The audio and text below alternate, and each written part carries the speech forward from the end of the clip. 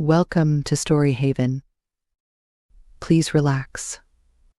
Remember to like, subscribe, and enjoy. Short Stories by Fyodor Dostoyevsky. An Honest Thief. One morning, just as I was about to set off to my office, Agrafena, my cook, washerwoman, and housekeeper, came in to me and, to my surprise, entered into conversation. She had always been such a silent, simple creature that, except her daily inquiry about dinner, she had not uttered a word for the last 6 years. I, at least, had heard nothing else from her. "Here I have come in to have a word with you, sir," she began abruptly. "You really ought to let the little room." "Which little room?" "Why, the one next to the kitchen, to be sure." "What for?" "What for? Why, because folks do take in lodgers, to be sure." "But who would take it?" "Who would take it? Why, a lodger would take it, to be sure." "But, my good woman, one could not put a bedstead in it. There wouldn't be room to move. Who could live in it?" "Who wants to live there? As long as he has a place to sleep in, why, he would live in the window." "In what window?" "In what window? As though you didn't know. The one in the passage, to be sure. He would sit there sewing or doing anything else. Maybe he would sit on a chair, too. He's got a chair, and he has a table, too. He's got everything." "Who is he, then?" "Oh, a good man, a man of experience. I will cook for him, and I'll ask him 3 rubles a month for his board and lodging." After prolonged efforts, I succeeded at last in learning from Agrafena that an elderly man had somehow managed to persuade her to admit him into the kitchen as a lodger and boarder. Any notion Agrafena took into her head had to be carried out. If not, I knew she would give me no peace. When anything was not to her liking, she at once began to brood and sank into a deep dejection that would last for a fortnight or 3 weeks. During that period my dinners were spoiled, my linen was mislaid, my floors went unscrubbed. In short, I had a great deal to put up with. I had observed long ago that this inarticulate woman was incapable of conceiving a project, of originating an idea of her own. But if anything like a notion or a project was by some means put into her feeble brain, to prevent its being carried out meant, for a time, her moral assassination. And so, as I cared more for my peace of mind than for anything else, I consented forthwith. "Has he a passport, anyway, or something of the sort?" "To be sure he has. He is a good man, a man of experience. 3 rubles he's promised to pay." The very next day the new lodger made his appearance in my modest bachelor quarters, but I was not put out by this. Indeed, I was inwardly pleased. I lead, as a rule, a very lonely hermit's existence. I have scarcely any friends. I hardly ever go anywhere. As I had spent 10 years never coming out of my shell, I had, of course, grown used to solitude, but another 10 or 15 years or more of the same solitary existence, with the same Agrafena, in the same bachelor quarters, was, in truth, a somewhat cheerless prospect, and therefore a new inmate, if well behaved, was a heaven-sent blessing. Agrafena had spoken truly. My lodger was certainly a man of experience. From his passport it appeared that he was an old soldier, a fact which I should have known, indeed, from his face. An old soldier is easily recognized. Astafy Ivanovitch was a favorable specimen of his class. We got on very well together. What was best of all, Astafy Ivanovitch would sometimes tell a story, describing some incident in his own life. In the perpetual boredom of my existence, such a storyteller was a veritable treasure. One day he told me one of these stories. It made an impression on me. The following event was what led to it. I was left alone in the flat. Both Astafy and Agrafena were out on business of their own. all of a sudden I heard from the inner room somebody, I fancied a stranger, come in. I went out. There actually was a stranger in the passage, a short fellow wearing no overcoat in spite of the cold autumn weather. "What do you want?" "Does a clerk called Alexandrov live here?" "Nobody of that name here, brother. Goodbye." "Why, the dvornik told me it was here," said my visitor, cautiously retiring towards the door. Be off, brother. Get along." Next day after dinner, while Astavi Ivanovitch was fitting on a coat which he was altering for me, again someone came into the passage. I half opened the door. Before my very eyes, my yesterday's visitor, with perfect composure, took my wadded greatcoat from the peg, and stuffing it under his arm, darted out of the flat. Agrafena stood all the time staring at him, agape with astonishment and doing nothing for the protection of my property. Astafi Ivanovitch flew in pursuit of the thief, and 10 minutes later came back out of breath and empty-handed. He had vanished completely. "Well, there's a piece of luck, Astafi Ivanovitch." "It's a good job your cloak is left, or he would have put you in a plight, the thief." But the whole incident had so impressed Astafi Ivanovitch that I forgot the theft as I looked at him. He could not get over it.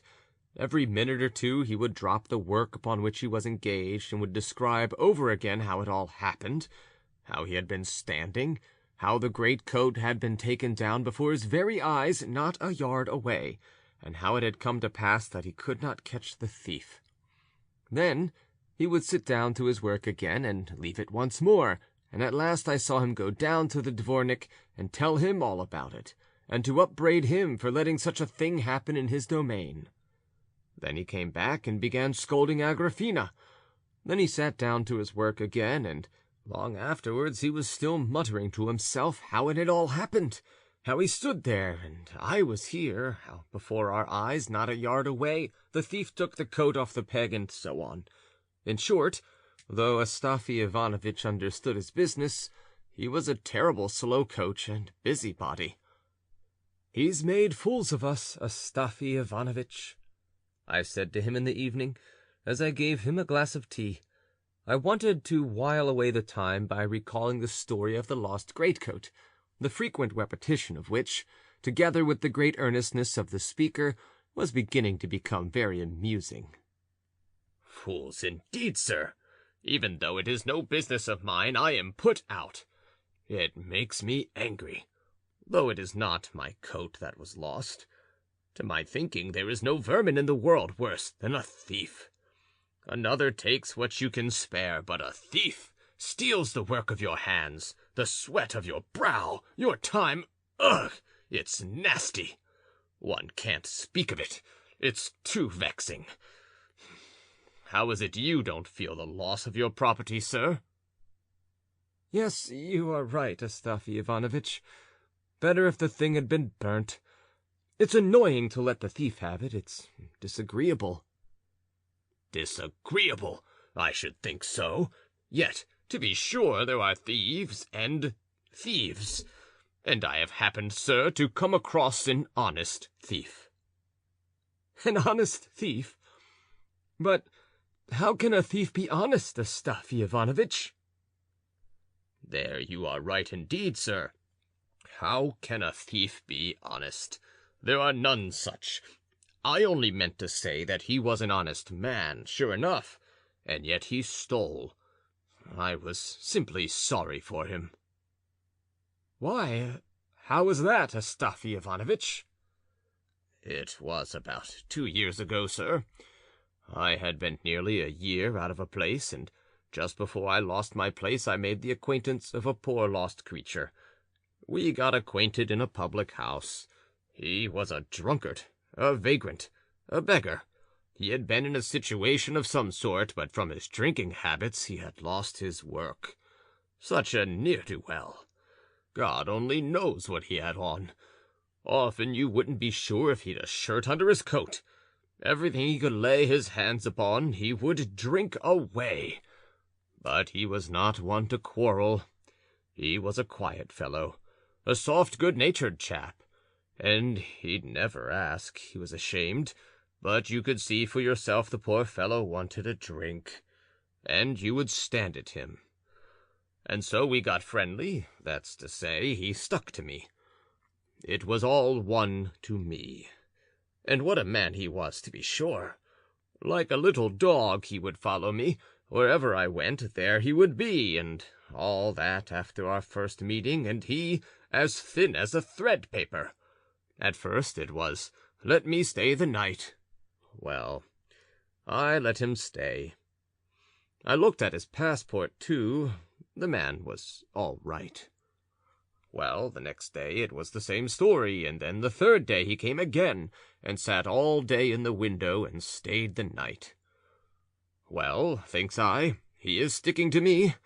Give him food and drink and shelter at night, too. Here I am, a poor man, and a hanger-on to keep as well. And before he came to me, he used to go in the same way to a government clerk's. He attached himself to him. They were always drinking together, but he, through trouble of some sort, drank himself into the grave. My man was called Emelian Ilyitch. I pondered and pondered what I was to do with him. To drive him away, I was ashamed. I was sorry for him. Such a pitiful, God-forsaken creature I never did set eyes on. And not a word said either. He does not ask, but just sits there and looks into your eyes like a dog. To think what drinking will bring a man down to! I kept asking myself, how am I to say to him, "You must be moving, Emelianushka. There's nothing for you here. You've come to the wrong place. I shall soon not have a bite for myself. How am I to keep you, too?" I sat and wondered what he'd do when I said that to him, and I seemed to see how he'd stare at me, if he were to hear me say that, how long he would sit and not understand a word of it, and when it did get home to him at last, how he would get up from the window, would take up his bundle. I can see it now, the red check handkerchief full of holes, with God knows what wrapped up in it, which he had always with him, and then how he would set his shabby old coat to rights, so that it would look decent and keep him warm, so that no holes would be seen. He was a man of delicate feelings. And how he'd open the door and go out with tears in his eyes. Well, there's no letting a man go to ruin like that. One's sorry for him. And then again I'd think, how am I off myself? Wait a bit, Emelianushka, says I to myself, you've not long to feast with me. I shall soon be going away, and then you will not find me.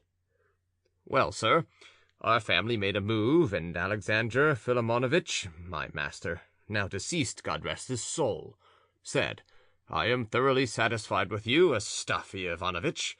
When we come back from the country, we will take you on again." I had been butler with them. A nice gentleman he was, but he died that same year.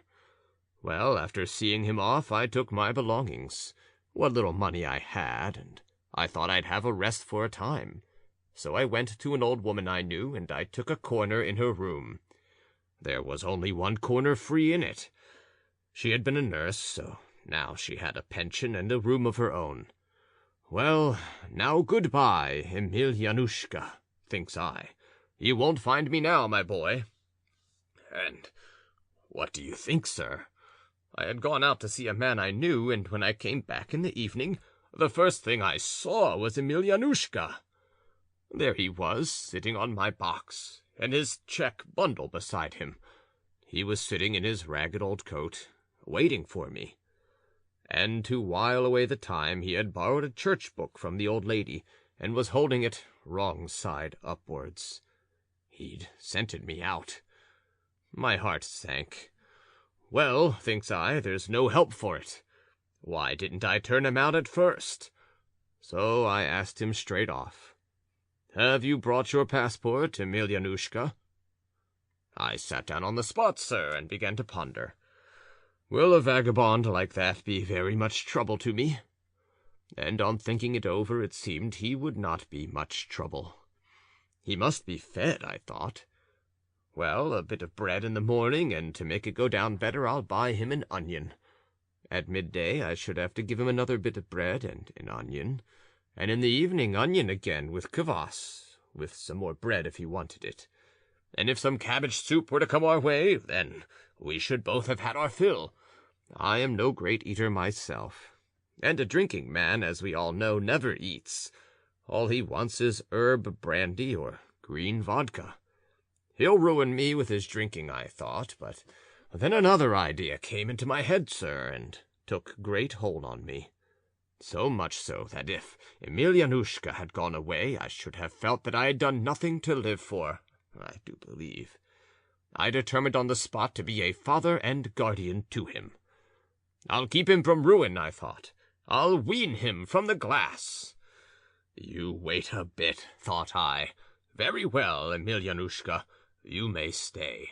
Only, you must behave yourself. You must obey orders. Well, thinks I to myself, I'll begin by training him to work of some sort, but not all at once.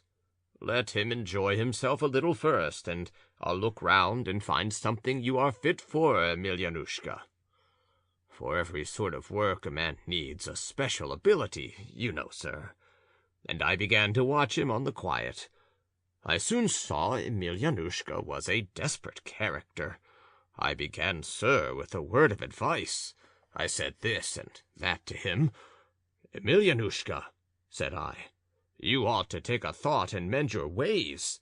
Have done with drinking. Just look what rags you go about in. That old coat of yours, if I may make bold to say so, is fit for nothing but a sieve. A pretty state of things. It's time to draw the line, sure enough. Emelianushka sat and listened to me with his head hanging down. Would you believe it, sir? It had come to such a pass with him. He'd lost his tongue through drink and could not speak a word of sense. Talk to him of cucumbers, and he'd answer back about beans. He would listen and listen to me, and then heave such a sigh. "What are you sighing for, Emelian Ilyitch?" I asked him. "Oh, nothing, don't you mind me, Astafy Ivanovitch. Do you know there were 2 women fighting in the street today, Astafy Ivanovitch? One upset the other woman's basket of cranberries by accident." "Well, what of that?" "And the second one upset the other's cranberries on purpose, and trampled them underfoot, too." "Well, and what of it, Emelian Ilyitch?" "Why, nothing, Astafy Ivanovitch, I just mentioned it." "Nothing, I just mentioned it? Emelianushka, my boy, I thought you've squandered and drunk away your brains." "And do you know, a gentleman dropped a money note on the pavement in Gorhova Street? No, it was Sadovy Street. And a peasant saw it and said, 'That's my luck,' and at the same time another man saw it and said, 'No, it's my bit of luck, I saw it before you did.'"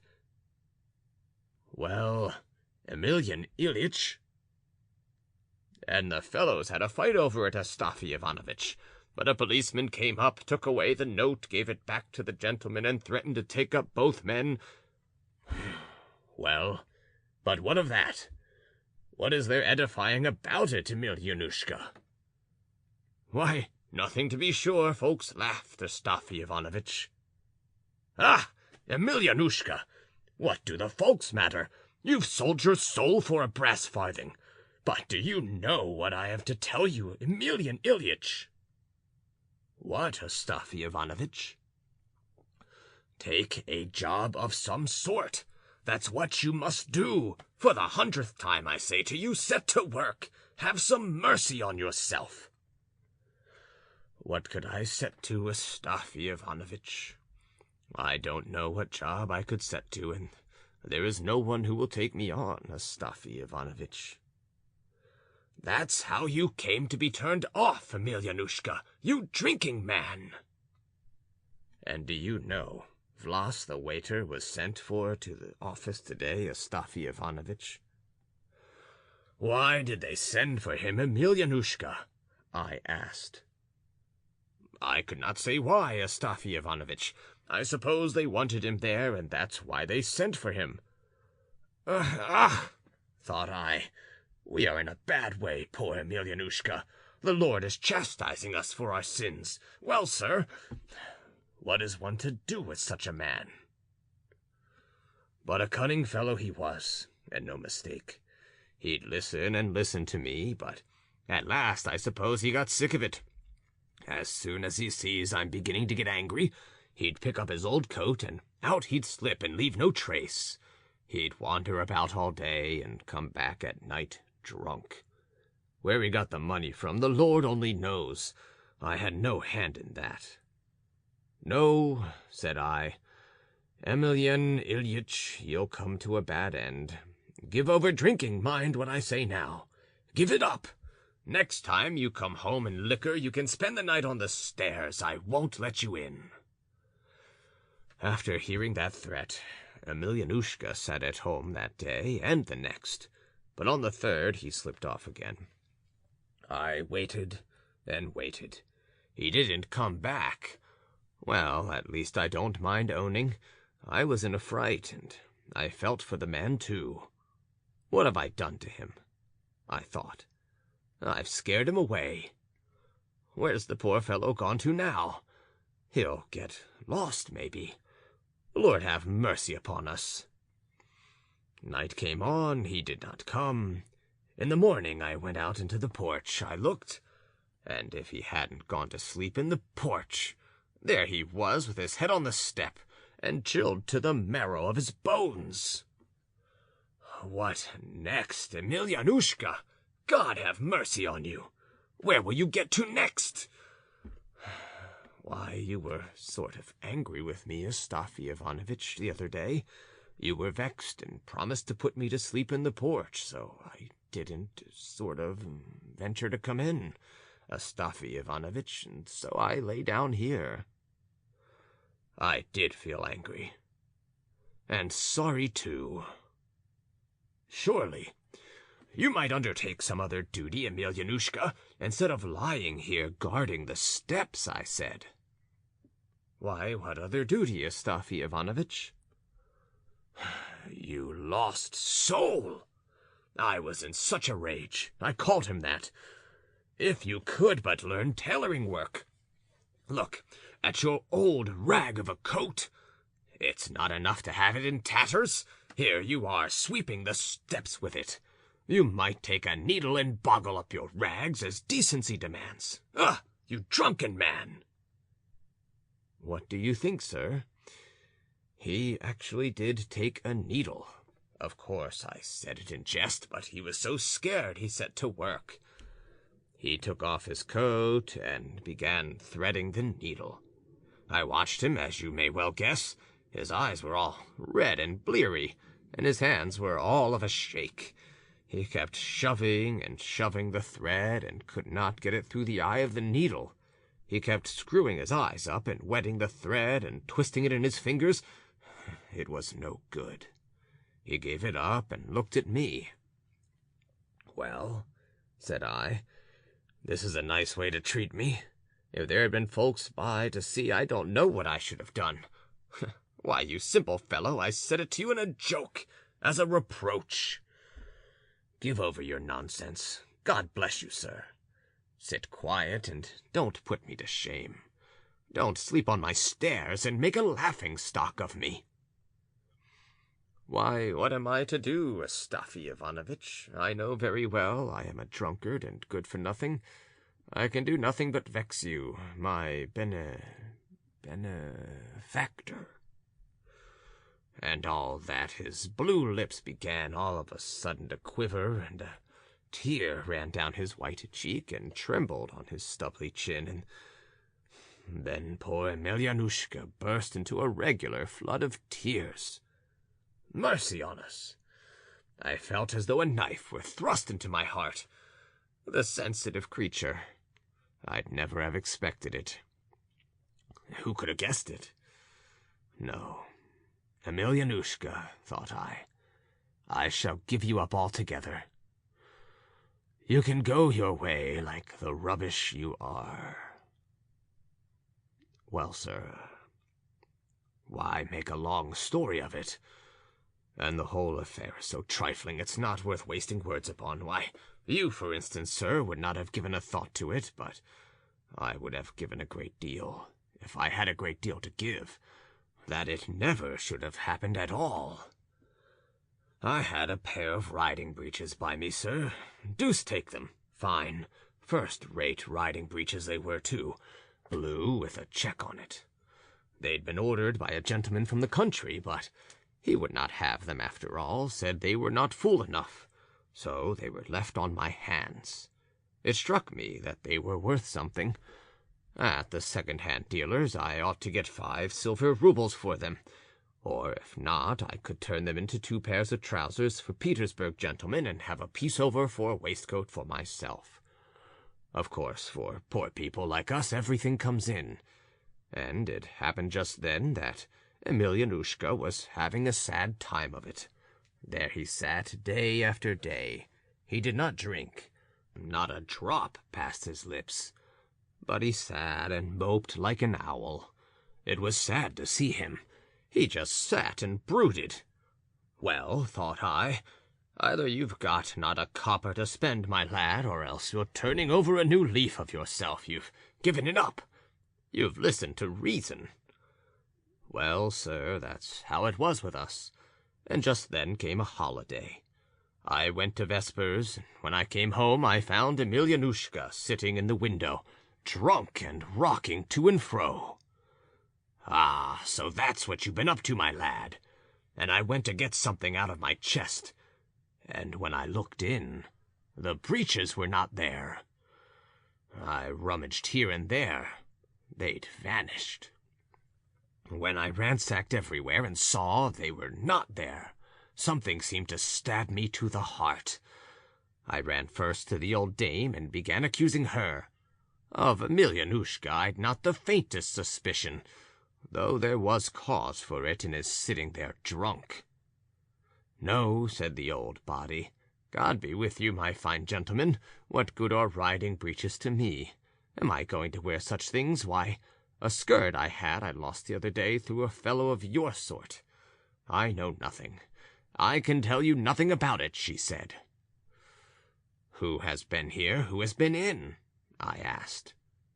Why, nobody has been in, my good sir, says she. I've been here all the while. Emelian Ilyitch went out and came back again. There he sits. Ask him.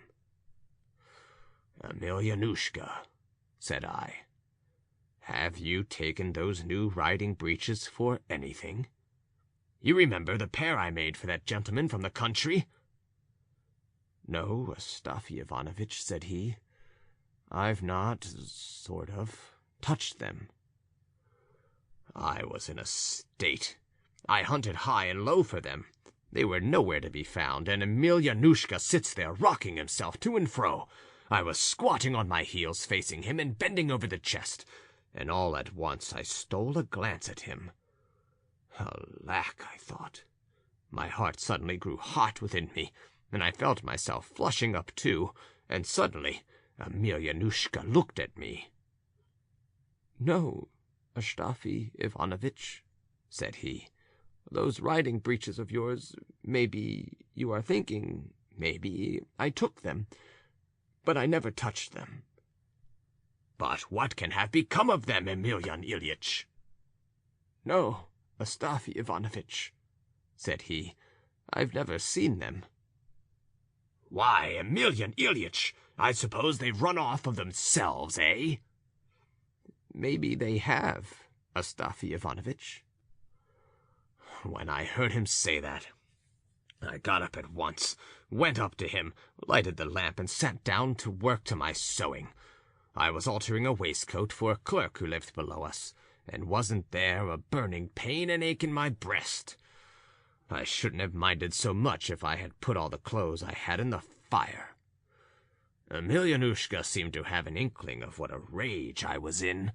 When a man is guilty, you know, sir, he scents trouble far off, like the birds of the air before a storm. "Do you know what, Astafy Ivanovitch?" Emelianushka began, and his poor old voice was shaking as he said the words. "Antip Prohoritch, the apothecary, married the coachman's wife this morning, who died the other day." I did give him a look, sir, a nasty look it was. Emelianushka understood it too. I saw him get up, go to the bed, and begin to rummage there for something. I waited. He was busy there a long time, and kept muttering all the while. No, not there. Where can the blessed things have got to? I waited to see what he'd do. I saw him creep under the bed on all fours. I couldn't bear it any longer. "What are you crawling about under the bed for, Emelian Ilyitch?" said I. "Looking for the breeches, Astafy Ivanovitch. Maybe they've dropped down there somewhere." "Why should you try to help a poor simple man like me?" said I. "Crawling on your knees for nothing, sir." I called him that in my vexation. "Oh, never mind, Astafy Ivanovitch, I'll just look. They'll turn up maybe somewhere." Said I. "Look here, Emelian Ilyitch." "What is it, Astafy Ivanovitch?" said he. "Haven't you simply stolen them from me like a thief and a robber, in return for the bread and salt you've eaten here?" said I. I felt so angry, sir, at seeing him fooling about on his knees before me. "No, Astafy Ivanovitch." And he stayed lying as he was on his face under the bed. A long time he lay there, and then at last crept out. I looked at him, and the man was as white as a sheet. He stood up and sat down near me in the window, and sat for some 10 minutes. "No, Astafy Ivanovitch," he said. And all at once he stood up and came towards me, and I can see him now. He looked dreadful. "No, Astafy Ivanovitch," said he. "I never sort of touched your breeches." He was all of a shake, poking himself in the chest with a trembling finger, and his poor old voice shook so that I was frightened, sir, and sat though I was rooted to the window-seat.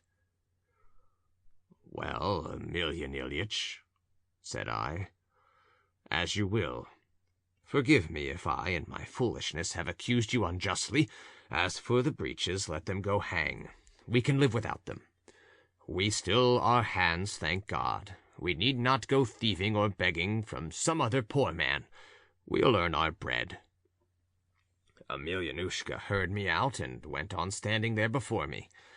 I looked up, and he had sat down, and there he sat all the evening without stirring. At last I lay down to sleep. Emelianushka went on sitting in the same place. When I looked out in the morning, he was lying curled up in his old coat on the bare floor.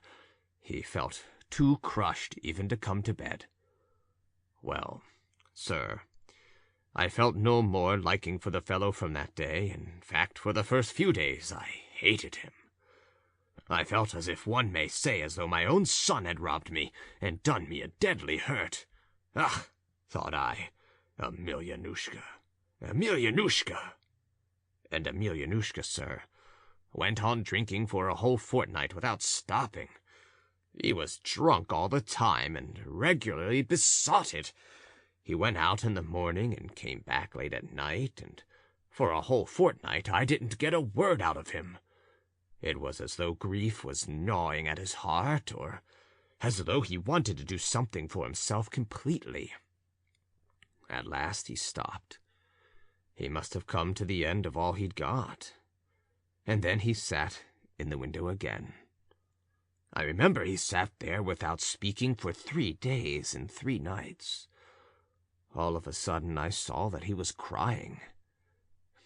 He was just sitting there, sir, and crying like anything, a perfect stream, as though he didn't know how his tears were flowing. And it's a sad thing, sir, to see a grown-up man, and an old man, too, crying from woe and grief. "What's the matter, Emelianushka?" said I. He began to tremble so that he shook all over. I spoke to him for the first time since that evening. Nothing, Astafy Ivanovitch. God be with you, Emelianushka. What's lost is lost. Why are you moping about like this? I felt sorry for him. Oh, nothing, Astafy Ivanovitch, it's no matter. I want to find some work to do, Astafy Ivanovitch. And what sort of work, pray, Emelianushka? Why, any sort. Perhaps I could find a situation such as I used to have. I've been all ready to ask Fedosey Ivanitch. I don't like to be a burden on you, Astafy Ivanovitch. If I can find a situation, Astafy Ivanovitch, then I'll pay it you all back and make you a return for all your hospitality. Enough, Emelianushka, enough. Let bygones be bygones, and no more to be said about it. Let us go on as we used to do before. No, Astafy Ivanovitch, you maybe think, but I never touched your riding breeches. Well, have it your own way. God be with you, Emelianushka. No, Astafy Ivanovitch, I can't go on living with you. That's clear. You must excuse me, Astafy Ivanovitch. Why, God bless you, Emelian Ilyitch. Who's offending you and driving you out of the place? Am I doing it? No, it's not the proper thing for me to live with you like this, Astafy Ivanovitch. I'd better be going. He was so hurt, it seemed. He stuck to his point. I looked at him, and sure enough, up he got and pulled his old coat over his shoulders. But where are you going, Emelian Ilyitch? Listen to reason. What are you about? Where are you off to? No, goodbye, Astafy Ivanovitch. Don't keep me now. And he was blubbering again. I'd better be going. You're not the same now. Not the same as what? I am the same. But you'll be lost by yourself like a poor helpless babe, Emelian Ilyitch. No, Astafy Ivanovitch. When you go out now, you lock up your chest, and it makes me cry to see it, Astafy Ivanovitch. You'd better let me go, Astafy Ivanovitch, and forgive me all the trouble I've given you while I've been living with you. Well, sir, the man went away. I waited for a day. I expected he'd be back in the evening. No. Next day, no sign of him, nor the third day either. I began to get frightened. I was so worried I couldn't drink, I couldn't eat, I couldn't sleep. The fellow had quite disarmed me. On the fourth day I went out to look for him. I peeped into all the taverns to inquire for him, but no, Emelianushka was lost. Have you managed to keep yourself alive, Emelianushka? I wondered. Perhaps he is lying dead under some hedge. Poor drunkard, like a sodden log. I went home more dead than alive. Next day I went out to look for him again, and I kept cursing myself that I'd been such a fool as to let the man go off by himself. On the fifth day it was a holiday. In the early morning I heard the door creak. I looked up, and there was my Emelianushka coming in. His face was blue, and his hair was covered with dirt as though he'd been sleeping in the street. He was as thin as a match. He took off his old coat, sat down on the chest, and looked at me. I was delighted to see him, but I felt more upset about him than ever. For you see, sir, if I'd been overtaken in some sin, as true as I am here, sir, I'd have died like a dog before I'd have come back. But Emelianushka did come back, and a sad thing it was, sure enough, to see a man sunk so low. I began to look after him, to talk kindly to him, to comfort him. "Well, Emelianushka," said I am glad you've come back. Had you been away much longer, I should have gone to look for you in the taverns again today. Are you hungry?" "No, Astafy Ivanovitch." Come now, aren't you really? Here, brother, is some cabbage soup left over from yesterday. There was meat in it. It is good stuff. And here is some bread and onion. Come, eat it. It'll do you no harm." I made him eat it, and I saw at once that the man had not tasted food for maybe 3 days. He was as hungry as a wolf, so it was hunger that had driven him to me. My heart was melted looking at the poor dear. Let me run to the tavern, thought I. I'll get something to ease his heart, and then we'll make an end of it. I've no more anger in my heart against you, Emelianushka. I brought him some vodka. Here, Emelian Ilyich, let us have a drink for the holiday. Like a drink? It will do you good. He held out his hand, held it out greedily. He was just taking it, and then he stopped himself. But a minute after I saw him take it and lift it to his mouth, spilling it on his sleeve. But though he got it to his lips, he set it down on the table again. "What is it, Emelianushka?"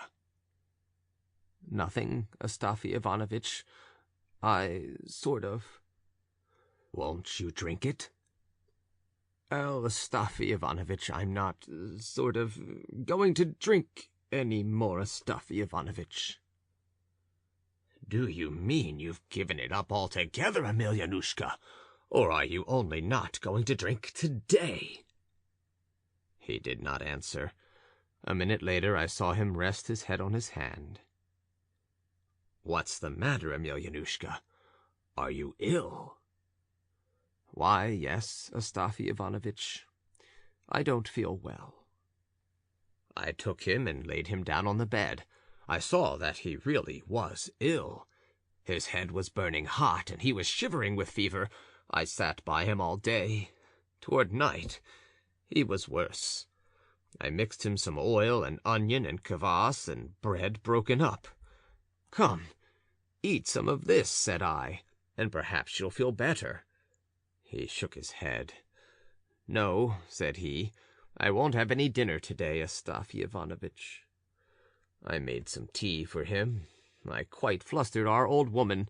He was no better. Well, thinks I, it's a bad lookout. The third morning I went for a medical gentleman. There was one I knew living close by, Kostopravov by name. I'd made his acquaintance when I was in service with the Bozomyagins. He attended me. The doctor come and looked at him. "He's in a bad way," said he. "It was no use sending for me, but if you like I can give him a powder." Well, I didn't give him a powder. I thought that's just the doctor's little game. And then the 5th day came. He lay, sir, dying before my eyes. I sat in the window with my work in my hands. The old woman was heating the stove. We were all silent. My heart was simply breaking over him, the good-for-nothing fellow. I felt as if it were a son of my own I was losing. I knew that Emelianushka was looking at me. I'd seen the man all the day long making up his mind to say something, and not daring to. At last I looked up at him. I saw such misery in the poor fellow's eyes. He had kept them fixed on me, but when he saw that I was looking at him, he looked down at once. "Astafy Ivanovitch?" "What is it, Emelianushka?" "If you were to take my old coat to a second-hand dealer's, how much do you think they'd give you for it, Astafy Ivanovitch?" "There's no knowing how much they'd give. Maybe they would give me a ruble for it, Emelian Ilyich. But if I had taken it, they wouldn't have given a farthing for it, but would have laughed in my face for bringing such a trumpery thing. I simply said that to comfort the poor fellow, knowing the simpleton he was. But I was thinking, Astafy Ivanovitch, they might give you 3 rubles for it. It's made of cloth, Astafy Ivanovitch. How could they only give 1 ruble for a cloth coat?" "I don't know, Emelian Ilyich," said I. If you are thinking of taking it, you should certainly ask 3 rubles to begin with." Emelianushka was silent for a time, and then he addressed me again. "Astafy Ivanovitch." "What is it, Emelianushka?" I asked. "Sell my coat when I die, and don't bury me in it. I can lie as well without it, and it's a thing of some value. It might come in useful." I can't tell you how it made my heart ache to hear him. I saw that the death agony was coming on him. We were silent again for a bit. So an hour passed by. I looked at him again. He was still staring at me, and when he met my eyes, he looked down again. "Do you want some water to drink, Emelian Ilyich?" I asked. "Give me some. God bless you, Astafy Ivanovitch." I gave him a drink. "Thank you, Astafy Ivanovitch," said he. "Is there anything else you would like, Emelianushka?" "No, Astafy Ivanovitch. There's nothing I want, but sort of." "What?"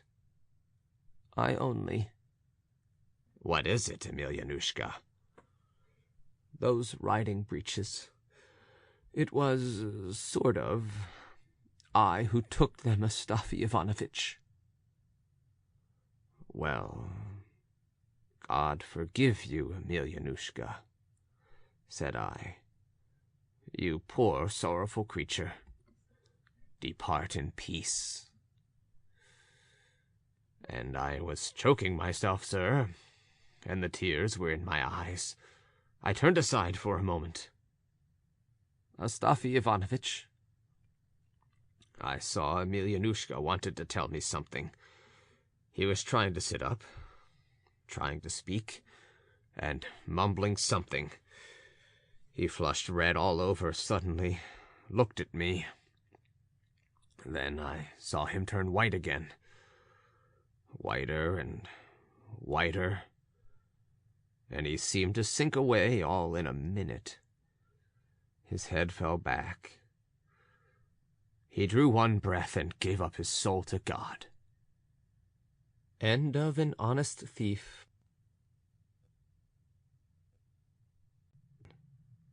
A novel in 9 letters. 1. From Pyotr Ivanitch to Ivan Petrovitch. Dear Sir and most precious friend, Ivan Petrovitch, for the last 2 days I have been, I may say, in pursuit of you, my friend, having to talk over most urgent business with you, and I cannot come across you anywhere.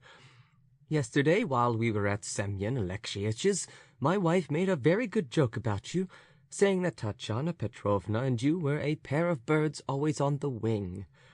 You have not been married 3 months, and you already neglect your domestic hearth. We all laughed heartily, from our genuine kindly feeling for you, of course, but joking apart, my precious friend, you have given me a lot of trouble. Semyon Alexeyevich said to me that you might be going to the ball at the Social Union's club. Leaving my wife with Semyon Alexeyevitch's good lady, I flew off to the Social Union. It was funny and tragic. Fancy my position, me at the ball and alone, without my wife. Ivan Andreyitch, meeting me in the porter's lodge and seeing me alone, at once concluded, the rascal, that I had a passion for dances, and taking me by the arm, wanted to drag me off by force to a dancing class, saying that it was too crowded at the Social Union, that an ardent spirit had not room to turn, and that his head ached from the patchouli and mignonette. I found neither you nor Tatiana Petrovna. Ivan Andreyitch vowed and declared that you would be at Woe from Wit at the Alexandrinsky Theatre. I flew off to the Alexandrinsky Theatre. You were not there either. This morning I expected to find you at Chesnokinov's. No sign of you there. Chesnokinov sent to the Perepalkins. The same thing there. In fact, I am quite worn out. You can judge how much trouble I have taken. Now I am writing you. There is nothing else I can do. My business is by no means a literary one, you understand me. It would be better to meet face to face. It is extremely necessary to discuss something with you, and as quickly as possible. And so I beg you to come to us today with Tatiana Petrovna to tea and for a chat in the evening. My Anna Mikhailovna will be extremely pleased to see you. You will truly, as they say, oblige me to my dying day. By the way, my precious friend, since I have taken up my pen, I'll go into all I have against you. I have a slight complaint I must make. In fact, I must reproach you, my worthy friend, for an apparently very innocent little trick which you have played at my expense. You are a rascal, a man without conscience. About the middle of last month, you brought into my house an acquaintance of yours, Yevgeny Nikolaitch. You vouched for him by your friendly, and, for me, of course, sacred recommendation. I rejoiced at the opportunity of receiving the young man with open arms, and when I did so, I put my head in a noose. A noose it hardly is, but it has turned out a pretty business. I have not time now to explain, and indeed it is an awkward thing to do in writing. Only a very humble request to you, my malicious friend. Could you not somehow very delicately, in passing, drop a hint into the young man's ear that there are a great many houses in the metropolis besides ours? It is more than I can stand, my dear fellow. We fall at your feet, as our friend Semyonovitch says. I will tell you all about it when we meet. I don't mean to say that the young man has sinned against good manners, or is lacking in spiritual qualities, or is not up to the mark in some other way. On the contrary, he is an amiable and pleasant fellow. But wait, we shall meet. Meanwhile, if you see him, for goodness' sake, whisper a hint to him, my good friend. I would do it myself, but you know what I am. I simply can't, and that's all about it. You introduced him, but I will explain myself more fully this evening, anyway. Now, goodbye. I remain, etc. P.S. My little boy has been ailing for the last week, and gets worse and worse every day. He is cutting his poor little teeth.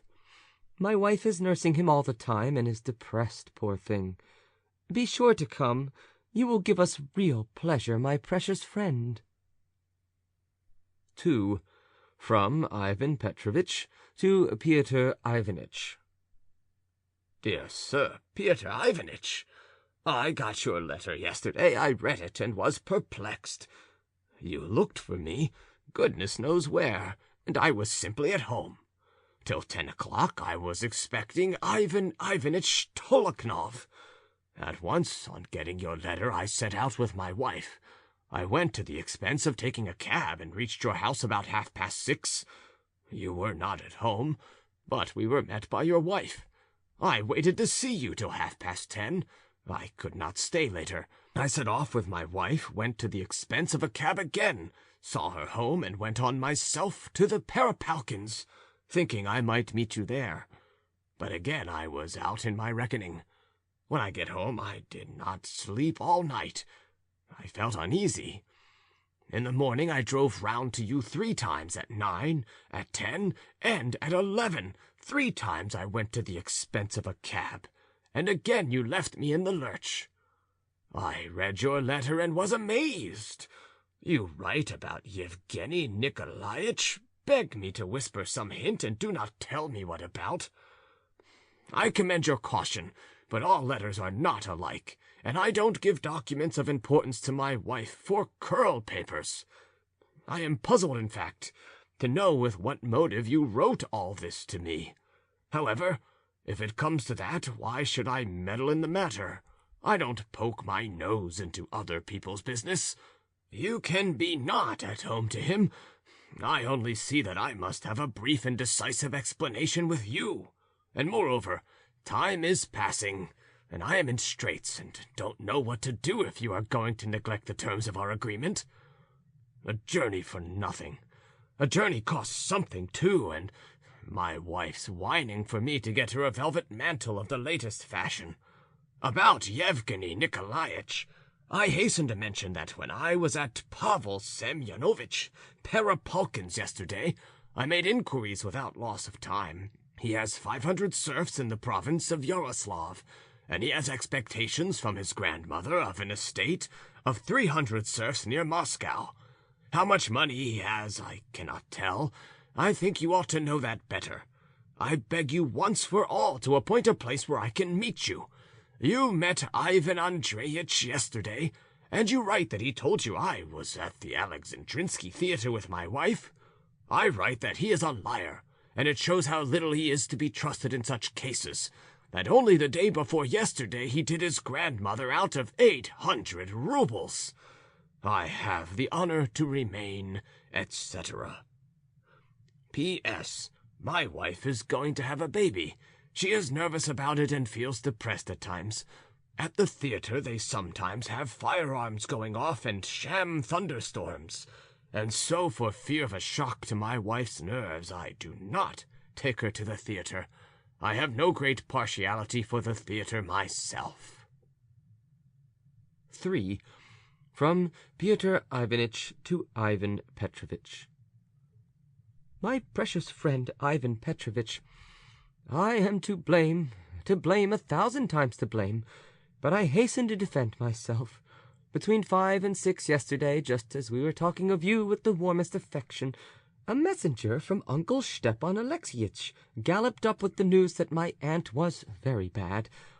Being afraid of alarming my wife, I did not say a word of this to her, but on the pretext of other urgent business I drove off to my aunt's house. I found her almost dying.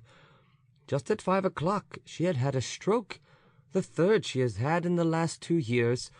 Karl Fyodorovitch, their family doctor, told us that she might not live through the night. You can judge of my position, dearest friend. We were on our legs all night in grief and anxiety. It was not till morning that, utterly exhausted and overcome by moral and physical weakness, I lay down on the sofa. I forgot to tell them to wake me, and only woke at 11:30. My aunt was better. I drove home to my wife. She, poor thing, was quite worn out expecting me. I snatched a bite of something, embraced my little boy, reassured my wife, and set off to call on you. You were not at home. At your flat I found Yevgeny Nikolaitch. When I got home I took up a pen, and here I am writing you. Don't grumble and be cross to me, my true friend. Beat me, chop my guilty head off my shoulders, but don't deprive me of your affection. From your wife I learned that you will be at the Slavyanovs this evening. I will certainly be there. I look forward with the greatest impatience to seeing you. I remain, etc. P.S. We are in perfect despair about our little boy. Karl Fyodorovitch prescribes rhubarb. He moans. Yesterday he did not know anyone. This morning he did know us, and began lisping Papa, Mama, Boo. My wife was in tears the whole morning. 4. From Ivan Petrovitch to Pyotr Ivanitch. My dear sir, Pyotr Ivanitch, I am writing to you in your room, at your bureau, and before taking up my pen I have been waiting for more than 2.5 hours for you. Now allow me to tell you straight out, Pyotr Ivanitch, my frank opinion about this shabby incident. From your last letter I gathered that you were expected at the Slavyanovs, that you were inviting me to go there. I turned up. I stayed for 5 hours, and there was no sign of you. Why am I to be made a laughingstock to people, do you suppose? Excuse me, my dear sir. I came to you this morning. I hope to find you not imitating certain deceitful persons who look for people, God knows where, when they can be found at home at any suitably chosen time. There is no sign of you at home. I don't know what restrains me from telling you now the whole harsh truth. I will only say that I see you seem to be going back on your bargain regarding our agreement, and only now reflecting on the whole affair. I cannot but confess that I am absolutely astounded at the artful workings of your mind. I see clearly now that you have been cherishing your unfriendly design for a long time. This supposition of mine is confirmed by the fact that last week, in an almost unpardonable way, you took possession of that letter of yours addressed to me, in which you laid down yourself, though rather vaguely and incoherently, the terms of our agreement in regard to a circumstance of which I need not remind you. You are afraid of documents, you destroy them, and you try to make a fool of me. But I won't allow myself to be made a fool of, for no one has ever considered me one hitherto, and everyone has thought well of me in that respect. I am opening my eyes. You try and put me off, confuse me with talk of Yevgeny Nikolaitch, and when with your letter of the 7th of this month, which I am still at a loss to understand, I seek a personal explanation from you. You make humbugging appointments while you keep out of the way. Surely you do not oppose, sir, that I am not equal to noticing all this? You promise to reward me for my services, of which you are very well aware, in the way of introducing various persons, and at the same time, and I don't know how you do it, you contrive to borrow money from me in considerable sums, without giving a receipt, as happened no longer ago than last week. Now, having got the money, you keep out of the way, and what's more, you repudiate the service I have done you in regard to Yevgeny Nikolaitch. You are probably reckoning on my speedy departure to Simbirsk, and hoping I may not have time to settle your business. But I assure you solemnly and testify on my word of honor that if it comes to that, I am prepared to spend 2 more months in Petersburg, expressly to carry through my business, to attain my objects, and to get hold of you. For I, too, on occasion know how to get the better of people. In conclusion, I beg to inform you that if you do not give me a satisfactory explanation today, first in writing, and then personally face to face, and do not make a fresh statement in your letter of the chief points of the agreement existing between us, and do not explain fully your views in regard to Yevgeny Nikolaitch, I shall be compelled to have recourse to measures that will be highly unpleasant to you, and indeed repugnant to me also. Allow me to remain, etc. 5. From Pyotr Ivanitch to Ivan Petrovitch, November 11th. My dear and honored friend, Ivan Petrovitch, I was cut to the heart by your letter. I wondered you were not ashamed, my dear but unjust friend, to behave like this to one of your most devoted friends. Why be in such a hurry, and without explaining things fully, wound me with such insulting suspicions? But I hasten to reply to your charges. You did not find me yesterday, Ivan Petrovitch, because I was suddenly and quite unexpectedly called away to a death-bed. My aunt, Euphemia Nikolaevna, passed away yesterday evening at 11 o'clock in the night. By the general consent of the relatives, I was selected to make the arrangements for the sad and sorrowful ceremony. I had so much to do that I had not time to see you this morning, nor even to send you a line. I am grieved to the heart at the misunderstanding which has arisen between us. My words about Yevgeny Nikolaitch, uttered casually and in jest, you have taken in quite a wrong sense, and have ascribed to them a meaning deeply offensive to me. You refer to money and express your anxiety about it, but without wasting words I am ready to satisfy all your claims and demands, though I must remind you that the 350 roubles I had from you last week were in accordance with a certain agreement, and not by way of a loan. In the latter case there would certainly have been a receipt. I will not condescend to discuss the other points mentioned in your letter. I see that it is a misunderstanding. I see it is your habitual hastiness, hot temper, and obstinacy.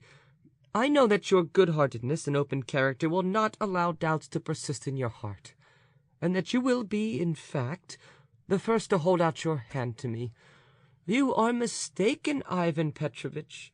You are greatly mistaken. Although your letter has deeply wounded me, I should be prepared even today to come to you and apologize. But I have been since yesterday in such a rush and flurry that I am utterly exhausted and can scarcely stand on my feet. To complete my troubles, my wife is laid up. I am afraid she is seriously ill. Our little boy, thank God, is better, but I must lay down my pen. I have a mass of things to do, and they are urgent. Allow me, my dear friend, to remain, etc. 6. From Ivan Petrovitch to Pyotr Ivanitch, November 14th. Dear Sir, Pyotr Ivanitch, I have been waiting for 3 days. I tried to make a profitable use of them.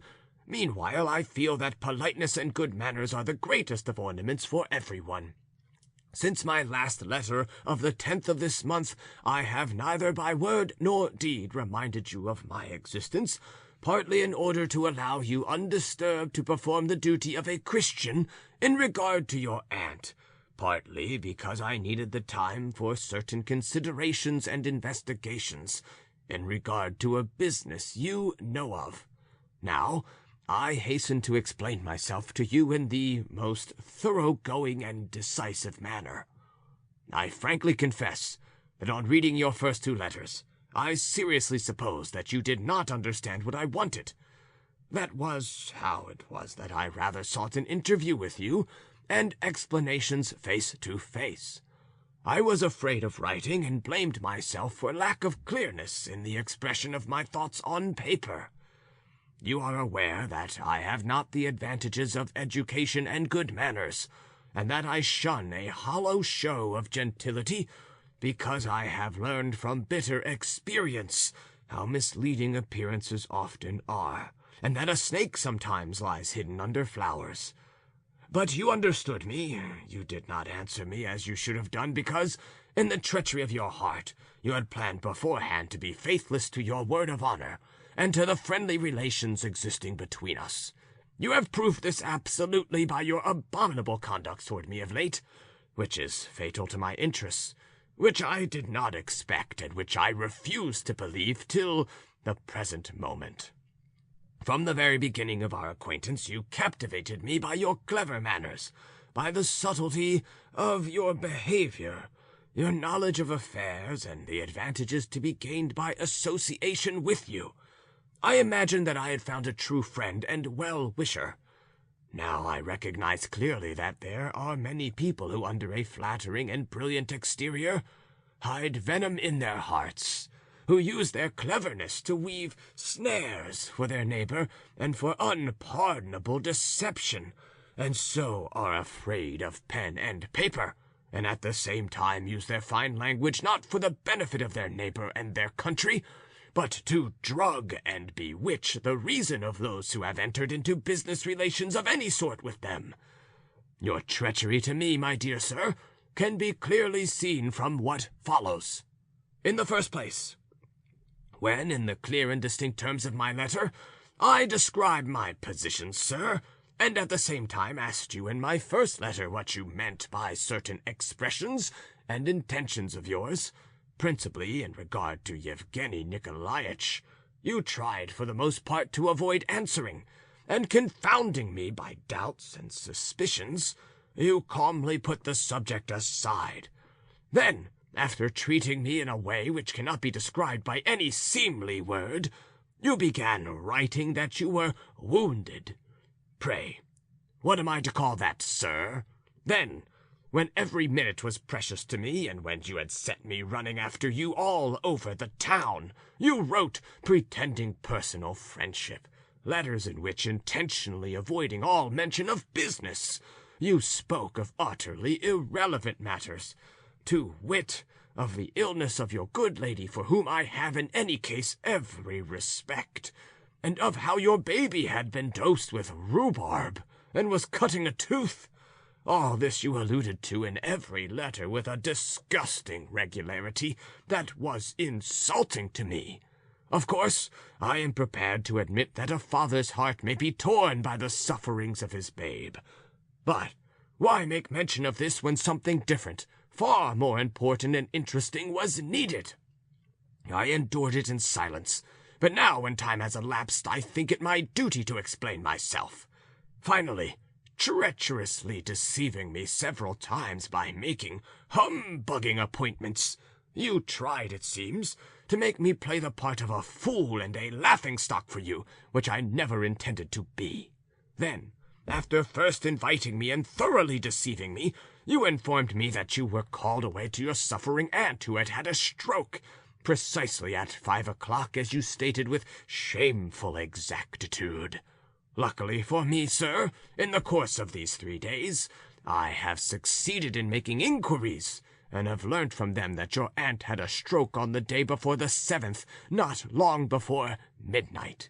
From this fact, I see that you have made use of sacred family relations in order to deceive persons in no way concerned with them. Finally, in your last letter, you mentioned the death of your relatives as though it had taken place precisely at the time when I was to have visited you to consult about various business matters. But here, the vileness of your arts and calculations exceeds all belief. For from trustworthy information, which I was able by a lucky chance to obtain just in the nick of time, I have found out that your aunt died 24 hours later than the time you so impiously fixed for her decease in your letter. I shall never have done if I enumerate all the signs by which I have discovered your treachery in regard to me. It is sufficient indeed for any impartial observer that in every letter you style me your true friend, and call me all sorts of polite names, which you do to the best of my belief, for no other object than to put my conscience to sleep. I have come now to your principal act of deceit and treachery in regard to me, to wit, your continual silence of late in regard to everything concerning our common interests.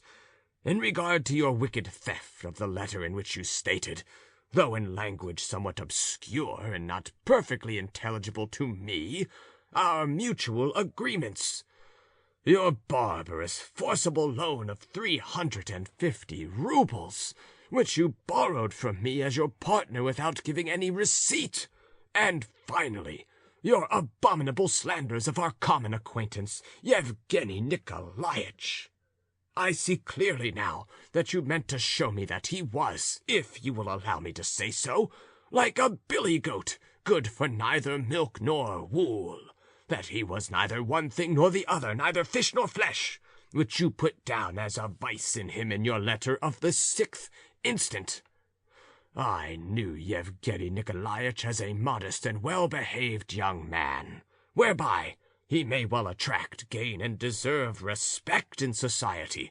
I know also that every evening for the last fortnight you've put into your pocket dozens, and sometimes even hundreds of roubles, playing games of chance with Yevgeny Nikolaitch. Now, you disavow all this, and not only refuse to compensate me for what I have suffered, but have even appropriated money belonging to me, tempting me by suggestions that I should be partner in the affair, and luring me with various advantages which were to accrue. After having appropriated in a most illegal way money of mine and of Yevgeny Nikolaitch's, you decline to compensate me, resorting for that object to calumny with which you have unjustifiably blackened, in my eyes, a man whom I, by my efforts and exertions, introduced into your house. While, on the contrary, from what I hear from your friends, you are still almost slobbering over him, and give out to the whole world that he is your dearest friend, though there is no one in the world such a fool as not to guess at once what your designs are aiming at, and what your friendly relations really mean. I should say that they mean deceit, treachery, forgetfulness of human duties and proprieties, contrary to the law of God and vicious in every way. I take myself as a proof and example. In what way have I offended you, and why have you treated me in this godless fashion? I will end my letter. I have explained myself. Now, in conclusion, If, sir, you do not in the shortest possible time, after receiving this letter, return me in full, first, the 350 roubles I gave you, and secondly, all the sums that should come to me according to your promise, I will have recourse to every possible means to compel you to return it, even to open force. Secondly, to the protection of the laws. And finally, I beg to inform you that I am in possession of facts, which, if they remain in the hands of your humble servant, may ruin and disgrace your name in the eyes of all the world. Allow me to remain, etc. 7. From Pyotr Ivanitch to Ivan Petrovitch, November 15th. Ivan Petrovitch, when I received your vulgar and at the same time queer letter, my impulse for the first minute was to tear it into shreds, but I have preserved it as a curiosity. I do, however, sincerely regret our misunderstandings and unpleasant relations. I did not mean to answer you, but I am compelled by necessity. I must in these lines inform you that it would be very unpleasant for me to see you in my house at any time. My wife feels the same. She is in delicate health, and the smell of tar upsets her. My wife sends your wife the book Don Quixote de la Mancha, with her sincere thanks. As for the galoshes you say you left behind here on your last visit, I must regretfully inform you that they are nowhere to be found. They are still being looked for, but if they do not turn up, then I will buy you a new pair. I have the honor to remain your sincere friend. 8. On the 16th of November, Pyotr Ivanitch received by post 2 letters addressed to him. Opening the first envelope, he took out a carefully folded note on pale pink paper. The handwriting was his wife's. It was addressed to Yevgeny Nikolaitch and dated November the 2nd. There was nothing else in the envelope. Pyotr Ivanitch read, Dear Eugene, yesterday was utterly impossible. My husband was at home the whole evening. Be sure to come tomorrow punctually at 11. At 10:30 my husband is going to Tsarskoe, and not coming back till evening. I was in a rage all night. Thank you for sending me the information and the correspondence. What a lot of paper! Did she really write all that? She has style, though. Many thanks, dear. I see that you love me.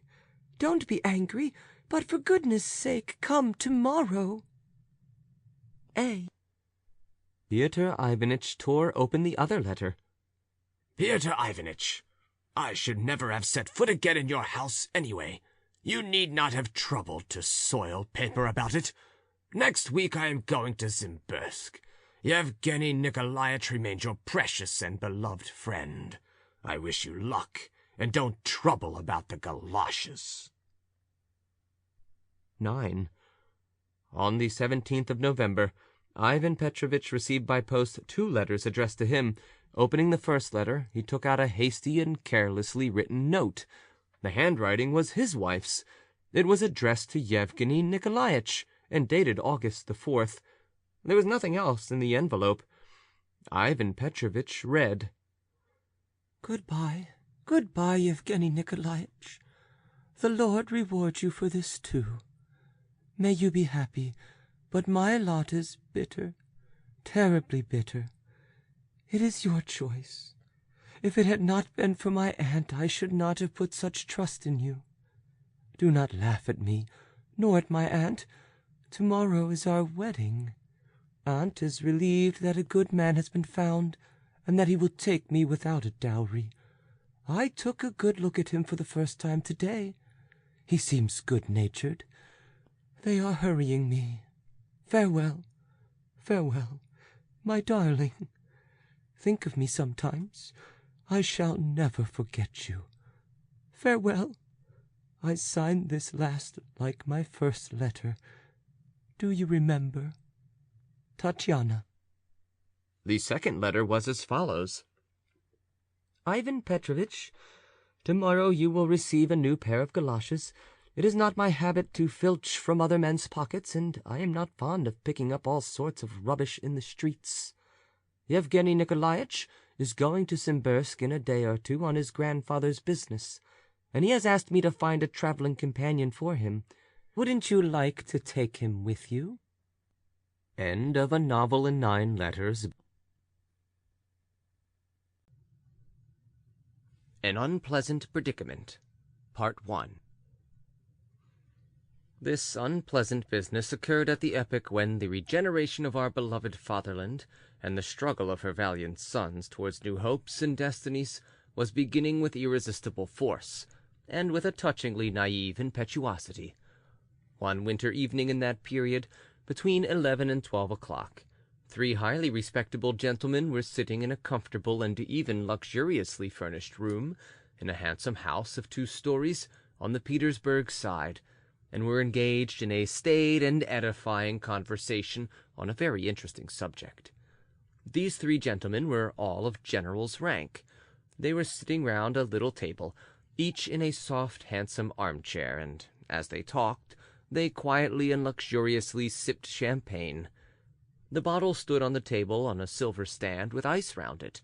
The fact was that the host, a privy councillor called Stepan Nikiforovitch Nikiforov, an old bachelor of 65, was celebrating his removal into a house he had just bought, and as it happened, also his birthday, which he never kept before. The festivity, however, was not on a very grand scale. As we have seen already, there were only 2 guests, both of them former colleagues and former subordinates of Mr. Nikiforov.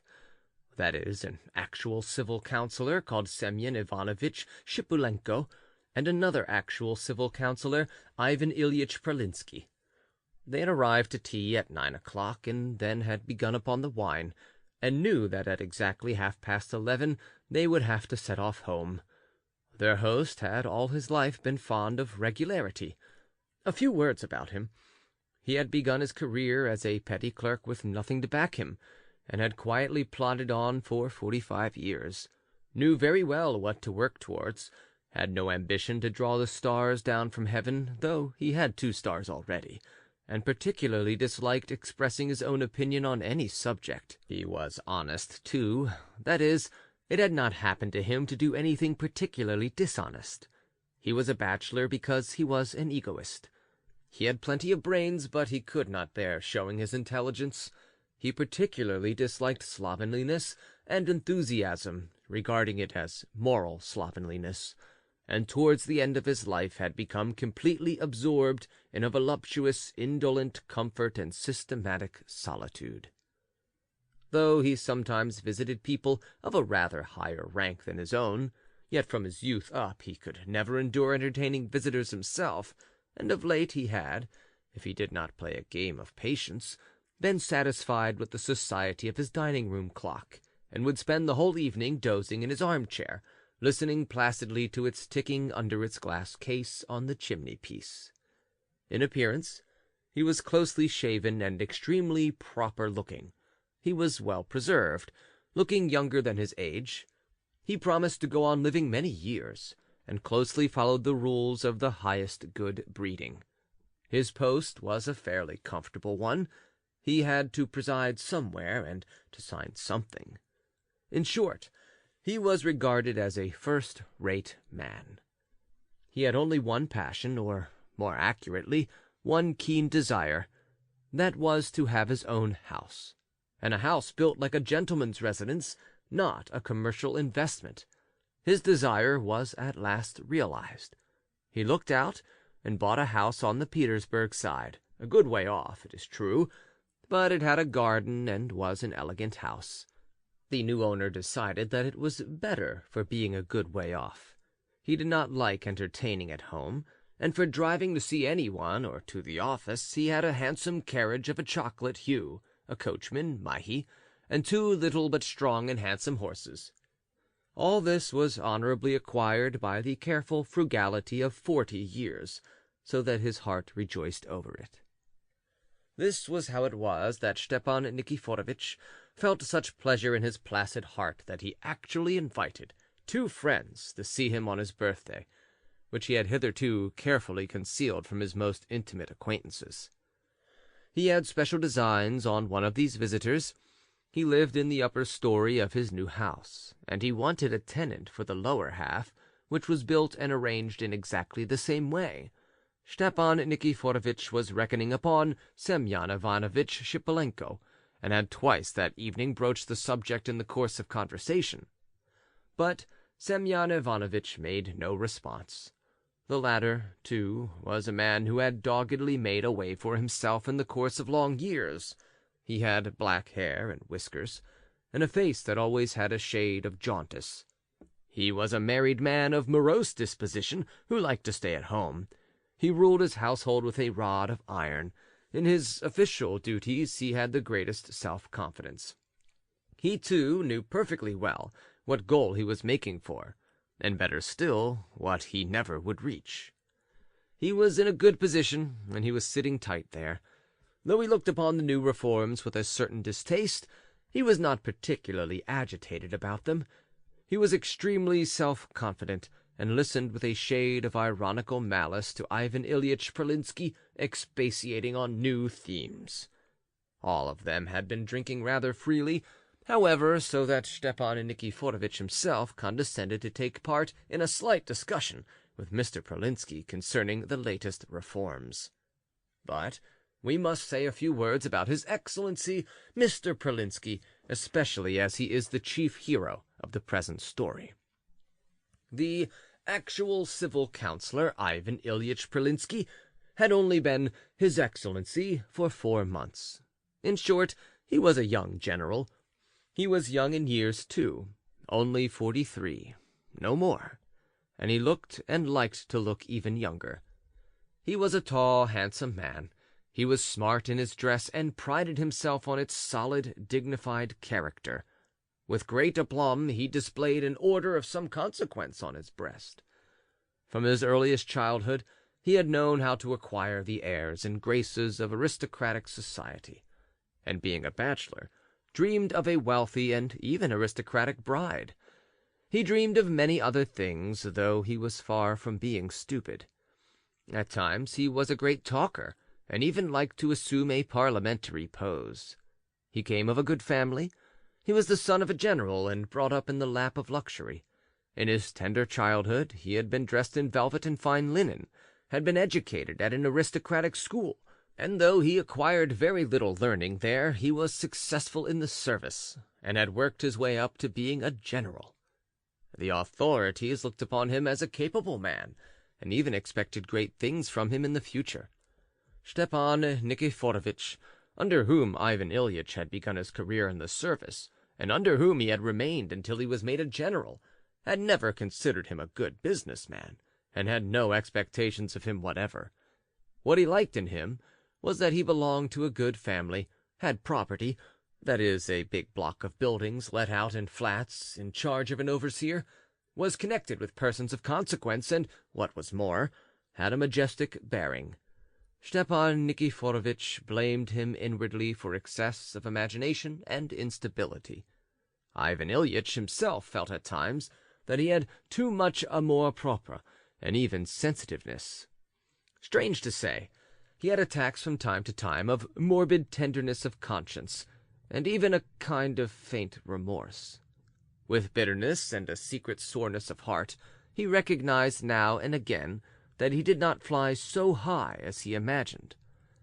At such moments he sank into despondency, especially when he was suffering from hemorrhoids, called his life une existence manquée, and ceased, privately of course, to believe even in his parliamentary capacities, calling himself a talker, a maker of phrases. And though all that, of course, did him great credit, it did not in the least prevent him from raising his head again half an hour later, and growing even more obstinately, even more conceitedly self-confident, and assuring himself that he would yet succeed in making his mark, and that he would be not only a great official, but a statesman whom Russia would long remember. He actually dreamed at times of monuments. From this it will be seen that Ivan Ilyitch aimed high, though he hid his vague hopes and dreams deep in his heart, even with a certain trepidation. In short, he was a good-natured man and a poet at heart. Of late years these morbid moments of disillusionment had begun to be more frequent. He had become peculiarly irritable, ready to take offense, and was apt to take any contradiction as an affront. But reformed Russia gave him great hopes. His promotion to general was the finishing touch. He was roused. He held his head up. He suddenly began talking freely and eloquently. He talked about the new ideas which he very quickly and unexpectedly made his own, and professed with vehemence. He sought opportunities for speaking, drove about the town, and in many places succeeded in gaining the reputation of a desperate liberal, which flattered him greatly. That evening, after drinking 4 glasses, he was particularly exuberant. He wanted on every point to confute Stepan Nikiforovitch, whom he had not seen for some time past, and whom he had hitherto always respected and even obeyed. He considered him for some reason reactionary, and fell upon him with exceptional heat. Stepan Nikiforovitch hardly answered him, but only listened slyly, though the subject interested him. Ivan Ilyitch got hot, and in the heat of the discussion sipped his glass more often than he ought to have done. Then Stepan Nikiforovitch took the bottle and at once filled his glass again, which for some reason seemed to offend Ivan Ilyitch, especially as Semyon Ivanitch Shipolenko, whom he particularly despised and indeed feared on account of his cynicism and ill nature, preserved a treacherous silence and smiled more frequently than was necessary. "They seem to take me for a schoolboy," flashed across Ivan Ilyitch's mind. "No, it was time, high time," he went on hotly. "We have put it off too long, and to my thinking humanity is the first consideration, humanity with our inferiors, remembering that they too are men. Humanity will save everything, and bring out all that is—" was heard from the direction of Semyon Ivanovitch. "But why are you giving us such a talking to?" Stepan Nikiforovitch protested at last, with an affable smile. "I must own, Ivan Ilyitch, I have not been able to make out so far what you are maintaining. You advocate humanity? That is, love of your fellow creatures, isn't it?" "Yes, if you like. Allow me. As far as I can see, that's not the only thing. Love of one's fellow creatures has always been fitting. The reform movement is not confined to that. All sorts of questions have arisen relating to the peasantry, the law courts, economics, government contracts, morals, and those questions are endless, and altogether may give rise to great upheavals, so to say. That is what we have been anxious about, and not simply humanity." "Yes, the thing is a bit deeper than that," observed Semyon Ivanovitch. "I quite understand, and allow me to observe, Semyon Ivanovitch, that I can't agree to being inferior to you in depth of understanding," Ivan Ilyitch observed sarcastically and with excessive sharpness. "However, I will make so bold as to assert, Stepan Nikiforovitch, that you have not understood me either." "No, I haven't." "And yet I maintain and everywhere advance the idea that humanity and nothing else with one's subordinates, from the official in one's department down to the copying clerk, from the copying clerk down to the house serf, from the servant down to the peasant, humanity, I say, may serve, so to speak, as the cornerstone of the coming reforms and the reformation of things in general. Why? Because, take a syllogism, I am a human, consequently I am loved. I am loved, so confidence is felt in me. There is a feeling of confidence, and so there is trust. There is trust, and so there is love. That is, no, I mean to say that if they trust me, they will believe in the reforms, they will understand, so to speak, the essential nature of them, will, so to speak, embrace each other in a moral sense, and will settle the whole business in a friendly way, fundamentally. What are you laughing at, Semyon Ivanovitch? Can't you understand?" Stepan Nikiforovitch raised his eyebrows without speaking. He was surprised. "I fancy I have drunk a little too much," said Semyon Ivanovitch sarcastically, "and so I am a little slow of comprehension. Not quite all my wits about me." Ivan Ilyitch winced. "We should break down," Stepan Nikiforovitch pronounced suddenly, after a slight pause of hesitation. "How do you mean we should break down?" asked Ivan Ilyitch, surprised at Stepan Nikiforovitch's abrupt remark. "Why, we should break under the strain." Stepan Nikiforovitch evidently did not care to explain further. "I suppose you are thinking of new wine in old bottles?" Ivan Ilyitch replied, not without irony. "Well, I can answer for myself, anyway." At that moment the clock struck 11:30. "One sits on and on, but one must go at last," said Semyon Ivanovitch, getting up, but Ivan Ilyitch was before him. He got up from the table and took his sable cap from the chimney-place. He looked as though he had been insulted.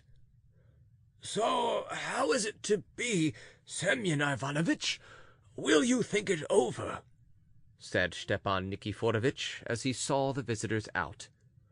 "About the flat, you mean? I'll think it over. "Well, when you have made up your mind, let me know as soon as possible." "Still on business?" Mr. Pralinsky observed affably, in a slightly ingratiating tone, playing with his hat. It seemed to him as though they were forgetting him. Stepan Nikiforovitch raised his eyebrows and remained mute, as a sign that he would not detain his visitors. Semyon Ivanovitch made haste to bow himself out. "Well, after that, what is one to expect?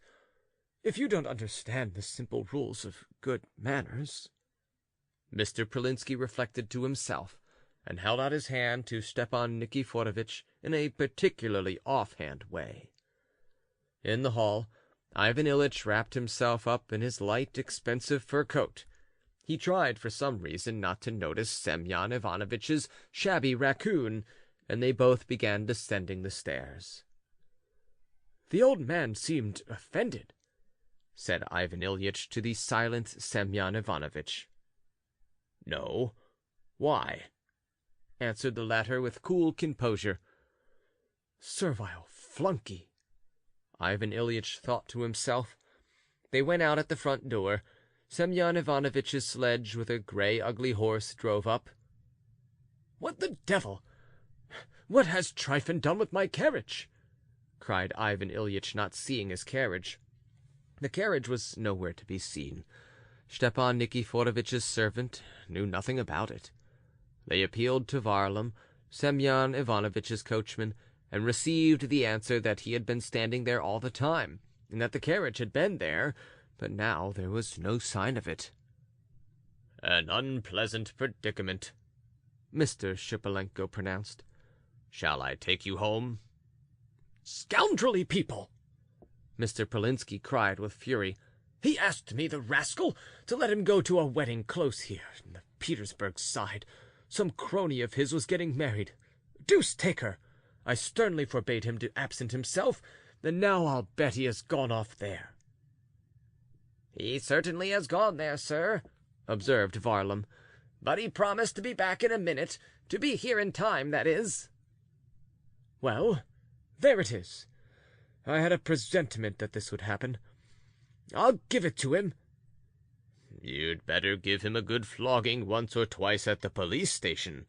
Then he will do what you tell him," said Semyon Ivanovitch, as he wrapped the rug round him. "Please don't you trouble, Semyon Ivanovitch." "Well, Won't you let me take you along?" "Merci. Bon voyage." Semyon Ivanovitch drove off, while Ivan Ilyitch set off on foot along the wooden pavement, conscious of a rather acute irritation. "Yes, indeed, I'll give it to you now, you rogue!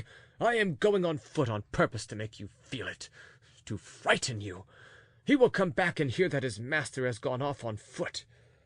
The blackguard!" Ivan Ilyitch had never abused anyone like this, but he was greatly angered, and besides, there was a buzzing in his head. He was not given to drink, so 5 or 6 glasses soon affected him. But the night was enchanting.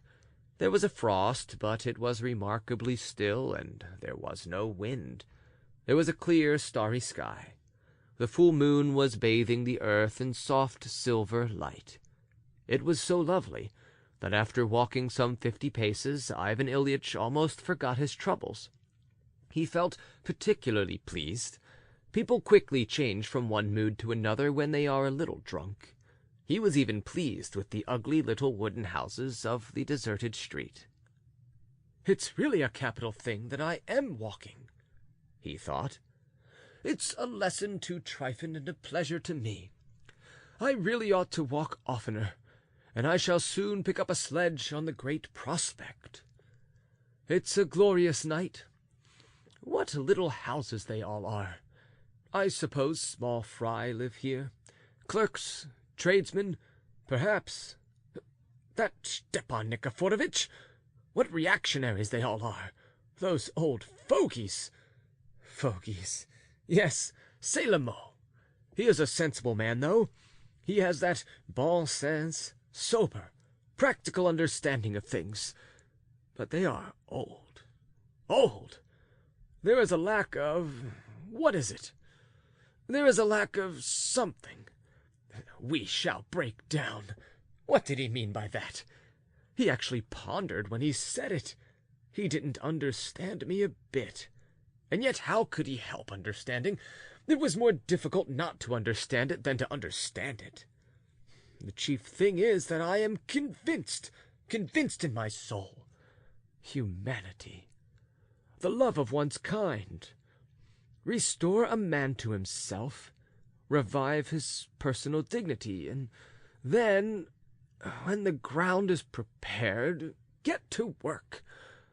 I believe that's clear. Yes, allow me, your excellency. Take a syllogism, for instance. We meet, for instance, a clerk, a poor downtrodden clerk. Well, who are you? Answer, a clerk. Very good, a clerk. Further, what sort of clerk are you? Answer, I am such and such a clerk, he says. Are you in the service? I am. Do you want to be happy? I do. What do you need for happiness? This and that. Why? Because... And there the man understands me with a couple of words. The man's mine. The man is caught, so to speak, in a net, and I can do what I like with him. That is, for his good. Horrid man, that Semyon Ivanovitch. And what a nasty phiz he has. Flog him in the police station. He said that on purpose. No, you are talking rubbish. You can flog, but I'm not going to. I shall punish Tryphon with words. I shall punish him with reproaches. He will feel it. As for flogging, it is an open question. What about going to Emerance? Oh, damnation take it! The cursed pavement! He cried out, suddenly tripping up. And this is the capital? Enlightenment! One might break one's leg! I detest that Semyon Ivanovitch. A most revolting phiz. He was chuckling at me just now when I said they would embrace each other in a moral sense. Well, they will embrace each other, and what's that to do with you? I'm not going to embrace you. I'd rather embrace a peasant. If I meet a peasant, I shall talk to him. I was drunk, though, and perhaps did not express myself properly. Possibly I am not expressing myself rightly now. I shall never touch wine again. In the evening you babble, and next morning you are sorry for it. After all, I am walking quite steadily, but they are all scoundrels anyhow." So Ivan Ilyitch meditated incoherently and by snatches, as he went on striding along the pavement. The fresh air began to affect him, set his mind working. 5 minutes later he would have felt soothed and sleepy, but all at once, scarcely 2 paces from the great prospect, he heard music. He looked round. On the other side of the street, in a very tumble-down-looking long wooden house of 1 story, there was a great fete. There was the scraping of violins, and the droning of a double bass, and the squeaky tooting of a flute playing a very gay quadrille tune. Under the windows stood an audience, mainly of women in wadded pelisses with kerchiefs on their heads. They were straining every effort to see something through a crack in the shutters. Evidently there was a gay party within. The sound of the thud of dancing feet reached the other side of the street. Ivan Ilyitch saw a policeman standing not far off, and went up to him. "Whose house is that, brother?" he asked, flinging his expensive fur coat open, just far enough to allow the policeman to see the imposing decoration on his breast. "It belongs to the registration clerk, Seldominov," answered the policeman, drawing himself up instantly, discerning the decoration. "Seldominov? Pah! Seldominov! What is he up to? Getting married?" "Yes, your honor, to a daughter of a titular councillor, Mlikopitiev, a titular councillor. He used to serve in the municipal department. That house goes with the bride." "So that now the house is Seldonimov's and not Mlikopitiev's?" "Yes, Seldonimov's, your honor. It was Mlikopitiev's, but now it is Seldonimov's." "I am asking you, my man, because I am his chief. I am a general in the same office in which Seldonimov serves." "Just so, your excellency." The policeman drew himself up more stiffly than ever, while Ivan Ilyitch seemed to ponder. He stood still and meditated. Yes, Seldonimov really was in his department and in his own office. He remembered that. He was a little clerk with a salary of 10 roubles a month. As Mr. Pralinsky had received his department very lately, he might not have remembered precisely all his subordinates, but Seldonimov he remembered just because of his surname. It had caught his eye from the very first, so that at the time he had had the curiosity to look with special attention at the possessor of such a surname.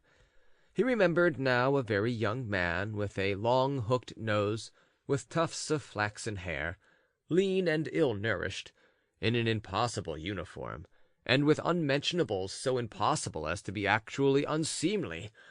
He remembered how the thought had flashed through his mind at the time. Shouldn't he give the poor fellow 10 roubles for Christmas to spend on his wardrobe? But as the poor fellow's face was too austere, and his expression extremely unprepossessing, even exciting repulsion, the good-natured idea somehow faded away of itself. So Seldonimov did not get his tip. He had been the more surprised when this name, Seldonimov, had not more than a week before asked for leave to be married. Ivan Ilyitch remembered that he had somehow not had time to go into the matter, so that the matter of the marriage had been settled offhand in haste. But yet he did remember exactly that Seldonimov was receiving a wooden house and 400 roubles in cash as dowry with his bride. The circumstance had surprised him at the time. He remembered that he had made a slight jest over the juxtaposition of the names Seldonimov and Mlekopitiev. He remembered all that clearly. He recalled it, and grew more and more pensive. It is well known that whole trains of thought sometimes pass through our brains instantaneously, as though they were sensations without being translated into human speech. still less into literary language. But we will try to translate these sensations of our heroes, and present to the reader at least the kernel of them, so to say, what was most essential and nearest to reality in them. For many of our sensations, when translated into ordinary language, seem absolutely unreal. That is why they never find expression, though everyone has them. Of course, Ivan Ilyitch's sensations and thoughts were a little incoherent, but you know the reason. Why, flashed through his mind, here we all talk and talk, but when it comes to action, it all ends in nothing. Here, for instance, take this Seladonimov. He has just come from his wedding, full of hope and excitement, looking forward to his wedding feast. This is one of the most blissful days of his life. Now he is busy with his guests, is giving a banquet, a modest one, poor, but gay and full of genuine gladness. What if he knew that at this very moment I, his superior, his chief, am standing by his house listening to the music? Yes, really, how would he feel? No, what would he feel if I suddenly walked in? Of course, at first he would be frightened, he would be dumb with embarrassment. I should be in his way, and perhaps should upset everything. Yes, that would be so if any other general went in, but not I. That's a fact. Anyone else, but not I. Yes, Stepan Nikiforovitch, you did not understand me just now, but here is an example ready for you. Yes, we all make an outcry about acting humanely, but we are not capable of heroism, of fine actions. What sort of heroism? This sort. Consider, in the existing relations of the various members of society, for me, after midnight to go into the wedding of my subordinate, a registration clerk, at 10 rubles the month, why, it would mean embarrassment, a revolution, the last days of Pompeii, a nonsensical folly. No one would understand it. Stepan Nikiforovitch would die before he understood it. Why, he said we should break down. Yes, but that's you, old people, inert, paralytic people. But I shan't break down.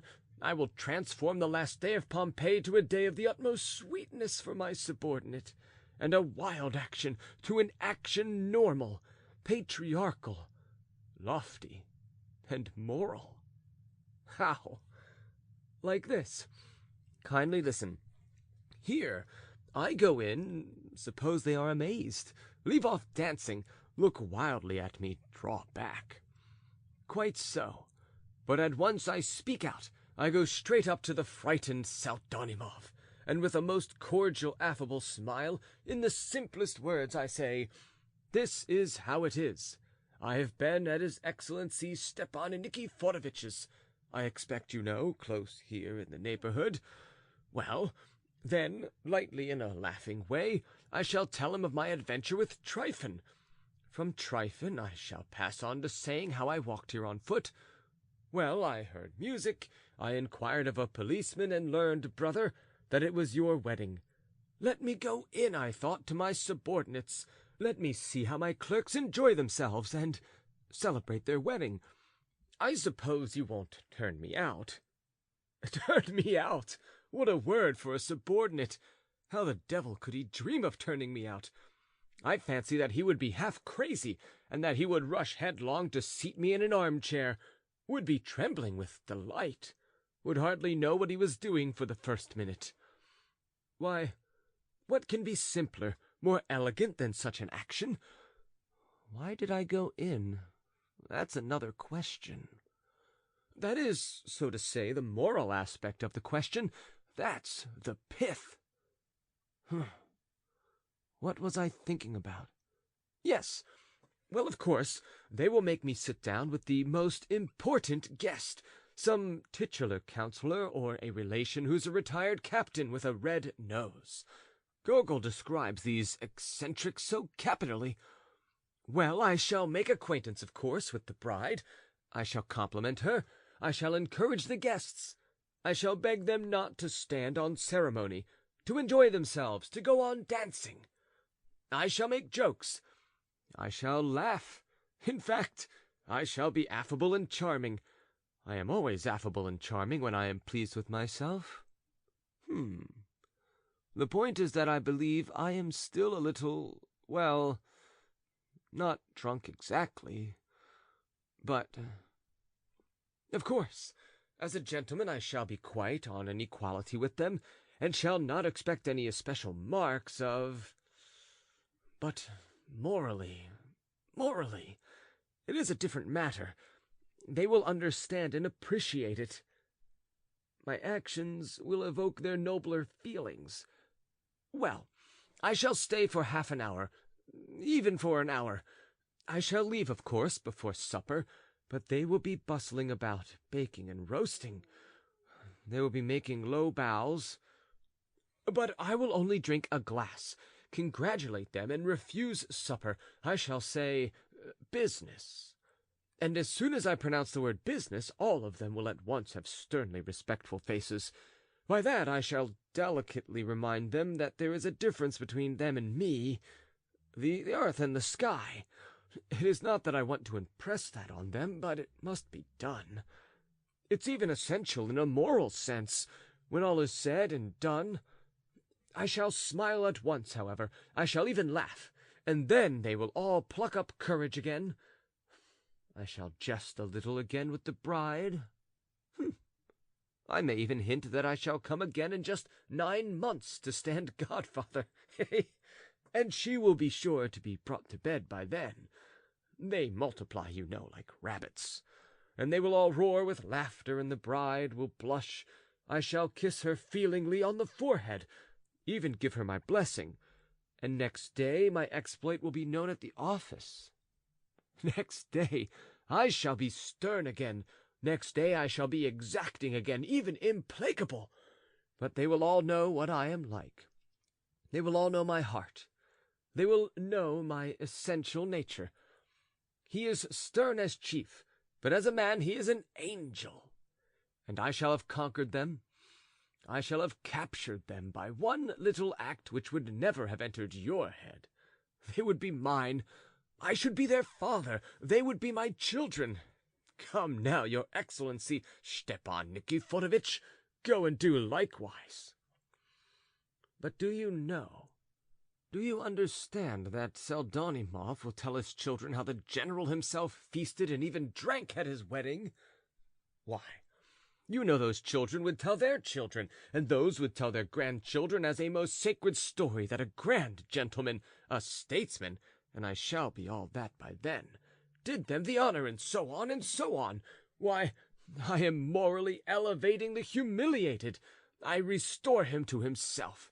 Why, he gets a salary of 10 rubles a month.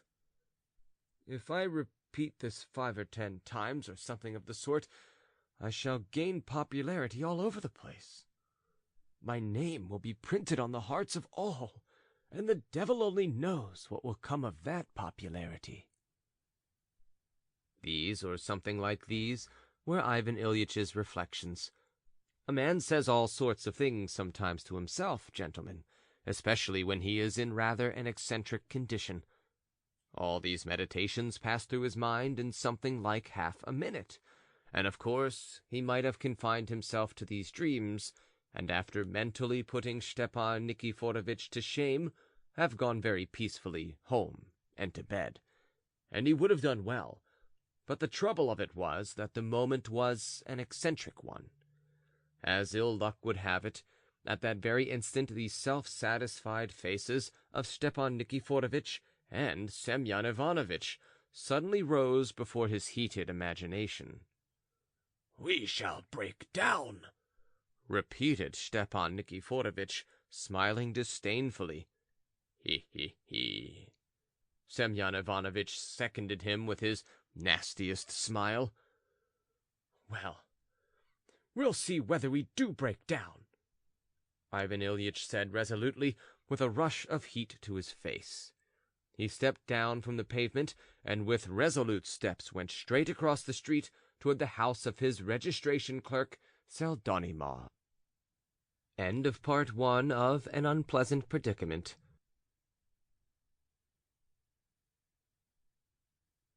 An Unpleasant Predicament, Part 2. His star carried him away.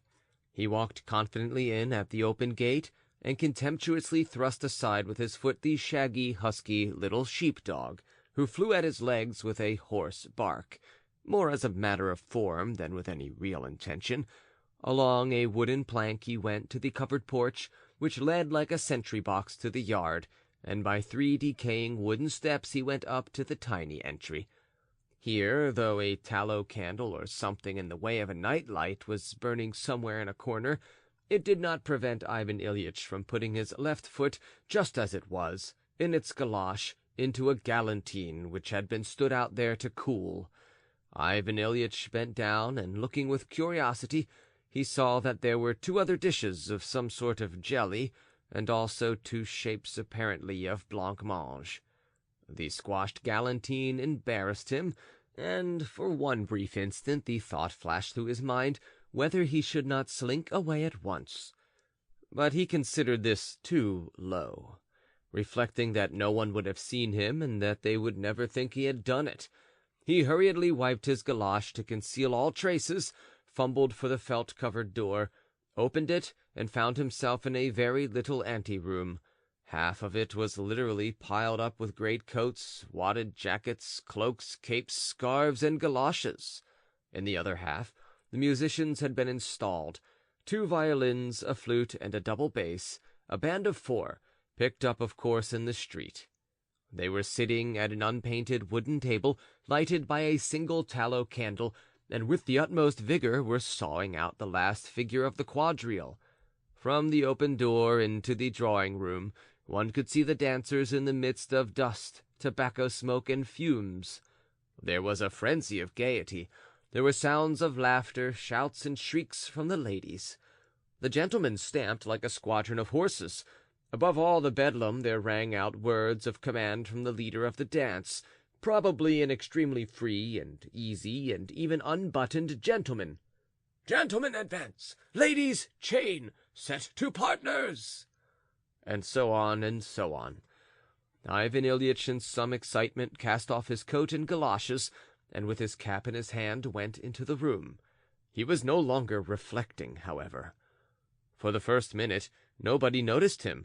All were absorbed in dancing the quadrille to the end. Ivan Ilyitch stood as though entranced, and could make out nothing definite in the chaos. He caught glimpses of ladies' dresses, of gentlemen with cigarettes between their teeth. He caught a glimpse of a lady's pale blue scarf, which flicked him in the nose.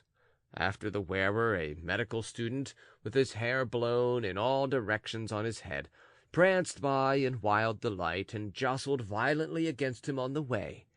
He caught a glimpse, too, of an officer of some description who looked half a mile high. Someone in an unnaturally shrill voice shouted, "Pseldonimov!" as the speaker flew by stamping.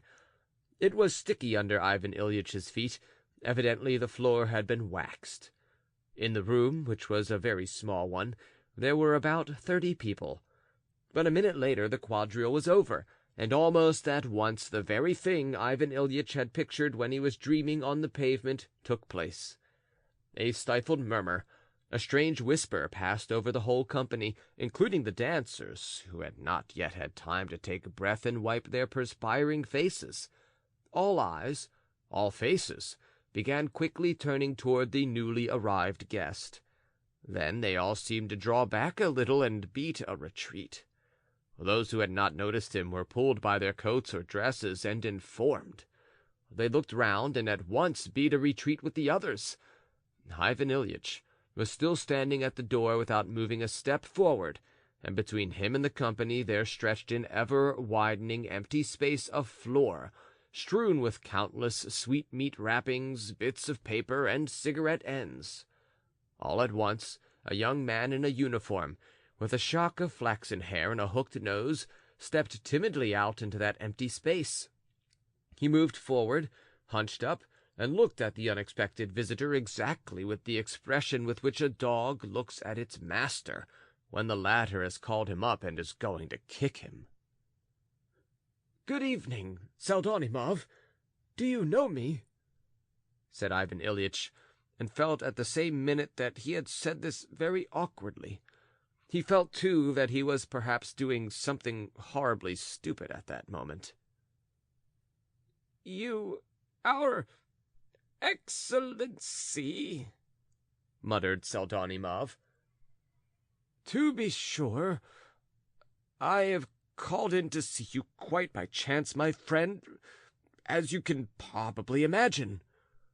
But evidently Pseldonimov could imagine nothing. He stood with staring eyes in the utmost perplexity. "You won't turn me out, I suppose, pleased or not.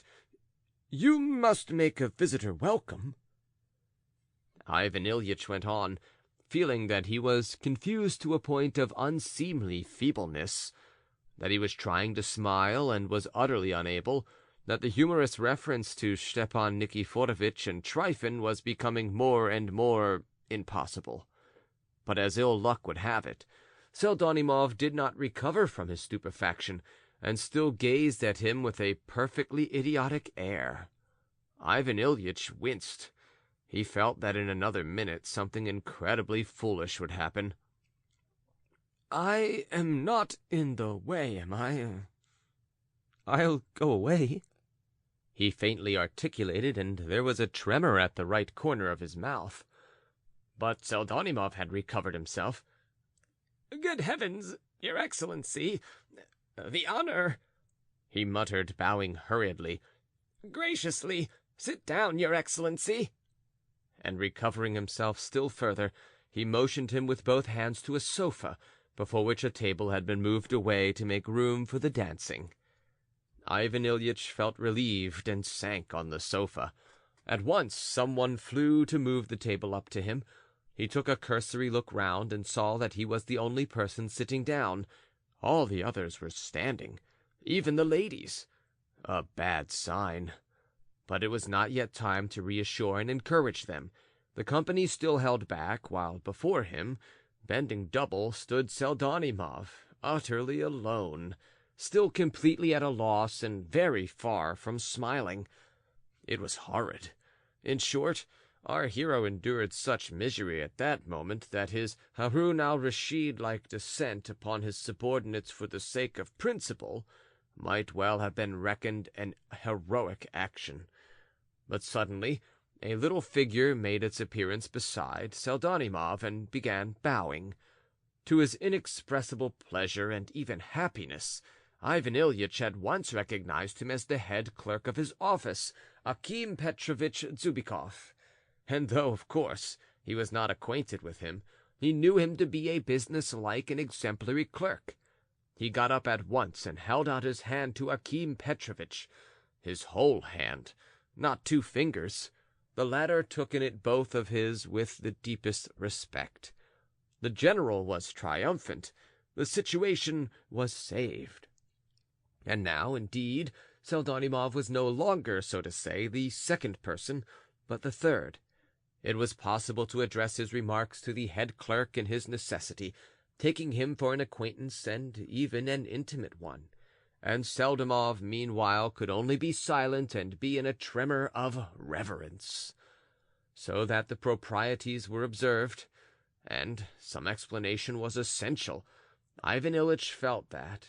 He saw that all the guests were expecting something, that the whole household was gathered together in the doorway, almost creeping, climbing over one another in their anxiety to see and hear him.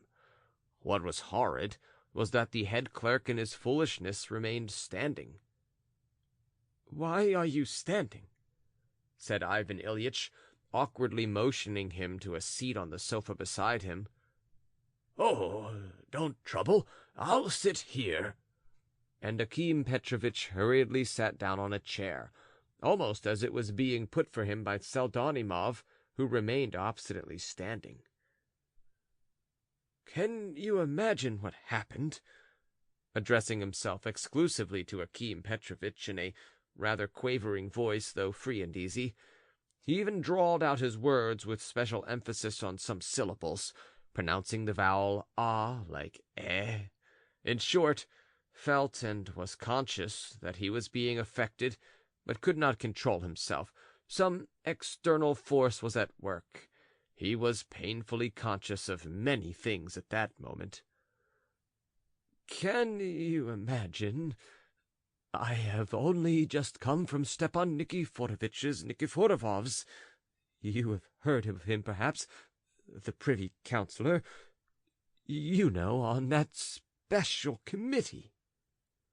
Akim Petrovitch bent his whole person forward respectfully, as much as to say, "Of course we have heard of him."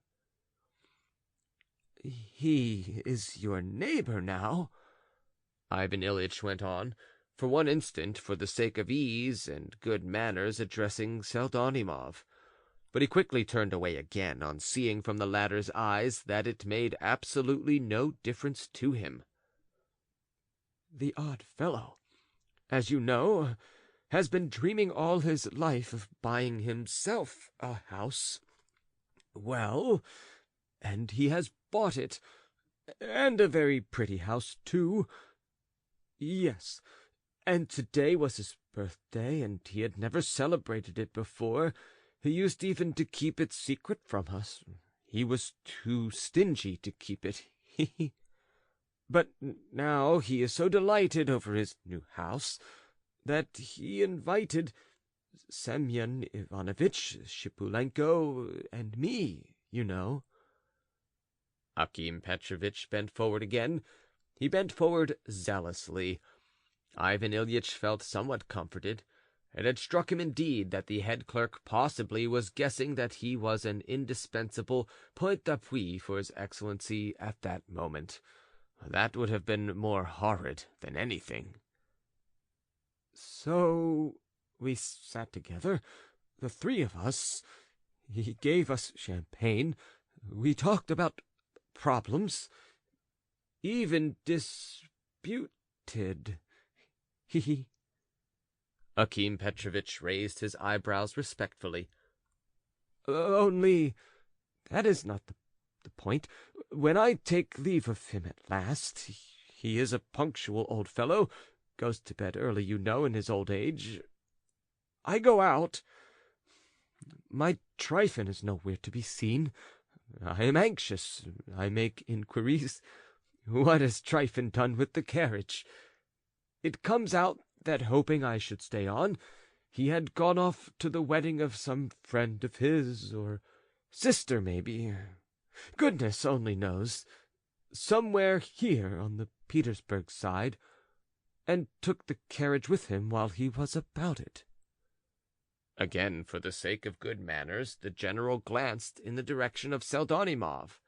The latter promptly gave a wriggle, but not at all the sort of wriggle the general would have liked.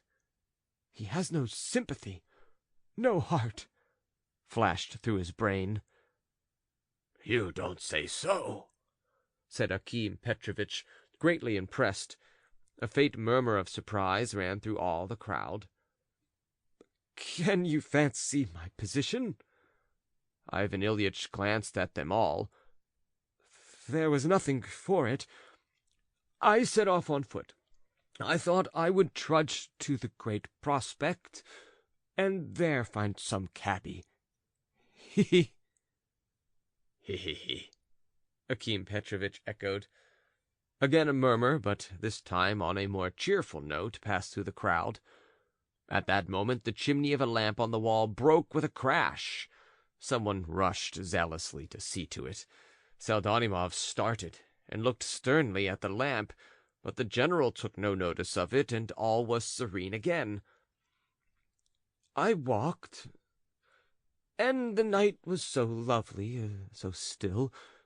All at once I heard a band stamping, dancing. I inquired of a policeman. It is Pseldonimov's wedding.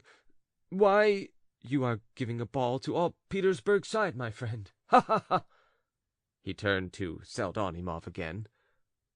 "He, to be sure," Akim Petrovitch responded. There was a stir among the guests again, but what was most foolish was that Pseldonimov, though he bowed, did not even now smile, but seemed as though he were made of wood. "Is he a fool or what?" thought Ivan Ilyitch. "He ought to have smiled at that point, the ass, and everything would have run easily." There was a fury of impatience in his heart. "I thought I would go in to see my clerk. He won't turn me out, I expect. Pleased or not, one must welcome a guest. You must please excuse me, my dear fellow.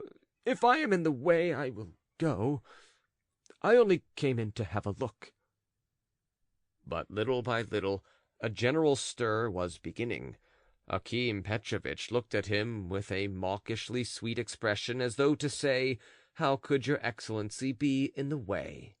All the guests stirred and began to display the first symptoms of being at their ease. Almost all the ladies sat down, a good sign and a reassuring one. The boldest spirits among them fanned themselves with their handkerchiefs. One of them, in a shabby velvet dress, said something with intentional loudness. The officer addressed by her would have liked to answer her as loudly, but seeing that they were the only ones speaking aloud, he subsided. The men, for the most part, government clerks, with 2 or 3 students among them, looked at one another as though egging each other on to unbend, cleared their throats, and began to move a few steps in different directions. No one, however, was particularly timid, but they were all restive, and almost all of them looked with a hostile expression at the personage who had burst in upon them to destroy their gaiety. The officer, ashamed of his cowardice, began to edge up to the table. "But I say, my friend, allow me to ask you your name," Ivan Ilyitch asked Pseldonimov. "Porfiry Petrovitch, your excellency," answered the latter with staring eyes as though on parade. "Introduce me, Porfiry Petrovitch, to your bride. Take me to her. And he showed signs of a desire to get up, but Pseldonimov ran full speed to the drawing-room. The bride, however, was standing close by at the door, but as soon as she heard herself mentioned, she hid. A minute later Pseldonimov led her up by the hand. The guests all moved aside to make way for them. Ivan Ilyitch got up solemnly and addressed himself to her with a most affable smile. "Very, very much pleased to make your acquaintance," he pronounced with a most aristocratic half-bow. "Especially on such a day." He gave a meaning smile. There was an agreeable flutter among the ladies.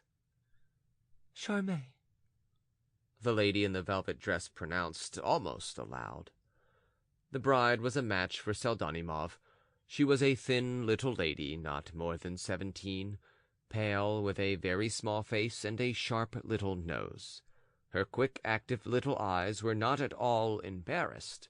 On the contrary, they looked at him steadily, and even with a shade of resentment. Evidently, Pseldonimov was marrying her for her beauty. She was dressed in a white muslin dress over a pink slip. Her neck was thin, and she had a figure like a chicken's, with the bones all sticking out. She was not equal to making any response to the general's affability. "But she is very pretty," he went on in an undertone, as though addressing Pseldonimov only, though intentionally speaking so that the bride could hear. But on this occasion, too, Pseldonimov again answered absolutely nothing, and did not even wriggle. Ivan Ilyitch fancied that there was something cold, suppressed in his eyes, as though he had something peculiarly malignant in his mind, and yet he had at all costs to wring some sensibility out of him. Why, that was the object of his coming. "They are a couple, though," he thought, and he turned again to the bride, who had seated herself beside him on the sofa, but in answer to his 2 or 3 questions he had got nothing but yes or no, and hardly that. "If only she had been overcome with confusion," he thought to himself, "then I should have begun to banter her. but as it is, my position is impossible." And as ill luck would have it, Akim Petrovitch, too, was mute. Though this was only due to his foolishness, it was still unpardonable. "My friends, haven't I perhaps interfered with your enjoyment?" he said, addressing the whole company. He felt that the very palms of his hands were perspiring. "No, don't trouble, your Excellency. We are beginning directly, but now we are getting cool," answered the officer. The bride looked at him with pleasure. The officer was not old, and wore the uniform of some branch of the service. Pseldonimov was still standing in the same place, bending forward, and it seemed as though his hooked nose stood out further than ever. He looked and listened like a footman standing with the greatcoat on his arm, waiting for the end of his master's farewell conversation. Ivan Ilyitch made this comparison himself. He was losing his head. He felt that he was in an awkward position, that the ground was giving way under his feet, that he had got in somewhere, and could not find his way out, as though he were in the dark. Suddenly the guests all moved aside, and a short, thick-set, middle-aged woman made her appearance, dressed plainly, though she was in her best, with a big shawl on her shoulders, pinned at her throat, and on her head a cap to which she was evidently unaccustomed. In her hands she carried a small round tray, on which stood a full but uncorked bottle of champagne and 2 glasses, neither more nor less. Evidently the bottle was intended for only 2 guests. The middle-aged lady approached the general. "Don't look down on us, your Excellency," she said, bowing. "Since you have deigned to do my son the honor of coming to his wedding, we beg you graciously to drink to the health of the young people. Do not disdain us. Do us the honor." Ivan Ilyitch clutched at her as though she were his salvation. She was by no means an old woman, 45 or 46, not more, but she had such a good-natured, rosy-cheeked, such a round and candid Russian face. She smiled so good-humoredly, bowed so simply, that Ivan Ilyitch was almost comforted and began to hope. "So you are the mother of your son?" he said, getting up from the sofa. "Yes, my mother, your Excellency," mumbled Pseldonimov, craning his long neck and thrusting forward his long nose. "Ah, I am delighted to make your acquaintance." "Do not refuse us, your Excellency." "With the greatest pleasure." The tray was put down. Pseldonimov dashed forward to pour out the wine. Ivan Ilyitch, still standing, took the glass. "I am particularly glad on this occasion that I can," he began, "that I can testify before all of you, in short, as your chief. I wish you, madam," he turned to the bride, "and you, friend Porphyry, I wish you the fullest, completest happiness for many long years." And he positively drained the glass with feeling, the 7th he had drunk that evening. Pseldonimov looked at him gravely and even sullenly. The general was beginning to feel an agonizing hatred of him. "And that scarecrow," he looked at the officer, "keeps obtruding himself. He might at least have shouted hurrah, and it would have gone off. It would have gone off." "And you too, Akim Petrovitch, drink a glass to their health," added the mother, addressing the head clerk. "You are his superior. He is under you. Look after my boy, I beg you, as a mother, and don't forget us in the future, our good, kind friend, Akim Petrovitch." "How nice these old Russian women are," thought Ivan Ilyitch. "She has livened us all up. I have always loved the democracy." At that moment another tray was brought to the table. It was brought in by a maid wearing a crackling cotton dress that had never been washed, and a crinoline. She could hardly grasp the tray in both hands, it was so big. On it there were numbers of plates of apples, sweets, fruit meringues, and fruit cheeses, walnuts, and so on, and so on. The tray had been till then in the drawing-room for the delectation of all the guests, and especially the ladies, but now it was brought to the general alone. "Do not disdain our humble fare, your Excellency. What we have we are pleased to offer," the old lady repeated, bowing. "Delighted," said Ivan Ilyitch, and with real pleasure took a walnut and cracked it between his fingers. He had made up his mind to win popularity at all costs. Meantime the bride suddenly giggled. "What is it?" asked Ivan Ilyitch with a smile, encouraged by this sign of life. "Ivan Konstantinich here makes me laugh," she answered, looking down. The general distinguished, indeed, a flaxen-headed young man, exceedingly good-looking, who was sitting on a chair at the other end of the sofa, whispering something to Madame Pseldonimov. The young man stood up. He was apparently very young and very shy. "I was telling the lady about a dream book, your Excellency," he muttered, as though apologizing. "About what sort of dream book?" asked Ivan Ilyitch condescendingly. "There is a new dream book, a literary one. I was telling the lady that to dream of Mr. Panaev means spilling coffee on one's shirt-front." "What innocence!" thought Ivan Ilyitch, with positive annoyance. Though the young man flushed very red as he said it, he was incredibly delighted that he had said this about Mr. Panaev. "To be sure, I have heard of it," responded his Excellency. "No, there is something better than that," said a voice quite close to Ivan Ilyitch. "There is a new encyclopedia being published, and they say Mr. Kraevsky will write articles and satirical literature." This was said by a young man who was by no means embarrassed, but rather free and easy. He was wearing gloves and a white waistcoat, and carried a hat in his hand. He did not dance, and looked condescending, for he was on the staff of a satirical paper called The Firebrand, and gave himself airs accordingly.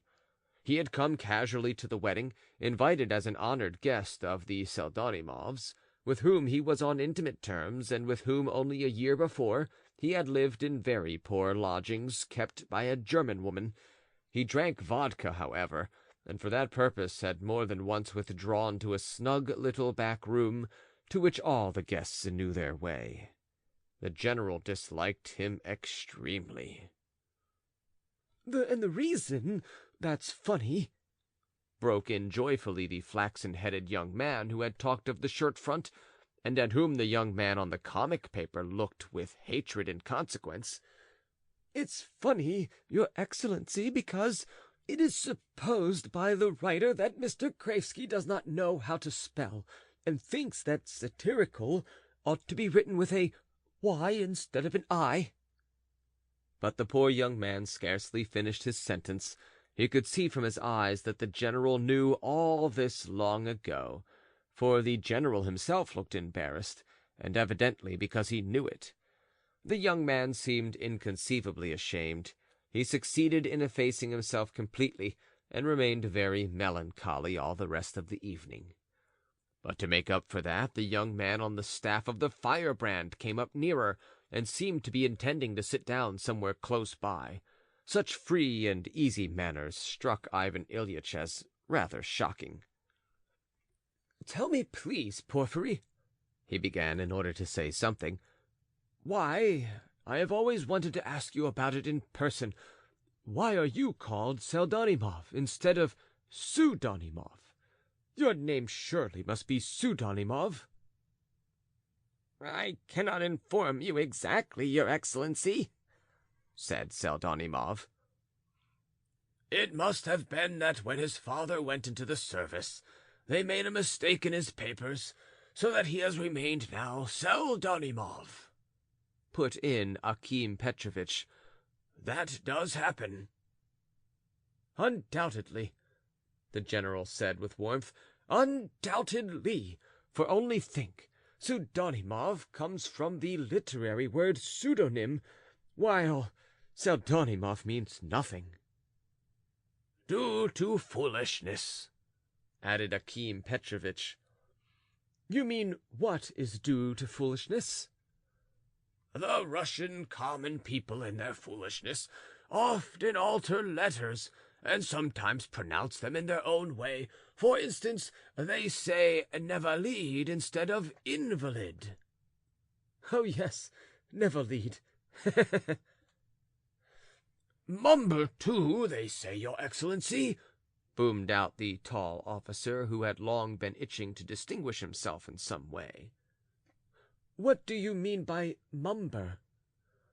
"Mumber instead of number, your excellency." "Oh, yes, mumber instead of number. To be sure, to be sure." Ivan Ilyitch had to do a chuckle for the benefit of the officer, too. The officer straightened his tie. "Another thing they say is nigh by," the young man on the comic paper put in, but his excellency tried not to hear this. His chuckles were not at everybody's disposal. "Nigh by instead of near," the young man on the comic paper persisted, in evident irritation.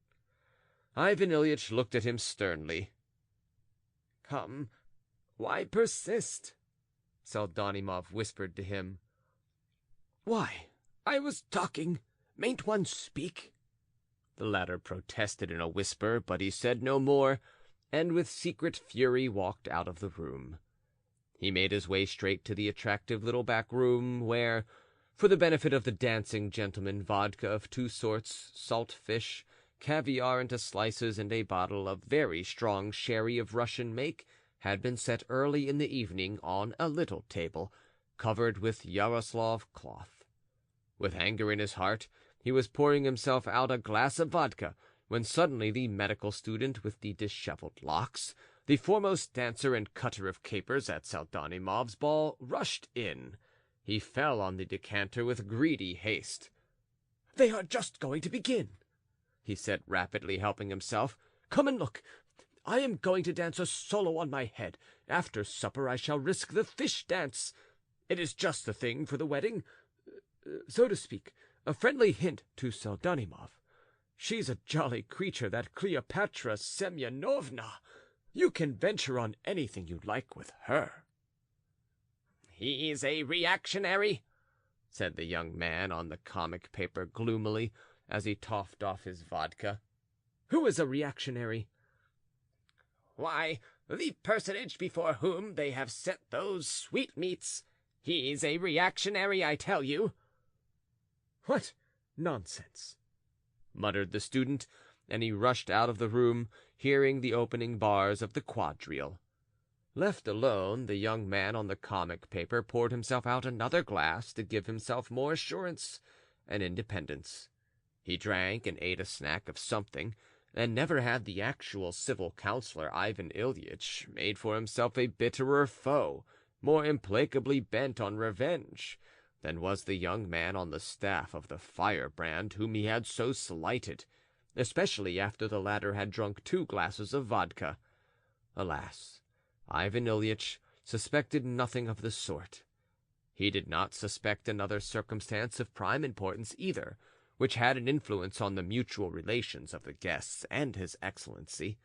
The fact was that though he had given a proper and even detailed explanation of his presence at the clerk's wedding, this explanation did not really satisfy anyone, and the visitors were still embarrassed. But suddenly everything was transformed as though by magic. All were reassured and ready to enjoy themselves, to laugh, to shriek, to dance, exactly as though the unexpected visitor were not in the room. The cause of it was a rumor, a whisper, a report which spread in some way unknown that the visitor was not quite, it seemed, was, in fact, a little top-heavy.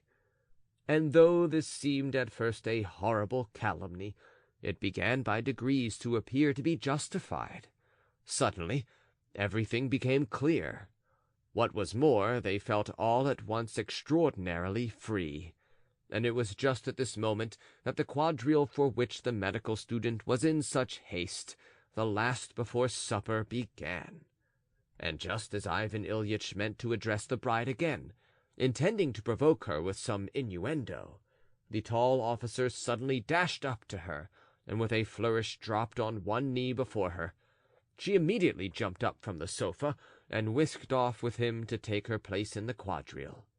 The officer did not even apologize, and she did not even glance at the general as she went away. She seemed, in fact, relieved to escape. After all, she has a right to be, thought Ivan Ilyitch. And of course they don't know how to behave. Don't you stand on ceremony, friend Porfiry, he said, addressing Pseldonimov. Perhaps you have arrangements to make, or something. Please don't put yourself out. Why does he keep guard over me? He thought to himself. Pseldonimov, with his long neck and his eyes fixed intently upon him, began to be insufferable. In fact, all this was not the thing at all, but Ivan Ilyitch was still far from admitting this. End of Part 2 of An Unpleasant Predicament. An Unpleasant Predicament, Part 3. The quadrille began. Will you allow me, your excellency? Asked Akim Petrovitch, holding the bottle respectfully in his hands and preparing to pour from it into his excellency's glass. I really don't know whether... But Akim Petrovitch, with reverent and radiant face, was already filling the glass. After filling the glass, he proceeded writhing and wriggling, as it were stealthily, as it were furtively, to pour himself out some, with this difference, that he did not fill his own glass to within a finger-length of the top, and this seemed somehow more respectful. He was like a woman in travail as he sat beside his chief. What could he talk about, indeed? Yet to entertain his excellency was an absolute duty, since he had the honor of keeping him company. The champagne served as a resource, and his excellency, too, was pleased that he had filled his glass. Not for the sake of the champagne, for it was warm and perfectly abominable, but just morally pleased. The old chap would like to have a drink himself, thought Ivan Ilyitch, but he doesn't venture till I do. I mustn't prevent him, and indeed it would be absurd for the bottle to stand between us untouched. He took a sip. Anyway, it seemed better than sitting doing nothing. I am here, he said, with pauses and emphasis. I am here, you know, so to speak, accidentally. And of course it may be that some people would consider it unseemly for me to be at such a gathering. Akim Petrovitch said nothing, but listened with timid curiosity. But I hope you will understand with what object I have come. I haven't really come simply to drink wine, he. Akim Petrovitch tried to chuckle, following the example of his excellency, but again he could not get it out, and again he made absolutely no consolatory answer. I am here in order, so to speak, to encourage, to show, so to speak, a moral aim. Ivan Ilyitch continued, feeling vexed at Akim Petrovitch's stupidity, but he suddenly subsided into silence himself. He saw that poor Akim Petrovitch had dropped his eyes as though he were in fault. The general, in some confusion, made haste to take another sip from his glass, and Akim Petrovitch clutched at the bottle as though it were his only hope of salvation, and filled the glass again.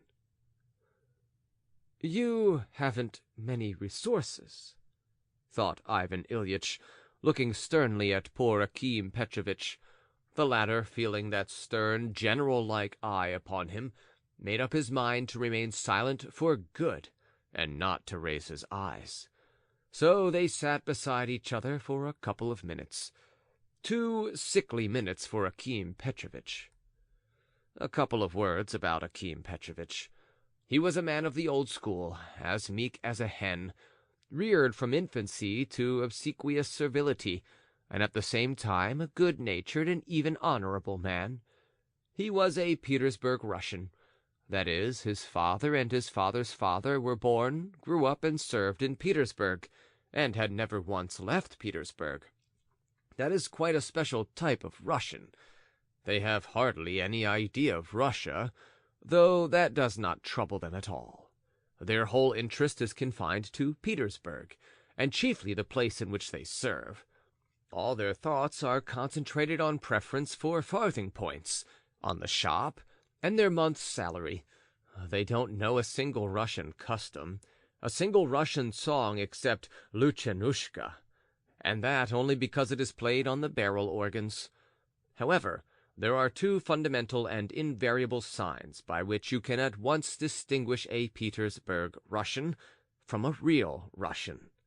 The first sign is the fact that Petersburg Russians, all without exception, speak of the newspaper as the Academic News, and never call it the Petersburg News.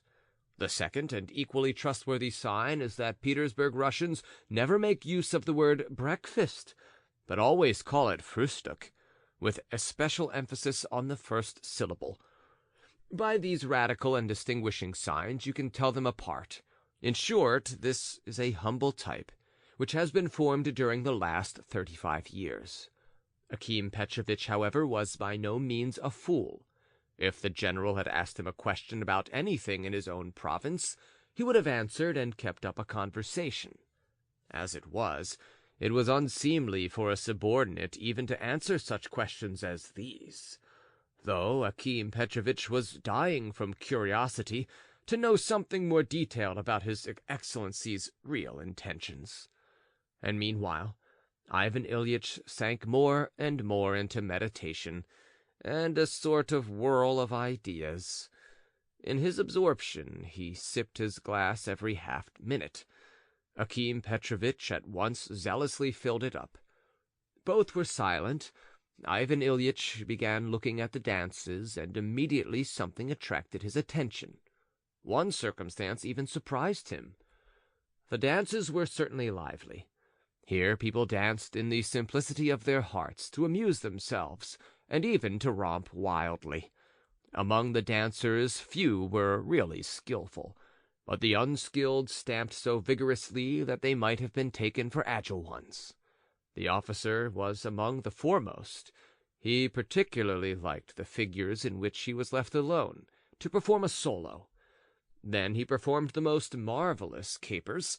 For instance, standing upright as a poet, he would suddenly bend over to one side, so that one expected him to fall over, but with the next step he would suddenly bend over in the opposite direction at the same acute angle to the floor. He kept the most serious face, and danced in the full conviction that everyone was watching him. Another gentleman, who had had rather more than he could carry before the quadrille, dropped asleep beside his partner, so that his partner had to dance alone. The young registration clerk, who had danced with the lady in the blue scarf through all the figures, and through all the 5 quadrilles which they had danced that evening, played the same prank the whole time. That is, he dropped a little behind his partner, seized the end of her scarf, and as they crossed over, succeeded in imprinting some 20 kisses on the scarf. His partner sailed along in front of him, as though she noticed nothing. The medical student really did dance on his head, an excited, frantic enthusiasm, stamping and shrieks of delight. In short, the absence of constraint was very marked. Ivan Ilyitch, whom the wine was beginning to affect, began by smiling, but by degrees a bitter doubt began to steal into his heart. Of course he liked free and easy manners and unconventionality. He desired, he had even inwardly prayed for free and easy manners, when they had all held back. But now that unconventionality had gone beyond all limits. One lady, for instance, the one in the shabby dark blue velvet dress, brought fourth hand in the sixth figure, pinned her dress so as to turn it into something like trousers. This was the Cleopatra Semyonovna, with whom one could venture to do anything, as her partner the medical student had expressed it. The medical student defied description. He was simply a Fokin. How was it? They had held back, and now they were so quickly emancipated. One might think it nothing, but this transformation was somehow strange. It indicated something. It was as though they had forgotten Ivan Ilyitch's existence. Of course, he was the first to laugh, and even ventured to applaud. Akim Petrovitch chuckled respectfully in unison, though, indeed, with evident pleasure, and no suspicion that his Excellency was beginning to nourish in his heart a gnawing anxiety. "You dance capitally, young man," Ivan Ilyitch was obliged to say to the medical student as he walked past him. The student turned sharply towards him, made a grimace, and bringing his face close into unseemly proximity to the face of his Excellency, crowed like a cock at the top of his voice. This was too much. Ivan Ilyitch got up from the table. In spite of that, a roar of inexpressible laughter followed, for the crow was an extraordinarily good imitation, and the whole performance was utterly unexpected. Ivan Ilyitch was still standing in bewilderment, when suddenly Seldamenov himself made his appearance, and with a bow began begging him to come to supper. His mother followed him. "Your Excellency," she said, bowing, "do us the honor. Do not disdain our humble fare." I really don't know," Ivan Ilyitch was beginning. "I did not come with that idea. I meant to be going." He was, in fact, holding his hat in his hands. What is more, he had at that very moment taken an inward vow at all costs to depart at once, and on no account whatever to consent to remain, and he remained. A minute later he led the procession to the table. Seldamenov and his mother walked in front, clearing the way for him. They made him sit down in the seat of honor, and again a bottle of champagne, opened but not begun, was set beside his plate. By way of hors d'oeuvres there were salt herrings and vodka. He put out his hand, poured out a large glass of vodka, and drank it off. He had never drunk vodka before. He felt as though he were rolling down a hill where, flying, that he must stop himself, catch at something, but there was no possibility of it. His position was certainly becoming more and more eccentric. What is more, it seemed as though fate were mocking at him. God knows what had happened to him in the course of an hour or so. When he went in, he had, so to say, opened his arms to embrace all humanity, all his subordinates. And here not more than an hour had passed, and in all his aching heart he felt and knew that he hated Seldamenov, and was cursing him, his wife, and his wedding. What was more, he saw from his face, from his eyes alone, that Seldamenov himself hated him, that he was looking at him with eyes that almost said, "If you would only take yourself off! Curse you, foisting yourself on us!" All this he had read for some time in his eyes.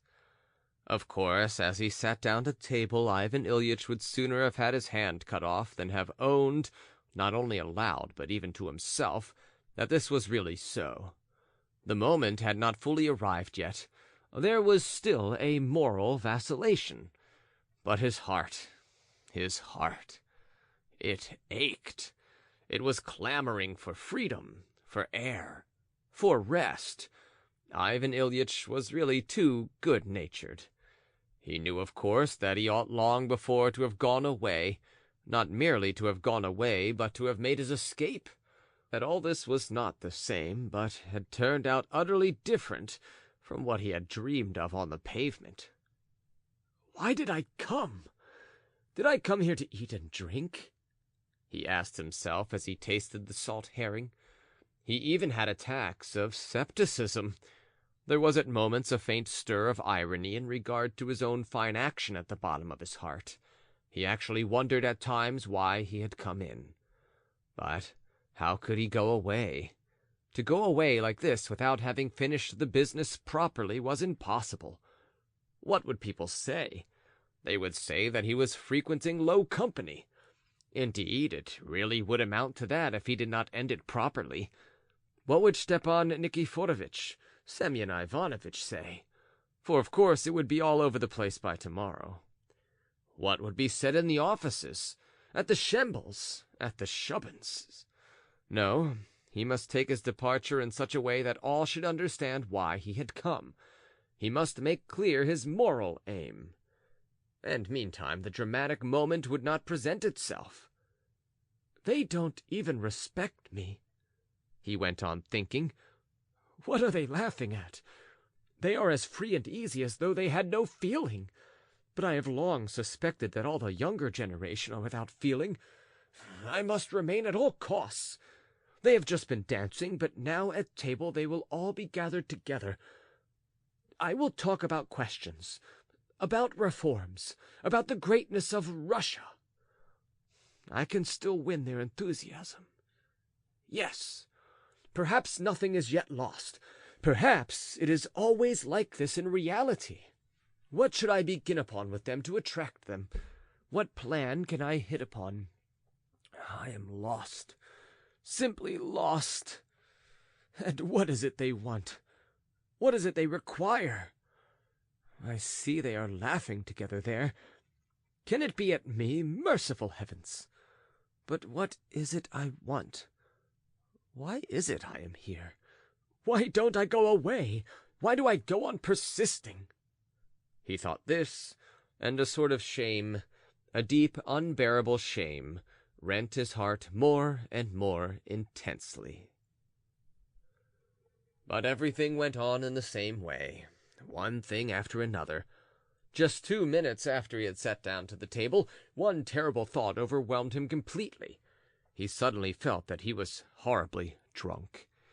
That is, not as he was before, but hopelessly drunk. The cause of this was the glass of vodka which he had drunk after the champagne, and which had immediately produced an effect. He was conscious. He felt in every fiber of his being that he was growing hopelessly feeble. Of course, his assurance was greatly increased, but consciousness had not deserted him, and it kept crying out, "It is bad, very bad, and in fact, utterly unseemly."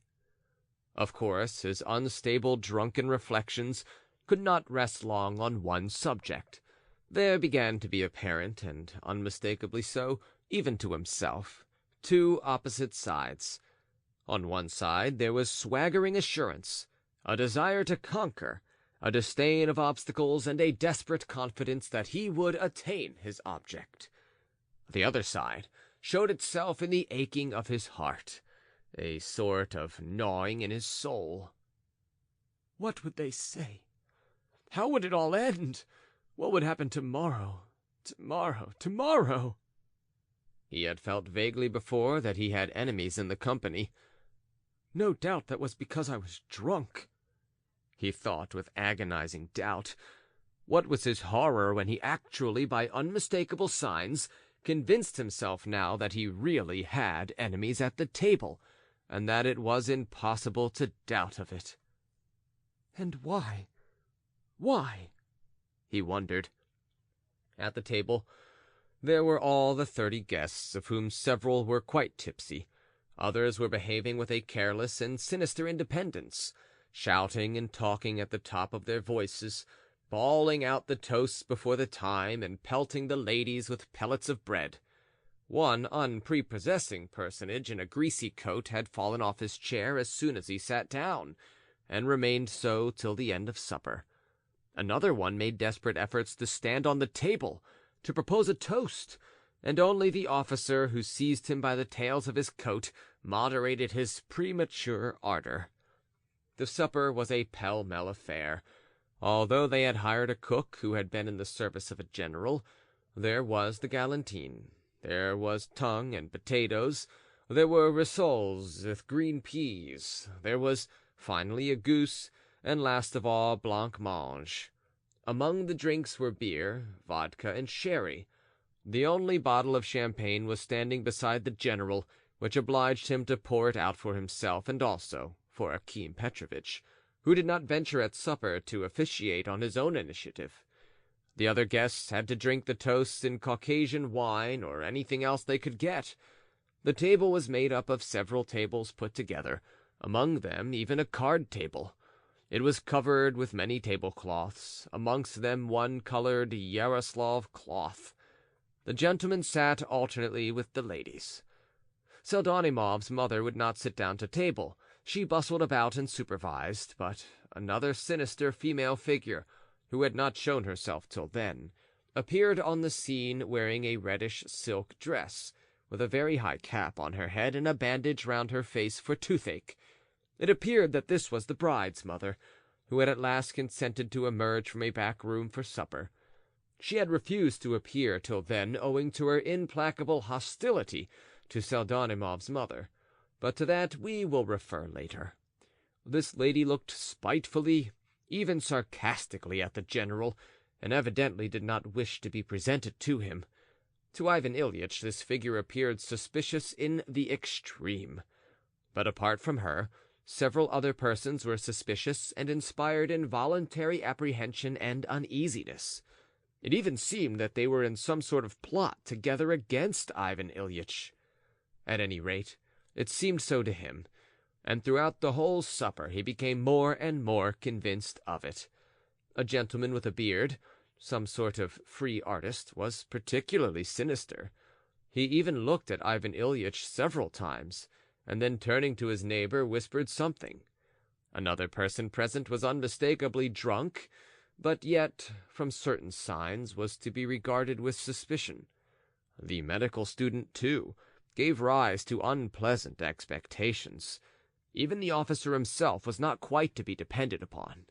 But the young man on the comic paper was blazing with hatred. He lolled in his chair. He looked so haughty and conceited. He snorted so aggressively.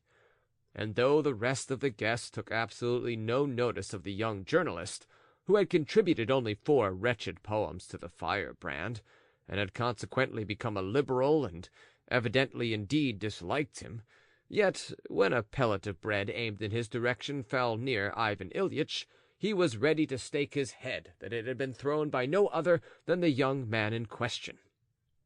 All this, of course, had a pitiable effect on him. Another observation was particularly unpleasant.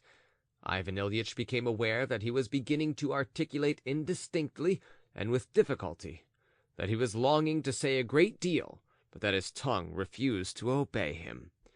And then he suddenly seemed to forget himself, and worst of all, he would suddenly burst into a loud guffaw of laughter, apropos of nothing. This inclination quickly passed off after a glass of champagne, which Ivan Ilyitch had not meant to drink, though he had poured it out and suddenly drunk it quite by accident. After that glass he felt at once almost inclined to cry. He felt that he was sinking into a most peculiar state of sentimentality. He began to be again filled with love.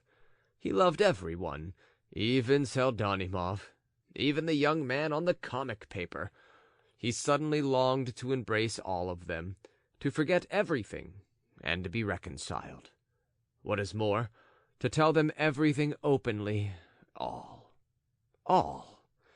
That is, to tell them what a good, nice man he was, with what wonderful talents, what services he would do for his country, how good he was at entertaining the fair sex, and above all, how progressive he was, how humanely ready he was to be indulgent to all, to the very lowest, and finally, in conclusion, to tell them frankly all the motives that had impelled him to turn up at Pseldonimov's uninvited, to drink 2 bottles of champagne, and to make him happy with his presence. The truth, the holy truth, and candor before all things. I will capture them by candor. They will believe me. I see it clearly. They actually look at me with hostility. But when I tell them all, I shall conquer them completely. They will fill their glasses and drink my health with shouts. The officer will break his glass on his spur. Perhaps they will even shout, "Hurrah!"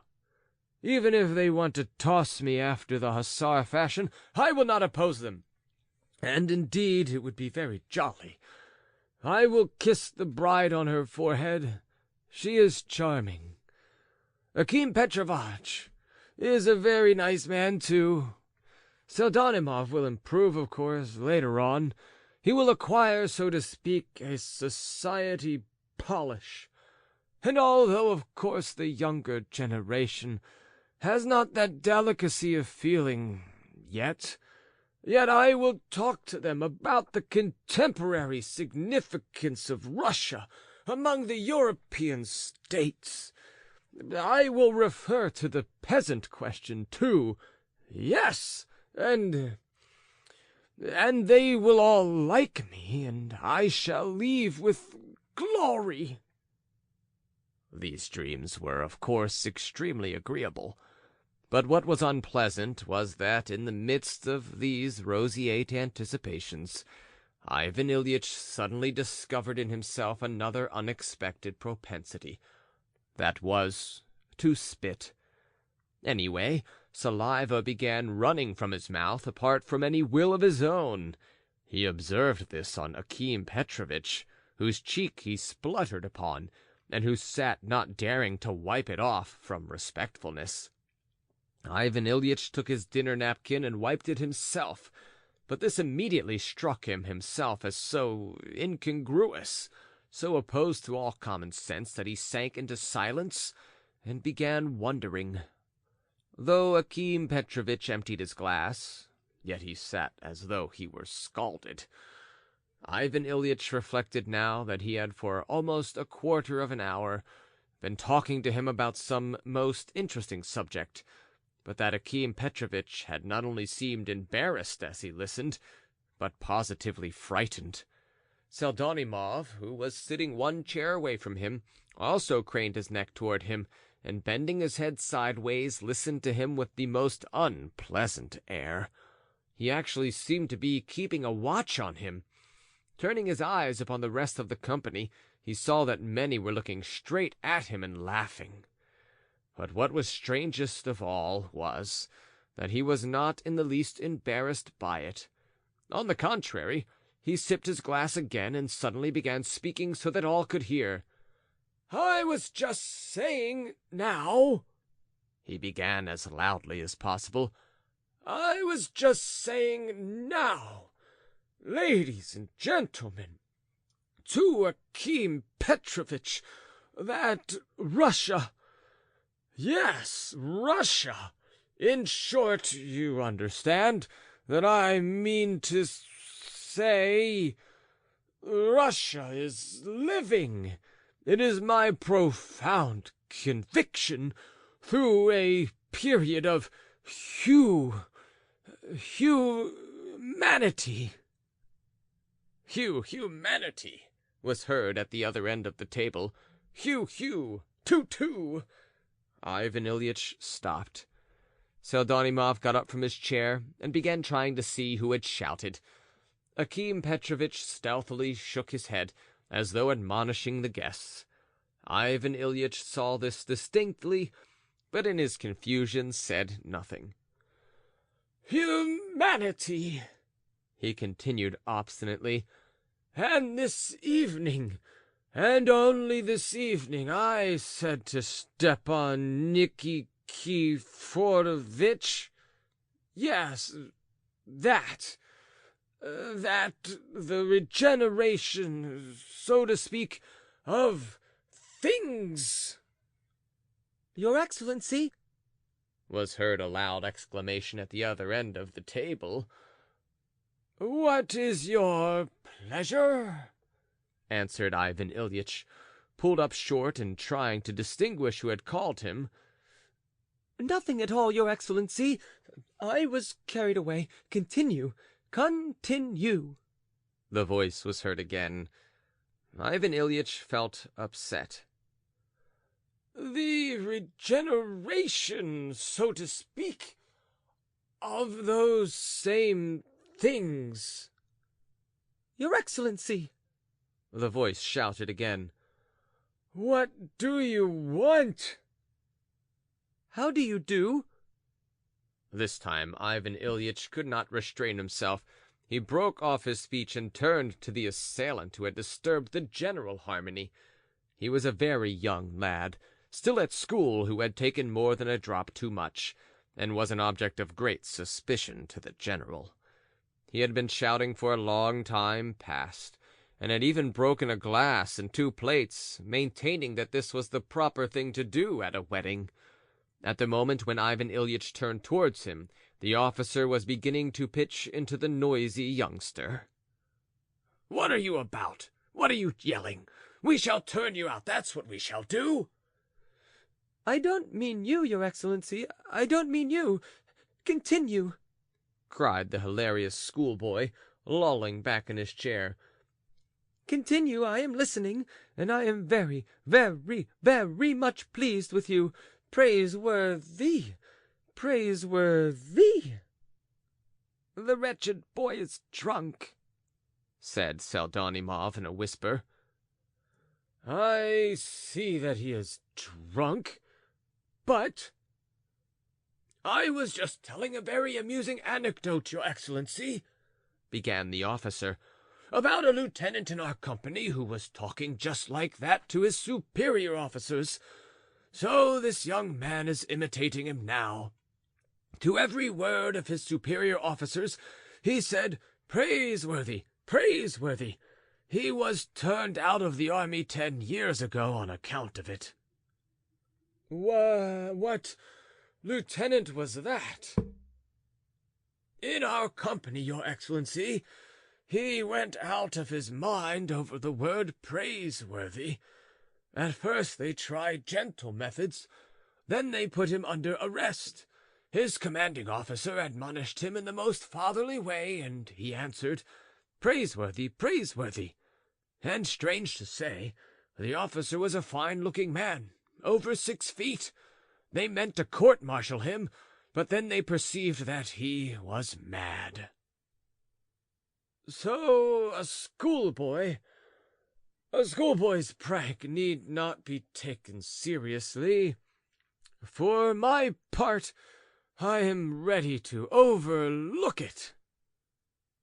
"They held a medical inquiry, your Excellency." "Upon my word! But he was alive, wasn't he?" "What? Did they dissect him?" A loud and almost universal roar of laughter resounded among the guests, who had till then behaved with decorum. Ivan Ilyitch was furious. "Ladies and gentlemen," he shouted, at first scarcely stammering, "I am fully capable of apprehending that a man is not dissected alive. I imagined that in his derangement he had ceased to be alive. That is, that he had died. That is, I mean to say, that you don't like me, and yet I like you all. Yes, I like poor Porphyry. I am lowering myself by speaking like this." At that moment, Ivan Ilyitch spluttered so that a great dab of saliva flew onto the tablecloth in a most conspicuous place. Pseldonimov flew to wipe it off with a table napkin, This last disaster crushed him completely.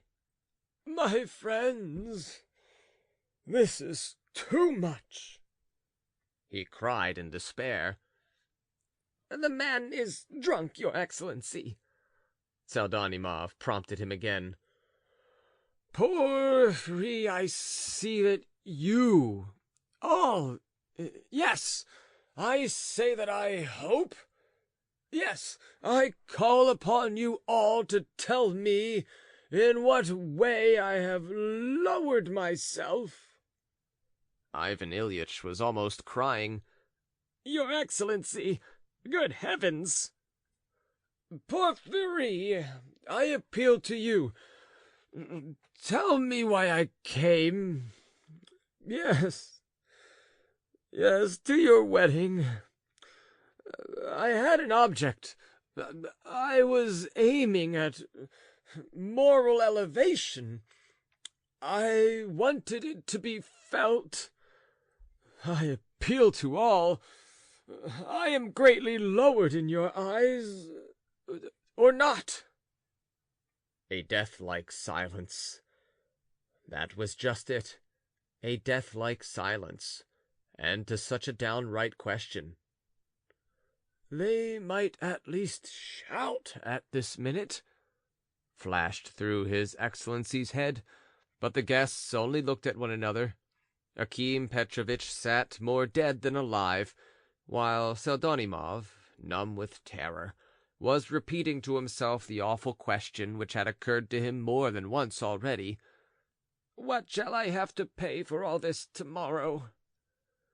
At this point the young man on the comic paper, who was very drunk, but who had hitherto sat in morose silence, addressed Ivan Ilyitch directly, and with flashing eyes began to answer in the name of the whole company.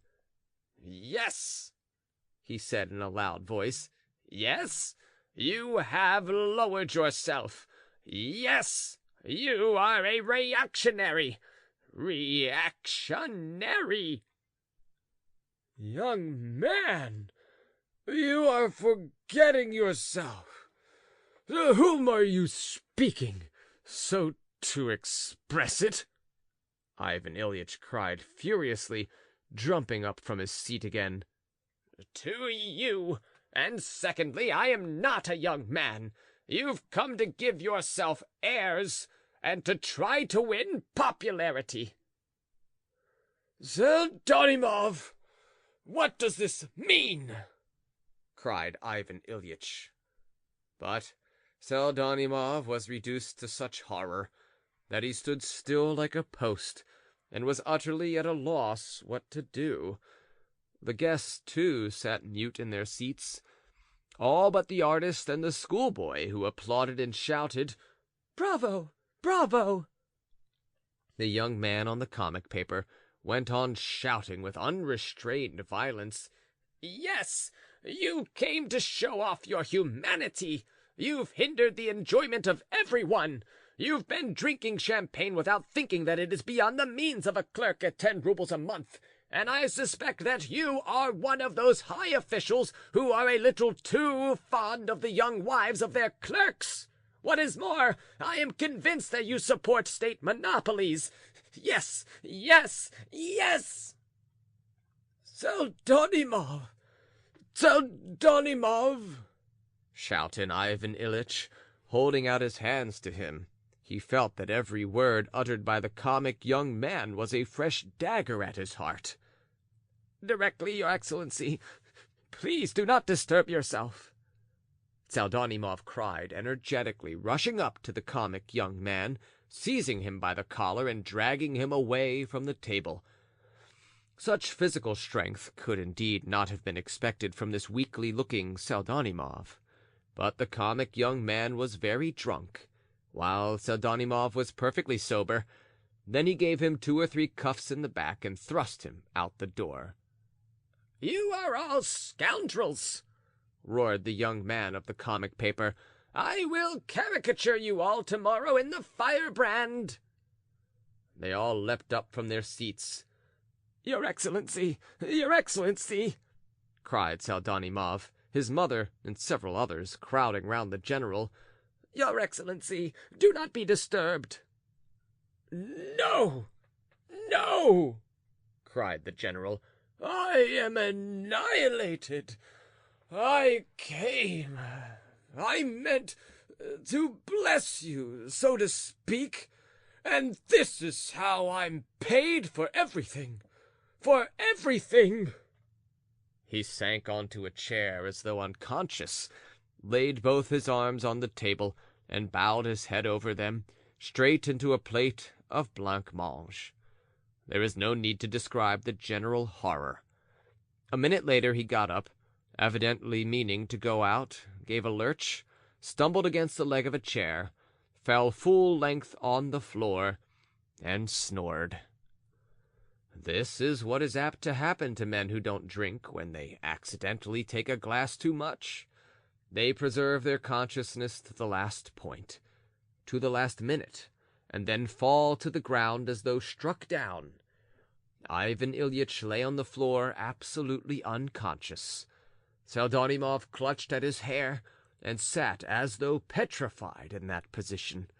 The guests made haste to depart, commenting each in his own way on the incident. It was about 3 o'clock in the morning. End of Part 3.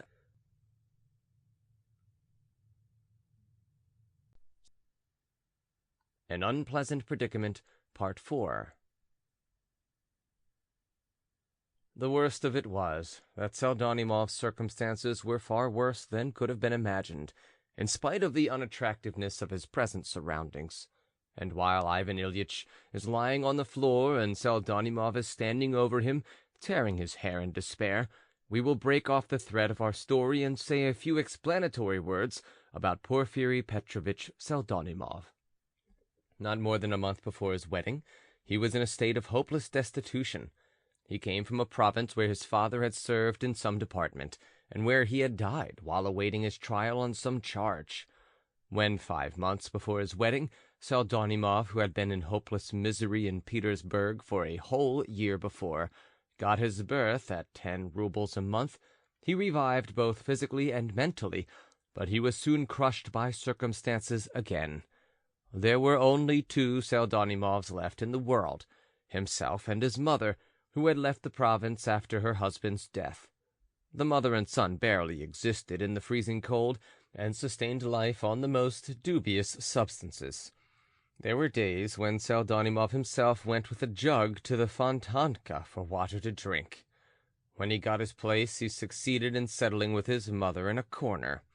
She took in washing, while for 4 months he scraped together every farthing to get himself boots and an overcoat. And what troubles he had to endure at his office! His superiors approached him with the question, how long was it since he had had a bath? There was a rumor about him that under the collar of his uniform there were nests of bugs. But Pseldonimov was a man of strong character. On the surface he was mild and meek. He had the merest smattering of education. He was practically never heard to talk of anything. I do not know for certain whether he thought, made plans and theories, had dreams. But on the other hand, there was being formed within him an instinctive, furtive, unconscious determination to fight his way out of his wretched circumstances. He had the persistence of an ant. Destroy an ant's nest, and they will begin at once re-erecting it. Destroy it again, and they will begin again without wearying. He was a constructive, house-building animal. One could see from his brow that he would make his way, would build his nest, and perhaps even save for a rainy day. His mother was the only creature in the world who loved him, and she loved him beyond everything. She was a woman of resolute character, hard-working and indefatigable, and at the same time good-natured. So perhaps they might have lived in their corner for 5 or 6 years till their circumstances changed, if they had not come across the retired titular councillor Mlekopitayev, who had been a clerk in the treasury and had served at one time in the provinces, but had latterly settled in Petersburg, and had established himself there with his family. He knew Pseldonimov, and had at one time been under some obligation to his father. He had a little money, not a large sum, of course, but there it was. How much it was no one knew, not his wife, nor his elder daughter, nor his relations. He had 2 daughters, and as he was an awful bully, a drunkard, a domestic tyrant, and in addition to that, an invalid, he took it into his head one day to marry one of his daughters to Pseldonimov. "I knew his father," he would say. "He was a good fellow, and his son will be a good fellow." Mlekopitaev did exactly as he liked. His word was law. He was a very queer bully. For the most part, he spent his time sitting in an armchair, having lost the use of his legs from some disease which did not, however, prevent him from drinking vodka.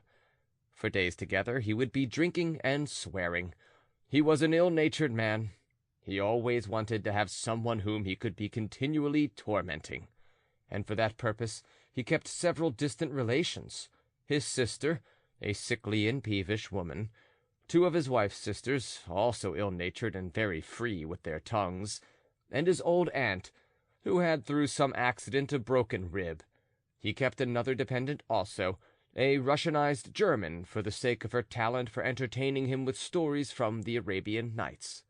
His sole gratification consisted in jeering at all these unfortunate women and abusing them every minute with all his energies, though the latter, not excepting his wife, who had been born with toothache, dared not utter a word in his presence.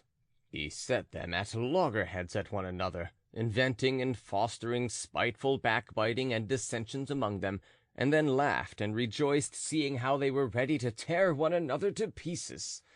He was very much delighted when his elder daughter, who had lived in great poverty for 10 years with her husband, an officer of some sort, and was at last left a widow, came to live with him with 3 little sickly children. He could not endure her children, but as her arrival had increased the material upon which he could work his daily experiments, the old man was very much pleased. All these ill-natured women and sickly children, together with their tormentor, were crowded together in a wooden house on Petersburg side, and did not get enough to eat because the old man was stingy and gave out to them money a farthing at a time, though he did not grudge himself vodka. They did not get enough sleep because the old man suffered from sleeplessness and insisted on being amused. In short, they all were in misery and cursed their fate. It was at that time that Mlekopitaev's eye fell upon Pseldonimov. He was struck by his long nose and submissive air. His weakly and unprepossessing younger daughter had just reached the age of 17. Although she had at one time attended a German school, she had acquired scarcely anything but the alphabet.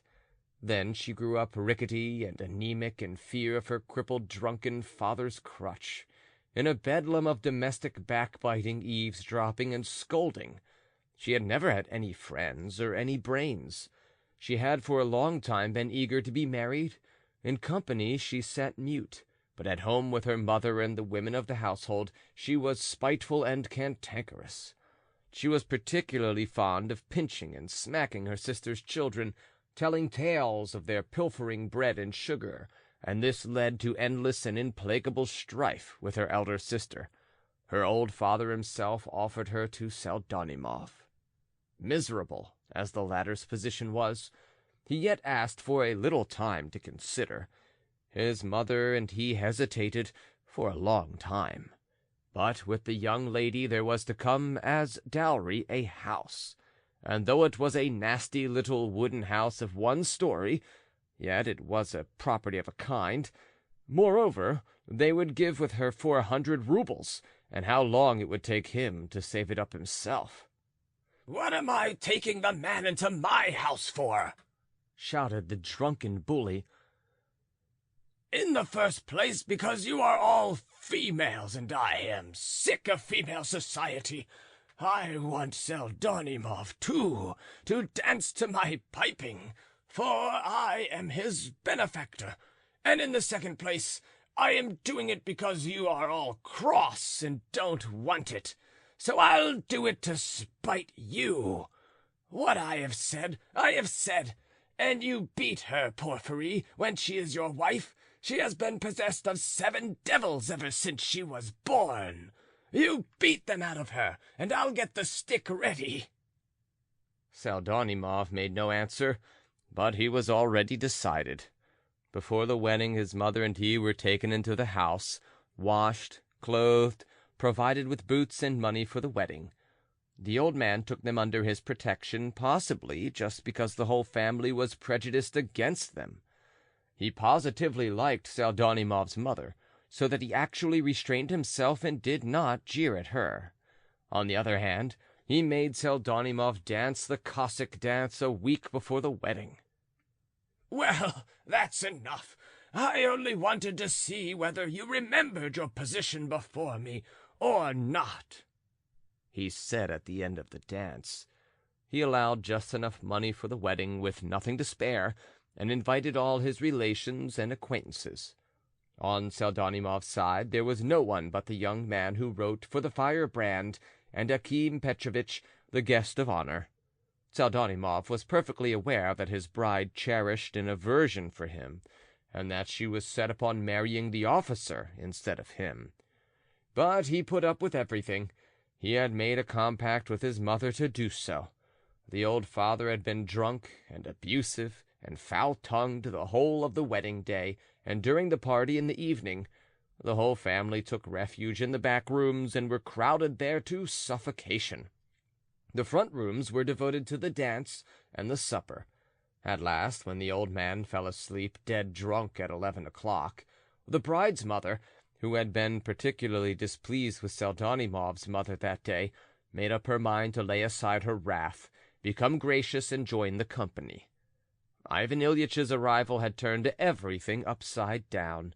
Madame Lekopitiev was overcome with embarrassment, and began grumbling that she had not been told that the general had been invited.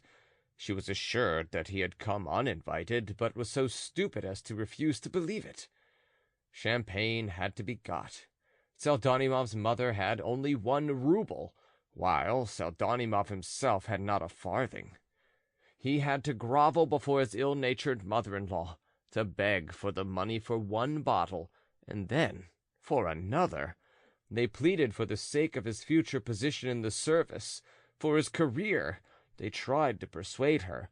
She did at last give from her own purse, but she forced Pseldonimov to swallow such a cupful of gall and bitterness that more than once he ran into the room where the nuptial couch had been prepared, and madly clutching at his hair and trembling all over with impotent rage, he buried his head in the bed destined for the joys of paradise.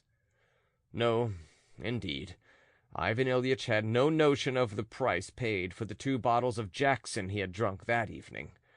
What was the horror, the misery, and even the despair of Pseldonimov when Ivan Ilyitch's visit ended in this unexpected way? He had a prospect again of no end of misery, and perhaps a night of tears and outcries from his peevish bride, and upbraidings from her unreasonable relations. Even apart from this, his head ached already, and there was dizziness and mist before his eyes. And here Ivan Ilyitch needed looking after. At 3 o'clock at night he had to hunt for a doctor or a carriage to take him home. And a carriage it must be, for it would be impossible to let an ordinary cabby take him home in that condition. And where could he get the money even for a carriage? Madame Lekopitiev, furious that the general had not addressed 2 words to her, and had not even looked at her at supper, declared that she had not a farthing. Possibly she really had not a farthing. Where could he get it? What was he to do? Yes, indeed, he had good cause to tear his hair. Meanwhile, Ivan Ilyitch was moved to a little leather sofa that stood in the dining room. While they were clearing the tables and putting them away, Pseldonimov was rushing all over the place to borrow money. He even tried to get it from the servants, but it appeared that nobody had any. He even ventured to trouble Akim Petrovitch, who had stayed after the other guests. But good-natured as he was, the latter was reduced to such bewilderment and even alarm at the mention of money that he uttered the most unexpected and foolish phrases. "Another time, with pleasure," he muttered. "But now You really must excuse me." And taking his cap, he ran as fast as he could out of the house. Only the good-natured youth who had talked about the dream book was any use at all, and even that came to nothing. He, too, stayed after the others, showing genuine sympathy with Pseldonimov's misfortunes. At last, Pseldonimov, together with his mother and the young man, decided in consultation not to send for a doctor, but rather to fetch a carriage and take the invalid home, and meantime to try certain domestic remedies till the carriage arrived, such as moistening his temples and his head with cold water, putting ice on his head, and so on. Pseldonimov's mother undertook this task. The friendly youth flew off in search of a carriage. As there were not even ordinary cabs to be found on the Petersburg side at that hour, he went off to some livery stables at a distance to wake up the coachmen. They began bargaining and declared that 5 rubles would be little to ask for a carriage at that time of night. They agreed to come, however, for 3. When at last, just before 5 o'clock, the young men arrived at Pseldonimov's with the carriage, they had changed their minds. It appeared that Ivan Ilyitch, who was still unconscious, had become so seriously unwell, was moaning and tossing so terribly, that to move him and take him home in such a condition was impossible and actually unsafe. "What will it lead to next?" said Pseldonimov, utterly disheartened. What was to be done? A new problem arose. If the invalid remained in the house, where should he be moved, and where could they put him? There were only 2 bedsteads in the house, one large double bed in which old Mlekopitiev and his wife slept, and another double bed of imitation walnut which had just been purchased and was destined for the newly married couple. All the other inhabitants of the house slept on the floor side by side on feather beds, for the most part in bad condition and stuffy, anything but presentable in fact, and even of these the supply was insufficient. There was not one to spare. Where could the invalid be put? A feather bed might perhaps have been found. It might, in the last resort, have been pulled from under someone, but where and on what could a bed have been made up? It seemed that the bed must be made up in the drawing-room, for that room was the furthest from the bosom of the family and had a door into the passage. But on what could the bed be made? Surely not upon chairs. We all know that beds can only be made up on chairs for schoolboys when they come home for the week-end, and it would be terribly lacking in respect to make up a bed in that way for a personage like Ivan Ilyitch. What would be said next morning when he found himself lying on chairs? Pseldonimov would not hear of that. The only alternative was to put him on the bridal couch. This bridal couch, as we have mentioned already, was in a little room that opened out of the dining-room. On the bedstead was a double mattress, actually newly bought first-hand, clean sheets, 4 pillows in pink calico covered with frilled muslin cases. The quilt was of pink satin, and it was quilted in patterns. Muslin curtains hung down from a golden ring overhead. In fact, it was all just as it should be, and the guests who had all visited the bridal chamber had admired the decoration of it. Though the bride could not endure Pseldonimov, she had several times in the course of the evening run in to have a look at it on the sly. What was her indignation, her wrath, when she learned that they meant to move an invalid, suffering from something not unlike a mild attack of cholera, to her bridal couch? The bride's mother took her part, broke into abuse, and vowed she would complain to her husband next day, but Pseldonimov asserted himself and insisted. Ivan Ilyitch was moved into the bridal chamber, and a bed was made upon chairs for the young people. The bride whimpered, would have liked to pinch him, but dared not disobey. Her papa had a crutch with which she was very familiar, and she knew that her papa would call her to account next day. To console her, they carried the pink satin quilt and the pillows in muslin cases into the drawing-room.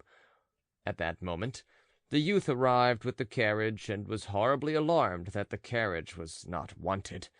He was left to pay for it himself, and he never had as much as a 10-kopeck piece. Pseldonimov explained that he was utterly bankrupt. They tried to parley with the driver, but he began to be noisy and even to batter on the shutters. How it ended, I don't know exactly. I believe the youth was carried off to Pesky by way of a hostage to 4th Rodensky Street, where he hoped to rouse a student who was spending the night at a friend's, and to try whether he had any money. It was going on for 6 o'clock in the morning, when the young people were left alone and shut up in the drawing-room. Pseldonimov's mother spent the whole night by the bedside of the sufferer. She installed herself on a rug on the floor and covered herself with an old coat, but could not sleep because she had to get up every minute. Ivan Ilyitch had a terrible attack of colic. Madame Pseldonimov, a woman of courage and greatness of soul, undressed him with her own hands, took off all his things, looked after him as if he were her own son, and spent the whole night carrying basins, etc., from the bedroom across the passage and bringing them back again empty. And yet the misfortunes of that night were not yet over. Not more than 10 minutes after the young people had been shut up alone in the drawing-room, a piercing shriek was suddenly heard, not a cry of joy, but a shriek of the most sinister kind. The screams were followed by a noise, a crash, as though of the falling of chairs, and instantly there burst into the still dark room a perfect crowd of exclaiming and frightened women, attired in every kind of deshabillé. These women were the bride's mother, her elder sister, abandoning for the moment the sick children and her 3 aunts. Even the one with a broken rib dragged herself in. Even the cook was there, and the German lady who told stories, whose own feather bed, the best in the house, and her only property, had been forcibly dragged from under her for the young couple, trailed in together with the others. All these respectable and sharp-eyed ladies had, a quarter of an hour before, made their way on tiptoe from the kitchen across the passage, and were listening in the ante-room, devoured by unaccountable curiosity. Meanwhile, someone lighted a candle, and a surprising spectacle met the eyes of all. The chairs supporting the broad feather bed only at the sides had parted under the weight, and the feather bed had fallen between them on the floor. The bride was sobbing with anger. This time she was mortally offended. Pseldonimov, morally shattered, stood like a criminal caught in a crime. He did not even attempt to defend himself. Shrieks and exclamations sounded on all sides. Pseldonimov's mother ran up at the noise, but the bride's mamma on this occasion got the upper hand. She began by showering strange, and for the most part undeserved reproaches, such as, "A nice husband you are after this! What are you good for after such a disgrace?" and so on, and at last carried her daughter away from her husband, undertaking to bear the full responsibility for doing so with her ferocious husband, who would demand an explanation. All the others followed her out, exclaiming and shaking their heads. No one remained with Pseldonimov except his mother, who tried to comfort him, but he sent her away at once. He was beyond consolation. He made his way to the sofa and sat down in the most gloomy confusion of mind, just as he was, barefooted and in nothing but his night attire. His thoughts whirled in a tangled crisscross in his mind. At times he mechanically looked about the room where only a little while ago the dancers had been whirling madly, and in which the cigarette smoke still lingered. Cigarette ends and sweetmeat papers still littered the slopped and dirty floor. The wreck of the nuptial couch and the overturned chairs bore witness to the transitoriness of the fondest and surest earthly hopes and dreams. He sat like this almost an hour. The most oppressive thoughts kept coming into his mind, such as the doubt. What was in store for him in the office now? He recognized with painful clearness that he would have, at all costs, to exchange into another department, that he could not possibly remain where he was after all that had happened that evening. He thought, too, of Mlekopidiev, who would probably make him dance the Cossack dance next day to test his meekness. He reflected, too, that though Mlekopitiev had given 50 rubles for the wedding festivities, every farthing of which had been spent, he had not thought of giving him the 400 rubles yet. No mention had been made of it, in fact, and indeed, even the house had not been formally made over to him. He thought, too, of his wife, who had left him at the most critical moment of his life, of the tall officer who had dropped on one knee before her. He had noticed that already. He thought of the 7 devils, which, according to the testimony of her own father, were in possession of his wife, and of the crutch in readiness to drive them out. Of course, he felt equal to bearing a great deal, but destiny had let loose such surprises upon him that he might well have doubts of his fortitude. So Pseldonimov mused dolefully. Meanwhile, the candle end was going out. Its fading light, falling straight upon Pseldonimov's profile, threw a colossal shadow of it on the wall, with a drawn-out neck, a hooked nose, and with 2 tufts of hair sticking out on his forehead and the back of his head. At last, when the air was growing cool with the chill of early morning, he got up frozen and spiritually numb, crawled to the feather bed that was lying between the chairs, and without rearranging anything, without putting out the candle end, without even laying the pillow under his head, fell into a leaden, death-like sleep, such as the sleep of men condemned to flogging on the morrow must be. On the other hand, what could be compared with the agonizing night spent by Ivan Ilyich Berlinsky on the bridal couch of the unlucky Pseldonimov? For some time, headache, vomiting, and other most unpleasant symptoms did not leave him for 1 second. He was in the torments of hell. The faint glimpses of consciousness that visited his brain lighted up such an abyss of horrors, such gloomy and revolting pictures, that it would have been better for him not to have returned to consciousness. Everything was still in a turmoil in his mind, however. He recognized Pseldonimov's mother, for instance, heard her gentle admonitions, such as, "Be patient, my dear, be patient, good sir. It won't be so bad presently." He recognized her, but could give no logical explanation of her presence beside him. Revolting phantoms haunted him. Most frequently of all he was haunted by Semyon Ivanovitch, but looking more intently he saw that it was not Semyon Ivanovitch, but Pseldonimov's nose. He had visions, too, of the free and easy artist, and the officer and the old lady with her face tied up. What interested him most of all was the gilt ring which hung over his head, through which the curtains hung. He could distinguish it distinctly in the dim light of the candle end which lighted up the room, and he kept wondering inwardly, what was the object of that ring? Why was it there? What did it mean? He questioned the old lady several times about it, but apparently did not say what he meant, and she evidently did not understand it, however much he struggled to explain. At last, by morning, the symptoms had ceased, and he fell into a sleep, a sound sleep without dreams. He slept about an hour, and when he woke he was almost completely conscious, with an insufferable headache, and a disgusting taste in his mouth and on his tongue, which seemed turned into a piece of cloth. He sat up in the bed, looked about him, and pondered. The pale light of morning, peeping through the cracks of the shutters in a narrow streak, quivered on the wall. It was about 7 o'clock in the morning.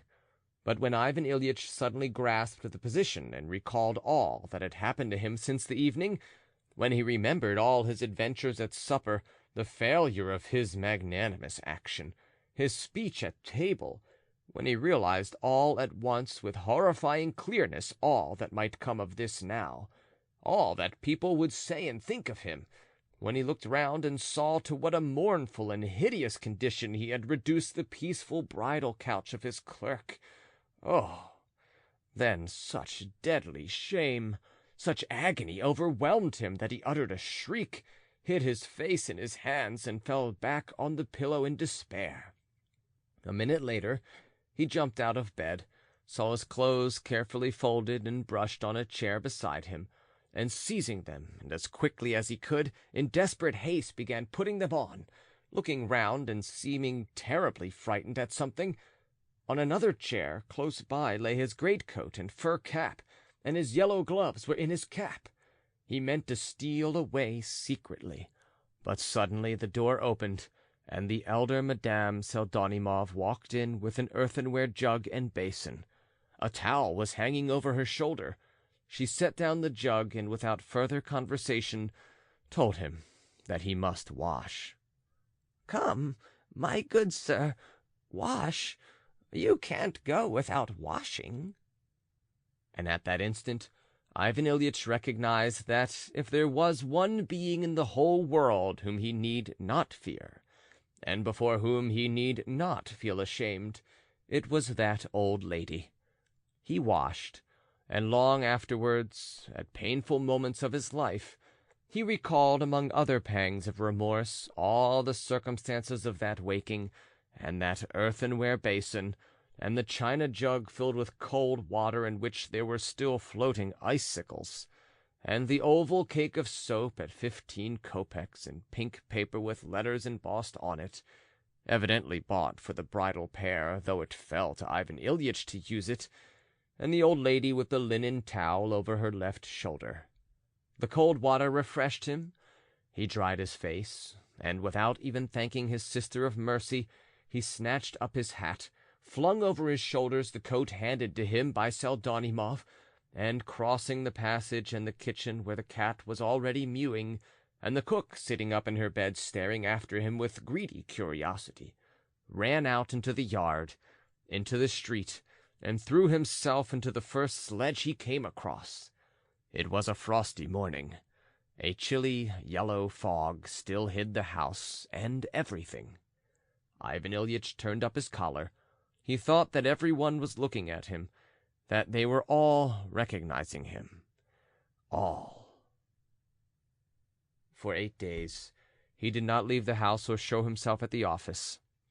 He was ill, wretchedly ill, but more morally than physically. He lived through a perfect hell in those days, and they must have been reckoned to his account in the other world. There were moments when he thought of becoming a monk and entering a monastery. There really were. His imagination, indeed, took special excursions during that period.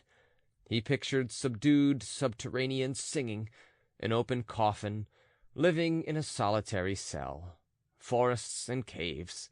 But when he came to himself, he recognized almost at once that all this was dreadful nonsense and exaggeration, and was ashamed of this nonsense. Then began attacks of moral agony on the theme of his existence manquée. Then shame flamed up again in his soul, took complete possession of him at once, consumed him like fire, and reopened his wounds. He shuddered as pictures of all sorts rose before his mind. What would people say about him? What would they think when he walked into his office? What a whisper would dog his steps for a whole year, 10 years, his whole life. His story would go down to posterity. He sometimes fell into such dejection that he was ready to go straight off to Semyon Ivanovitch and ask for his forgiveness and friendship. He did not even justify himself. There was no limit to his blame of himself. He could find no extenuating circumstances, and was ashamed of trying to. He had thoughts, too, of resigning his post at once, and devoting himself to human happiness as a simple citizen, in solitude. In any case, he would have completely to change his whole circle of acquaintances, and so thoroughly as to eradicate all memory of himself. Then the thought occurred to him that this too was nonsense, and that if he adopted greater severity with his subordinates, it might all be set right. Then he began to feel hope and courage again. At last, at the expiration of 8 days of hesitation and agonies, he felt that he could not endure to be in uncertainty any longer, and un beau matin he made up his mind to go to the office. He had pictured 1,000 times over his return to the office, as he sat at home in misery, With horror and conviction he told himself that he would certainly hear behind him an ambiguous whisper, would see ambiguous faces, would intercept ominous smiles. What was his surprise when nothing of the sort happened? He was greeted with respect. He was met with bows. Everyone was grave.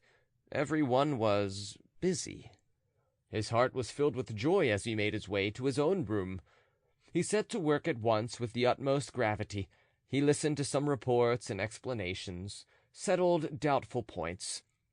He felt as though he had never explained knotty points and given his decisions so intelligently, so judiciously as that morning. He saw that they were satisfied with him, that they respected him, that he was treated with respect. The most thin-skinned sensitiveness could not have discovered anything. At last, Akim Petrovitch made his appearance with some document. The sight of him sent a stab to Ivan Ilyitch's heart, but only for an instant. He went into the business with Akim Petrovitch, talked with dignity, explained things, and showed him what was to be done. The only thing he noticed was that he avoided looking at Akim Petrovitch for any length of time, or rather, Akim Petrovitch seemed afraid of catching his eye. But at last Akim Petrovitch had finished and began to collect his papers. "And there is one other matter," he began as dryly as he could. "The clerk Pseldonimov's petition to be transferred to another department. His Excellency Semyon Ivanovitch Shipolenko has promised him a post. He begs your gracious assent, your Excellency." "Oh, so he is being transferred," said Ivan Ilyitch, and he felt as though a heavy weight had rolled off his heart. He glanced at Akim Petrovitch, and at that instant their eyes met. "Certainly, for my part, I will use," answered Ivan Ilyitch. "I am ready." Akim Petrovitch evidently wanted to slip away as quickly as he could, but in a rush of generous feeling Ivan Ilyitch determined to speak out. Apparently some inspiration had come to him again. "Tell him," he began, bending a candid glance full of profound meaning upon Akim Petrovitch. "Tell Pseldonimov that I feel no ill will. No, I do not. That, on the contrary, I am ready to forget all that is past, to forget it all."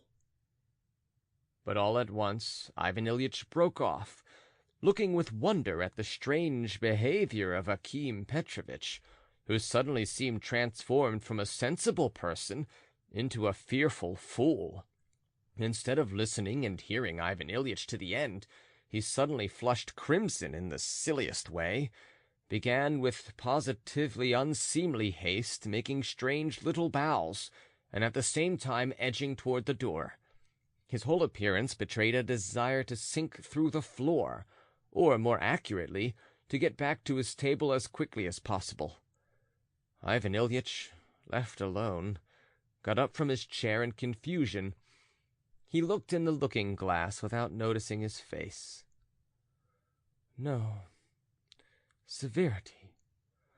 Severity and nothing but severity, he whispered almost unconsciously, and suddenly a vivid flush overspread his face. He felt suddenly more ashamed, more weighed down than he had been in the most insufferable moments of his 8 days of tribulation. "I did break down," he said to himself, and sank helplessly into his chair. End of an unpleasant predicament.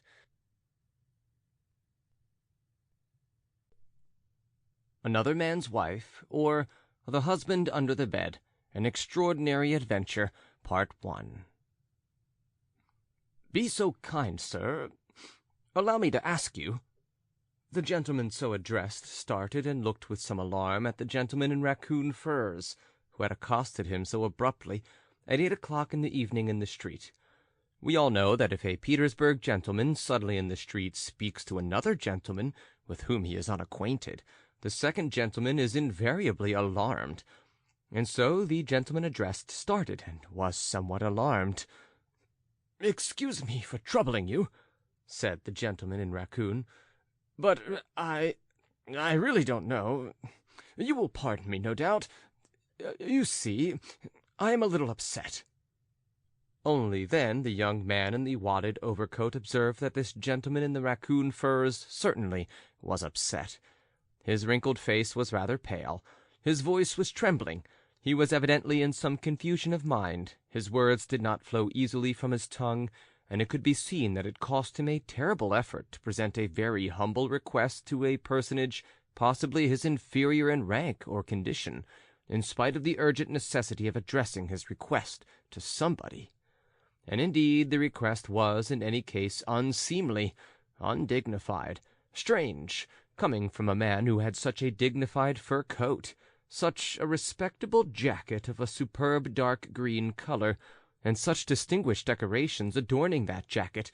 It was evident that the gentleman in raccoon was himself confused by all this, so that at last he could not stand it, but made up his mind to suppress his emotion, and politely to put an end to the unpleasant position he had himself brought about. "Excuse me, I am not myself, but it is true you don't know me. Forgive me for disturbing you. I have changed my mind." Here, from politeness, he raised his hat and hurried off. "But allow me—" The little gentleman had, however, vanished into the darkness, leaving the gentleman in the wadded overcoat in a state of stupefaction.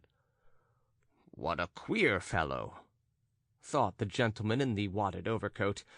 After wondering, as was only natural, and recovering at last from his stupefaction, he bethought him of his own affairs, and began walking to and fro, staring intently at the gates of a house with an endless number of stories. A fog was beginning to come on, and the young man was somewhat relieved at it, for his walking up and down was less noticeable in the fog, though indeed no one could have noticed him but some cabman who had been waiting all day without a fare. "Excuse me." The young man started again. Again the gentleman in raccoon was standing before him. "Excuse me again," he began, "but you are no doubt an honorable man. Take no notice of my social position, but I am getting muddled. Look at it as man to man. You see before you, sir, a man craving a humble favor." "If I can, what do you want?" "You imagine, perhaps, that I am asking for money," said the mysterious gentleman with a wry smile, laughing hysterically and turning pale. "Oh, dear, no." "No, I see that I am tiresome to you. Excuse me, I cannot bear myself. Consider that you are seeing a man in an agitated condition, almost of insanity, and do not draw any conclusion." "But to the point, responded the young man, nodding his head encouragingly and impatiently. "Now, think of that! A young man like you reminding me to keep to the point, as though I were some heedless boy. I must certainly be doting. How I seem to you in my degraded position. Tell me frankly." The young man was overcome with confusion and said nothing. "Allow me to ask you openly. Have you not seen a lady? That is all that I have to ask you." The gentleman in the raccoon coat said resolutely at last, "Lady?" "Yes, a lady." "Yes, I have seen, but I must say lots of them have passed." "Just so," answered the mysterious gentleman with a bitter smile. "I am muddled. I did not mean to ask that. Excuse me, I meant to say, haven't you seen a lady in a fox fur cape, in a dark velvet hood and a black veil?"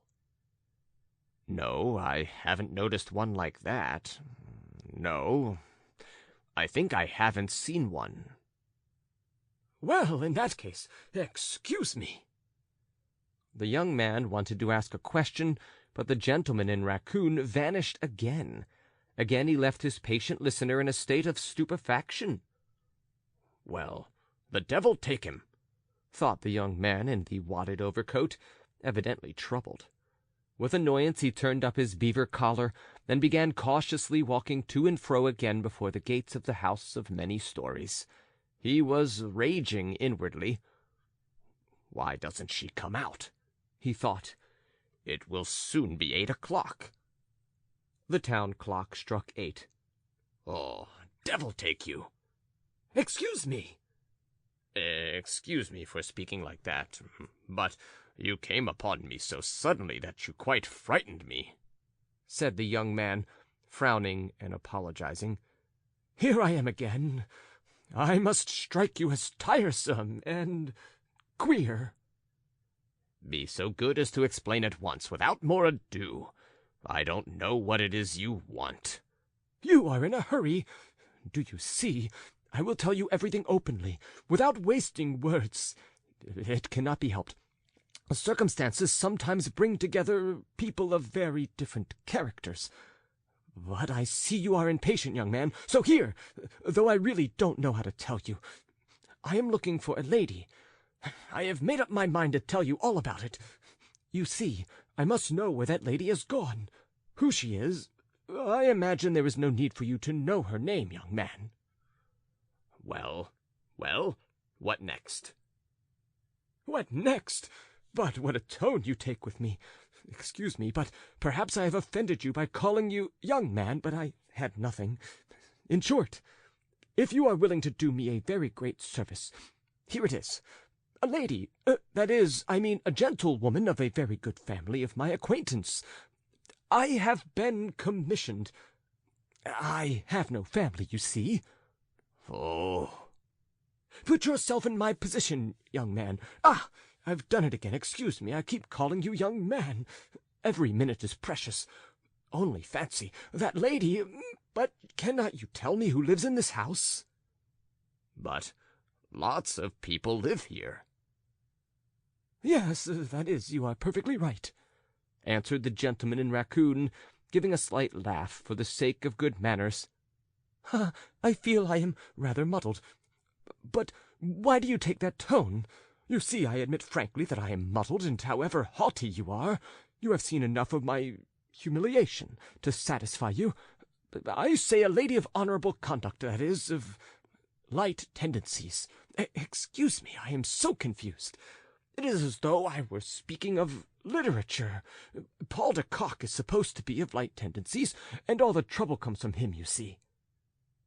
The young man looked compassionately at the gentleman in raccoon, who seemed in a hopeless muddle, and, pausing, stared at him with a meaningless smile, and with a trembling hand, for no apparent reason, gripped the lappet of his wadded overcoat. "You ask who lives here?" said the young man, stepping back a little. "Yes, you told me lots of people live here." "Here? I know that Sofya Ostafyevna lives here, too," the young man brought out in a low and even commiserating tone. "There, you see, you know something, young man." "I assure you I don't. I know nothing.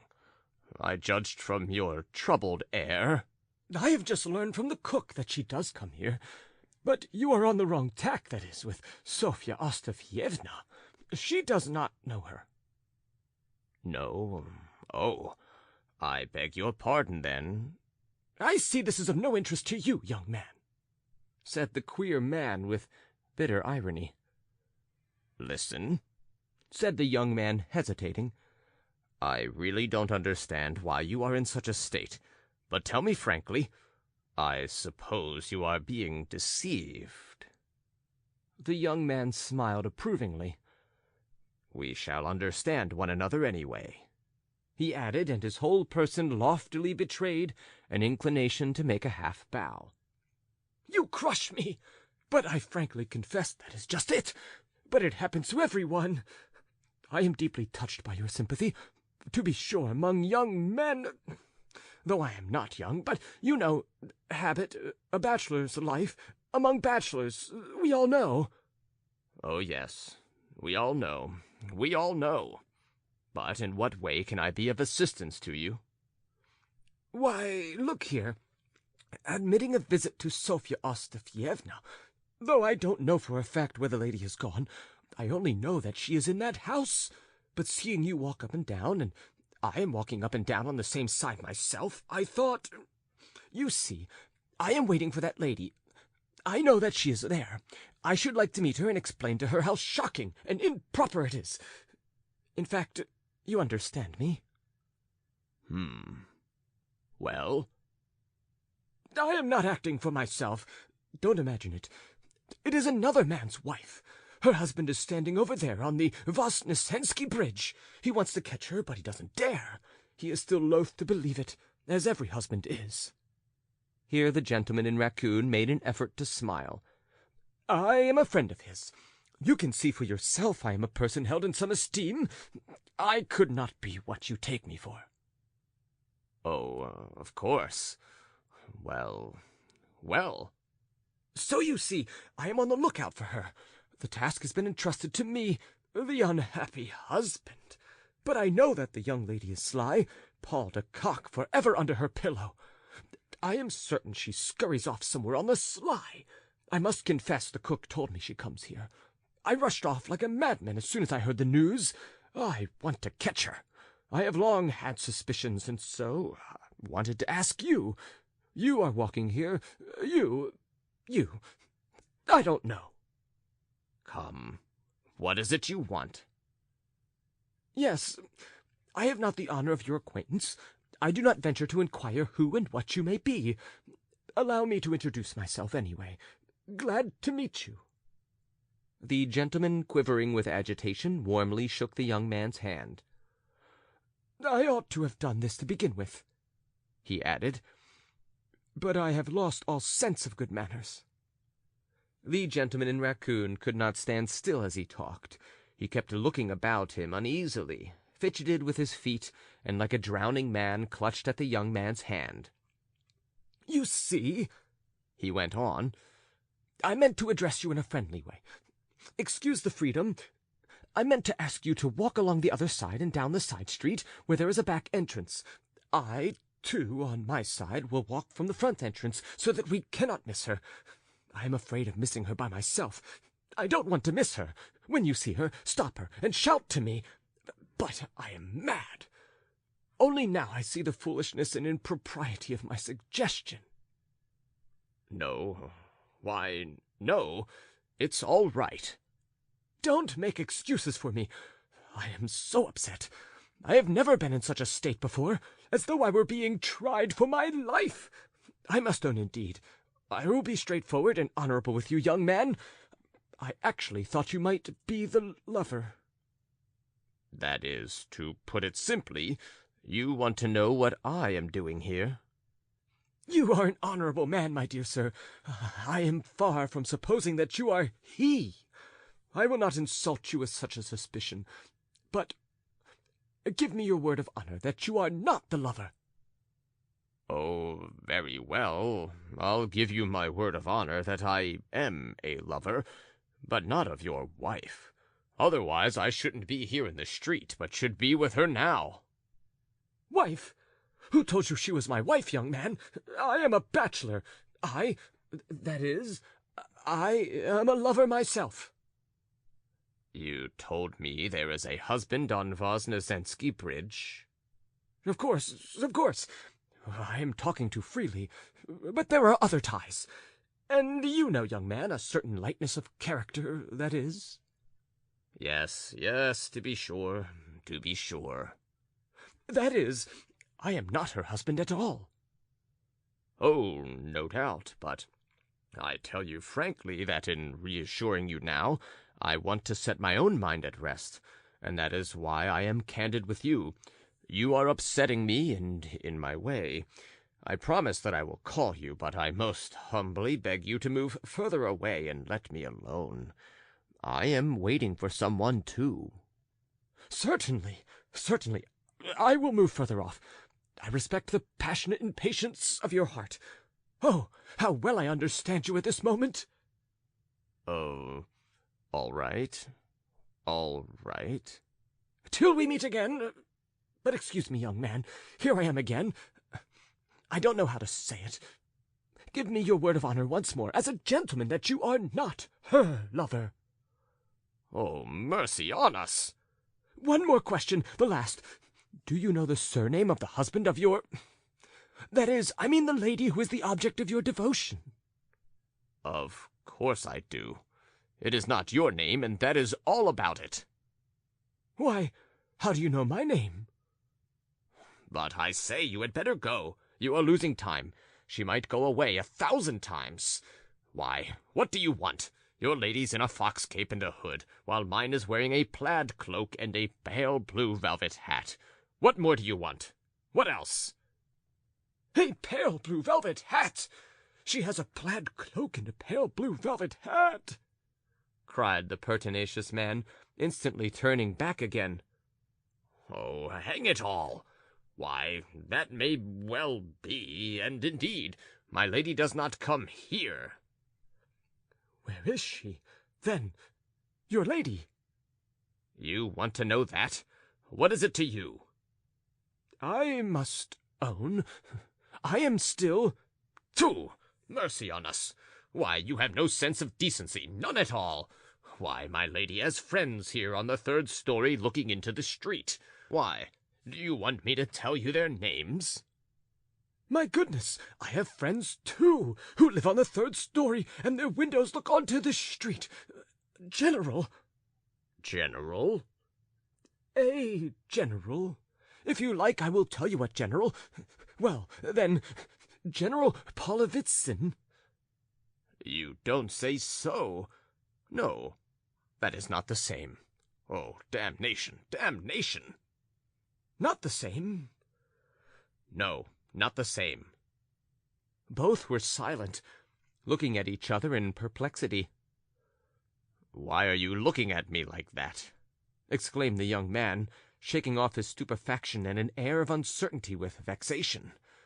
The gentleman was in a fluster. I must own—" "Come, allow me, allow me. Let us talk more sensibly now. It concerns us both. Explain to me, whom do you know there?" "You mean, who are my friends?" "Yes, your friends." "Well, you see, I see from your eyes that I have guessed right." "Hang it all! No, no, hang it all! Are you blind? Why, I am standing here before you. I am not with her. Oh, well, I don't care, whether you say so or not." Twice, in his fury, the young man turned on his heel with a contemptuous wave of his hand. "Oh, I meant nothing, I assure you. As an honorable man, I will tell you all about it. At first, my wife used to come here alone. They are relatives of her. I had no suspicions. Yesterday I met His Excellency. He told me that he had moved 3 weeks ago from here to another flat in that is, not mine, but somebody else's. The husband's on the Voznesensky Bridge. That lady had told me that she was with them the day before yesterday, in this flat, I mean. And the cook told me that His Excellency's flat had been taken by a young man named Bobenitsin." "Oh, damn it all! Damn it all!" "My dear sir, I am in terror, I am in alarm." "Oh, hang it! What is it to me that you are in terror and in alarm? Ah, over there. Someone flitted by, over there." "Where? Where? You just shout, 'Ivan Andreyitch!' and I will run." All right, all right. Oh, confound it! Ivan Andreyitch!" "Here I am!" cried Ivan Andreyitch, returning utterly breathless. "What is it? What is it? Where?" "Oh, no, I didn't mean anything. I wanted to know what this lady's name is." "Glafira?" "No, not Glafira. Excuse me, I cannot tell you her name." As he said this, the worthy man was as white as a sheet. "Oh, of course it is not Glafira. I know it is not Glafira, and mine's not Glafira. But with whom can she be?" "Where?" "There. Oh, damn it! Damn it!" The young man was in such a fury that he could not stand still. "There, You see! How did you know that her name was Glaphyra?" "Oh, damn it all, really! To have a bother with you, too! Why, you say that yours is not called Glaphyra." "My dear sir, what a way to speak!" "Oh, the devil! As though that mattered now. What is she? Your wife?" "No, that is, I am not married, but I would not keep flinging the devil at a respectable man in trouble. A man, I will not say worthy of esteem, but at any rate a man of education.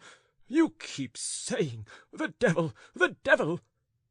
"To be sure, the devil take it. So there you are. Do you understand?" "You are blinded by anger, and I say nothing. Oh, dear, who is that?" "Where?" There was a noise and a sound of laughter. 2 pretty girls ran down the steps. Both the men rushed up to them. "Oh, what manners! What do you want? Where are you shoving?" "They are not the right ones." "Aha! So you've pitched on the wrong ones. Cab!" "Where do you want to go, mademoiselle?" "To Pokrov. Get in, Anushka. I'll take you." "Oh, I'll sit on the other side. Off! Now, mind you, drive quickly." The cab drove off. "Where did they come from?" Oh, dear. Oh, dear. Hadn't we better go there? "Where?" Why, to Bobenitzin's. "No, that's out of the question." Why? "I would go there, of course, but then she would tell me some other story. She would get out of it. She would say that she had come on purpose to catch me with someone, and I should get in trouble." And you know she may be there, but I don't know for what reason. Why, you might go to the general's." "But, you know, he has moved." "That doesn't matter, you know. She has gone there, so you go too. Don't you understand? Behave as though you didn't know the general had gone away. Go as though you had come to fetch your wife, and so on." "And then?" "Well, and then find the person you want at Bobenitzin's. Phew, damnation take you. What a senseless—" "Well, and what is it to you, my finding? You see, you see!" "What? What, my good man? What? You are on the same old tack again. Oh, Lord have mercy on us! You ought to be ashamed, you absurd person, you senseless person." "Yes, but why are you so interested? Do you want to find out?"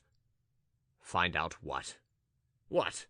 Oh, well, damnation take you! I have no thoughts for you now. I'll go alone. Go away. Get along. Look out. Be off." "My dear sir, you are almost forgetting yourself," cried the gentleman in raccoon in despair. "Well, what of it? What if I am forgetting myself?" said the young man, setting his teeth, and stepping up to the gentleman in raccoon in a fury. "What of it? Forgetting myself before whom?" he thundered, clenching his fists. But allow me, sir." "Well, who are you? Before whom am I forgetting myself? What is your name?" "I don't know about that, young man. Why do you want my name? I cannot tell it you. I had better come with you. Let us go. I won't hang back. I am ready for anything. But I assure you I deserve greater politeness and respect. You ought never to lose your self-possession, and if you are upset about something, I can guess what about. At any rate, there is no need to forget yourself. You are still a very, very young man." "What is it to me that you are old? There's nothing wonderful in that. Go away. Why are you dancing about here?" "How am I old? Of course, in position, but I am not dancing about." "I can see that. But get away with you." "No, I'll stay with you. You cannot forbid me. I am mixed up in it too. I will come with you." "Well, then, keep quiet. Keep quiet. Hold your tongue." They both went up the steps and ascended the stairs to the 3rd story. It was rather dark. Stay. Have you got matches? "Matches? What matches?" Do you smoke cigars?" Oh, yes, I have. Here they are, here, stay. The gentleman in raccoon rummaged in a fluster. S'foo! What a senseless... Damnation! I believe this is the door. This... This. Why are you bawling? Hush. My dear sir, overcoming my feelings, you are a reckless fellow, so there. The light flared up. Yes, so it is. Here is the brass plate. This is Bobenitzin's. Do you see? Bobenitzen. I see it. Hush. Why, has it gone out? Yes, it has. Should we knock? Yes, we must, responded the gentleman in raccoon. Knock, then. No, why should I? You begin, you knock. Coward. You are a coward yourself. Get away with you. I almost regret having confided my secret to you. You... What about me? You take advantage of my distress. You see that I am upset. But do I care? I think it's ridiculous. That's all about it. Why are you here? Why are you here, too? Delightful morality, observed the gentleman in raccoon with indignation. What are you saying about morality? What are you? Well, it's immoral. What? Why, to your thinking, every deceived husband is a noodle. Why, are you the husband? I thought the husband was on Voznesensky Bridge. So what is it to you? Why do you meddle? I do believe that you are the lover. Listen, if you go on like this, I shall be forced to think you are a noodle. That is, do you know who?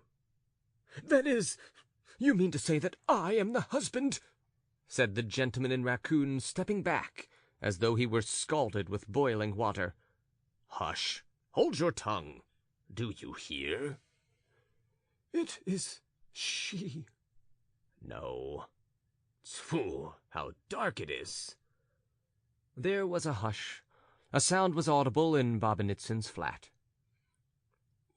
Why should we quarrel, sir? Whispered the gentleman in raccoon. But you took offense yourself. Damn it all. But you drove me out of all patience. Hold your tongue. You must admit that you are a very young man. Hold your tongue. Of course, I share your idea that a husband in such a position is a noodle. Oh, will you hold your tongue? Oh. But why such savage persecution of the unfortunate husband? It is she. But at that moment the sound ceased. Is it she? It is. But why are you worrying about it? It is not your trouble. My dear sir, muttered the gentleman in raccoon, turning pale and gulping. I, of course, am greatly agitated. You can see for yourself my abject position. But now it's night, of course. But tomorrow... Though, indeed, we are not likely to meet tomorrow, though I am not afraid of meeting you, and, besides, it is not I, it is my friend on the Voznesensky Bridge. It really is he. It is his wife. It is somebody else's wife. Poor fellow. I assure you I know him very intimately. If you will allow me, I will tell you all about it. I am a great friend of his, as you can see for yourself, or I shouldn't be in such a state about him now. As you see for yourself, several times I said to him, "Why are you getting married, dear boy? You have position, you have means. You are highly respected. Why risk it all at the caprice of coquetry? You must see that." "No, I am going to be married," he said. "Domestic bliss. Here's domestic bliss for you. In old days he deceived other husbands. Now he is drinking the cup. You must excuse me, but this explanation was absolutely necessary. He is an unfortunate man, and is drinking the cup now." At this point the gentleman in raccoon gave such a gulp that he seemed to be sobbing in earnest. Ah, damnation take them all! There are plenty of fools, but who are you? The young man ground his teeth in anger. Well, you must admit after this that I have been gentlemanly and open with you, and you take such a tone. No, excuse me.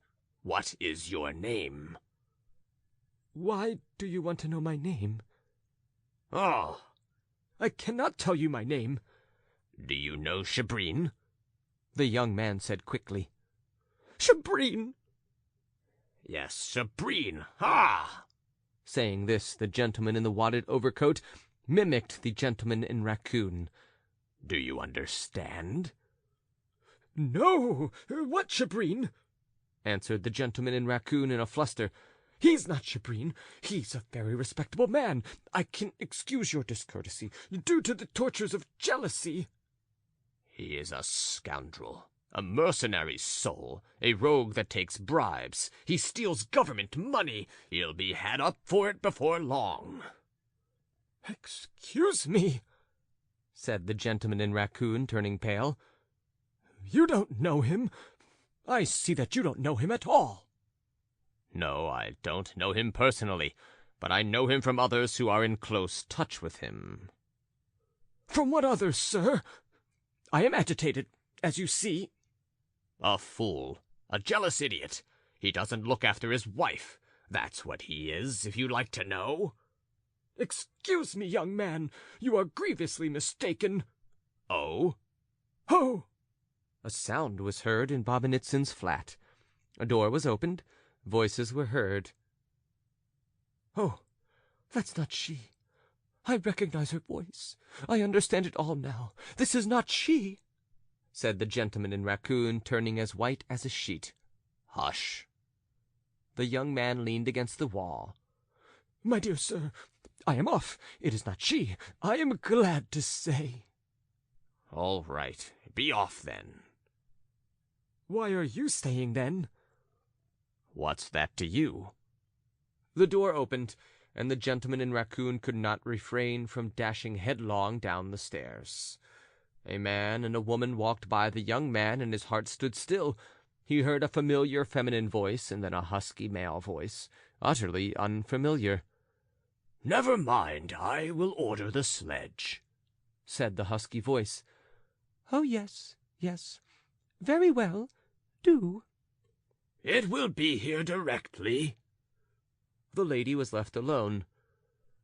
Glafira, where are your vows? Cried the young man in the wadded overcoat, clutching the lady's arm. Oh, who is it? It's you, Tvorogov.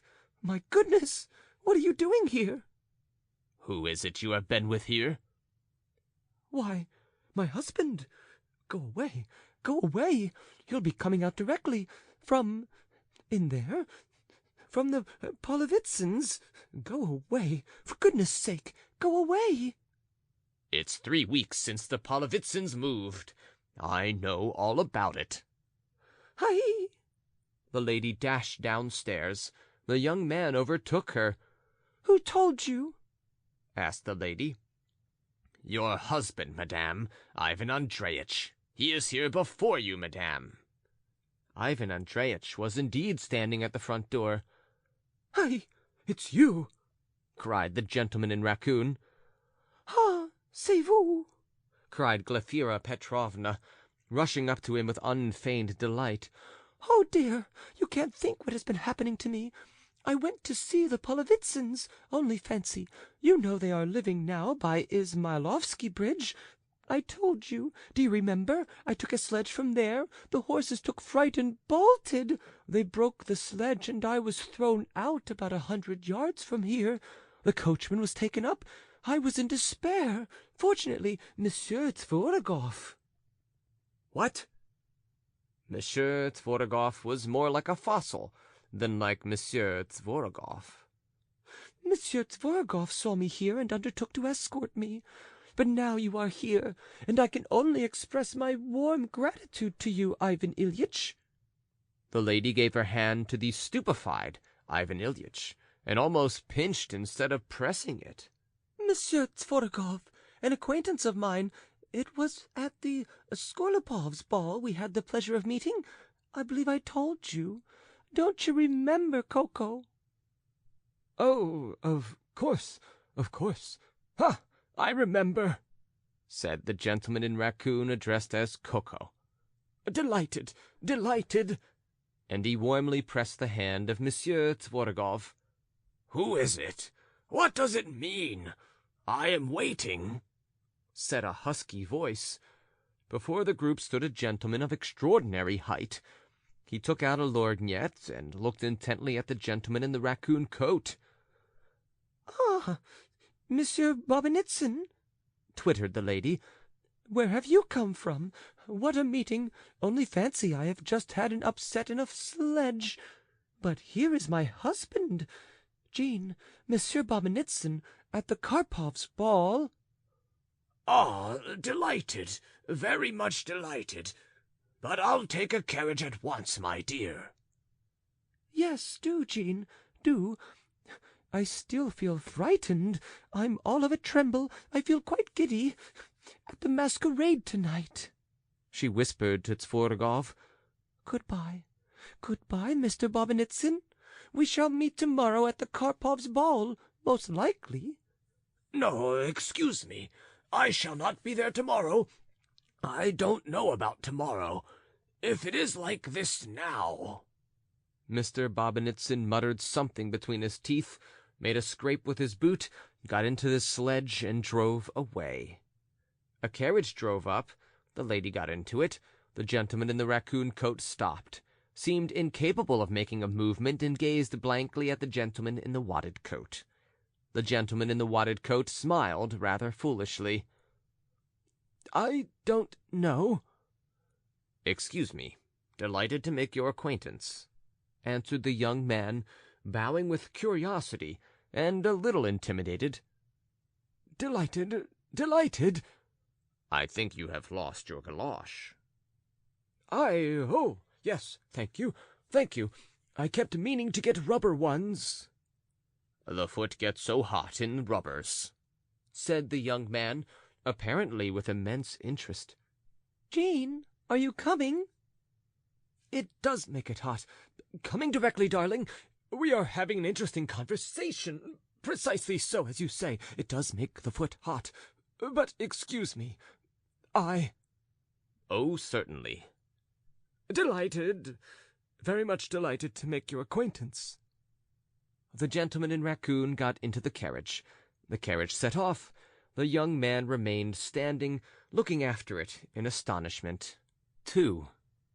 The following evening there was a performance of some sort at the Italian Opera. Ivan Andreyitch burst into the theatre like a bomb. Such furor, such a passion for music had never been observed in him before. It was known for a positive fact, anyway, that Ivan Andreyitch used to be exceeding fond of a nap for an hour or two at the Italian Opera. He even declared on several occasions how sweet and pleasant it was. "Why, the prima donna," he used to say to his friends, "mews a lullaby to you like a little white kitten." But it was a long time ago, last season, that he used to say this. Now, alas! Even at home Ivan Andreyitch did not sleep at nights. Nevertheless, he burst into the crowded opera-house like a bomb.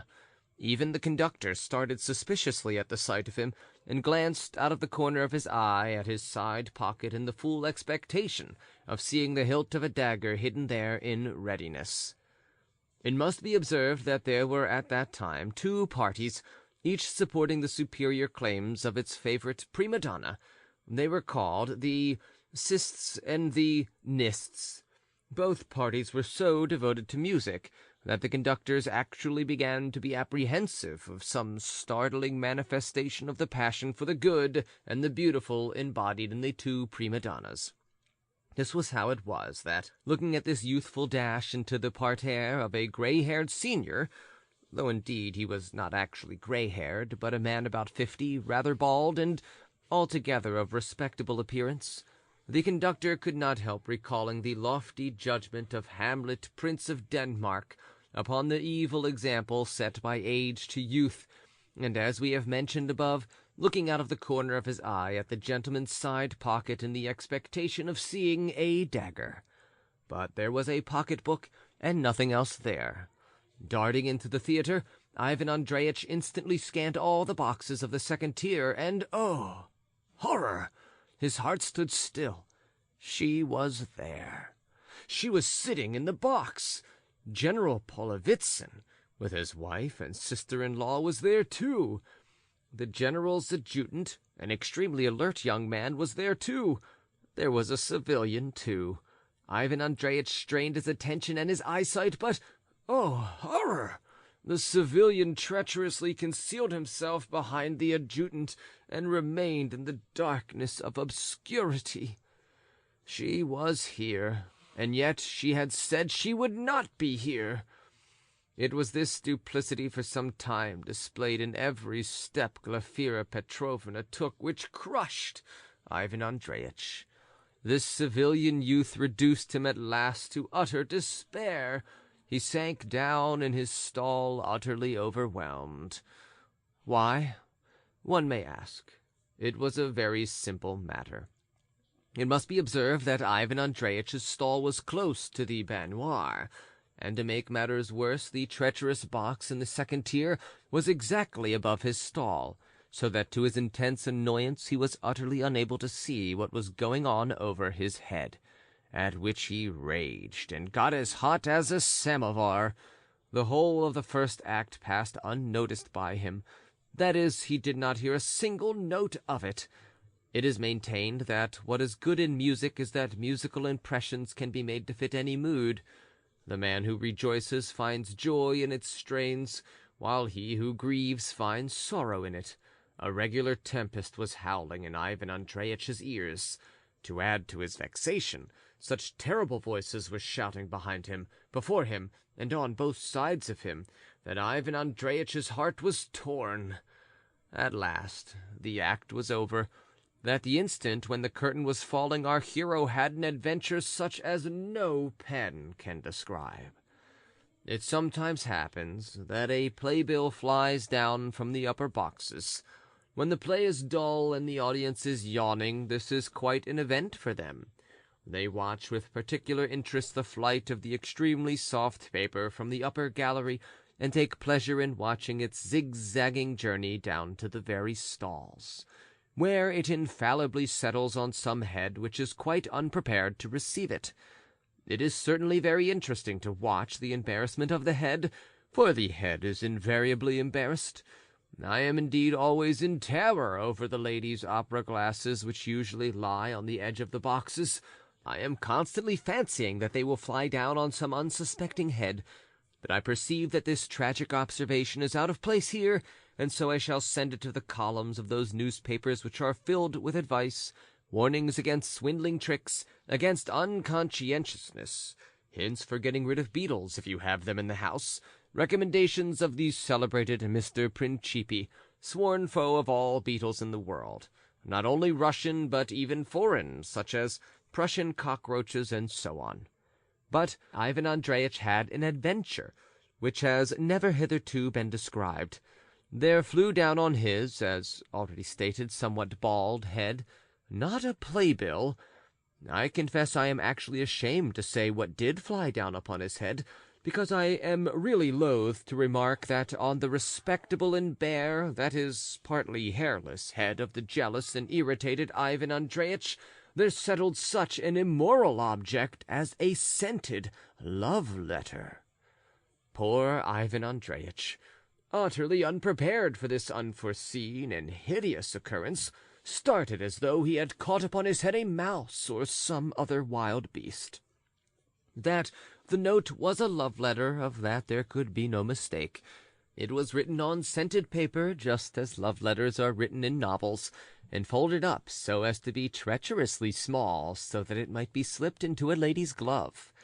It had probably fallen by accident at the moment it had been handed to her. The playbill might have been asked for instance, and the note, deftly folded in the playbill, was being put into her hands. But an instant Perhaps an accidental nudge from the adjutant, extremely adroit in his apologies for his awkwardness, and the note had slipped from a little hand that trembled with confusion, and the civilian youth, stretching out his impatient hand, received, instead of the note, the empty playbill, and did not know what to do with it. A strange and unpleasant incident for him, no doubt, but you must admit that for Ivan Andreyitch it was still more unpleasant. "Predestiné!" he murmured, breaking out into a cold sweat and squeezing the note in his hands. "Predestiné!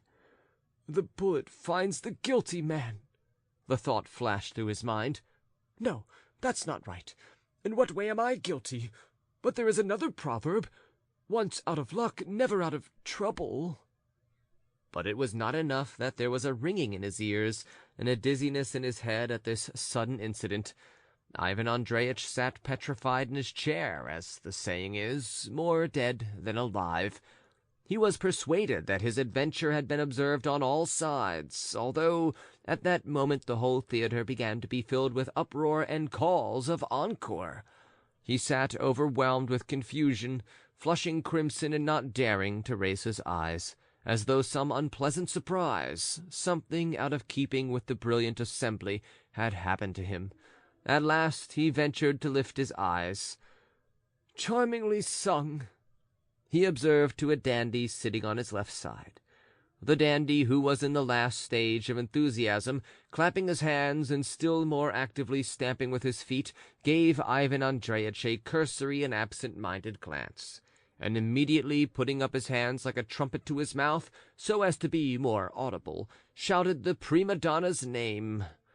Ivan Andreyitch, who had never heard such a roar, was delighted.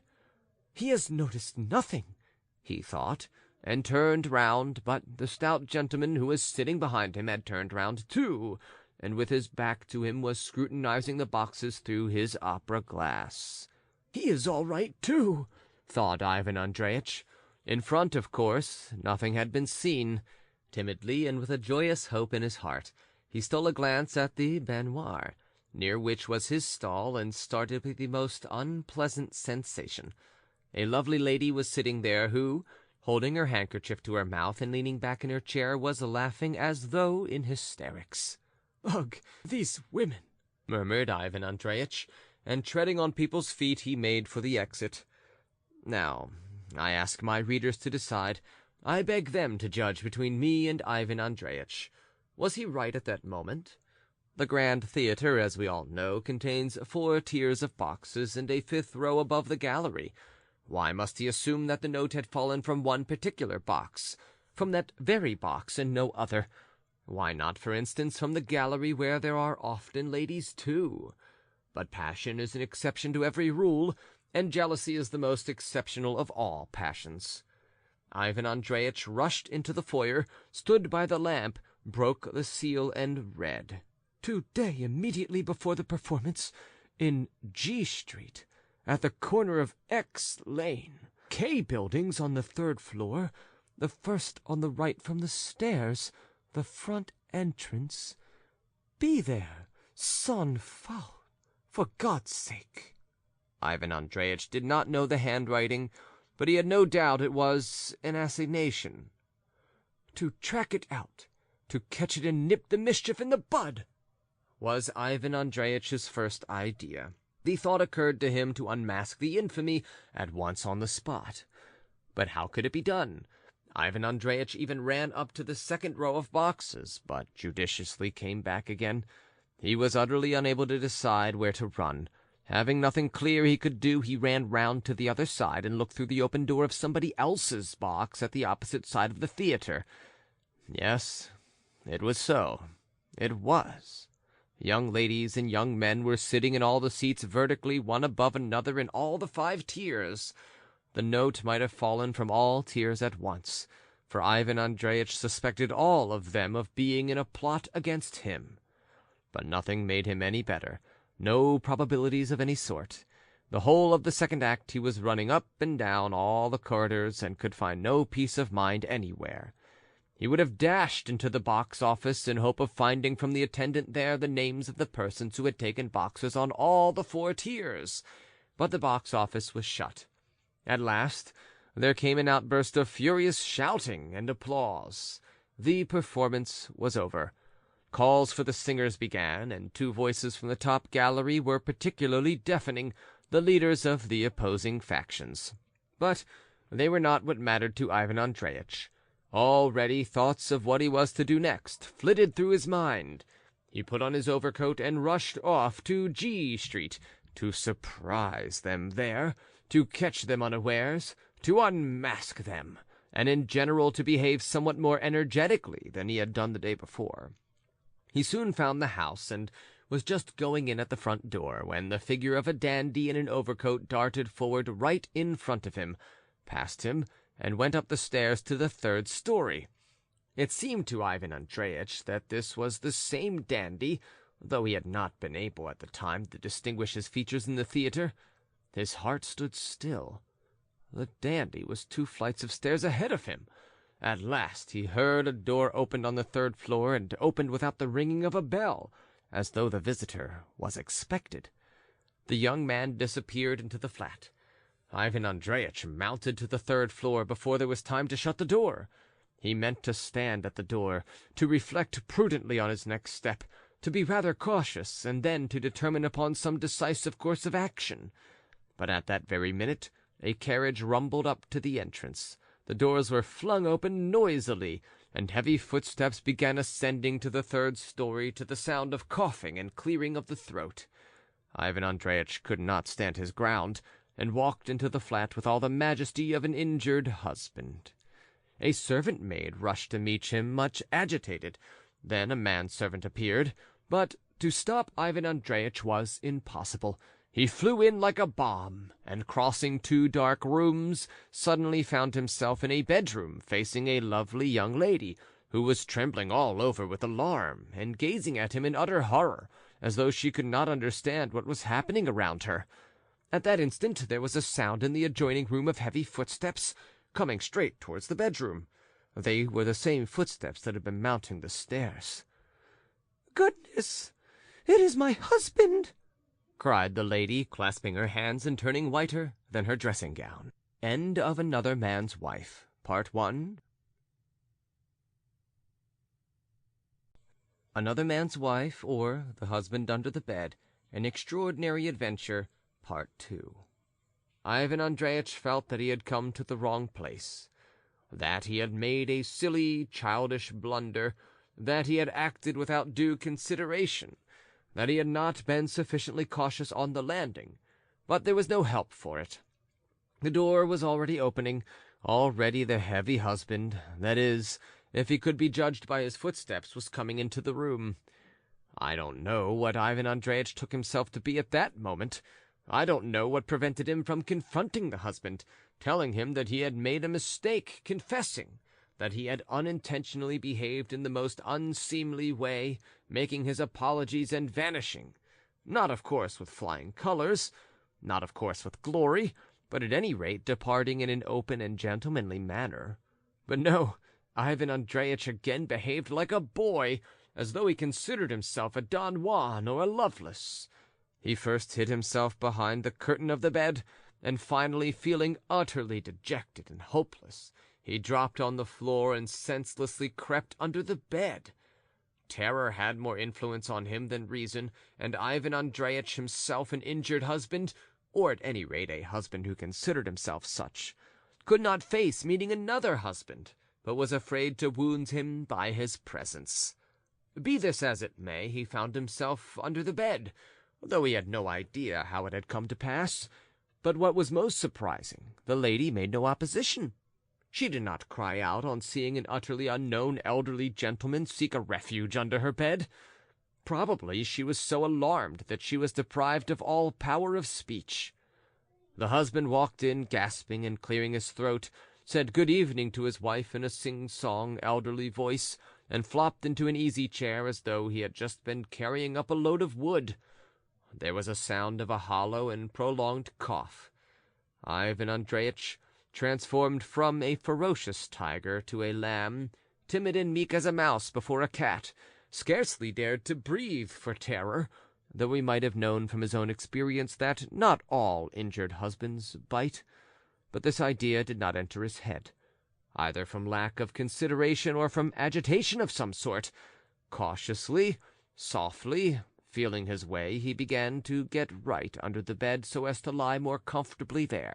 What was his amazement when with his hand he felt an object which, to his intense amazement, stirred and in its turn seized his hand. Under the bed there was another person. "Who's this?" whispered Ivan Andreyitch. "Well, I am not likely to tell you who I am," whispered the strange man. "Lie still and keep quiet, if you have made a mess of things." "But I say—" "Hold your tongue." And the extra gentleman, for one was quite enough under the bed, the extra gentleman squeezed Ivan Andreyitch's hand in his fist, so that the latter almost shrieked with pain. "My dear sir—" "Shh!" "Then don't pinch me so, or I shall scream." "All right, scream away. Try on." Ivan Andreyitch flushed with shame. The unknown gentleman was sulky and ill-humored. Perhaps it was a man who had suffered more than once from the persecutions of fate, and had more than once been in a tight place. But Ivan Andreyitch was a novice, and could not breathe in his constricted position. The blood rushed to his head. However, there was no help for it. He had to lie on his face. Ivan Andreyitch submitted, and was silent. "I have been to see Pavel Ivanitch, my love," began the husband.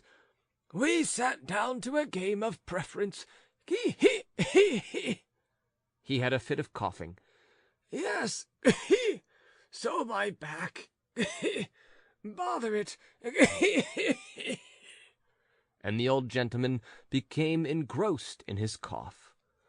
My back, he brought out at last with tears in his eyes. My spine began to ache. A damned hemorrhoid. I can't stand, nor sit, or sit. And it seemed as though the cough that followed was destined to last longer than the old gentleman in possession of it. The old gentleman grumbled something in its intervals, but it was utterly impossible to make out a word. "Dear sir, for goodness' sake, move a little," whispered the unhappy Ivan Andreyitch. "How can I? There's no room." "But you must admit that it is impossible for me. It is the first time that I have found myself in such a nasty position." "And I in such unpleasant society." "But, young man—" "Hold your tongue." "Hold my tongue. You are very uncivil, young man. If I am not mistaken, you are very young. I am your senior." "Hold your tongue." "My dear sir, you are forgetting yourself. You don't know to whom you are talking." "To a gentleman lying under the bed." "But I was taken by surprise. A mistake, while in your case, if I am not mistaken, immorality." "That's where you're mistaken." "My dear sir, I am older than you, I tell you." "Sir, we are in the same boat, you know. I beg you not to take hold of my face." "Sir, I can't tell one thing from another. Excuse me, but I have no room." "You shouldn't be so fat." "Heavens! I have never been in such a degrading position." "Yes, one couldn't be brought more low." Sir, I don't know who you are. I don't understand how this came about, but I am here by mistake. I am not what you think." "I shouldn't think about you at all if you didn't shove. But hold your tongue, do."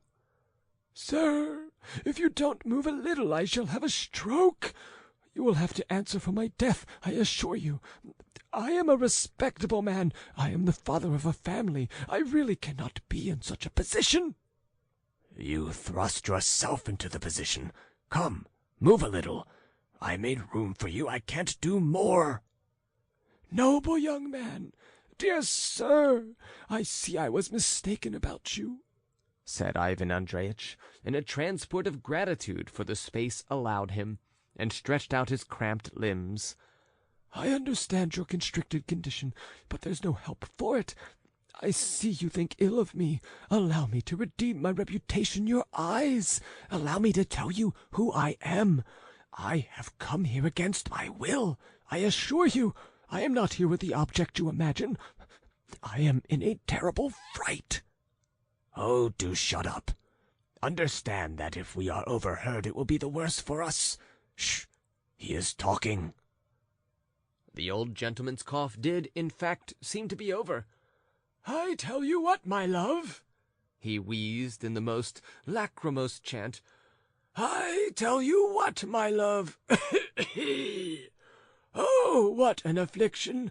Fedosey Ivanovitch said to me, 'You should try drinking yarrow tea.'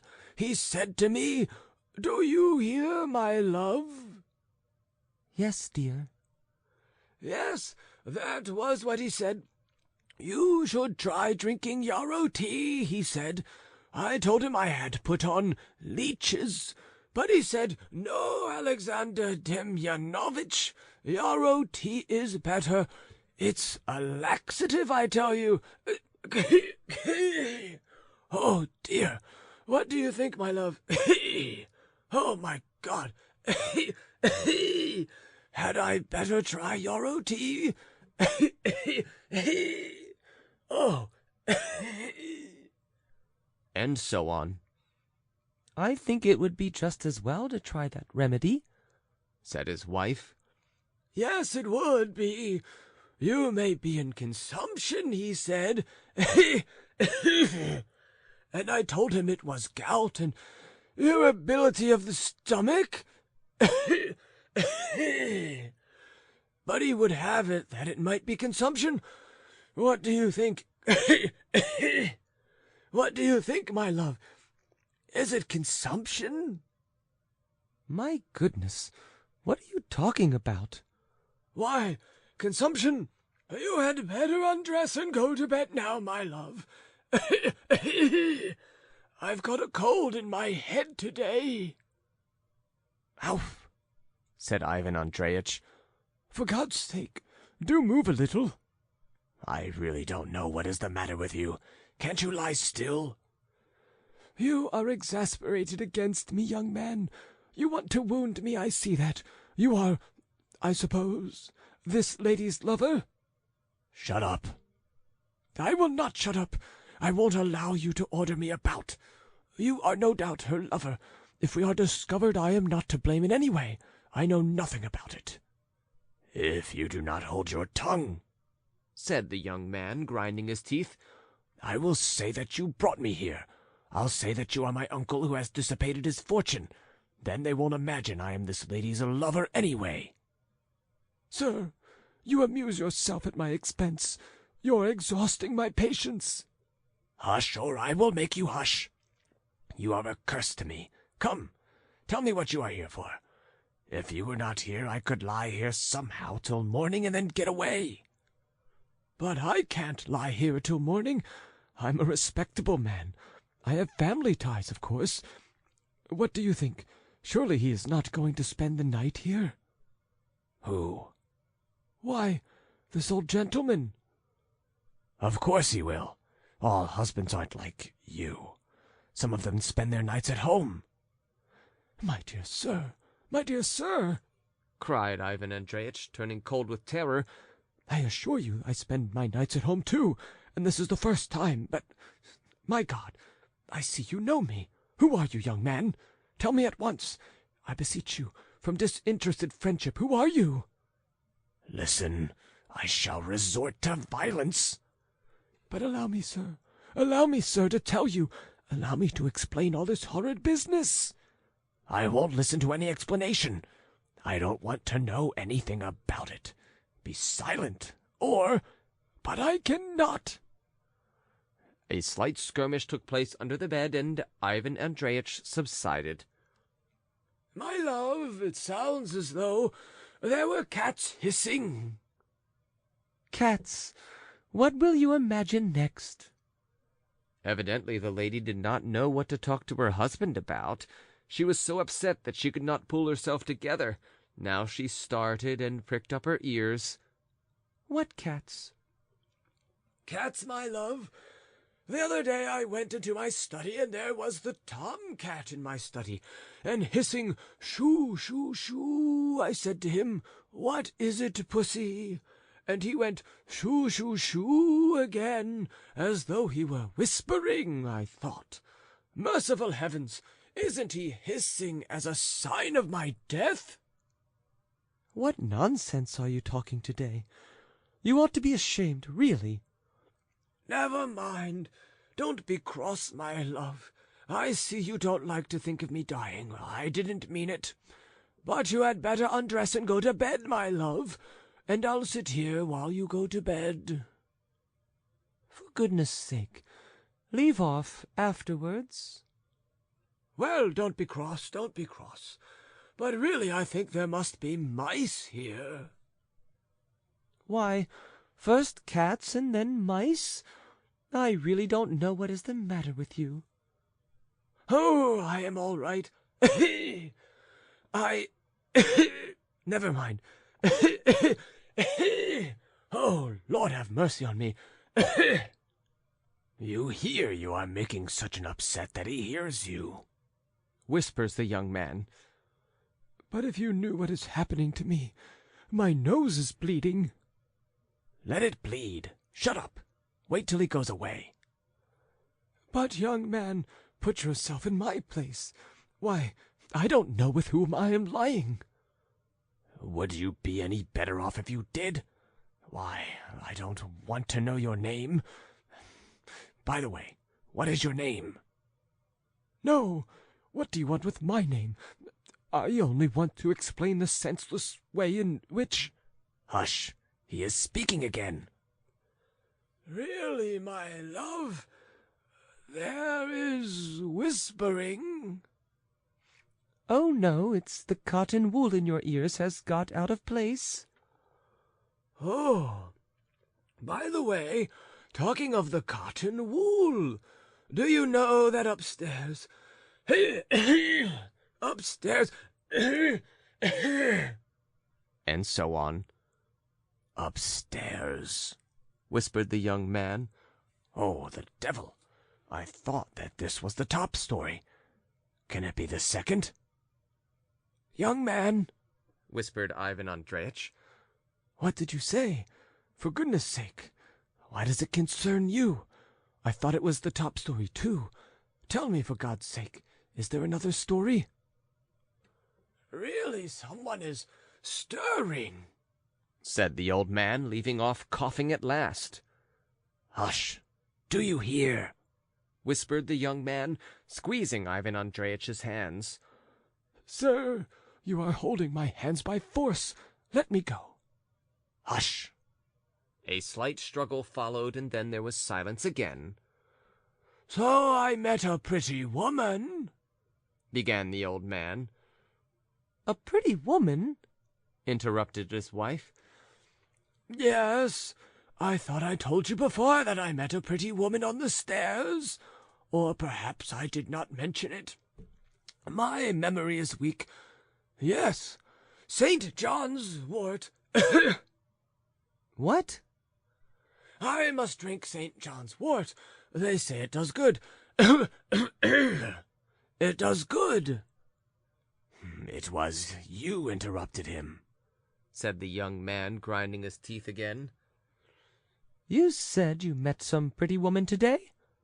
His wife went on. "Eh? Met a pretty woman? Who did?" Why, didn't you? "I? When?" Oh, yes. "At last. What a mummy! Well," whispered the young man, inwardly raging at the forgetful old gentleman. My dear sir, I am trembling with horror. My God, what do I hear? It's like yesterday, exactly like yesterday. "Hush!" Yes, to be sure, I remember a sly puss, such eyes, in a blue hat. "In a blue hat. I... It's she. She has a blue hat. My God!" cried Ivan Andreyitch. "She? Who is she?" whispered the young man, squeezing Ivan Andreyitch's hands. "Hush!" Ivan Andreyitch exhorted in his turn. "He is speaking." Ah, my God, my God! Though, after all, who hasn't a blue hat? "And such a sly little rogue," the old gentleman went on. "She comes here to see friends. She is always making eyes, and other friends come to see those friends too." "Phoo! How tedious!" the lady interrupted. "Really, how can you take interest in that?" "Oh, very well, very well. Don't be cross," the old gentleman responded in a wheedling chant. "I won't talk if you don't care to hear me. You seem a little out of humor this evening." "But how did you get here?" the young man began. "Ah, you see, now you are interested, and before you wouldn't listen." "Oh, well, I don't care. Please don't tell me. Oh, damnation take it. What a mess!" "Don't be cross, young man. I don't know what I am saying. I don't mean anything. I only meant to say that there must be some good reason for your taking such an interest. But who are you, young man? I see you are a stranger, but who are you?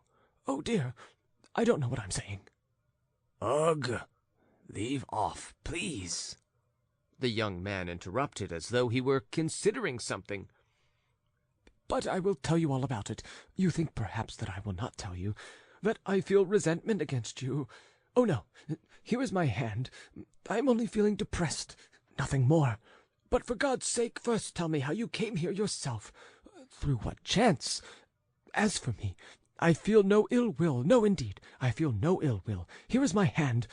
I have made it rather dirty. It is so dusty here, but that's nothing, when the feeling is true." "Ugh! Get away with your hand. There is no room to turn, and he keeps thrusting his hand on me." "But, my dear sir, but you treat me, if you allow me to say so, as though I were an old shoe," said Ivan Andreyitch in a rush of the meekest despair, in a voice full of entreaty. "Treat me a little more civilly, just a little more civilly, and I will tell you all about it. We might be friends. I am quite ready to ask you home to dinner. We can't lie side by side like this, I tell you plainly. You are in error, young man. You do not know." "When was it he met her?" the young man muttered, evidently in violent emotion. "Perhaps she is expecting me now. I'll certainly get away from here." "She? Who is she? My God, of whom are you speaking, young man? You imagine that upstairs? My God, my God, why am I punished like this?"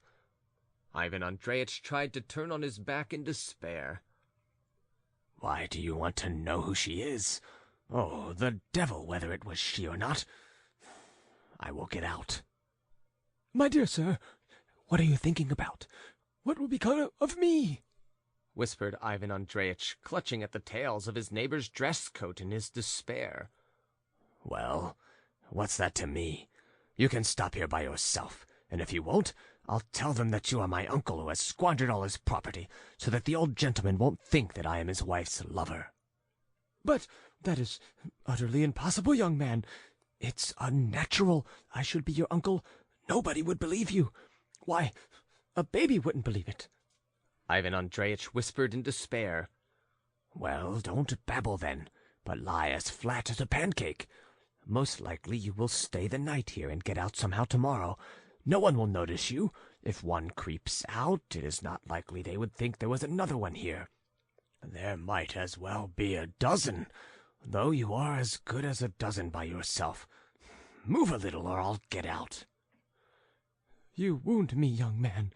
What if I have a fit of coughing? One has to think of everything." "Hush!" "What's that? I fancy I hear something going on upstairs again," said the old gentleman, who seemed to have had a nap in the interval. Upstairs? Do you hear, young man? I shall get out. Well, I hear. My goodness, young man, I am going. Oh, well, I am not then. I don't care. If there is an upset, I don't mind. But do you know what I suspect? I believe you are an injured husband. So there. Good heavens, what cynicism! Can you possibly suspect that? Why, a husband. I am not married. Not married? Fiddlesticks! I may be a lover myself. A nice lover. My dear sir, my dear sir! Oh, very well. I will tell you the whole story. Listen to my desperate story. It is not I. I am not married. I am a bachelor like you. It is my friend, a companion of my youth. I am a lover. He told me that he was an unhappy man. I am drinking the cup of bitterness, he said. I suspect my wife. Well, I said to him reasonably, why do you suspect her? But you are not listening to me. Listen, listen. Jealousy is ridiculous, I said to him. Jealousy is a vice. No, he said. I am an unhappy man. I am drinking. That is, I suspect my wife. You are my friend, I said. You are the companion of my tender youth. Together we culled the flowers of happiness. Together we rolled in feather beds of pleasure. My goodness, I don't know what I am saying. You keep laughing, young man. You'll drive me crazy. But you are crazy now. There, I knew you would say that. When I talked of being crazy, laugh away, young man. I did the same in my day. I, too, went astray. Ah, I shall have inflammation of the brain. What is it, my love? I thought I heard someone sneeze. The old man chanted. Was that you sneezed, my love? Oh, goodness, said his wife. Tch! Sounded from under the bed. They must be making a noise upstairs, said his wife, alarmed, for there certainly was a noise under the bed. Yes, upstairs, said the husband. Upstairs. I told you just now I met a that I met a young swell with moustaches. Oh dear, my spine! A young swell with moustaches. With moustaches? My goodness, that must have been you, whispered Ivan Andreyitch. Merciful heavens, what a man! Why, I am here, lying here with you. How could he have met me? But don't take hold of my face.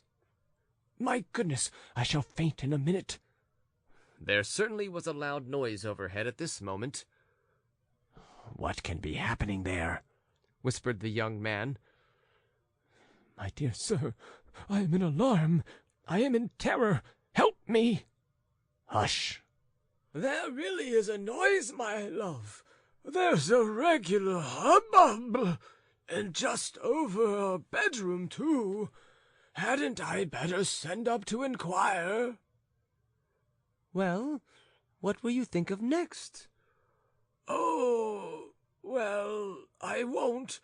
But really, how cross you are today. Oh, dear, you had better go to bed. Liza, you don't love me at all. Oh, yes, I do. For goodness' sake, I am so tired. Well, I am going. Oh, no, don't go, cried his wife. Or, no, better go. Why, what is the matter with you? 1 minute I am to go, and the next I'm not. It really is bedtime. The Panafindin's little girl, the little girl, I saw her little girl's Nuremberg doll. Well, now it's dolls. A pretty doll. He is saying goodbye, said the young man. He is going, and we can get away at once. Do you hear? You can rejoice. Oh, God grant it. It is a lesson to you. Young man, a lesson for what? I feel it. But you are young. You cannot teach me. I will, though. Listen. Oh, dear. I am going to sneeze. Hush, if you dare. But what can I do? Oh, there is such a smell of mice here. I can't help it. Take my handkerchief, cut up my pocket. I can't stir. Oh, my God. My God. Why am I so punished?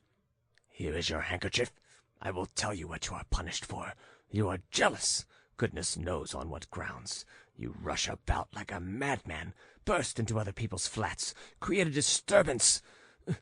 Young man, I have not created a disturbance. Hush. Young man, you can't lecture to me about morals. I am more moral than you. Hush. Oh, my God. Oh, my God. You create a disturbance. You frighten a young lady, a timid woman who does not know what to do for terror, and perhaps will be ill. You disturb a venerable old man suffering from a complaint and who needs repose above everything. And all this what for? Because you imagine some nonsense which sets you running all over the neighborhood. Do you understand what a horrid position you are in now? I do very well, sir. I feel it. But you have not the right. Hold your tongue. What has right got to do with it? Do you understand that this may have a tragic ending? Do you understand that the old man who is fond of his wife may go out of his mind when he sees you creep out from under the bed? But no, you are incapable of causing a tragedy. When you crawl out, I expect everyone who looks at you will laugh. I should like to see you in the light. You must look very funny. And you must be funny, too, in that case. I should like to have a look at you, too. I dare say you would. You must carry the stamp of immorality, young man. Ah, you are talking about morals. How do you know why I'm here? I am here by mistake. I made a mistake in the story, and the deuce knows why they let me in. I suppose she must have been expecting someone. Not you, of course. I hid under the bed when I heard your stupid footsteps, when I saw the lady was frightened. Besides, it was dark. And why should I justify myself to you? You are a ridiculous, jealous old man, sir. Do you know why I don't crawl out? Perhaps you imagine I am afraid to come out. No, sir, I should have come out long ago, but I stay here from compassion for you. Why? What would you be taken for if I were not here? You'd stand facing them like a post. You know you wouldn't know what to do. Why, like that object. Couldn't you find anything else to compare me with, young man? Why shouldn't I know what to do? I should know what to do.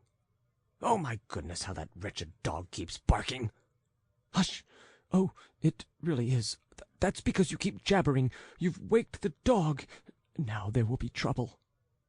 The lady's dog, who had till then been sleeping on a pillow in the corner, suddenly awoke, sniffed strangers, and rushed under the bed with a loud bark. Oh, my God! What a stupid dog! Whispered Ivan Andreyitch. It will get us all into trouble. Here's another affliction. Oh, well, you are such a coward that it may well be so. Ami, come here, cried the lady. Ici. But the dog, without heeding her, made straight for Ivan Andreyitch. Why is it Mishka keeps barking? Said the old gentleman. There must be mice or the cat under there. I seem to hear a sneezing. And Pussy had a cold this morning. Lie still, whispered the young man. Don't twist about. Perhaps it will leave off. Sir, let go of my hands, sir. Why are you holding them? Hush, be quiet. But mercy on us, young man. It will bite my nose. Do you want me to lose my nose? A struggle followed, and Ivan Andreyitch got his hands free. The dog broke into volleys of barking. Suddenly it ceased barking and gave a yelp. Aye, cried the lady. Monster, what are you doing? Cried the young man. You will be the ruin of us both. Why are you holding it? Good heavens, he is strangling it. Let it go, monster. You know nothing of the heart of women if you can do that. She will betray us both if you strangle the dog." But by now Ivan Andreyitch could hear nothing. He had succeeded in catching the dog, and in a paroxysm of self-preservation had squeezed its throat. The dog yelled and gave up the ghost. "We are lost," whispered the young man. "Amishka! Amishka!" cried the lady. "My God, what are they doing with my Amishka? Amishka! Amishka! Ici! Oh, the monsters! Barbarians! Oh, dear, I feel giddy!" "What is it? What is it?" cried the old gentleman, jumping up from his easy-chair. "What is the matter with you, my darling? Amishka! Here, Amishka! Amishka! Amishka!" cried the old gentleman, snapping with his fingers and clicking with his tongue, and calling Amishka from under the bed. "Amishka! Ici! Ici! The cat cannot have eaten him. The cat wants a thrashing, my love. He hasn't had a beating for a whole month, the rogue. What do you think? I'll talk to Praskovya Zahayevna. But, my goodness, what is the matter, my love? Oh, how white you are! Oh, servants! Servants!" And the old gentleman ran about the room. "Villains! Monsters!" cried the lady, sinking on the sofa. Who? cried the old gentleman. "There are people here, strangers, there, under the bed. Oh, my God! Amishka! Amishka! What have they done to you?" Good heavens! What people? Amishka. Servants! Servants, come here! Who is there? Who is there? cried the old gentleman, snatching up a candle and bending down under the bed. Who is there? Ivan Andreyitch was lying more dead than alive beside the breathless corpse of Amishka, but the young man was watching every movement of the old gentleman. All at once the old gentleman went to the other side of the bed by the wall and bent down. In a flash the young man crept out from under the bed and took to his heels, while the husband was looking for his visitors on the other side. "Good gracious!" exclaimed the lady, staring at the young man. "Who are you? Why, I thought—" "That monster's still there," whispered the young man. "He is guilty of Amishka's death." "Aye!" shrieked the lady, but the young man had already vanished from the room. "Hey! There is someone here! Here are somebody's boots!" cried the husband, catching Ivan Andreyitch by the leg. "Murderer! Murderer!" cried the lady. "Oh, Ami! Ami!" "Come out! Come out!" cried the old gentleman, stamping on the carpet with both feet. "Come out! Who are you? Tell me who you are! Good gracious, what a queer person!" "Why, it's robbers!" For God's sake!" cried Ivan Andreyitch, creeping out. "For God's sake, your excellency, don't call the servants. Your excellency, don't call anyone. It's quite unnecessary. You can kick me out. I am not that sort of person. I am a different case. Your excellency, it has all been due to a mistake. I'll explain directly, your excellency," exclaimed Ivan Andreyitch, sobbing and gasping. "It's all my wife. That is not my wife, but somebody else's wife. I am not married. I am only... It's my comrade, a friend of youthful days." "What friend of youthful days?" cried the old gentleman, stamping. "You are a thief. You have come to steal, and not a friend of youthful days." "No, I am not a thief, your excellency. I am really a friend of youthful days. I have only blundered by accident. I came into the wrong place." "Yes, sir, yes. I see from what place you've crawled out." "Your excellency, I am not that sort of man. You are mistaken, I tell you. You are cruelly mistaken, your excellency. Only glance at me, look at me, and by signs and tokens you will see that I can't be a thief. Your excellency, your excellency!" cried Ivan Andreyitch, folding his hands and appealing to the young lady. "You are a lady. You will understand me. It was I who killed Amishka. but it was not my fault. It was really not my fault. It was all my wife's fault. I am an unhappy man. I am drinking the cup of bitterness." "But really, what has it to do with me that you are drinking the cup of bitterness? Perhaps it is not the only cup you've drunk. It seems so, to judge from your condition. But how did you come here, sir?" cried the old gentleman, quivering with excitement, though he certainly was convinced by certain signs and tokens that Ivan Andreyitch could not be a thief. "I ask you, how did you come here? You break in like a robber." "Not a robber, Your Excellency. I simply came to the wrong place. I am really not a robber. It is all because I was jealous. I will tell you all about it, Your Excellency. I will confess it all frankly, as I would to my own father, for at your venerable age I might take you for a father." "What do you mean by venerable age?" "Your Excellency, perhaps I have offended you. Of course, such a young lady, and your age, it is a pleasant sight, Your Excellency. It really is a pleasant sight, such a union, in the prime of life. But don't call the servants, for God's sake, don't call the servants. Servants would only laugh. I know them. That is, I don't mean that I am only acquainted with footmen. I have a footman of my own, Your Excellency, and they are always laughing. The asses! Your Highness, I believe I am not mistaken. I am addressing a prince." "No, I am not a prince, sir. I am an independent gentleman. Please do not flatter me with your highness. How did you get here, sir? How did you get here?" Your Highness, that is, Your Excellency, excuse me. I thought that you were Your Highness. I imagined, it does happen. You are so like Prince Korotkouhov, whom I have had the honor of meeting at my friend Mr. Pusyrev's.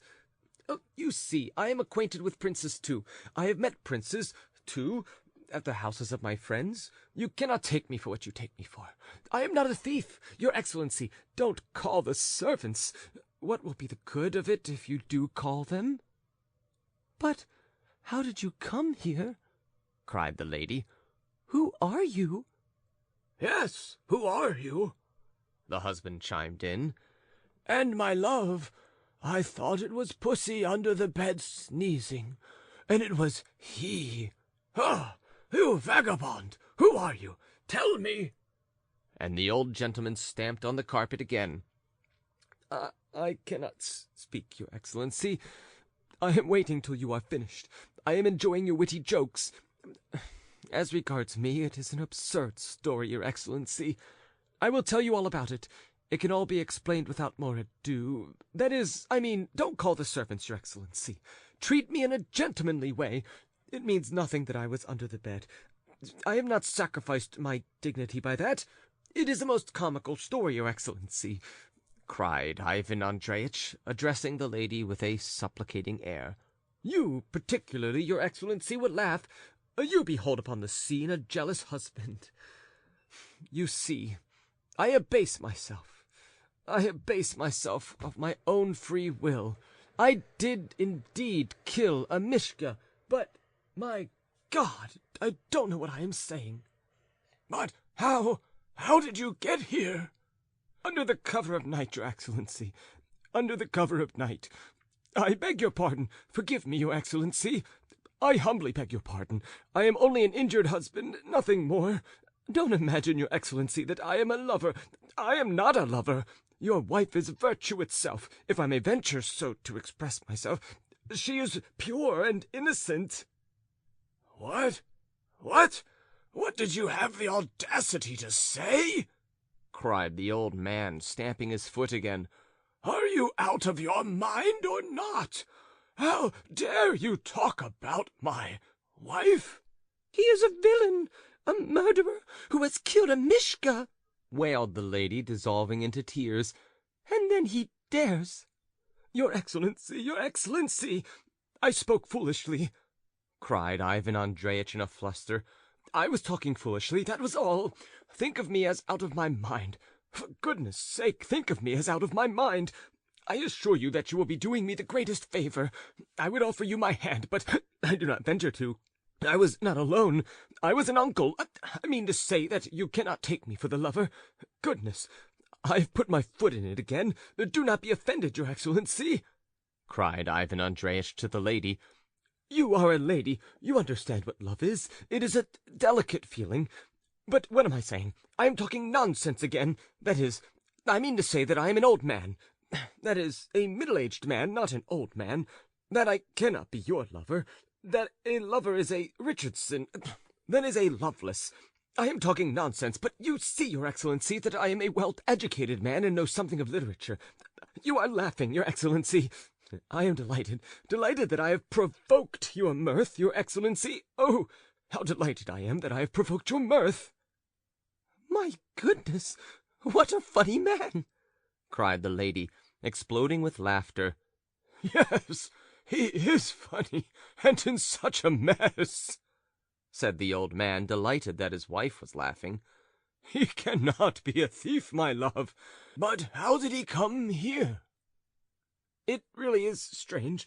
It is like a novel. Why, at the dead of night in a great city, a man under the bed. Strange, funny, Rinaldini after a fashion. But that is no matter. No matter, your Excellency. I will tell you all about it. And I will buy you a new lapdog, your Excellency. A wonderful lapdog. Such a long coat, such short little legs, it can't walk more than a step or two. It runs a little, gets entangled in its own coat and tumbles over. One feeds it on nothing but sugar. I will bring you one. I will certainly bring you one." The lady was rolling from side to side with laughter. "Oh, dear, I shall have hysterics. Oh, how funny he is!" "Yes, he is funny, and he is in a mess. Your Excellency, I am now perfectly happy. I would offer you my hand, but I do not venture to, your Excellency. I feel that I have been in error, but now I am opening my eyes. I am certain my wife is pure and innocent. I was wrong in suspecting her." "Wife, his wife!" cried the lady with tears in her eyes through laughing. "He married! Impossible! I should never have thought it," said the old gentleman. "Your Excellency, my wife, it is all her fault. That is, it is my fault. I suspected her. I knew that an assignation had been arranged here, upstairs. I intercepted a letter, made a mistake about the story, and got under the bed. Hee! Ha ha ha! Ha ha ha!" Ivan Andreyitch began laughing at last. "Oh, how happy I am! Oh, how wonderful to see that we are all so happy and harmonious, and my wife is entirely innocent. That must be so, your Excellency." "Do you know, my love, who it was?" said the old man, at last recovering from his mirth. "Who? She must be the pretty woman who makes eyes, the one with the dandy. It's she. I bet that's his wife." "No, your Excellency, I am certain it is not she. I am perfectly certain." "But, my goodness, you are losing time," cried the lady, leaving off laughing. "Run, go upstairs. Perhaps you will find them." "Certainly, your Excellency, I will fly, but I shall not find anyone, your Excellency. It is not she. I am certain of it beforehand. She is at home now. It is all my fault. It is simply my jealousy, nothing else. What do you think? Do you suppose that I shall find them there, your Excellency?" "Ha! You must go. You must go. And when you come down, come in and tell us," cried the lady. "Or better still, tomorrow morning, and do bring her too. I should like to make her acquaintance." "Goodbye, your Excellency, goodbye. I will certainly bring her. I shall be very glad for her to make your acquaintance. I am glad and happy that it was all ended so, and has turned out for the best." "And the lapdog? Don't forget it. Be sure to bring the lapdog." "I will bring it, your Excellency. I will certainly bring it." responded Ivan Andreyitch, darting back into the room, for he had already made his bows and withdrawn. "I will certainly bring it. It is such a pretty one. It is just as though a confectioner had made it of sweetmeats, and it's such a funny little thing, gets entangled in its own coat and falls over. It really is a lapdog. I said to my wife, 'How is it, my love? It keeps tumbling over.' 'It is such a little thing,' she said, 'as though it were made of sugar, your Excellency. Goodbye, your Excellency. Very, very glad to make your acquaintance. Very glad to make your acquaintance." Ivan Andreyitch bowed himself out. "Hey, sir! Stay! Come back!"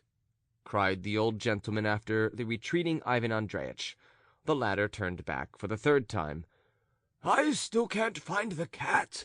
Didn't you meet him when you were under the bed?" "No, I didn't, your Excellency. Very glad to make his acquaintance, though, and I shall look upon it as an honor." "He has a cold in his head now, and keeps sneezing and sneezing. He must have a beating." Yes, your Excellency, of course. Corrective punishment is essential with domestic animals." "What?" "I say that corrective punishment is necessary, your Excellency, to enforce obedience in the domestic animals." "Ha! Well, goodbye, goodbye. That is all I had to say." Coming out into the street, Ivan Andreyitch stood for a long time in an attitude that suggested that he was expecting to have a fit in another minute. He took off his hat, wiped the cold sweat from his brow, screwed up his eyes, thought a minute, and set off homeward. What was his amazement when he learned at home that Glafira Petrovna had come back from the theatre a long, long time before, that she had a toothache, that she had sent for the doctor, that she had sent for leeches, and that now she was lying in bed and expecting Ivan Andreyitch. Ivan Andreyitch slapped himself on the forehead, told the servant to help him wash and to brush his clothes, and at last ventured to go into his wife's room. "Where is it you spend your time? Look what a sight you are! What do you look like? Where have you been lost all this time? Upon my word, sir, your wife is dying, and you have to be hunted for all over the town. Where have you been? Surely you have not been tracking me, trying to disturb a rendezvous I am supposed to have made, though I don't know with whom. For shame, sir, you are a husband. People will soon be pointing at you in the street." "My love," responded Ivan Andreyitch.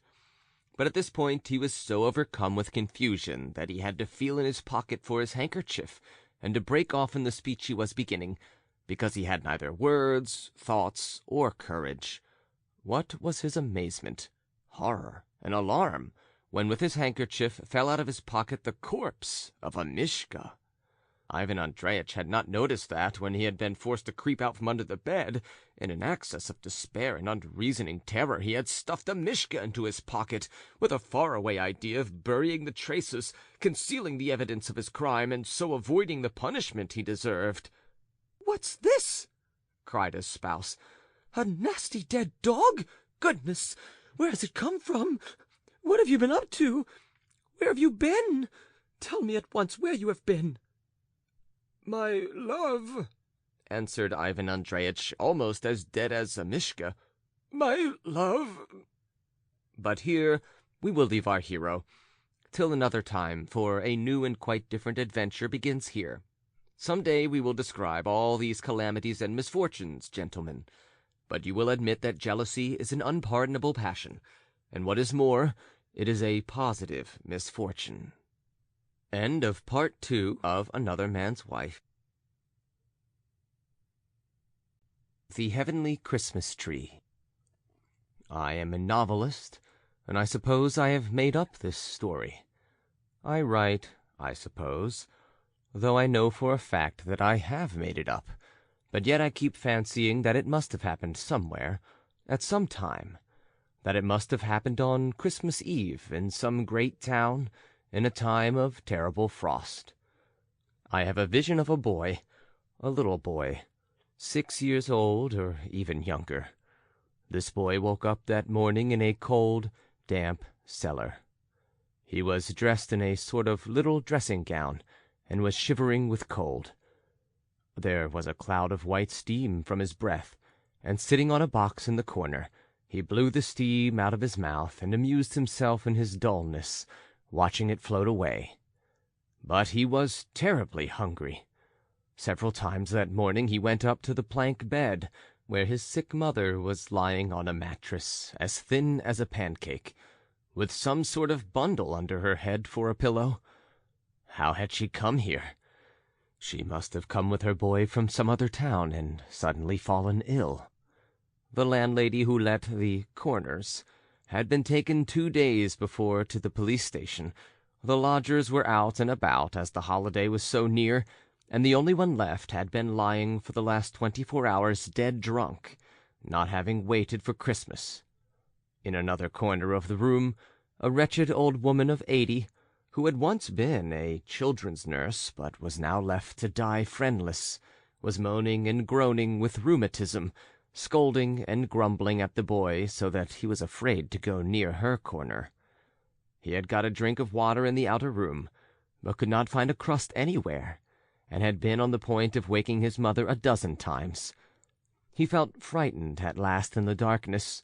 It had long been dusk, but no light was kindled. Touching his mother's face, he was surprised that she did not move at all, and that she was as cold as the wall. "It is very cold here," he thought. He stood a little, unconsciously letting his hands rest on the dead woman's shoulders.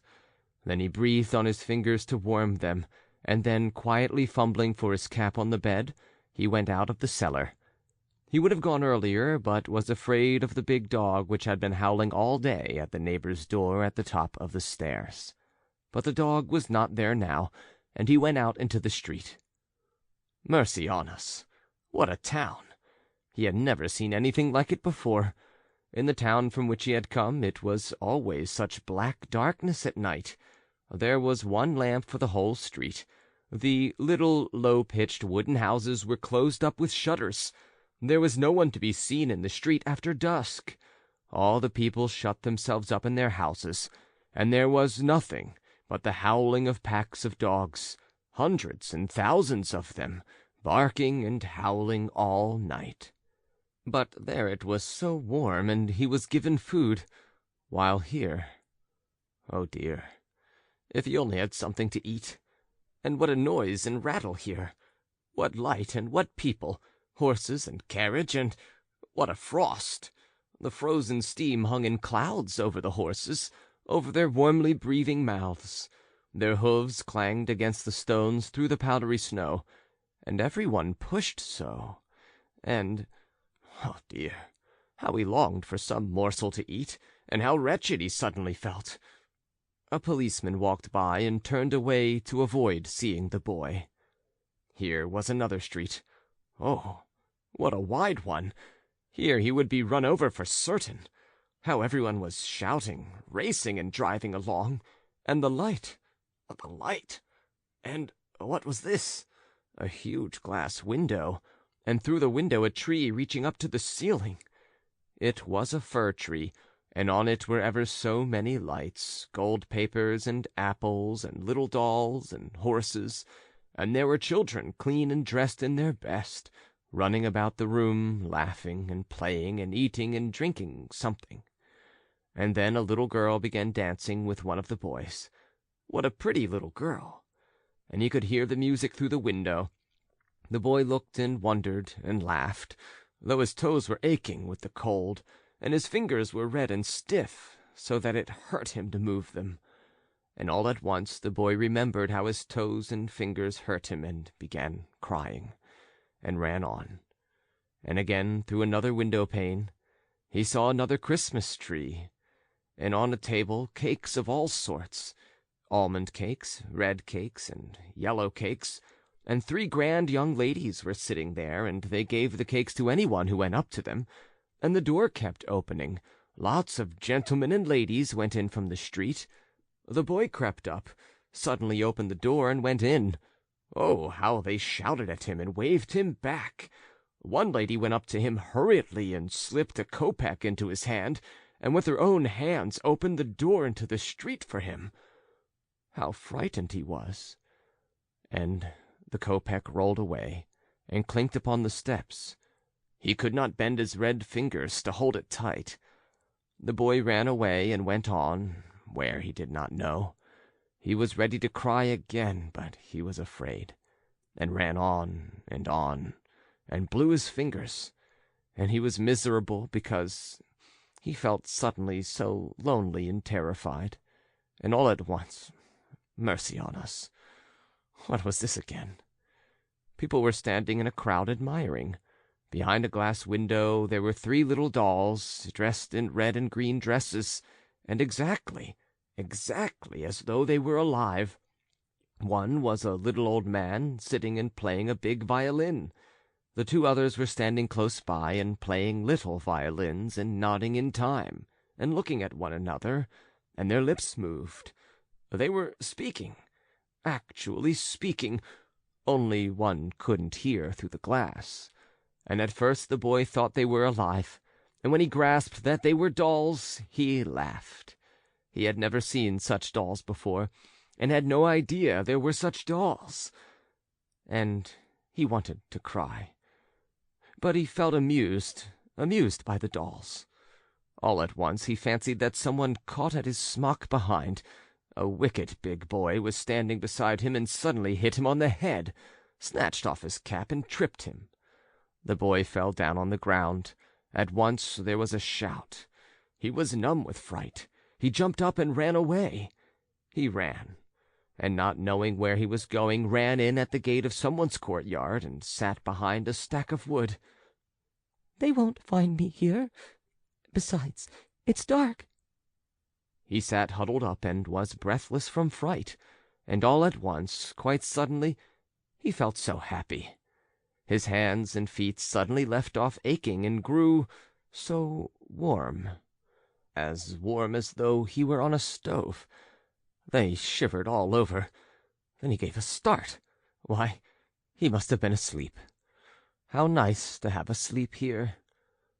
"I'll sit here a little and go and look at the dolls again," said the boy, and smiled, thinking of them. "Just as though they were alive." And suddenly he heard his mother singing over him. "Mammy, I am asleep. How nice it is to sleep here." "Come to my Christmas tree, little one," a soft voice suddenly whispered over his head. He thought that this was still his mother, but no, it was not she. Who it was calling him he could not see, but someone bent over and embraced him in the darkness, and he stretched out his hands to him, and all at once, oh, what a bright light! Oh, what a Christmas tree! And yet it was not a fir tree. He had never seen a tree like that. Where was he now? Everything was bright and shining, and all round him were dolls. But no, they were not dolls. They were little boys and girls, only so bright and shining. They all came flying round him. They all kissed him, took him and carried him along with them, and he was flying himself. And he saw that his mother was looking at him and laughing joyfully. "Mammy, Mammy, oh, how nice it is here, Mammy!" And again he kissed the children and wanted to tell them at once of those dolls in the shop window. "Who are you, boys? Who are you, girls?" he asked, laughing and admiring them. "This is Christ's Christmas tree," they answered. "Christ always has a Christmas tree on this day for the little children who have no tree of their own." And he found out that all these little boys and girls were children just like himself, that some had been frozen in the baskets in which they had as babies been laid on the doorsteps of well-to-do Petersburg people. Others had been boarded out with Finnish women by the Foundling, and had been suffocated. Others had died at their starved mothers' breasts in the Samara famine.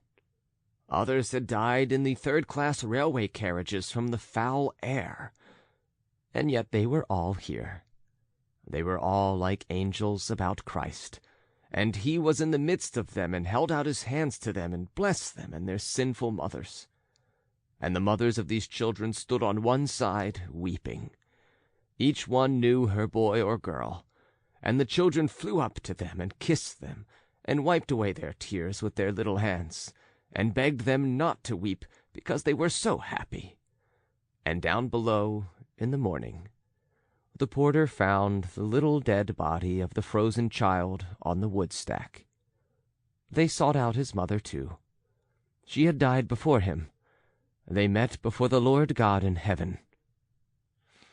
Why have I made up such a story, so out of keeping with an ordinary diary and a writer's above all?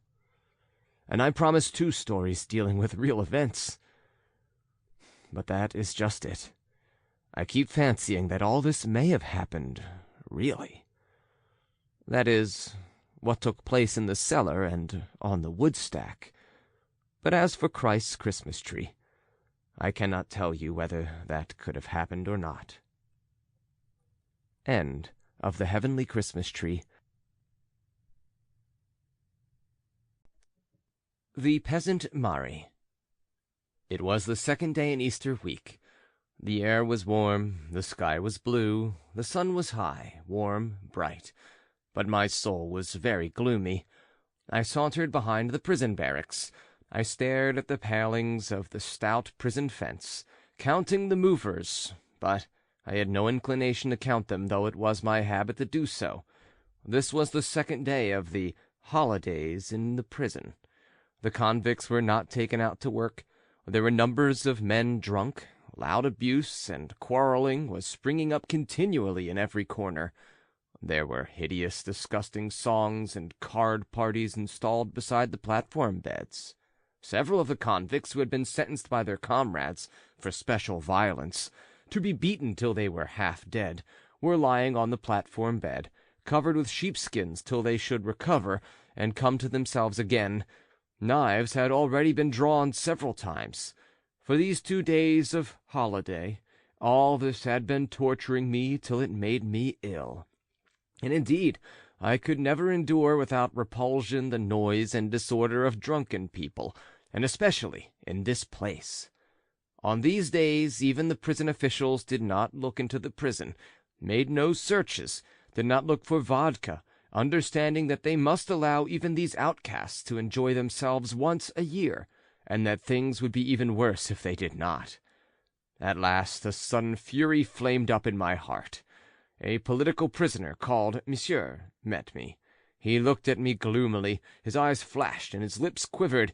"Je hais ce brigand," he hissed to me through his teeth, and walked on. I returned to the prison ward, though only a quarter of an hour before I had rushed out of it, as though I were crazy, when 6 stalwart fellows had altogether flung themselves upon the drunken Tatar Gazin to suppress him, and had begun beating him. They beat him stupidly. A camel might have been killed by such blows, but they knew that this Hercules was not easy to kill, and so they beat him without uneasiness. Now, on returning, I noticed on the bed in the furthest corner of the room Gazin lying unconscious, almost without sign of life. He lay covered with a sheepskin, and everyone walked around him without speaking, though they confidently hoped that he would come to himself next morning. Yet if luck was against him, maybe from a beating like that, the man would die. I made my way to my own place opposite the window with the iron grating, and lay on my back with my hands behind my head and my eyes shut. I like to lie like that. A sleeping man is not molested, and meanwhile one can dream and think. But I could not dream. My heart was beating uneasily, and Monsieur's words, "Je hais ce brigand," were echoing in my ears. But why describe my impressions? I sometimes dream even now of those times at night, and I have no dreams more agonizing. Perhaps it will be noticed that even to this day I have scarcely once spoken in print of my life in prison. The House of the Dead I wrote 15 years ago in the character of an imaginary person, a criminal who had killed his wife. I may add, by the way, that since then very many persons have supposed, and even now maintain, that I was sent to penal servitude for the murder of my wife. Gradually I sank into forgetfulness, and by degrees was lost in memories. During the whole course of my 4 years in prison, I was continually recalling all my past, and seemed to live over again the whole of my life in recollection. Those memories rose up of themselves. It was not often that of my own will I summoned them. It would begin from some point, some little thing, at times unnoticed, and then by degrees there would rise up a complete picture, some vivid and incomplete impression. I used to analyze these impressions, give new features to what had happened long ago, and best of all, I used to correct it continually. That was my great amusement. On this occasion, I suddenly, for some reason, remembered an unnoticed moment in my early childhood, when I was only 9 years old, a moment which I should have thought I had utterly forgotten, but at that time I was particularly fond of memories of my early childhood. I remembered the month of August in our country house, a dry, bright day, but rather cold and windy. Summer was waning, and soon we should have to go to Moscow, to be bored all the winter over French lessons, and I was so sorry to leave the country. I walked past the threshing floor, and going down the ravine, I went up to the dense thicket of bushes that covered the further side of the ravine as far as the copse. And I plunged right into the midst of the bushes, and heard a peasant ploughing alone on the clearing about 30 paces away. I knew that he was ploughing up the steep hill, and the horse was moving with effort, and from time to time the peasant's call, "Come up," floated upwards to me. I knew almost all our peasants, but I did not know which it was ploughing now, and I did not care who it was. I was absorbed in my own affairs. I was busy, too. I was breaking off switches from the nut trees to whip the frogs with. Nut sticks make such fine whips, but they do not last, while birch twigs are just the opposite. I was interested, too, in beetles and other insects. I used to collect them. Some were very ornamental. I was very fond, too, of the little nimble red and yellow lizards with black spots on them, but I was afraid of snakes. Snakes, however, were much more rare than lizards. There were not many mushrooms there. To get mushrooms one had to go to the birch wood, and I was about to set off there. And there was nothing in the world that I loved so much as the wood with its mushrooms and wild berries, with its beetles and its birds, its hedgehogs and its squirrels, with its damp smell of dead leaves, which I loved so much, and even as I write I smell the fragrance of our birch wood. These impressions will remain for my whole life. Suddenly, in the midst of the profound stillness, I heard a clear and distinct shout. "Wolf!" I shrieked, and beside myself with terror, calling out at the top of my voice, ran out into the clearing and straight into the peasant who was ploughing. It was our peasant, Mari. I don't know if there is such a name, but everyone called him Mari. A thick-set, rather well-grown peasant of 50, with a good many gray hairs in his dark brown, spreading beard. I knew him, but had scarcely ever happened to speak to him till then. He stopped his horse on hearing my cry, and when, breathless, I caught with one hand at his plough and with the other at his sleeve, he saw how frightened I was. "There is a wolf!" I cried, panting. He flung up his head, and could not help looking round for an instant, almost believing me. "Where is the wolf?" "A shout! Someone shouted, 'Wolf!'" I faltered out. "Nonsense! Nonsense! A wolf! Why, it was your fancy. How could there be a wolf?" He muttered, reassuring me, but I was trembling all over and still kept tight hold of his smock-frock, and I must have been quite pale. He looked at me with an uneasy smile, evidently anxious and troubled over me. "Why, you have had a fright. Aye." He shook his head. "There, dear. Come, little one. Aye." He stretched out his hand, and all at once stroked my cheek. Come there. Christ be with you. Cross yourself." But I did not cross myself. The corners of my mouth were twitching, and I think that struck him particularly. He put out his thick, black-nailed, earth-stained finger and softly touched my twitching lips. "Aye, There, there," he said to me with a slow, almost motherly smile. "Dear, dear, what is the matter? There, come, come." I grasped at last that there was no wolf, and that the shout that I had heard was my fancy. Yet that shout had been so clear and distinct. But such shouts, not only about wolves, I had imagined once or twice before, and I was aware of that. These hallucinations passed away later as I grew older. "Well, I will go then," I said, looking at him timidly and inquiringly. "Well, do, and I'll keep watch on you as you go. I won't let the wolf get at you," he added, still smiling at me with the same motherly expression. "Well, Christ be with you. Come, run along then." And he made the sign of the cross over me and then over himself. I walked away, looking back almost at every 10th step. Mari stood still with his mare as I walked away, and looked after me and nodded to me every time I looked round. I must own I felt a little ashamed at having let him see me so frightened, but I was still very much afraid of the wolf as I walked away, until I reached the first barn halfway up the slope of the ravine. There my fright vanished completely, and all at once our yard dog, Volchok, flew to meet me. With Volchok I felt quite safe, and I turned round to Mari for the last time. I could not see his face distinctly, but I felt that he was still nodding and smiling affectionately to me. I waved to him. He waved back to me and started his little mare. "Come up!" I heard his call in the distance again, and the little mare pulled at the plough again. All this I recalled all at once. I don't know why, but with extraordinary minuteness of detail. I suddenly roused myself and sat up on the platform bed, and, I remember, found myself still smiling quietly at my memories. I brooded over them for another minute.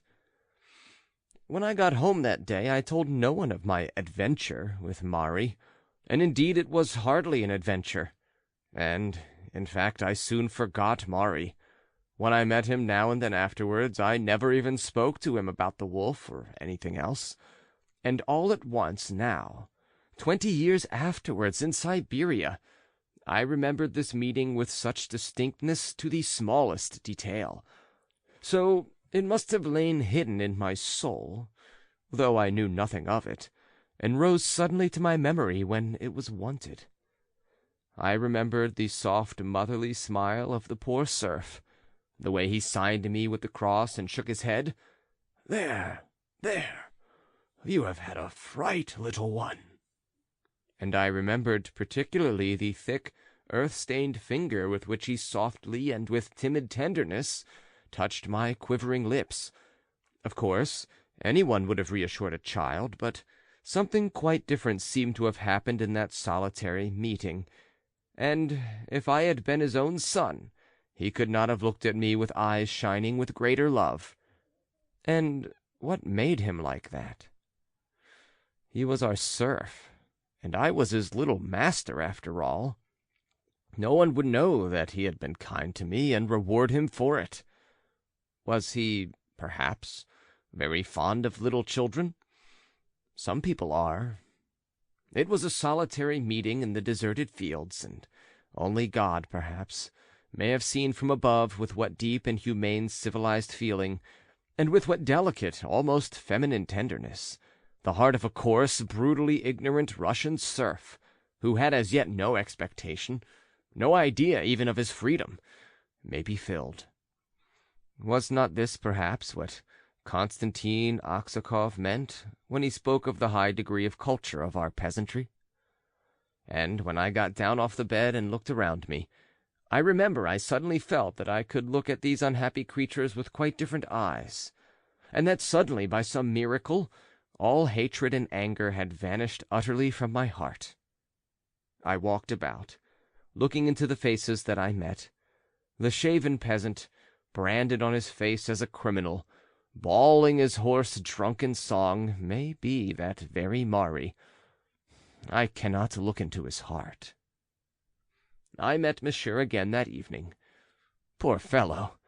He could have no memories of Russian peasants and no other view of these people, but je hais ces brigands.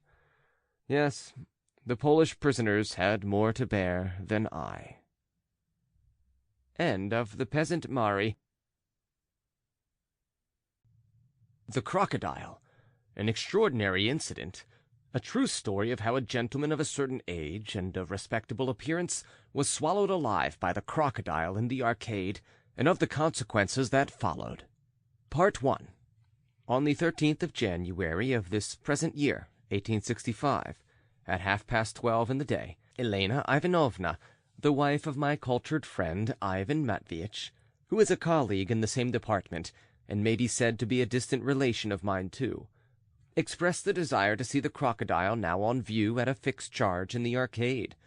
As Ivan Matveitch had already in his pocket his ticket for a tour abroad, not so much for the sake of his health as for the improvement of his mind, and was consequently free from his official duties, and had nothing whatever to do that morning, he offered no objection to his wife's irresistible fancy, but was positively aflame with curiosity himself. "A capital idea," he said with the utmost satisfaction. "We'll have a look at the crocodile. On the eve of visiting Europe, it is as well to acquaint ourselves on the spot with its indigenous inhabitants." And with these words, taking his wife's arm, he set off with her at once for the arcade. I joined them, as I usually do, being an intimate friend of the family. I have never seen Ivan Matveitch in a more agreeable frame of mind than he was on that memorable morning. How true it is that we know not beforehand the fate that awaits us!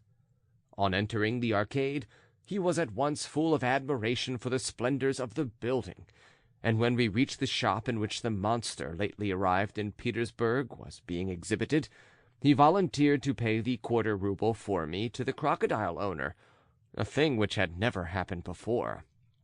Walking into a little room, we observed that besides the crocodile there were in it parrots of the species known as cockatoo, and also a group of monkeys in a special case in a recess. Near the entrance, along the left wall, stood a big tin tank that looked like a bath covered with a thin iron grating, filled with water to the depth of 2 inches. In this shallow pool was kept a huge crocodile, which lay like a log, absolutely motionless, and apparently deprived of all its faculties by our damp climate, so inhospitable to foreign visitors. This monster at first aroused no special interest in any one of us. "So this is the crocodile," said Elena Ivanovna, with a pathetic cadence of regret. "Why, I thought it was something different." Most probably she thought it was made of diamonds. The owner of the crocodile, a German, came out and looked at us with an air of extraordinary pride. "He has a right to be," Ivan Matveitch whispered to me. "He knows he is the only man in Russia exhibiting a crocodile." This quite nonsensical observation I ascribe also to the extremely good-humored mood which had overtaken Ivan Matveitch, who was on other occasions of rather envious disposition. "I fancy your crocodile is not alive," said Elena Ivanovna, piqued by the irresponsive stolidity of the proprietor, and addressing him with a charming smile in order to soften his churlishness, a maneuver so typically feminine. "Oh, no, madam," the latter replied in broken Russian, and instantly moving the grating half off the tank, he poked at the monster's head with a stick. Then the treacherous monster, to show that it was alive, faintly stirred its paws and tail, raised its snout, and emitted something like a prolonged snuffle. "Come, don't be cross, Karlchen," said the German caressingly, gratified in his vanity. "How horrid that crocodile is! I am really frightened," Elena Ivanovna twittered, still more coquettishly. "I know I shall dream of him now." "But he won't bite you if you do dream of him," the German retorted gallantly, and was the first to laugh at his own jest, but none of us responded. "Come, "Semyon Semyonich," said Elena Ivanovna, addressing me exclusively, "let us go and look at the monkeys. I am awfully fond of monkeys. They are such darlings. And the crocodile is horrid." "Oh, don't be afraid, my dear," Ivan Matveitch called after us, gallantly displaying his manly courage to his wife. "This drowsy denizen of the realms of the Pharaohs will do us no harm." And he remained by the tank. What is more, he took his glove and began tickling the crocodile's nose with it, wishing, as he said afterwards, to endorse him to snort. The proprietor showed his politeness to a lady by following Elena Ivanovna to the chase of monkeys. So everything was going well, and nothing could have been foreseen. Elena Ivanovna was quite skittish in her raptures over the monkeys, and seemed completely taken up with them. With shrieks of delight she was continually turning to me, as though determined not to notice the proprietor, and kept gushing with laughter at the resemblance she detected between these monkeys and her intimate friends and acquaintances. I, too, was amused, for the resemblance was unmistakable. The German did not know whether to laugh or not, and so at last was reduced to frowning. And it was at that moment that a terrible, I may say unnatural, scream set the room vibrating. Not knowing what to think, for the first moment I stood still, numb with horror, but noticing that Elena Ivanovna was screaming too, I quickly turned round, and what did I behold? I saw, oh heavens! I saw the luckless Ivan Matveitch in the terrible jaws of the crocodile, held by them round the waist, lifted horizontally in the air and desperately kicking. Then, one moment, and no trace remained of him. But I must describe it in detail, for I stood all the while motionless, and had time to watch the whole process taking place before me with attention and interest such as I never remember to have felt before. What, I thought at that critical moment, what if all that had happened to me instead of to Ivan Matveitch? How unpleasant it would have been for me! But to return to my story. The crocodile began by turning the unhappy Ivan Matveitch in his terrible jaws, so that he could swallow his legs first, then bringing up Ivan Matveitch, who kept trying to jump out and clutching at the sides of the tank, sucked him down again as far as his waist, then bringing him up again, gulped him down, and so again and again. In this way Ivan Matveitch was visibly disappearing before our eyes. At last, with a final gulp, the crocodile swallowed my cultured friend entirely, this time leaving no trace of him. From the outside of the crocodile we could see the protuberances of Ivan Matveitch's figure as he passed down the inside of the monster. I was on the point of screaming again when destiny played another treacherous trick upon us. The crocodile made a tremendous effort, probably oppressed by the magnitude of the object he had swallowed, once more opened his terrible jaws, and with a final hiccup he suddenly let the head of Ivan Matveitch pop out for a second, with an expression of despair on his face. In that brief instant the spectacles dropped off his nose to the bottom of the tank. It seemed as though that despairing countenance had only popped out to cast one last look on the objects around it, to take its last farewell of all earthly pleasures. But it had not time to carry out its intention. The crocodile made another effort, gave a gulp, and instantly it vanished again. This time forever. This appearance and disappearance of a still living human head was so horrible, but at the same time, either from its rapidity and unexpectedness, or from the dropping of the spectacles, there was something so comic about it that I suddenly quite unexpectedly exploded with laughter. But pulling myself together, and realizing that to laugh at such a moment was not the thing for an old family friend, I turned at once to Elena Ivanovna and said with a sympathetic air, "Now it's all over with our friend Ivan Matveitch." I cannot even attempt to describe how violent was the agitation of Elena Ivanovna during the whole process. After the first scream, she seemed rooted to the spot, and stared at the catastrophe with apparent indifference, though her eyes looked as though they were starting out of her head. Then she suddenly went off into a heart-rending wail. But I seized her hands. At this instant the proprietor, too, who had at first been also petrified by horror, suddenly clasped his hands and cried, gazing upwards, "Oh, my crocodile! Oh, mein allerliebster Karlchen! Mutter, Mutter, Mutter!" A door at the rear of the room opened at this cry, and the Mutter, a rosy-cheeked, elderly but dishevelled woman in a cap, made her appearance, and rushed with a shriek to her German. A perfect bedlam followed. Elena Ivanovna kept shrieking out the same phrase as though in a frenzy, "Flay him! Flay him!" apparently entreating them, probably in a moment of oblivion, to flay somebody for something. The proprietor and Mutter took no notice whatever of either of us. They were both bellowing like calves over the crocodile. "He did for himself. He will burst himself at once, for he did swallow a ganz official," cried the proprietor. "Unser Karlchen, unser allerliebster Karlchen wird sterben," howled his wife. "We are bereaved and without bread," chimed in the proprietor. "Flay him! Flay him! Flay him!" clamored Elena Ivanovna, clutching at the German's coat. "He did tease the crocodile. For what did your man tease the crocodile?" cried the German, pulling away from her.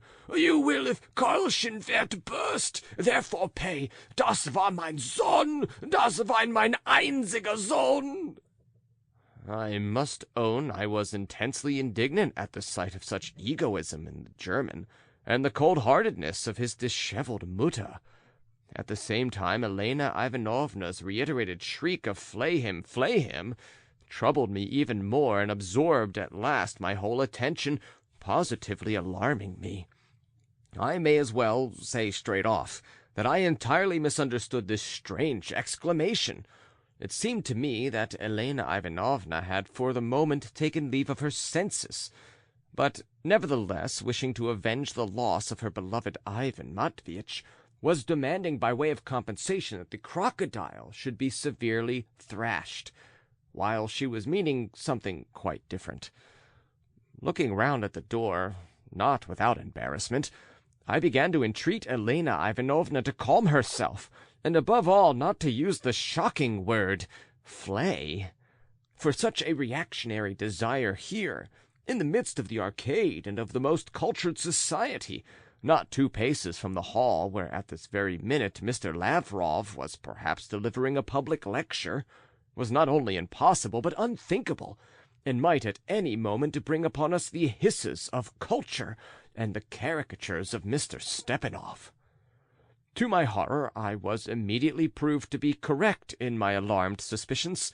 The curtain that divided the crocodile room from the little entry where the quarter roubles were taken suddenly apart, and in the opening there appeared a figure with moustaches and a beard, carrying a cap, with the upper part of its body bent a long way forward, though the feet were scrupulously held beyond the threshold of the crocodile room, in order to avoid the necessity of paying the entrance money. "Such a reactionary desire, madame," said the stranger, trying to avoid falling over in our direction and to remain standing outside the room, "does no credit to your development, and is conditioned by lack of phosphorus in your brain. You will be promptly held up to shame in the Chronicle of Progress and in our satirical prints." But he could not complete his remarks. The proprietor, coming to himself and seeing with horror that a man was talking in the crocodile room without having paid entrance money, rushed furiously at the progressive stranger and turned him out with a punch from each fist. For a moment both vanished from our sight behind a curtain, and only then I grasped that the whole uproar was about nothing. Elena Ivanovna turned out quite innocent. She had, as I have mentioned already, no idea whatever of subjecting the crocodile to a degrading corporal punishment, and had simply expressed the desire that he should be opened, and her husband released from his interior. "What? You wish that my crocodile be perished?" the proprietor yelled, running again. "No, let your husband be perished first, before my crocodile. Mein Vater showed crocodile, mein Großvater showed crocodile, mein Sohn will show crocodile, and I will show crocodile. All will show crocodile. I am known to ganz Europa, and you are not known to ganz Europa, and you must pay me a Strafe." Ja, ja, put in the vindictive German woman. we shall not let you go. Strafe, since Karlchen is burst. And indeed it's useless to flay the creature, I added calmly, anxious to get Elena Ivanovna away home as quickly as possible, as our dear Ivan Matveitch is by now probably soaring somewhere in the Empyrean. My dear! We suddenly heard, to our immense amazement, the voice of Ivan Matveitch. My dear, my advice is to apply direct to the superintendent's office, as without the assistance of the police, the German will never be made to see reason. These words, uttered with firmness and aplomb, and expressing an exceptional presence of mind, for the first minute so astounded us that we could not believe our ears. But of course we ran at once to the crocodile's tank, and with equal reverence and incredulity listened to the unhappy captive. His voice was muffled, thin, and even squeaky, as though it came from a considerable distance. It reminded one of a jocose person whose, covering his mouth with a pillow, shouts from an adjoining room, trying to mimic the sound of two peasants calling to one another in a deserted plain or across a wide ravine, a performance to which I once had the pleasure of listening in a friend's house at Christmas. Ivan Matveitch, my dear, and so you are alive? Faltered Elena Ivanovna. Alive and well, answered Ivan Matveitch. And, thanks to the Almighty, swallowed without any damage whatever.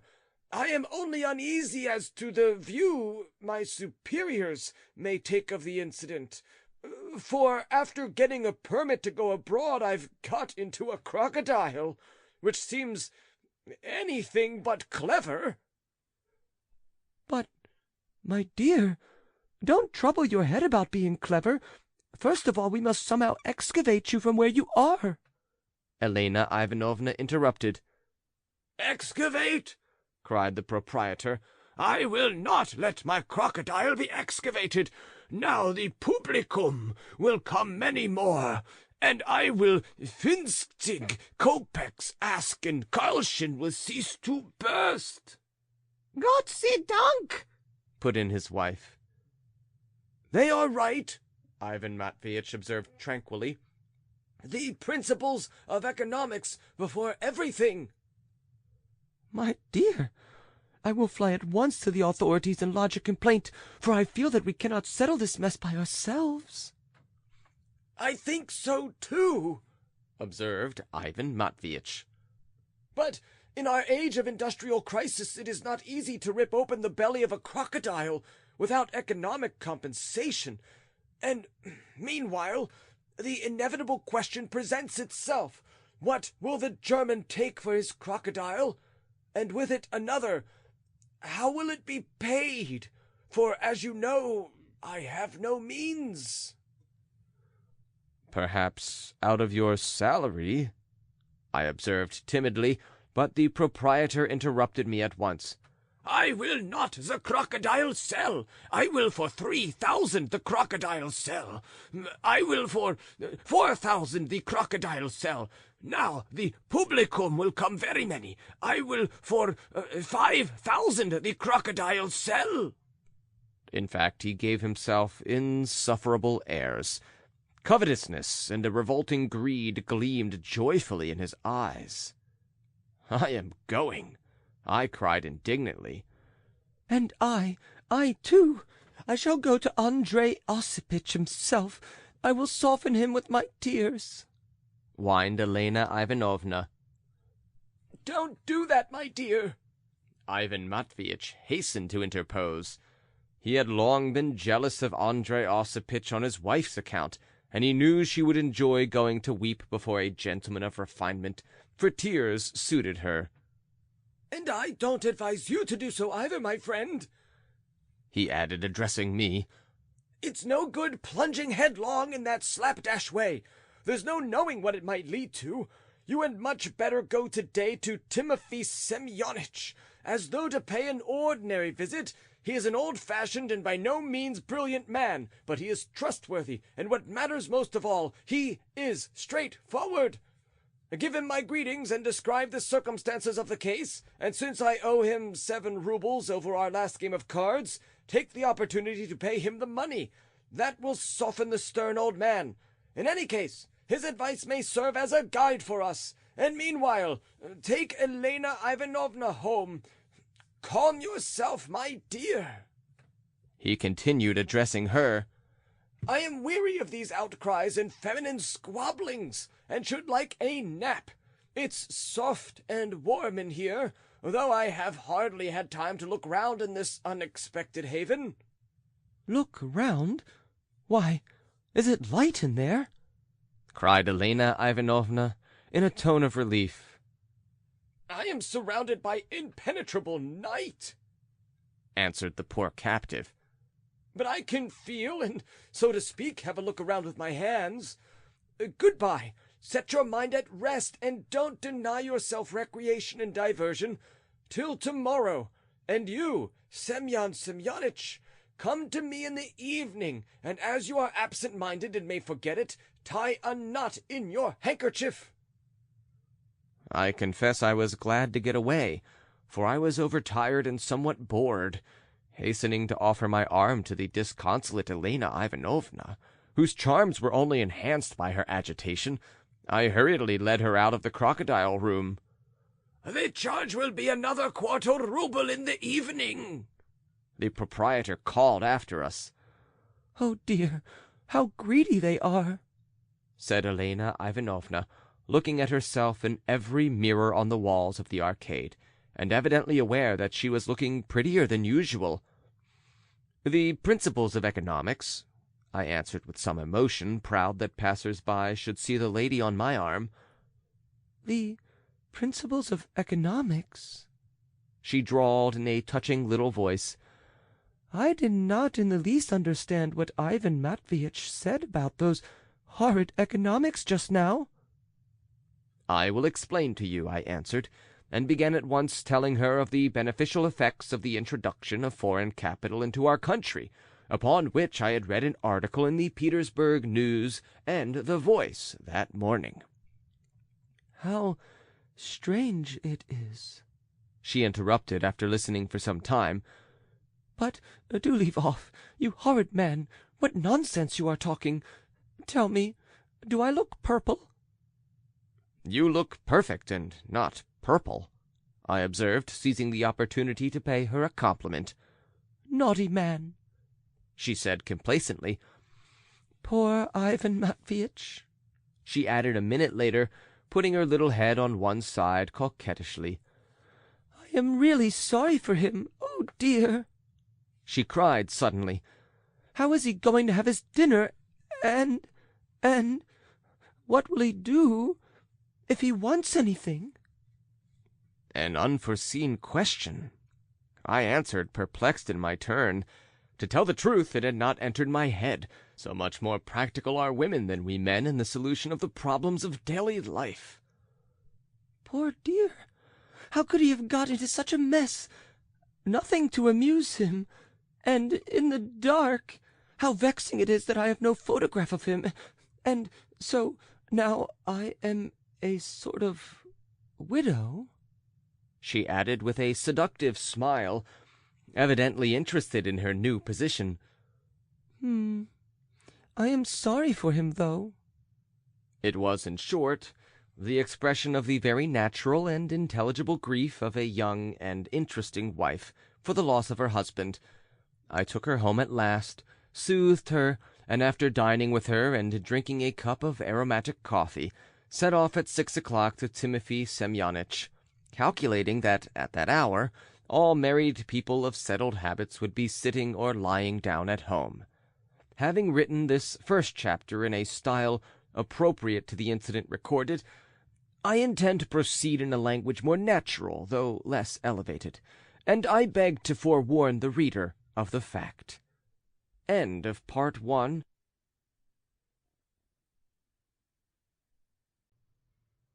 The Crocodile, an Extraordinary Incident, Part 2. The venerable Timothy Semyonitch met me rather nervously, as though somewhat embarrassed. He led me to his tiny study and shut the door carefully, that the children may not hinder us, he added, with evident uneasiness. There he made me sit down on a chair by the writing-table, sat down himself in an easy-chair, wrapped round him the skirts of his old wadded dressing-gown, and assumed an official and even severe air, in readiness for anything, though he was not my chief, nor Ivan Matveitch's, and had hitherto been reckoned as a colleague and even a friend. "First of all," he said, "take note that I am not a person in authority, but just such a subordinate official as you and Ivan Matveitch. I have nothing to do with it, and do not intend to mix myself up in the affair." I was surprised to find that he apparently knew all about it already. In spite of that, I told him the whole story over in detail. I spoke with positive excitement, for I was at that moment fulfilling the obligations of a true friend. He listened without special surprise, but with evident signs of suspicion. "Only fancy," he said. "I always believed that this would be sure to happen to him." "Why, Timothy Semyonitch, it is a very unusual incident in itself." "I admit, but Ivan Matveitch's whole career in the service was leading up to this end. He was flighty, conceited indeed. It was always progress, and ideas of all sorts. And this is what progress brings people to." "But this is a most unusual incident, and cannot possibly serve as a general rule for all progressives."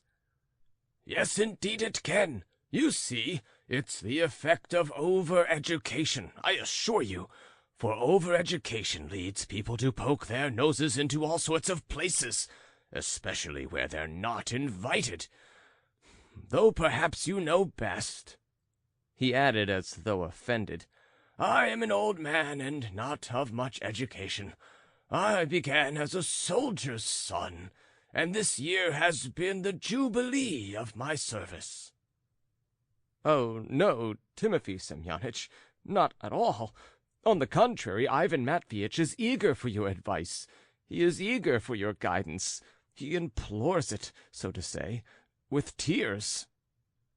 "So to say, with tears? Those are crocodile's tears, and one cannot quite believe in them. Tell me, what possessed him to want to go abroad? And how could he afford to go? Why, he has no private means." "He had saved the money from his last bonus," I answered plaintively. "He only wanted to go for 3 months, to Switzerland, to the land of William Tell." "William Tell? He wanted to meet the spring at Naples, to see the museums, the customs, the animals." The animals? I think it was simply from pride. What animals? Animals indeed! Haven't we animals enough? We have museums, menageries, camels. There are bears quite close to Petersburg, and here he's got inside a crocodile himself." "Oh, come, Timothy Semyonitch, this man is in trouble. The man appeals to you as a friend, as to an older relation, craves for advice, and you reproach him. Have pity at least on the unfortunate Elena Ivanovna." "You are speaking of his wife. A charming little lady," said Timothy Semyonich, visibly softening and taking a pinch of snuff with relish. "particularly prepossessing, and so plump, and always putting her pretty little head on one side. Very agreeable. Andrei Osipitch was speaking of her only the other day." "Speaking of her?"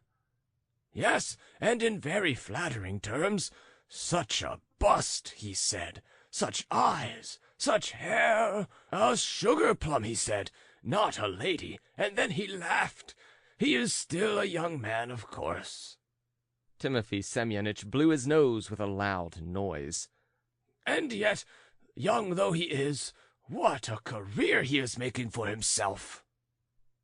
"That's quite a different thing, Timothy Semyonich." Of course, of course." "Well, what do you say then, Timothy Semyonich?" "Why, what can I do?" "Give advice, guidance, as a man of experience, a relative. What are we to do? What steps are we to take?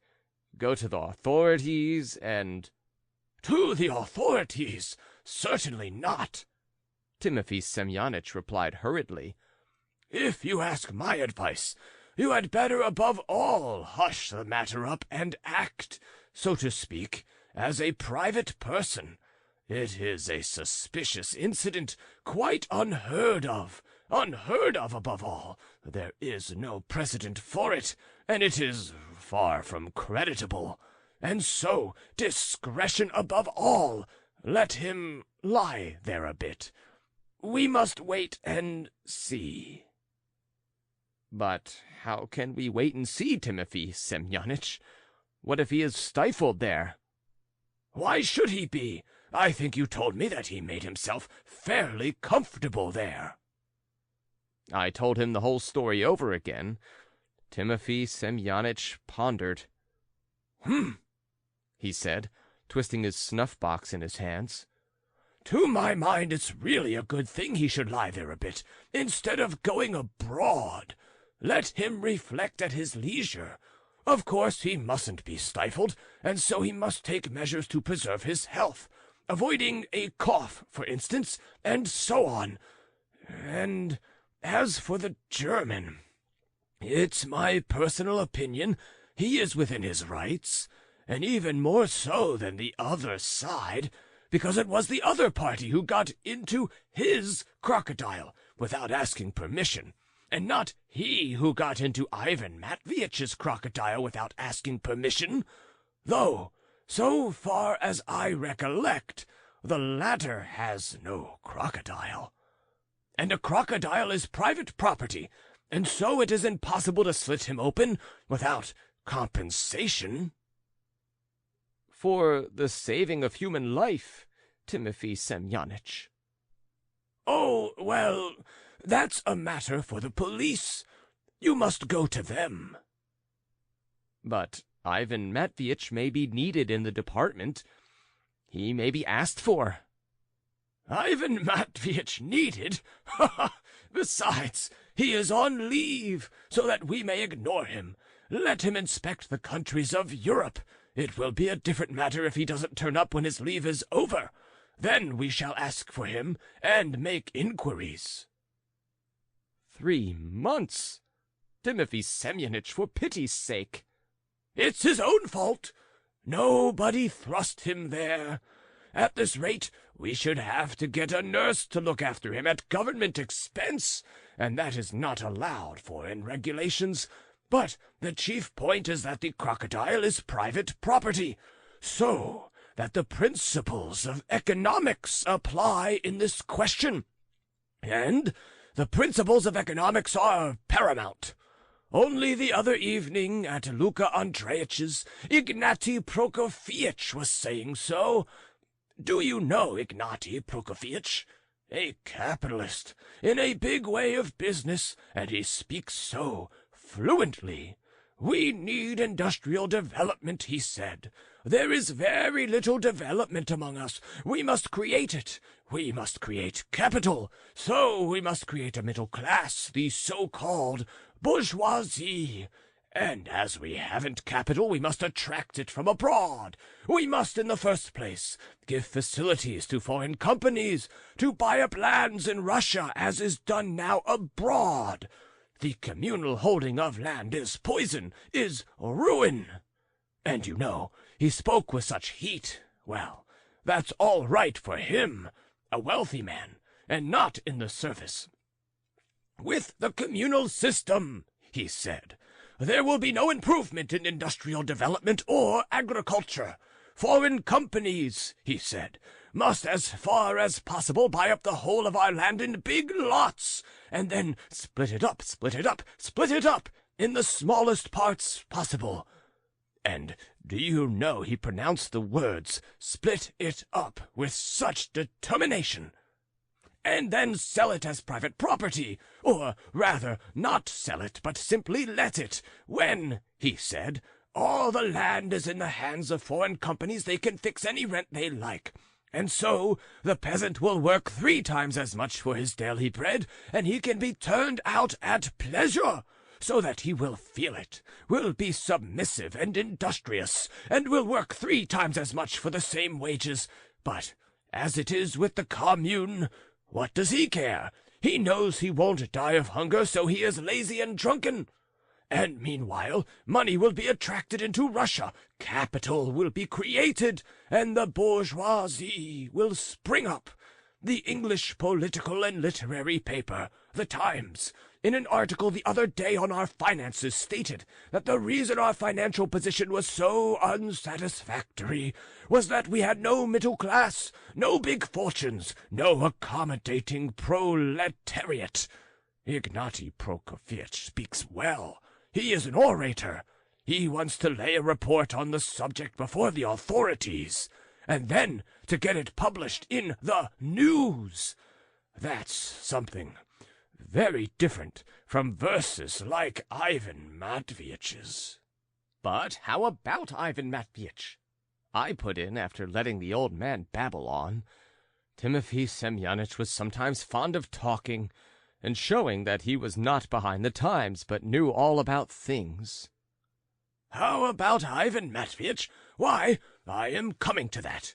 Here we are, anxious to bring foreign capital into the country. Only consider, as soon as the capital of a foreigner who has been attracted to Petersburg has been doubled through Ivan Matveitch, instead of protecting the foreign capitalist, we are proposing to rip open the belly of his original capital, the crocodile. Is it consistent?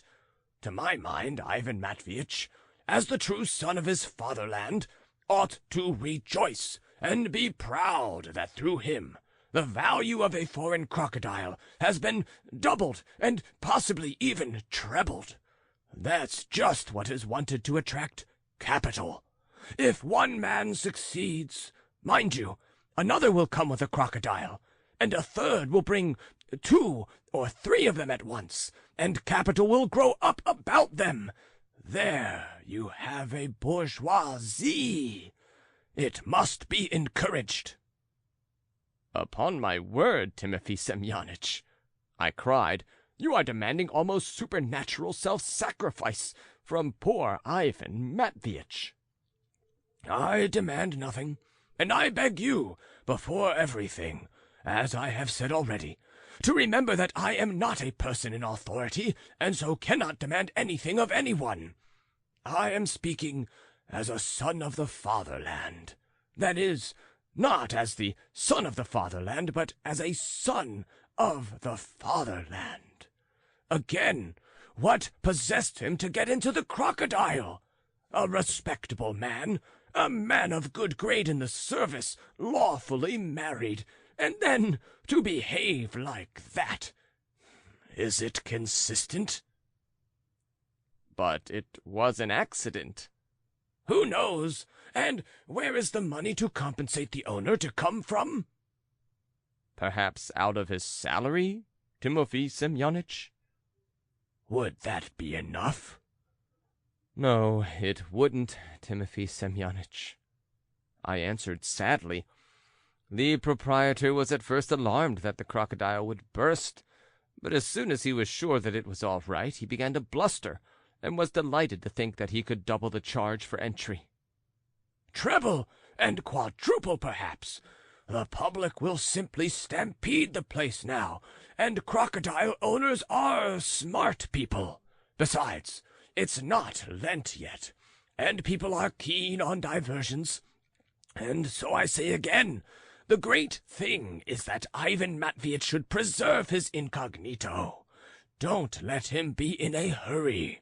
Let everybody know, perhaps, that he is in the crocodile, but don't let them be officially informed of it. Ivan Matveitch is in particularly favorable circumstances for that, for he is reckoned to be abroad.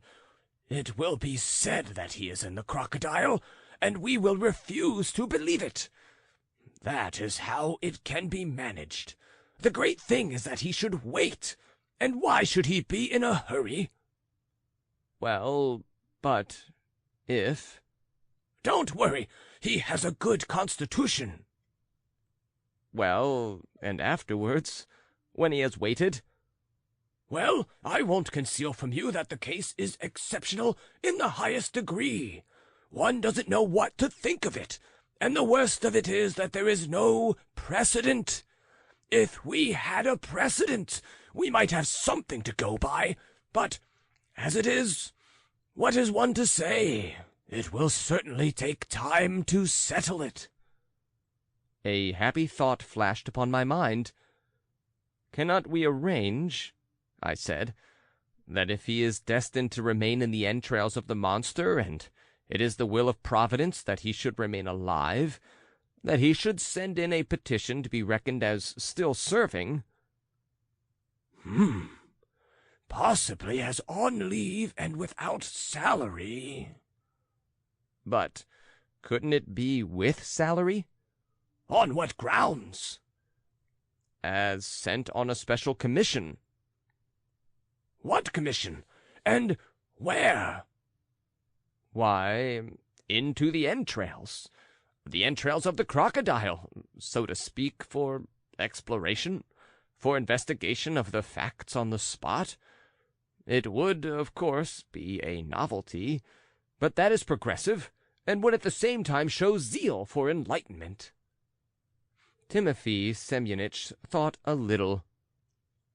To send a special official, he said at last, to the inside of a crocodile to conduct a special inquiry is, in my personal opinion, an absurdity. It is not in the regulations, and what sort of special inquiry could there be there? The scientific study of nature on the spot, in the living subject. The natural sciences are all the fashion nowadays. Botany. He could live there and report his observations. For instance, concerning digestion, or simply habits, for the sake of accumulating facts. You mean as statistics? Well, I am no great authority on that subject. Indeed, I am no philosopher at all. You say facts.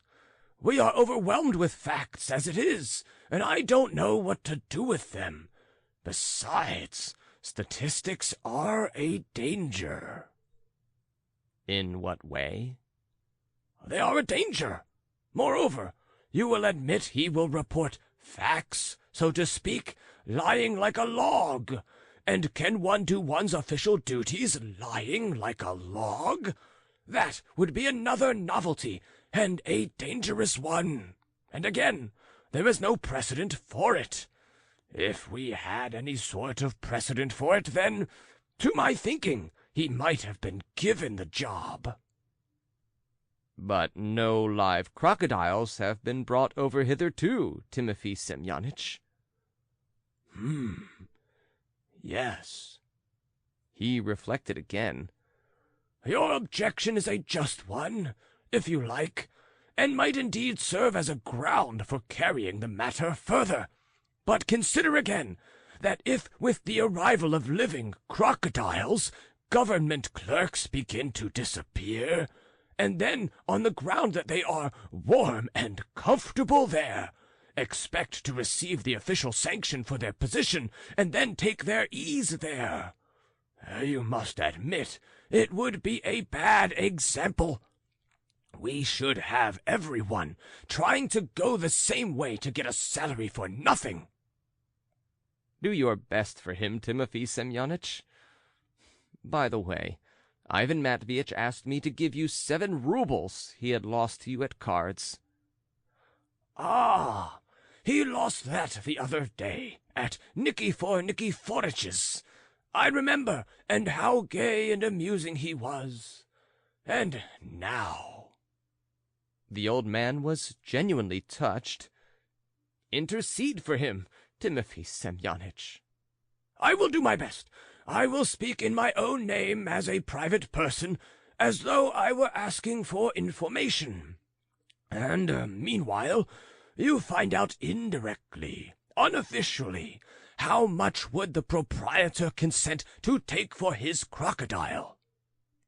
Timothy Semyonich was visibly more friendly. Certainly, I answered, and I will come back to you at once to report. And his wife? Is she alone now? Is she depressed? You should call on her, Timothy Semyonich. I will. I thought of doing so before. It is a good opportunity, and what on earth possessed him to go and look at the crocodile? Though, indeed, I should like to see it myself. Go and see the poor fellow, Timothy Semyonich. I will, of course. I don't want to raise his hopes by doing so. I shall go as a private person. Well, goodbye. I am going to Nikifor Nikiforitch's again. Shall you be there? No, I am going to see the poor prisoner. Yes, now he is a prisoner. Ah, that's what comes of thoughtlessness. I said good-bye to the old man. Ideas of all kinds were straying through my mind. A good-natured and most honest man, Timothy Semyonich, yet, as I left him, I felt pleased at the thought that he had celebrated his 50th year of service, and that Timothy Semyoniches are now a rarity among us. I flew at once, of course, to the arcade to tell poor Ivan Matveitch all the news. And, indeed, I was moved by curiosity to know how he was getting on in the crocodile, and how it was possible to live in a crocodile, and indeed, was it possible to live in a crocodile at all? At times it really seemed to me as though it were all an outlandish, monstrous dream, especially as an outlandish monster was the chief figure in it. End of The Crocodile, Part 2.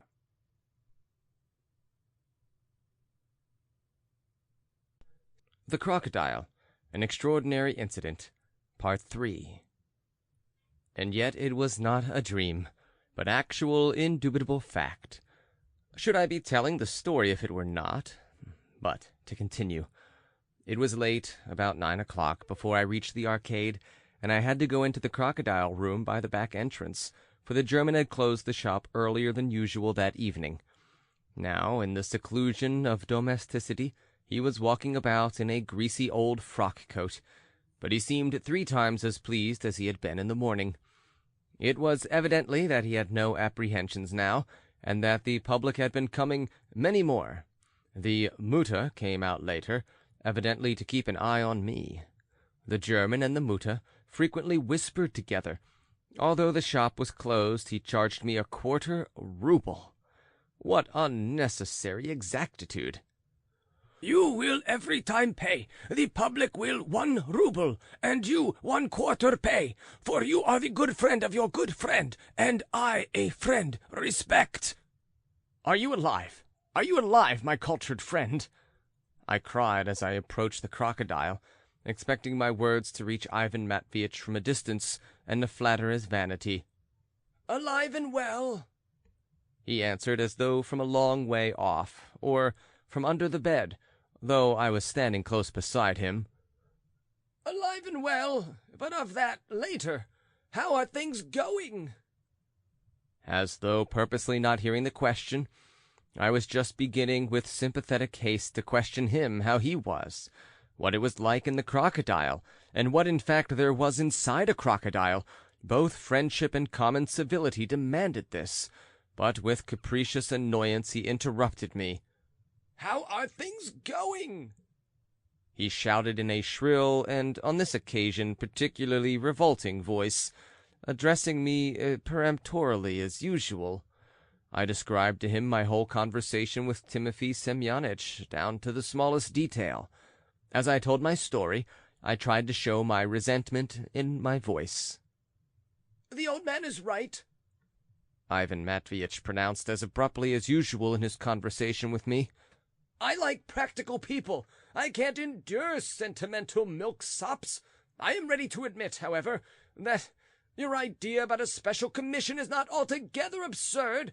I certainly have a great deal to report, both from a scientific and from an ethical point of view. But now all this has taken a new and unexpected aspect, and it is not worth while to trouble about mere salary.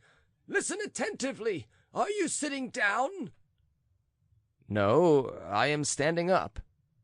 "Sit down on the floor if there is nothing else, and listen attentively."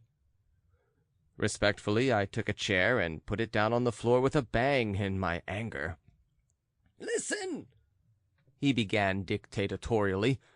"The public came today in masses. There was no room left in the evening, and the police came in to keep order. At 8 o'clock, that is, earlier than usual, the proprietor thought it necessary to close the shop and end the exhibition to count the money he had taken and prepare for tomorrow more conveniently. So I know there will be a regular fair tomorrow. So we may assume that all the most cultivated people in the capital, the ladies of the best society, the foreign ambassadors, the leading lawyers, and so on, will all be present. What's more, people will be flowing here from the remotest provinces of our vast and interesting empire. The upshot of it is that I am the cynosure of all eyes, and though hidden to sight, I am eminent. I shall teach the idle crowd. Taught by experience, I shall be an example of greatness and resignation to fate.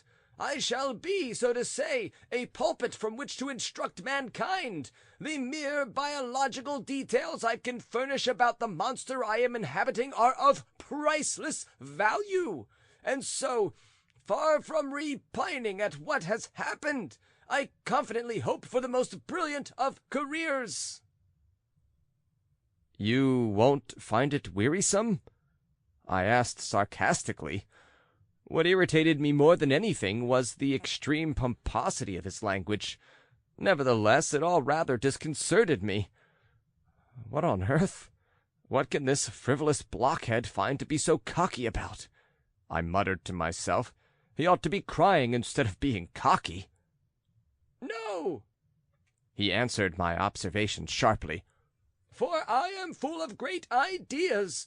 Only now can I at leisure ponder over the amelioration of the lot of humanity. Truth and light will come forth now from the crocodile. I shall certainly develop a new economic theory of my own, and I shall be proud of it, which I have hitherto been prevented from doing by my official duties and by trivial distractions. I shall refute everything and be a new Fourier. By the way, did you give Timothy Semyonich the 7 rubles? "Yes, out of my own pocket," I answered, trying to emphasize the fact in my voice. "We will settle it," he answered superciliously. "I confidently expect my salary to be raised, for who should get a raise if not I? I am of the utmost service now. But to business. My wife?" "You are, I suppose, inquiring after Elena Ivanovna?" "My wife?" he shouted, this time in a positive squeal. There was no help for it. Meekly, though gnashing my teeth, I told him how I had left Elena Ivanovna. He did not even hear me out. "I have special plans in regard to her," he began impatiently. "If I am celebrated here, I wish her to be celebrated there. Savants, poets, philosophers, foreign mineralogists, statesmen, after conversing in the morning with me, will visit her salon in the evening. From next week onwards, she must have an at-home every evening. With my salary doubled, we shall have the means for entertaining, and as the entertainment must not go beyond tea and hired footmen, that's settled. Both here and there they will talk of me. I have long thirsted for an opportunity for being talked about, but could not attain it, fettered by my humble position and low grade in the service. And now all this has been attained by a simple gulp on the part of the crocodile. Every word of mine will be listened to. Every utterance will be thought over, repeated, printed, and I'll teach them what I am worth. They shall understand at last what abilities they have allowed to vanish in the entrails of a monster. This man might have been foreign minister, or might have ruled a kingdom, some will say, and that man did not rule a kingdom. Others will say, in what way am I inferior to a Garnier, Pagasishki, or whatever they are called? My wife must be a worthy second. I have brains, she has beauty and charm. She is beautiful, and that is why she is his wife, some will say. She is beautiful because she is his wife. Others will amend. To be ready for anything, let Elena Ivanovna buy tomorrow the encyclopedia edited by Andrei Kravsky, that she may be able to converse on any topic. Above all, let her be sure to read the political leader in the Petersburg News, comparing it every day with The Voice. I imagine that the proprietor will consent to take me sometimes with the crocodile to my wife's brilliant salon. I will be in a tank in the middle of the magnificent drawing-room, and I will scintillate with witticisms which I will prepare in the morning. To the statesman I will impart my projects. To the poet I will speak in rhyme. With the ladies I can be amusing and charming without impropriety, since I shall be no danger to their husband's peace of mind. To all the rest I shall serve as a pattern of resignation to fate and the will of Providence. I shall make my wife a brilliant literary lady. I shall bring her forward and explain her to the public. As my wife, she must be full of the most striking virtues, and if they are right in calling Andrei Alexandrovitch our Russian Alfred de Musset, they will be still more right in calling her our Russian Yevgenia Tor. I must confess that, although this wild nonsense was rather in Ivan Matveitch's habitual style, it did occur to me that he was in a fever and delirious. It was the same every day, Ivan Matveitch, but magnified 20 times. "My friend," I asked him, "are you hoping for a long life? Tell me, in fact, are you well? How do you eat? How do you sleep? How do you breathe? I am your friend, and you must admit that the incident is most unnatural, and consequently my curiosity is most natural." "Idle curiosity and nothing else," he pronounced sententiously. "But you shall be satisfied. You ask how I am managing in the entrails of the monster? To begin with, the crocodile, to my amusement, turns out to be perfectly empty. His inside consists of a sort of huge empty sack made of gutta percha, like the elastic goods sold in the Gorhovy Street, in the Morskaya, and if I am not mistaken, in the Voznesensky Prospect. Otherwise, if you think of it, how could I find room?" "Is it possible?" I cried in a surprise that may be well understood. "Can the crocodile be perfectly empty?" "Perfectly." Ivan Matveitch maintained sternly and impressively. "And in all probability it is so constructed by the laws of nature. The crocodile possesses nothing but jaws furnished with sharp teeth, and besides the jaws a tail of considerable length. That is all, properly speaking. The middle part between these two extremities is an empty space enclosed by something of the nature of gutta percha, probably really gutta percha." "But the ribs, the stomach, the intestines, the liver, the heart," I interrupted quite angrily. "There is nothing, absolutely nothing of all that, and probably there never has been. All that is the idle fancy of frivolous travelers. was one inflates an air cushion, I am now with my person inflating the crocodile. He is incredibly elastic. Indeed, you might, as the friend of the family, get in with me if you were generous and self-sacrificing enough. And even with you here, there would be room to spare. I even think that in the last resort I might send for Elena Ivanovna. However, this void, hollow formation of the crocodile is quite in keeping with the teachings of natural science. If, for instance, one had to construct a new crocodile, the question would naturally present itself. What is the fundamental characteristic of the crocodile? The answer is clear: to swallow human beings. How is one in constructing the crocodile to secure that he should swallow people? The answer is clearer still: construct him hollow. It was settled by physics long ago that nature abhors a vacuum. Hence the inside of the crocodile must be hollow so that it may abhor the vacuum, and consequently swallow and so fill itself with anything it can come across. And that is the sole rational cause why every crocodile swallows men. It is not the same in the constitution of man. The emptier a man's head is, for instance, the less he feels that thirst to fill, and that is the one exception to the general rule. It is all as clear as day to me now. I have deduced it by my own observation and experience, being, so to say, in the very bowels of nature, in its retort, listening to the throbbing of its pulse.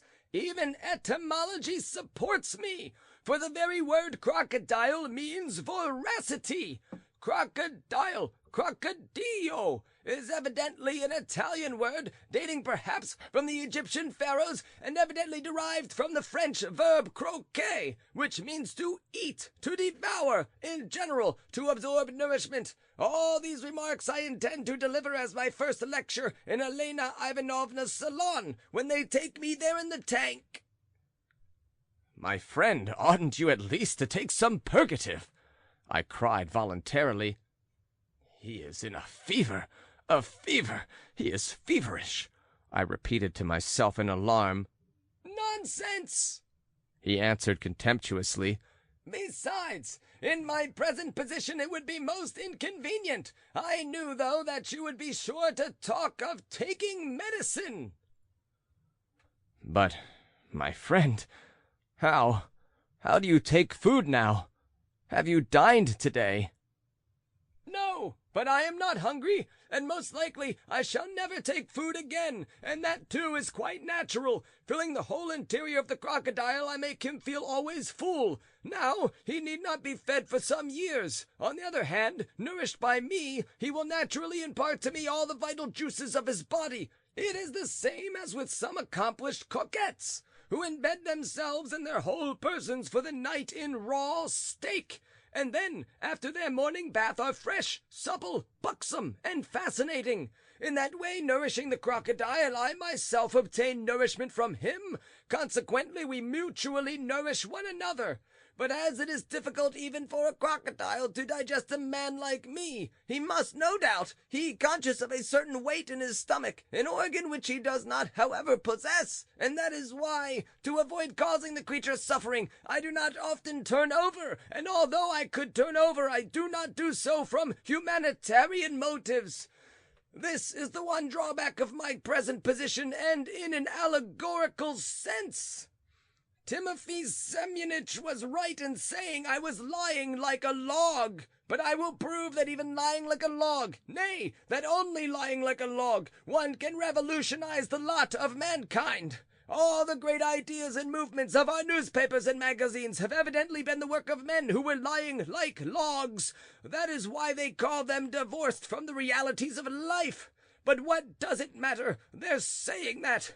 I am constructing now a complete system of my own, and you wouldn't believe how easy it is. You have only to creep into a secluded corner or into a crocodile to shut your eyes, and you immediately devise a perfect millennium for mankind.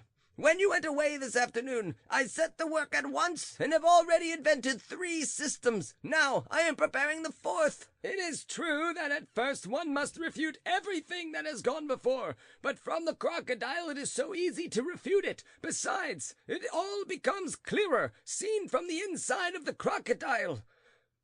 There are some drawbacks, though small ones. In my position, however, it is somewhat damp here and covered with a sort of slime. Moreover, there is a smell of india rubber, like the smell of my old galoshes. That is all. There are no other drawbacks." "Ivan Matveitch," I interrupted, "all this is a miracle in which I can scarcely believe. And can you intend never to dine again?" "What trivial nonsense you are troubling about, you thoughtless, frivolous creature! I talk to you about great ideas, and you understand that I am sufficiently nourished by the great ideas which light up the darkness in which I am enveloped.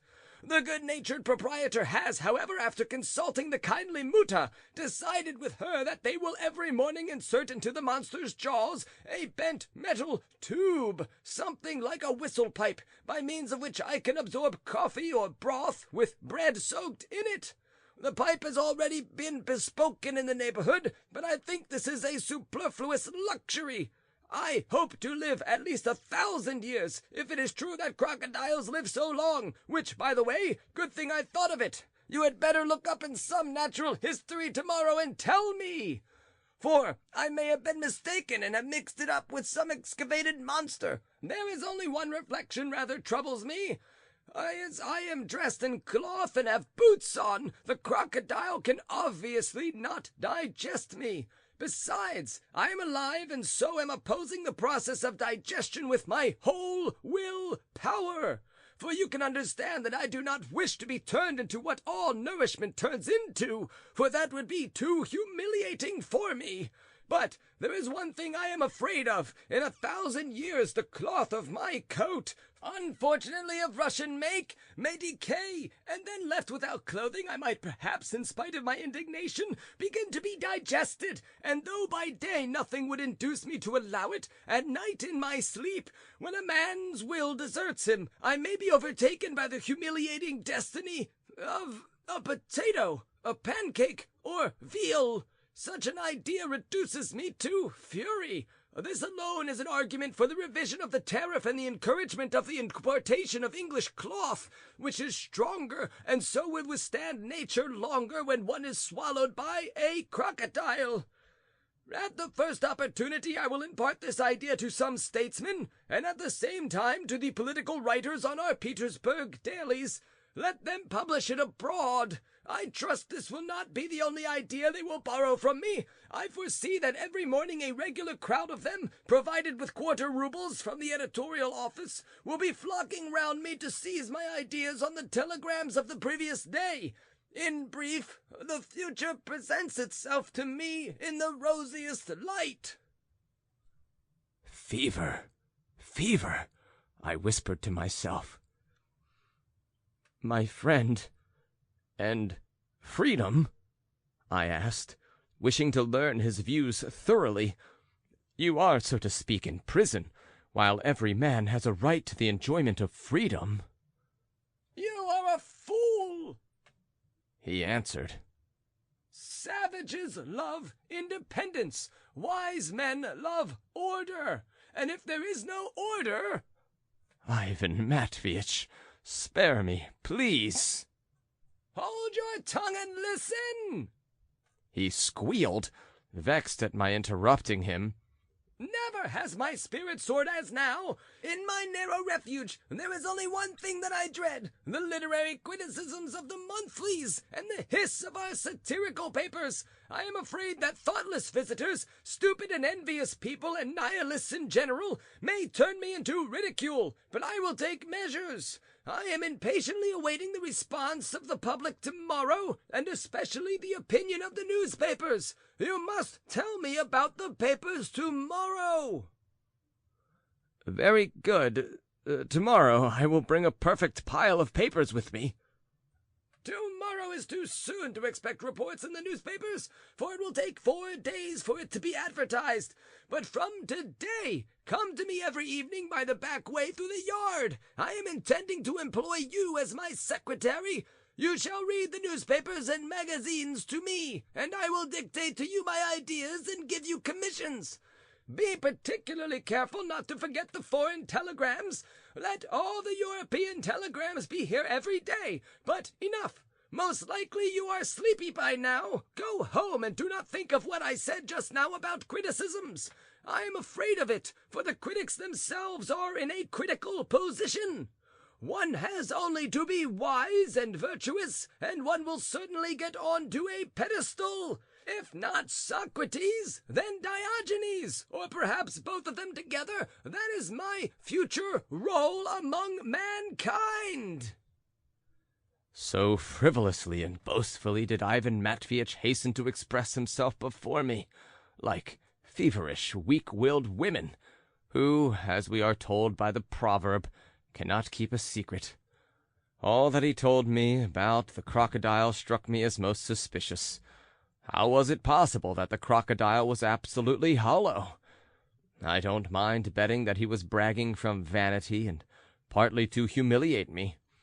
It is true that he was an invalid, and one must make allowances for invalids, but I must frankly confess I never could endure Ivan Matveitch.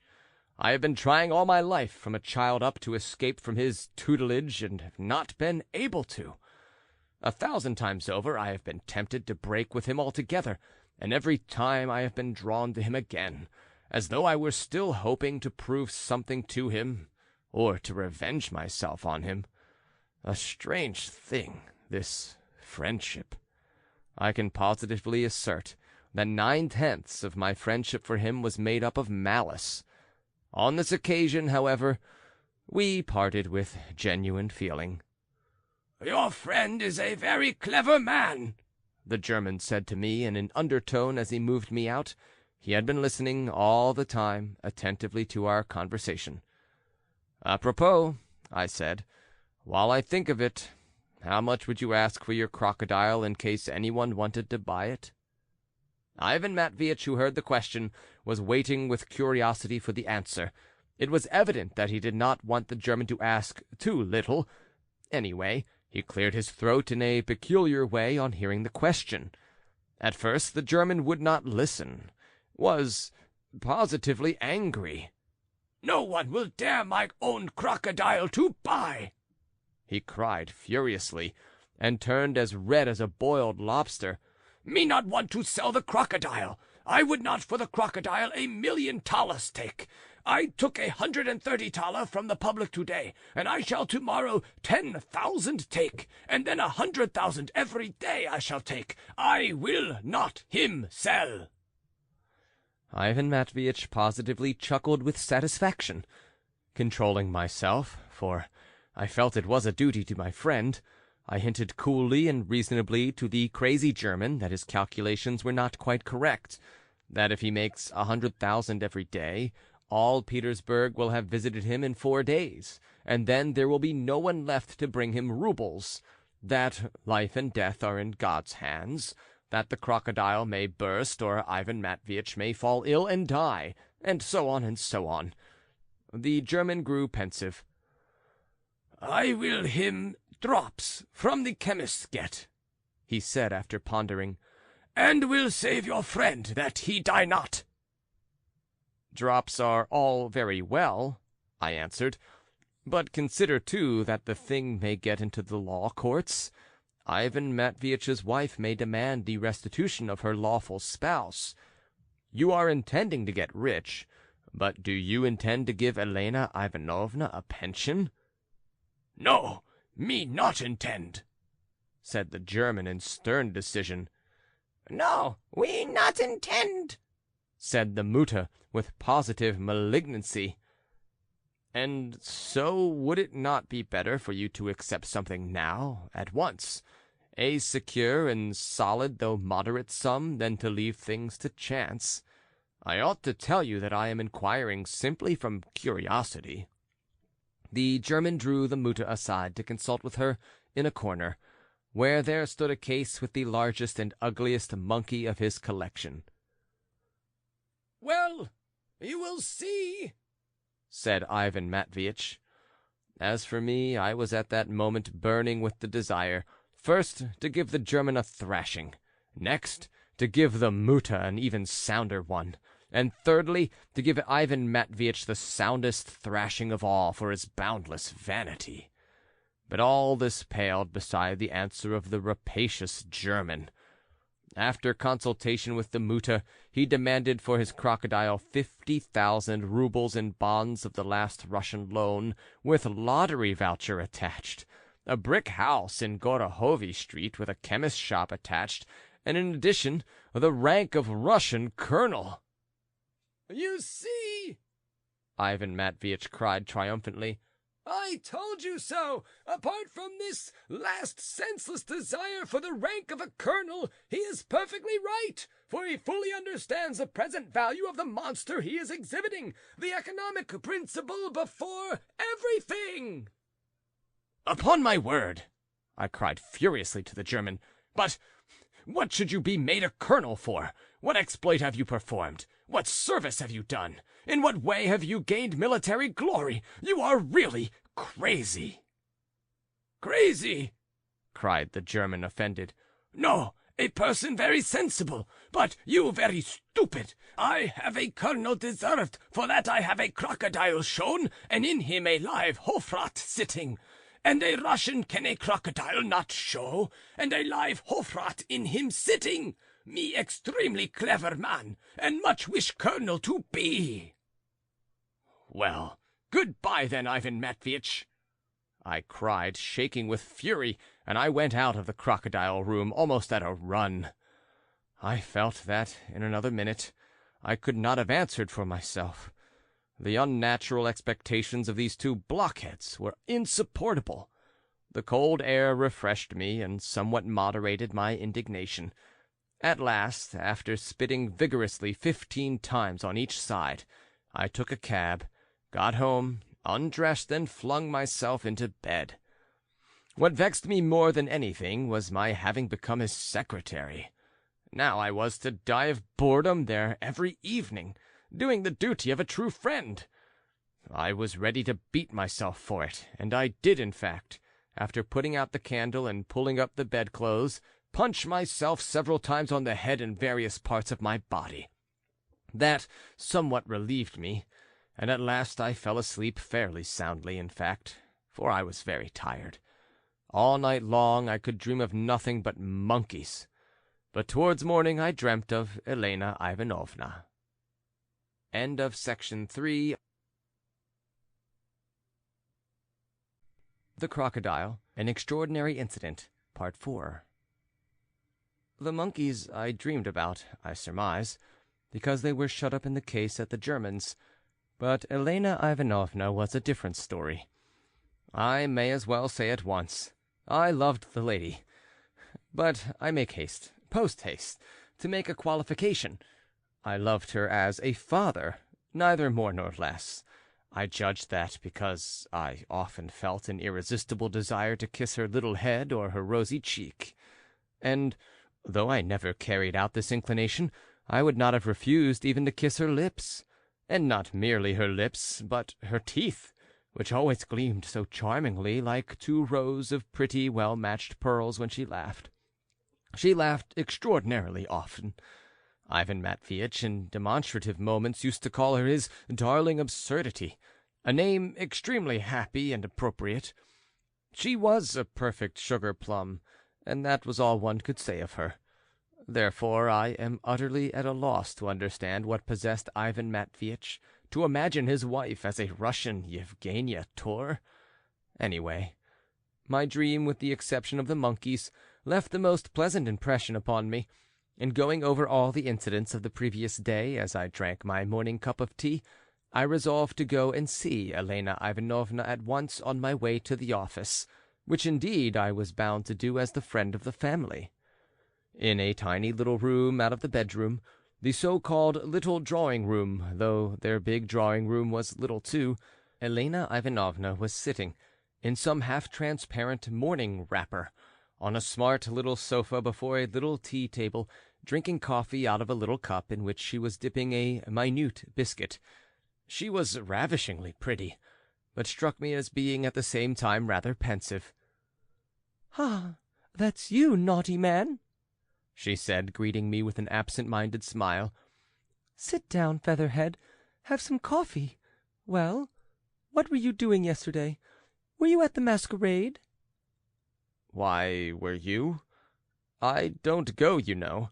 Besides, yesterday I was visiting our captive." I sighed and assumed a pious expression as I took the coffee. "Whom? What captive? Oh, yes, poor fellow. Well, how is he? Bored? Do you know, I wanted to ask you, I suppose I can ask for a divorce now?" "A divorce?" I cried in indignation and almost spilled the coffee. "It's that swarthy fellow," I thought to myself bitterly. There was a certain swarthy gentleman with little moustaches who was something in the architectural line, and who came far too often to see them, and was extremely skilful in amusing Elena Ivanovna. I must confess I hated him, and there was no doubt that he had succeeded in seeing Elena Ivanovna yesterday, either at the masquerade or even here, and putting all sorts of nonsense into her head. "Why," Elena Ivanovna rattled off hurriedly, as though it were a lesson she had learnt, "if he is going to stay on in the crocodile, perhaps not come back all his life, while I sit waiting for him here, a husband ought to live at home, and not in a crocodile." "But this was an unforeseen occurrence," I was beginning in very comprehensible agitation. "Oh, no, don't talk to me. I won't listen. I won't listen," she cried, suddenly getting quite cross. "You are always against me. You wretch! There's no doing anything with you. You will never give me any advice. Other people tell me that I can get a divorce because Ivan Matveitch will not get his salary now." "Elena Ivanovna, is it you I hear?" I exclaimed pathetically. "What villain could have put such an idea into your head? And divorce on such a trivial ground as a salary is quite impossible. And poor Ivan Matveitch is, so to speak, burning with love for you, even in the bowels of the monster. What's more, he is melting away with love like a lump of sugar. Yesterday, while you were enjoying yourself at the masquerade, he was saying that he might in the last resort send for you as his lawful spouse, to join him in the entrails of the monster, especially as it appears the crocodile is exceedingly roomy, not only able to accommodate 2, but even 3 persons." And then I told her all that interesting part of my conversation the night before with Ivan Matveitch. What? She cried in surprise. "You want me to get into that monster too? To be with Ivan Matveitch? What an idea! And how am I to get in there? In my hat and crinoline? Heavens, what foolishness! And what should I look like while I was getting into it? And very likely there would be someone there to see me. It's absurd. And what should I have to eat there? And what should I do there when... Oh, my goodness, what will they think of next? And what should I have to amuse me there? You say there's a smell of gutta percha? And what should I do if we quarrelled? Should we have to go on staying there side by side? Phoo, how horrid!" I agree with all those arguments, my sweet Elena Ivanovna," I interrupted, striving to express myself with that natural enthusiasm which always overtakes a man when he feels the truth is on his side. "But one thing you have not appreciated in all this. You have not realized that he cannot live without you if he is inviting you there. That is a proof of love, passionate, faithful, ardent love. You have thought too little of his love, dear Elena Ivanovna." I won't hear anything about it," waving me off with her pretty little hand with glistening pink nails that had just been washed and polished. "Horrid man, you will reduce me to tears. Get into it yourself if you like the prospect. You are his friend. Get in and keep him company, and spend your life discussing some tedious science." "You are wrong to laugh at this suggestion." I checked the frivolous woman with dignity. Ivan Matveitch has invited me as it is. You, of course, are summoned there by duty. For me it would be an act of generosity. But when Ivan Matveitch described to me last night the elasticity of the crocodile, he hinted very plainly that there would be room not only for you two, but for me also as a friend of the family, especially if I wished to join you, and therefore—" "How so? The three of us?" cried Elena Ivanovna, looking at me in surprise. "Why, how should we? Are we going to be all three there together? How silly you both are! I shall certainly pinch you all the time, you wretch!" And falling back on the sofa, she laughed till she cried. All this, the tears and the laughter, were so fascinating that I could not resist rushing eagerly to kiss her hand, which she did not oppose, though she did pinch my ears lightly as a sign of reconciliation. Then we both grew very cheerful, and I described to her in detail all Ivan Matveitch's plans. The thought of her evening receptions and her salon pleased her very much. "Only I should need a great many new dresses," she observed, "and so Ivan Matveitch must send me as much of his salary as possible, and as soon as possible. Only, I don't know about that," she added thoughtfully. "How can he be brought here in the tank? That's very absurd. I don't want my husband to be carried about in a tank. I should feel quite ashamed for my visitors to see it. I don't want that. No, I don't." By the way, while I think of it, was Timothy Semyonich here yesterday? "Oh, yes, he was. He came to comfort me. And do you know, we played cards all the time. He played for sweetmeats, and if I lost he was to kiss my hands. What a wretch he is! And only fancy, he almost came to the masquerade with me. Really." "He was carried away by his feelings," I observed. "And who would not be with you, you charmer?" "Oh, get along with your compliments. Stay, I'll give you a pinch as a parting present. I've learnt to pinch awfully well lately. Well, what do you say to that? By the way, you say Ivan Matveitch spoke several times of me yesterday?" "No, not exactly. I must say he is thinking more now of the fate of humanity, and once—" "Oh, let him. You needn't go on. I am sure it's fearfully boring. I'll go and see him sometime. I shall certainly go tomorrow. Only not today. I've got a headache, and besides, there will be such a lot of people there today. They'll say, 'That's his wife,' and I shall feel ashamed. Good-bye. You will be there this evening, won't you?" "To see him, yes. He asked me to go and take him the papers." "That's capital. Go and read to him, but don't come and see me today. I am not well, and perhaps I may go and see someone. Good-bye, you naughty man." It's that swarthy fellow is going to see her this evening, I thought. At the office, of course, I gave no sign of being consumed by these cares and anxieties, but soon I noticed some of the most progressive papers seemed to be passing particularly rapidly from hand to hand among my colleagues, and were being read with an extremely serious expression of face. The first one that reached me was the News Sheet, a paper of no particular party, but humanitarian in general, for which it was regarded with contempt among us, though it was read. Not without surprise, I read in it the following paragraph. Yesterday strange rumors were circulating among the spacious ways and sumptuous buildings of our vast metropolis. A certain well-known bon vivant of the highest society, probably weary of the cuisine at Borel's and at the X Club, went into the arcade, into the place where an immense crocodile recently brought to the metropolis is being exhibited, and insisted on its being prepared for his dinner. After bargaining with the proprietor, he at once set to work to devour him.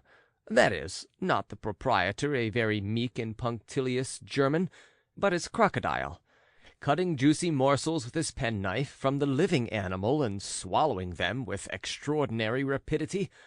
By degrees, the whole crocodile disappeared into the vast recesses of his stomach, so that he was even on the point of attacking an ichneumon, a constant companion of the crocodile, probably imagining that the latter would be as savory.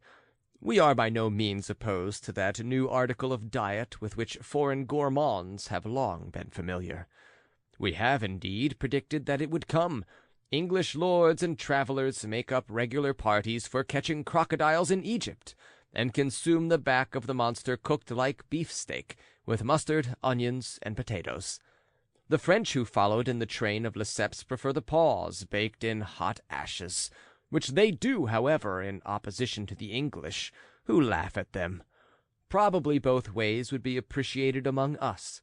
For our part, we are delighted at a new branch of industry, of which our great and varied fatherland stands preeminently in need. Probably before a year is out, crocodiles will be brought in hundreds to replace this first one, lost in the stomach of a Petersburg gourmand. And why should not the crocodile be acclimatized among us in Russia? If the water of the Neva is too cold for these interesting strangers, there are ponds in the capital and rivers and lakes outside it. Why not breed crocodiles at Pargalovo, for instance, or at Pavlovsk in the Presnensky ponds, and in Samoteka in Moscow? While providing agreeable, wholesome nourishment for our fastidious gourmands, they might at the same time entertain the ladies who walk about these ponds and instruct the children in natural history.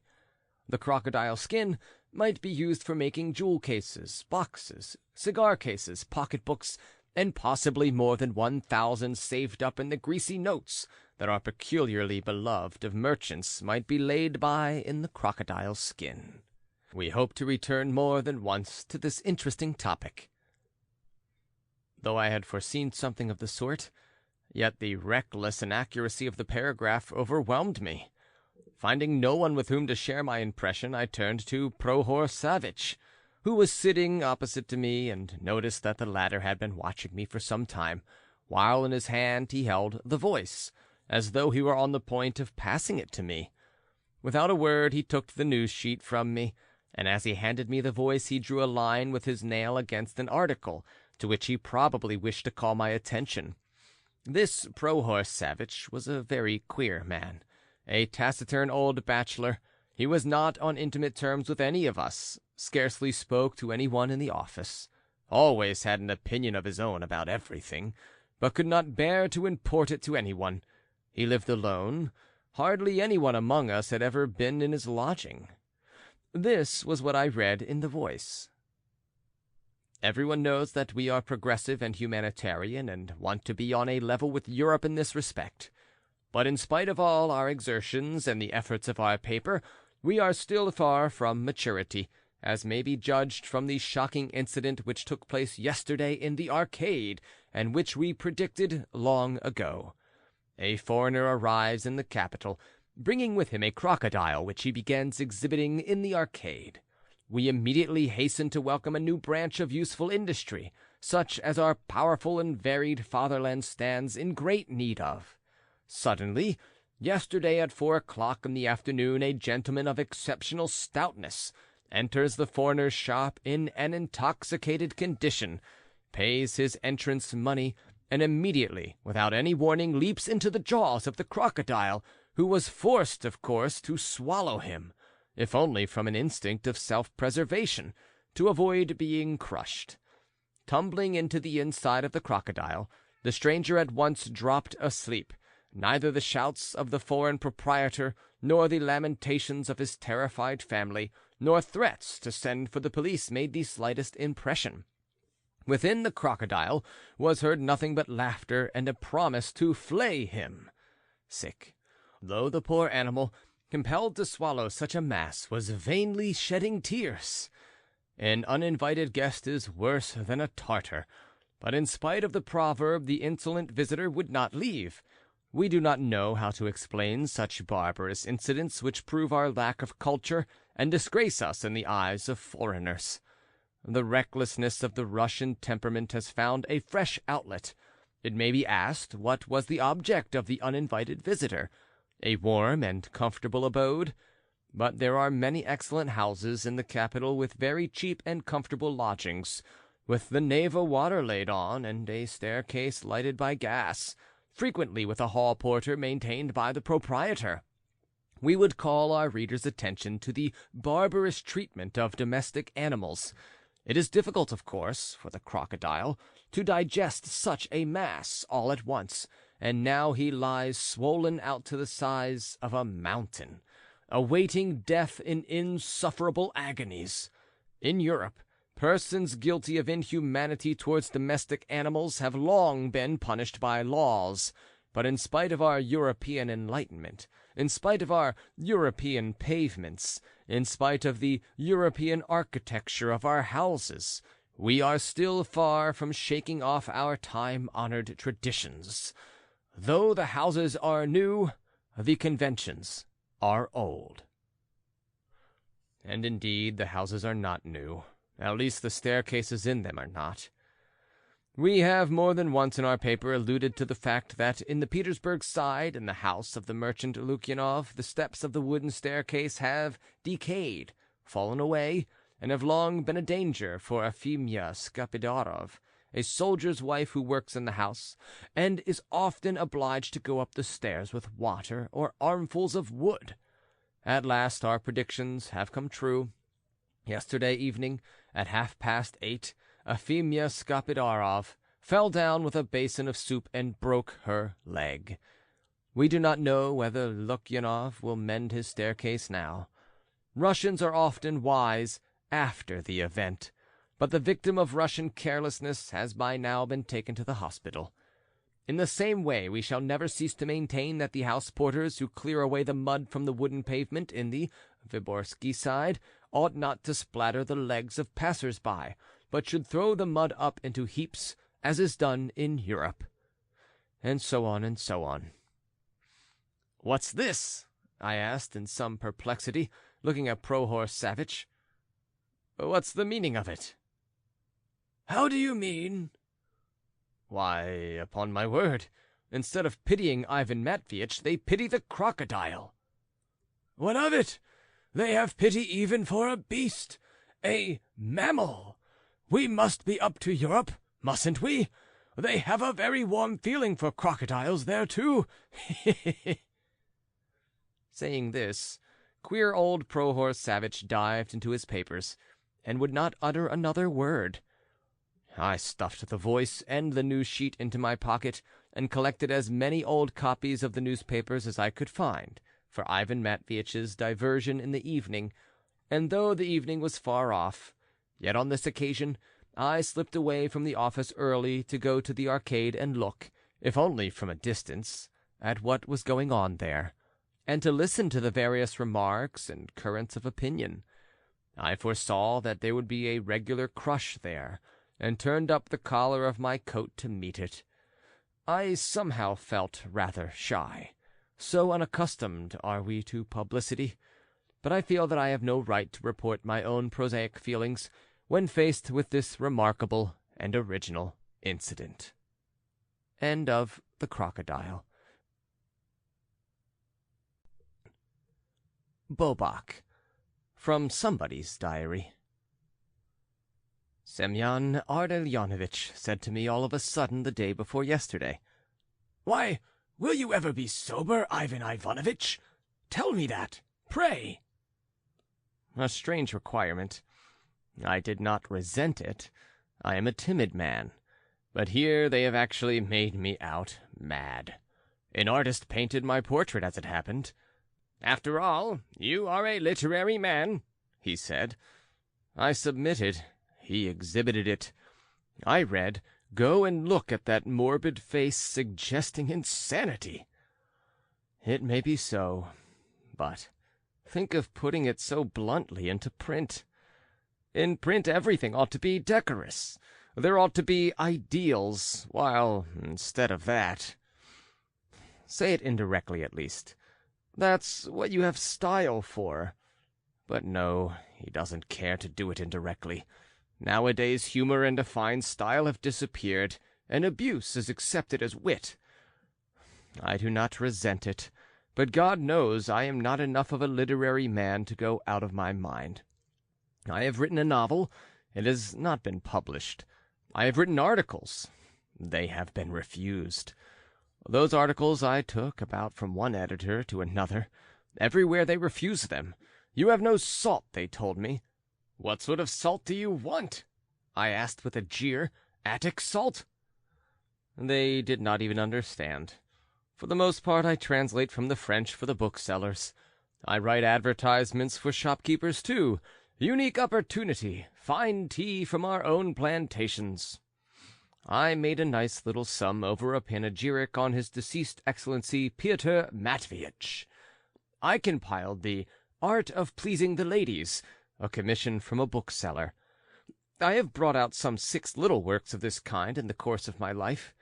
I am thinking of making a collection of the bon mots of Voltaire, but am afraid it may seem a little flat to our people. Voltaire's no good now. Nowadays we want a cudgel, not Voltaire. We knock each other's last teeth out nowadays. Well, so that's the whole extent of my literary activity. Though, indeed, I do send round letters to the editors gratis and fully signed. I give them all sorts of counsels and admonitions, criticize and point out the true path. The letter I sent last week to an editor's office was the 40th I had sent in the last 2 years. I have wasted 4 roubles over stamps alone for them. My temper is at the bottom of it all. I believe that the artist who painted me did so not for the sake of literature, but for the sake of 2 symmetrical warts on my forehead. A natural phenomenon, he would say. They have no ideas, so now they are out for phenomena. And didn't he succeed in getting my warts in his portrait? To the life. That is what they call realism. And as to madness, a great many people were put down as mad among us last year, and in such language, with such original talent. And yet, after all, it appears. However, one ought to have foreseen it long ago. That is rather artful, so that from the point of view of pure art, one may really commend it. Well, but after all, these so-called madmen have turned out cleverer than ever. So it seems the critics can call them mad, but they cannot produce anyone better. The wisest of all, in my opinion, is he who can, if only once a month, call himself a fool, a faculty unheard of nowadays. In old days, once a year at any rate, a fool would recognize that he was a fool. But nowadays, not a bit of it. And they have so muddled things up that there is no telling a fool from a wise man. They have done that on purpose. I remember a witty Spaniard saying when, 250 years ago, the French built their first madhouses, "They have shut up all their fools in a house apart, to make sure that they are wise men themselves." Just so. You don't show your own wisdom by shutting someone else in a madhouse. K has gone out of his mind means that we are sane now. No, it doesn't mean that yet. Hang it, though, why am I maundering on? I go on grumbling and grumbling. Even my maidservant is sick of me. Yesterday a friend came to see me.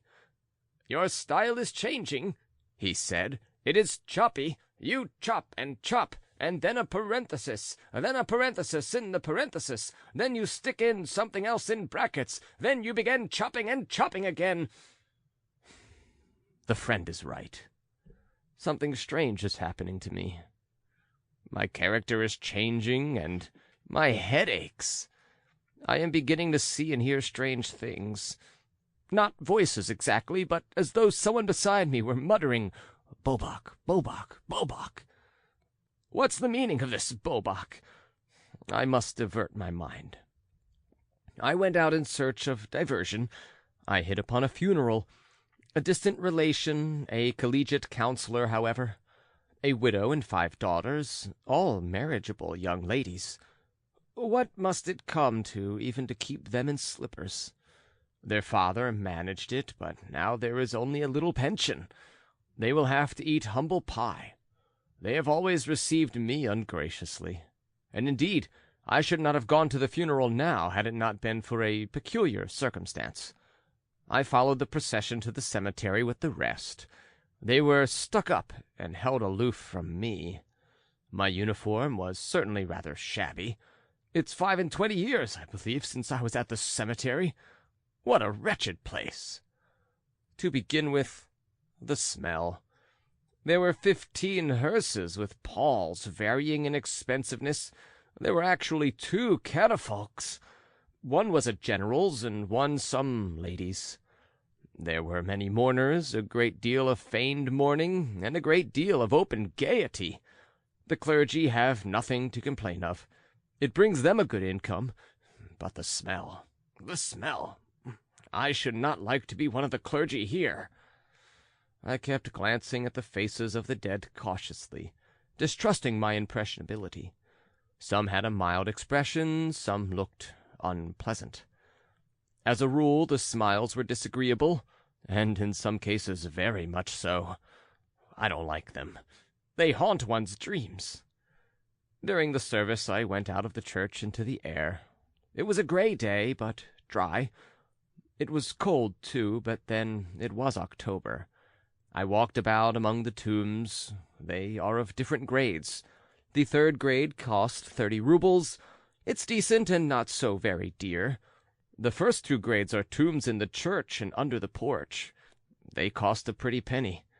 On this occasion they were burying in tombs of the 3rd grade 6 persons, among them the general and the lady.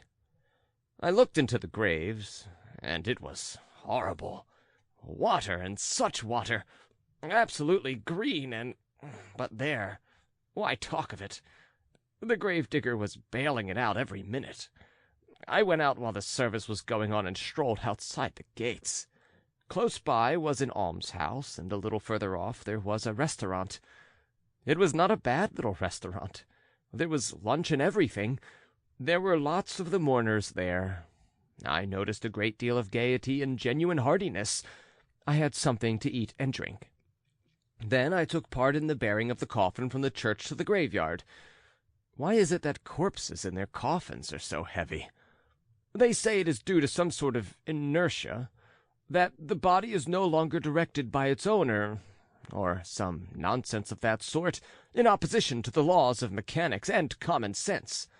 I don't like to hear people who have nothing but a general education venture to solve the problems that require special knowledge. And with us that's done continually. Civilians love to pass opinions about subjects that are the province of the soldier and even of the field marshal, while men who have been educated as engineers prefer discussing philosophy and political economy. I did not go to the requiem service. I have some pride, and if I am only received owing to some special necessity, why force myself on their dinners, even if it be a funeral dinner? The only thing I don't understand is why I stayed at the cemetery. I sat on a tombstone and sank into appropriate reflections. I began with the Moscow exhibition and ended with reflecting upon astonishment in the abstract. My deductions about astonishment were these. To be surprised at everything is stupid, of course, and to be astonished at nothing is a great deal more becoming, and for some reason accepted as good form. But that is not really true.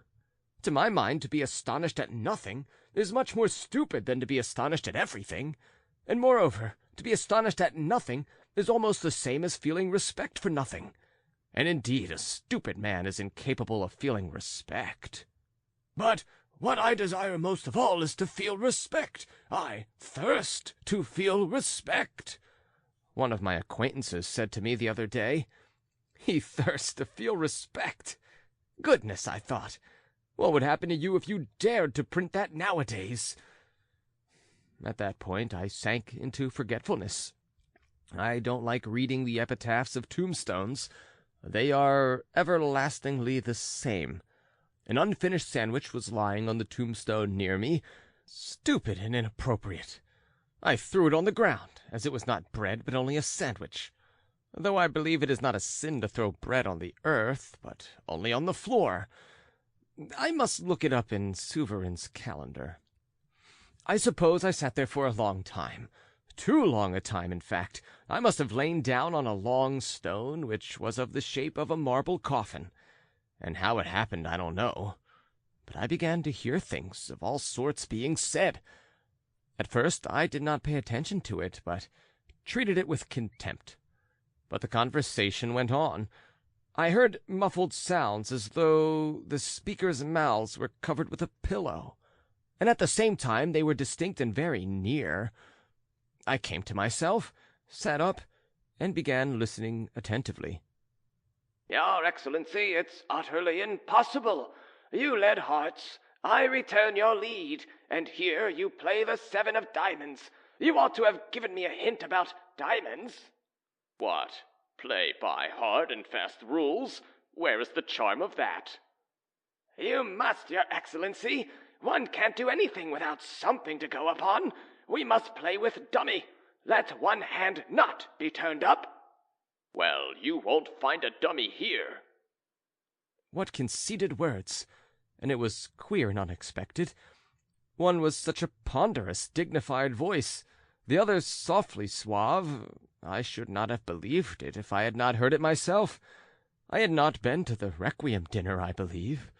And yet, how could they be playing preference here, and what general was this?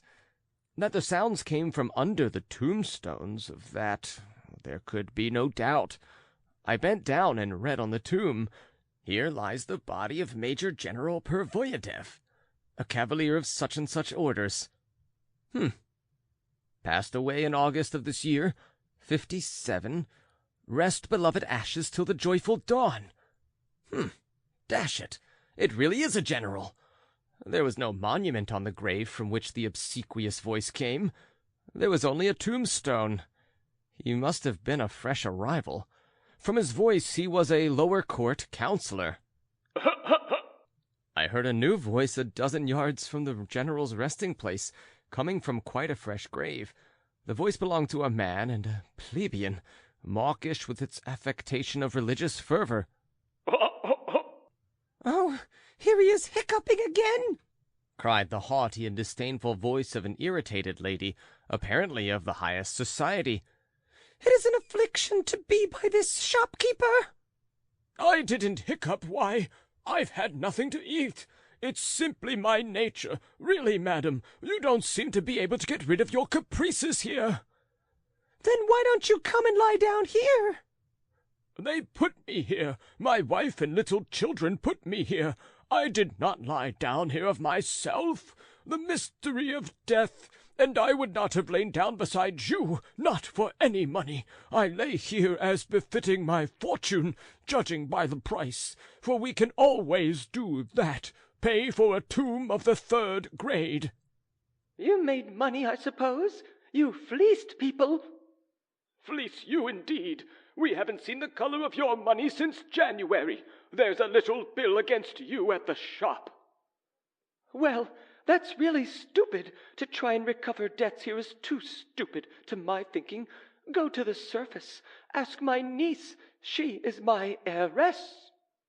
"There's no asking anyone now, and no going anywhere. We have both reached our limit, and before the judgment seat of God are equal in our sins." "In our sins?" The lady mimicked him contemptuously. "Don't dare to speak to me." "You see, the shopkeeper obeys the lady, Your Excellency." Why shouldn't he? "Why, Your Excellency, because we all know things are different here." Different? How? "We are dead, so to speak, Your Excellency." Oh, yes, but still. Well, this is an entertainment. It is a fine show, I must say. If it has come to this down here, what can one expect on the surface? But what a queer business. I went on listening, however, though with extreme indignation. "Yes, I should like a taste of life. Yes, you know, I should like a taste of life." I heard a new voice suddenly somewhere in the space between the general and the irritable lady. "Do you hear, Your Excellency? Our friend is at the same game again. For 3 days at a time he says nothing, and then he bursts out with, "I should like a taste of life. Yes, a taste of life. And with such an appetite. Hee hee." And such frivolity. It gets hold of him, your excellency. And do you know, he is growing sleepy, quite sleepy.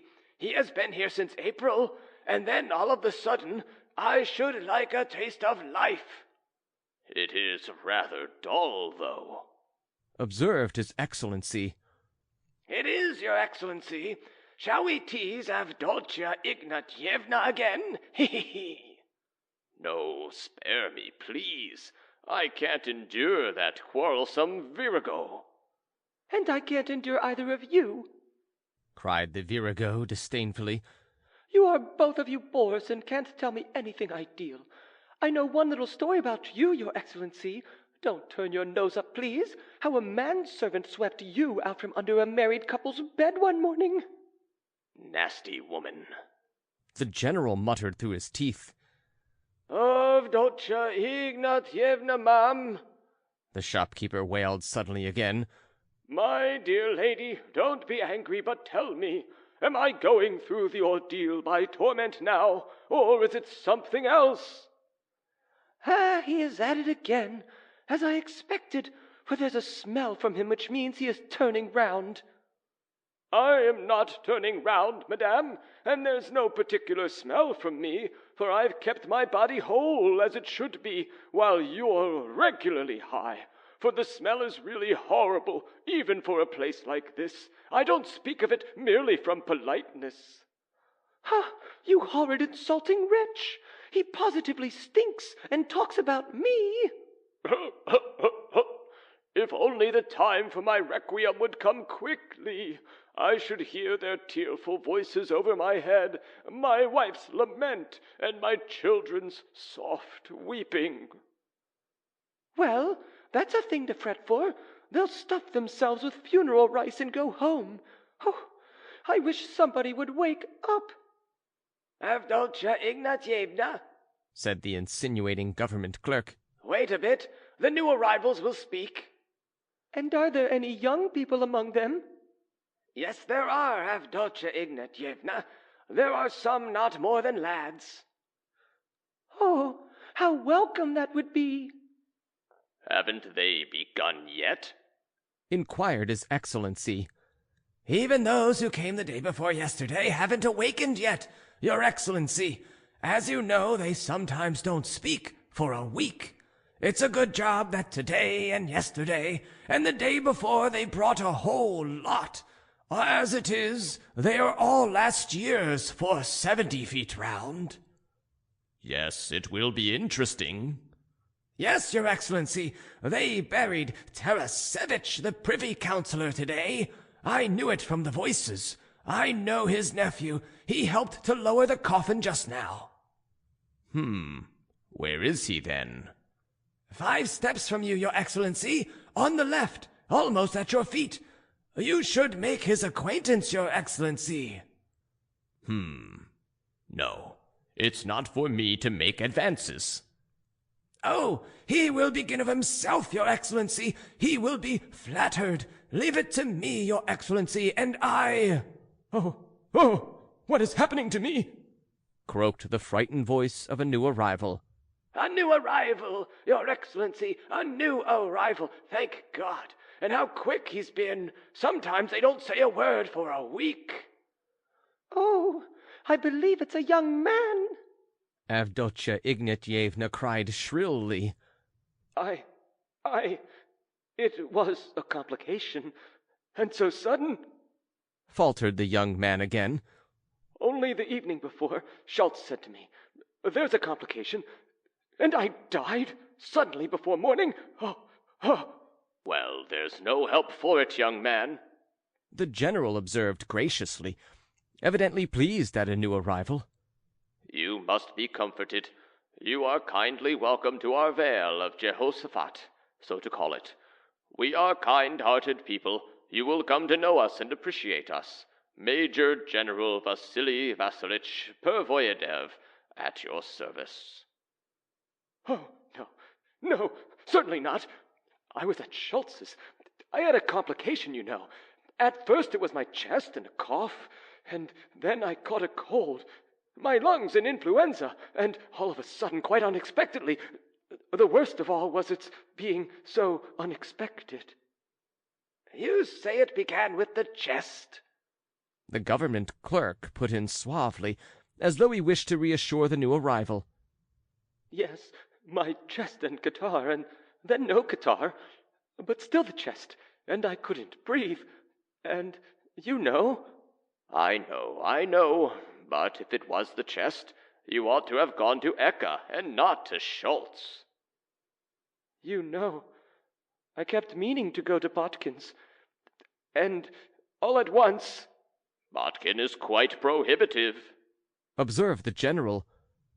Oh, no, he is not forbidding at all. I've heard he is so attentive and foretells everything beforehand. His Excellency was referring to his fees. The government clerk corrected him. Oh, not at all.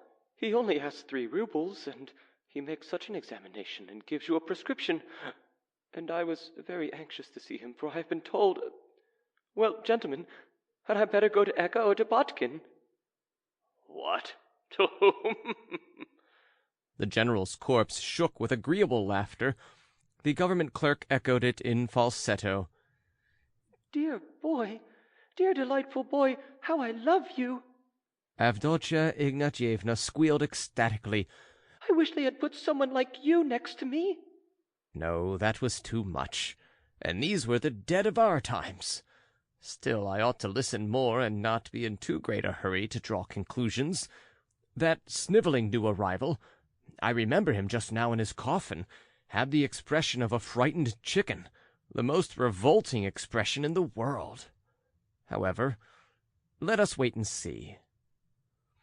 But what happened next was such a bedlam that I could not keep it all in my memory, for a great many woke up at once. An official, a civil councillor, woke up, and began discussing at once the project of a new subcommittee in the government department, and of the probable transfer of various functionaries in connection with the subcommittee, which very greatly interested the general. I must confess I learned a great deal that was new myself, so much so that I marveled at the channels by which one may sometimes in the metropolis learn government news. Then an engineer half woke up, but for a long time muttered absolute nonsense, so that our friends left off worrying him and let him lie till he was ready. At last, the distinguished lady who had been buried in the morning under the catafalque showed symptoms of the reanimation of the tomb. Lebeziatnikov, for the obsequious lower court councillor whom I detested and who lay beside General Pervoyadev was called, it appears, Lebeziatnikov, became much excited, and surprised that they were all waking up so soon this time. I must own I was surprised too, though some of those who had woke had been buried for 3 days, as, for instance, a very young girl of 16 who kept giggling in a horrible and predatory way. Your Excellency, Privy Councillor Tarasevich is waking, Lebeziatnikov announced with extreme fussiness. Eh? What? The privy councillor, waking up suddenly, mumbled with a lisp of disgust. There was a note of ill-humoured peremptoriness in the sound of his voice. I listened with curiosity, for during the last few days I had heard something about Tarasevich, shocking and upsetting in the extreme. It's I, Your Excellency, so far only I. What is your petition? What do you want? Merely to inquire after Your Excellency's health. In these unaccustomed surroundings, everyone feels at first, as it were, oppressed. General Pervoyadev wishes to have the honor of making Your Excellency's acquaintance, and hopes... I've never heard of him. Surely, Your Excellency, General Pervoyadev Vasily Vasilich. Are you General Pervoyadev? No, Your Excellency, I am only the lower court councillor, Lebeziatnikov, at your service, but General Pervoyadev... Nonsense. And I beg you to leave me alone. Let him be. General Pervoyedov at last himself checked with dignity the disgusting officiousness of his sycophant in the grave. He is not fully awake, Your Excellency. You must consider that. It's the novelty of it all. When he is fully awake, he will take it differently. Let him be. Repeated the general. Vasily Vasilich! Hey, Your Excellency! A perfectly new voice shouted loudly and aggressively from close beside Avdotya Ignatyevna. It was a voice of gentlemanly insolence, with the languid pronunciation now fashionable and an arrogant drawl. I've been watching you all for the last 2 hours. Do you remember me, Vasily Vasilich? My name is Klinovitz. We met at the Volonkanskys, where you, too, were received as a guest. I am sure I don't know why. What, Count Pyotr Petrovitch? Can it be really you? And at such an early age? How sorry I am to hear it. Oh, I am sorry myself, though I don't really mind, and I want to amuse myself as far as I can everywhere. And I am not a count, but a baron, only a baron. We are only a set of scurvy barons, risen from being flunkies, but why I don't know and I don't care. I am only a scoundrel of the pseudo-aristocratic society, and I am regarded as a charming polisson. My father is a wretched little general, and my mother was at one time received en haute lieu. With the help of the Jew Ziffel, I forged 50,000 ruble notes last year, and then I informed against him, while Julie Charpentier de Lusignan carried off the money to Bordeaux. And only fancy, I was engaged to be married to a girl still at school, 3 months under 16, with a dowry of 90,000. Avdotya Ignatyevna, do you remember how you seduced me 15 years ago, when I was a boy of 14 in the Cour d'Epage? Ha! That's you, you rascal! Well, you are a godsend anyway, for here... You were mistaken in suspecting your neighbor, the business gentleman, of unpleasant fragrance. I said nothing, but I laughed. The stench came from me. They had to bury me in a nailed-up coffin. Ugh, you horrid creature! Still, I am glad you are here. You can't imagine the lack of life and wit here. Quite so, quite so. And I intend to start here something original. Your Excellency, I don't mean you, Pervoyedov. Your Excellency, the other one, Tarasevich, the Privy Councillor. Answer. I am Klinovitch, who took you to Mademoiselle Fury in Lent. Do you hear? I do, Klinovitch, and I am delighted. And trust me. I wouldn't trust you with a halfpenny, and I don't care. I simply want to kiss you, dear old man, but luckily I can't. Do you know, gentlemen, what this grandpare's little game was? He died 3 or 4 days ago, and would you believe it? He left a deficit of 400,000 government money from the Fund for Widows and Orphans. He was the sole person in control of it for some reason, so that his accounts were not audited for the last 8 years. I can fancy what long faces they all have now, and what they call him. It's a delectable thought, isn't it? I have been wondering for the last year how a wretched old man of 70, gouty and rheumatic, succeeded in preserving the physical energy for his debaucheries, and now the riddle is solved. Those widows and orphans, the very thought of them must have egged him on. I knew about it long ago. I was the only one who did know. It was Julie told me. And as soon as I discovered it, I attacked him in a friendly way at once in Easter week. Give me 25,000. If you don't, they'll look into your accounts tomorrow. And just fancy, he had only 13,000 left then, so it seems it was very apropos his dying now. Grandpère, grandpère. Do you hear? Cher Klinevitch, I quite agree with you, and there was no need for you to go into such details. Life is so full of suffering and torment, and so little to make up for it, that I wanted at last to be at rest, and so far as I can see, I hope to get all I can from here, too. I bet that he has already sniffed Katich Berestov. Who? What Katish? There was a rapacious quiver in the old man's voice. Aha! What Katish? Why, here on the left, 5 paces from me, and 10 from you. She has been here 5 days, and if only you knew, grandpère, what a little wretch she is, of good family and breeding, and a monster, a regular monster. I did not introduce her to anyone there. I was the only one who knew her. Katich, answer! Hee. The girl responded with a jangling laugh, in which there was a note of something as sharp as the prick of a needle. Hee. And a little blonde? The grandpère faltered, drawing out the syllables. Hee. I have long. The old man faltered breathlessly. Cherish the dream of a little fair thing of 15, and just in such surroundings. Ha! The monster! Cried Avdotya Ignatyevna. Enough. Klinevitch decided.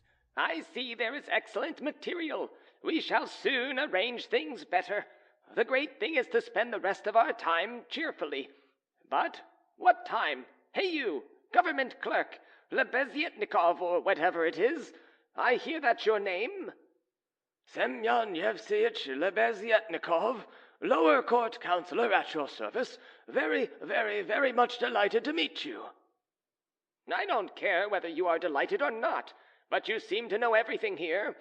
Tell me first of all, how is it we can talk? I've been wondering ever since yesterday. We are dead, and yet we are talking and seem to be moving, and yet we are not talking and not moving. What jugglery is this? If you want an explanation, Baron, Platon Nikolaevich could give you one better than I. What Platon Nikolaevich is that? To the point. Don't beat about the bush. Platon Nikolaevich is our homegrown philosopher, scientist, and master of arts. He has brought out several philosophical works, but for the last 3 months he has been getting quite drowsy, and there is no stirring him up now. Once a week he mutters something utterly irrelevant. To the point, to the point. He explains all this by the simplest fact, namely that when we were living on the surface we mistakenly thought that there was death. The body revives, as it were. Here the remains of life are concentrated, but only in consciousness. I don't know how to express it, but life goes on, as it were, by inertia. In his opinion, everything is concentrated somewhere in consciousness, and goes on for 2 or 3 months, sometimes even for half a year. There is one here, for instance, who is almost completely decomposed, but once every 6 weeks he suddenly utters one word, quite senseless, of course, about some Bobok. But you see that an imperceptible speck of life is still warm within him. It's rather stupid. Well, and how is it I have no sense of smell, and yet I feel there is a stench? That? Well, on that point our philosopher is a bit foggy. It's apropos of smell, he said, that the stench one perceives here is, so to speak, moral. It's the stench of the soul, he says, that in these 2 or 3 months it may have time to recover itself, and this is, so to speak, the last mercy. Only I think, Baron, that these are mystic ravings, very excusable in his position. Enough. All the rest of it, I am sure, is nonsense. The great thing is that we have 2 or 3 months more of life, and then... Bobak! I propose to spend these 2 months as agreeably as possible, and so to arrange everything on a new basis. Gentlemen, I propose to cast aside all shame. Ah, let us cast aside all shame. Let us. Many voices could be heard saying, and, strange to say, several new voices were audible, which must have belonged to others newly awakened. The engineer, now fully awake, boomed out his agreement with peculiar delight. The girl Katiche giggled gleefully. Oh, how I long to cast off all shame! Avdotya Ignatyevna exclaimed rapturously. I say, if Avdotya Ignatyevna wants to cast off all shame... No, Klinovitch. I was ashamed up there all the same, but here I should like to cast off shame. I should like it awfully. I understand, Klinovitch, boomed the engineer, that you want to rearrange life here on new and rational principles. Oh, I don't care a hang about that. For that, we'll wait for Kudayarov, who was brought here yesterday. When he wakes, he'll tell you all about it. He is such a personality, such a titanic personality. Tomorrow they'll bring along another natural scientist, I believe, an officer for certain, and 3 or 4 days later a journalist, and I believe his editor with him. But deuce take them all. There will be a little group of us anyway, and things will arrange themselves. Though meanwhile I don't want us to be telling lies. That's all I care about, for that is one thing that matters. One cannot exist on the surface without lying, for life and lying are synonymous. But here we will amuse ourselves by not lying. Hang it all, the grave has some value after all. We'll all tell our stories aloud, and we won't be ashamed of anything. First of all, I'll tell you about myself. I am one of the predatory kind, you know. All that was bound and held in check by rotten cords up there on the surface. Away with cords, and let us spend these 2 months in shameless truthfulness. Let us strip and be naked. Let us be naked. Let us be naked, cried all the voices. I long to be naked. I long to be... Avdotya Ignatyevna shrilled. Ah, I see we shall have fun here. I don't want Eka after all. No, I tell you, give me a taste of life. Hee, giggled Katiche. The great thing is that no one can interfere with us, and though I see Pervoyadev is in a temper, he can't reach me with his hand. Grandpère, do you agree? I fully agree, fully, and with the utmost satisfaction, but on condition that Katiche is the first to give us her biography. I protest with all my heart. General Pervoyedov brought out firmly. Your Excellency. The scoundrel Lebezietnikov persuaded him in a murmur of fussy excitement. Your Excellency, it will be to our advantage to agree. Here, you see, there's this girl's, and all their little affairs. There's the girl, it's true. But? It's to our advantage, Your Excellency. Upon my word it is. If only as an experiment, let us try. Even in the grave, they won't let us rest in peace. In the first place, General, you were playing preference in the grave, and in the second, we don't care a hang about you. Drawled Klinovitch. Sir, I beg you not to forget yourself. What? Why, you can't get at me, and I can tease you from here as though you were Julie's lapdog.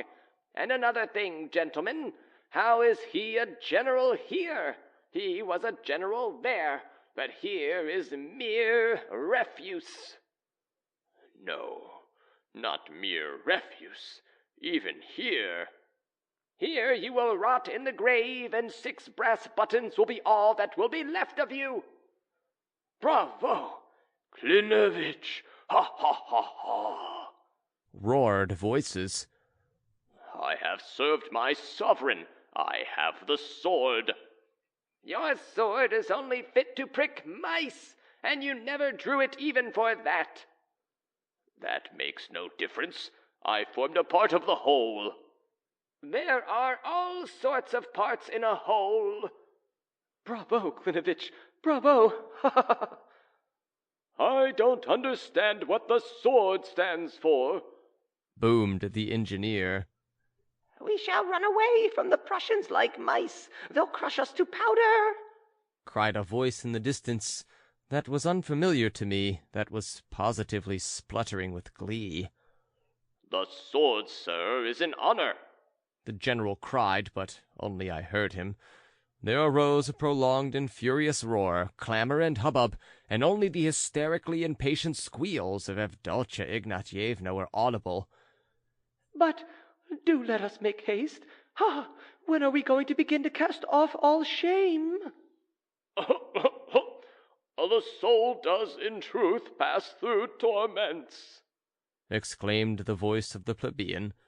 And here I suddenly sneezed. It happened suddenly and unintentionally, but the effect was striking. All became as silent as one expects it to be in a churchyard. It all vanished like a dream. A real silence of the tomb set in. I don't believe they were ashamed on account of my presence. They had made up their minds to cast off all shame. I waited 5 minutes. Not a word, not a sound. It cannot be supposed that they were afraid of my informing the police, for what could the police do to them? I must conclude that they had some secret unknown to the living, which they carefully concealed from every mortal. Well, my dears, I thought, I shall visit you again. And with those words I left the cemetery. No, that I cannot admit. No, I really cannot. The Bobach case does not trouble me, so that is what that Bobach signified. Depravity in such a place, depravity of the last aspirations, depravity of sodden and rotten corpses, and not even sparing the last moments of consciousness. Those moments have been granted, vouchsafed to them, and worst of all, in such a place. No, that I cannot admit. I shall go to other tombs. I shall listen everywhere. Certainly one ought to listen everywhere, and not merely at one spot, in order to form an idea. Perhaps one may come across something reassuring. But I shall certainly go back to those. They promise their biographies and anecdotes of all sorts. Tfu! But I shall go. I shall certainly go. It is a question of conscience. I shall take it to the Citizen. The editor there has had his portrait exhibited too. Maybe he will print it. End of Bobach.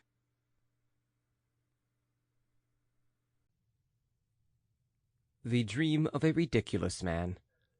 1. I am a ridiculous person. Now they call me a madman. That would be a promotion if it were not that I remain as ridiculous in their eyes as before. But now I do not resent it. They are all dear to me now, even when they laugh at me, and, indeed, it is just then that they are particularly dear to me. I could join in their laughter, not exactly at myself, but through affection for them, if I did not feel so sad as I look at them. Sad because they do not know the truth, and I do know it. Oh, how hard it is to be the only one who knows the truth. But they won't understand that. No, they won't understand it. In the old days I used to be miserable at seeming ridiculous. Not seeming, but being. I have always been ridiculous, and I have known it, perhaps, from the hour I was born. Perhaps from the time I was 7 years old, I knew I was ridiculous. Afterwards I went to school, studied at the university, and, do you know, the more I learned, the more thoroughly I understood that I was ridiculous, so that it seemed in the end as though all the sciences I studied at the university existed only to prove and make evident to me, as I went more deeply into them, that I was ridiculous. It was the same with life as it was with science. With every year, the same consciousness of the ridiculous figure I cut in every relation grew and strengthened. Everyone always laughed at me, but not one of them knew or guessed that if there were one man on earth who knew better than anybody else that I was absurd, it was myself. And what I resented most of all was that they did not know that. But that was my own fault. I was so proud that nothing would have ever induced me to tell it to anyone. This pride grew in me with the years, and if it had happened that I allowed myself to confess to anyone that I was ridiculous, I believe that I should have blown out my brains the same evening. Oh, how I suffered in my early youth from the fear that I might give way and confess it to my schoolfellows. But since I grew to manhood, I have for some unknown reason become calmer, though I realized my awful characteristic more fully every year. I say unknown, for to this day I cannot tell why it was. Perhaps it was owing to the terrible misery that was growing in my soul, through something which was of more consequence than anything else about me. That something was the conviction that had come upon me that nothing in the world mattered. I had long had an inkling of it, but the full realization came last year, almost suddenly.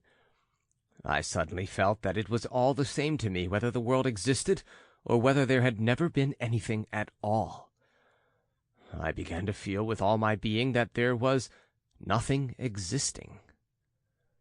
At first I fancied that many things had existed in the past, but afterwards I guessed that there never had been anything in the past either, but that it had only seemed so for some reason. Little by little I guessed that there would be nothing in the future either. Then I left off being angry with people, and almost ceased to notice them. Indeed, this showed itself even in the pettiest trifles. I used, for instance, to knock against people in the street, and not so much from being lost in thought. What had I to think about? I had almost given up thinking by that time. Nothing mattered to me. If at least I had solved my problems. Oh, I had not settled one of them, and how many there were! But I gave up caring about anything, and all the problems disappeared. And it was after that I found the truth. I learnt the truth last November, on the 3rd of November to be precise, and I remember every instant since. It was a gloomy evening, one of the gloomiest possible evenings. I was going home at about 11 o'clock, and I remember that I thought that the evening could not be gloomier, even physically. Rain had been falling all day, and it had been a cold, gloomy, almost menacing rain, with, I remember, an unmistakable spite against mankind. Suddenly, between 10 and 11, it had stopped, and was followed by a horrible dampness, colder and damper than the rain, and a sort of steam was rising from everywhere, from every stone in the street, and from every by-lane, if one looked down it as far as one could. A thought suddenly occurred to me that if all the street lamps had been put out, it would have been less cheerless, that the gas made one's heart sadder because it lighted it all up. I had had scarcely any dinner that day, and had been spending the evening with an engineer, and 2 other friends had been there also. I sat silent. I fancy I bored them. They talked of something rousing, and suddenly they got excited over it, but they did not really care, I could see that, and only made a show of being excited. I suddenly said as much to them. "My friends," I said, "you really do not care one way or the other." They were not offended, but they all laughed at me. That was because I spoke without any note of reproach, simply because it did not matter to me. They saw it did not, and it amused them. As I was thinking about the gas lamps in the street, I looked up at the sky. The sky was horribly dark, but one could distinctly see tattered clouds, and Between them, fathomless black patches. Suddenly I noticed in one of these patches a star, and began watching it intently.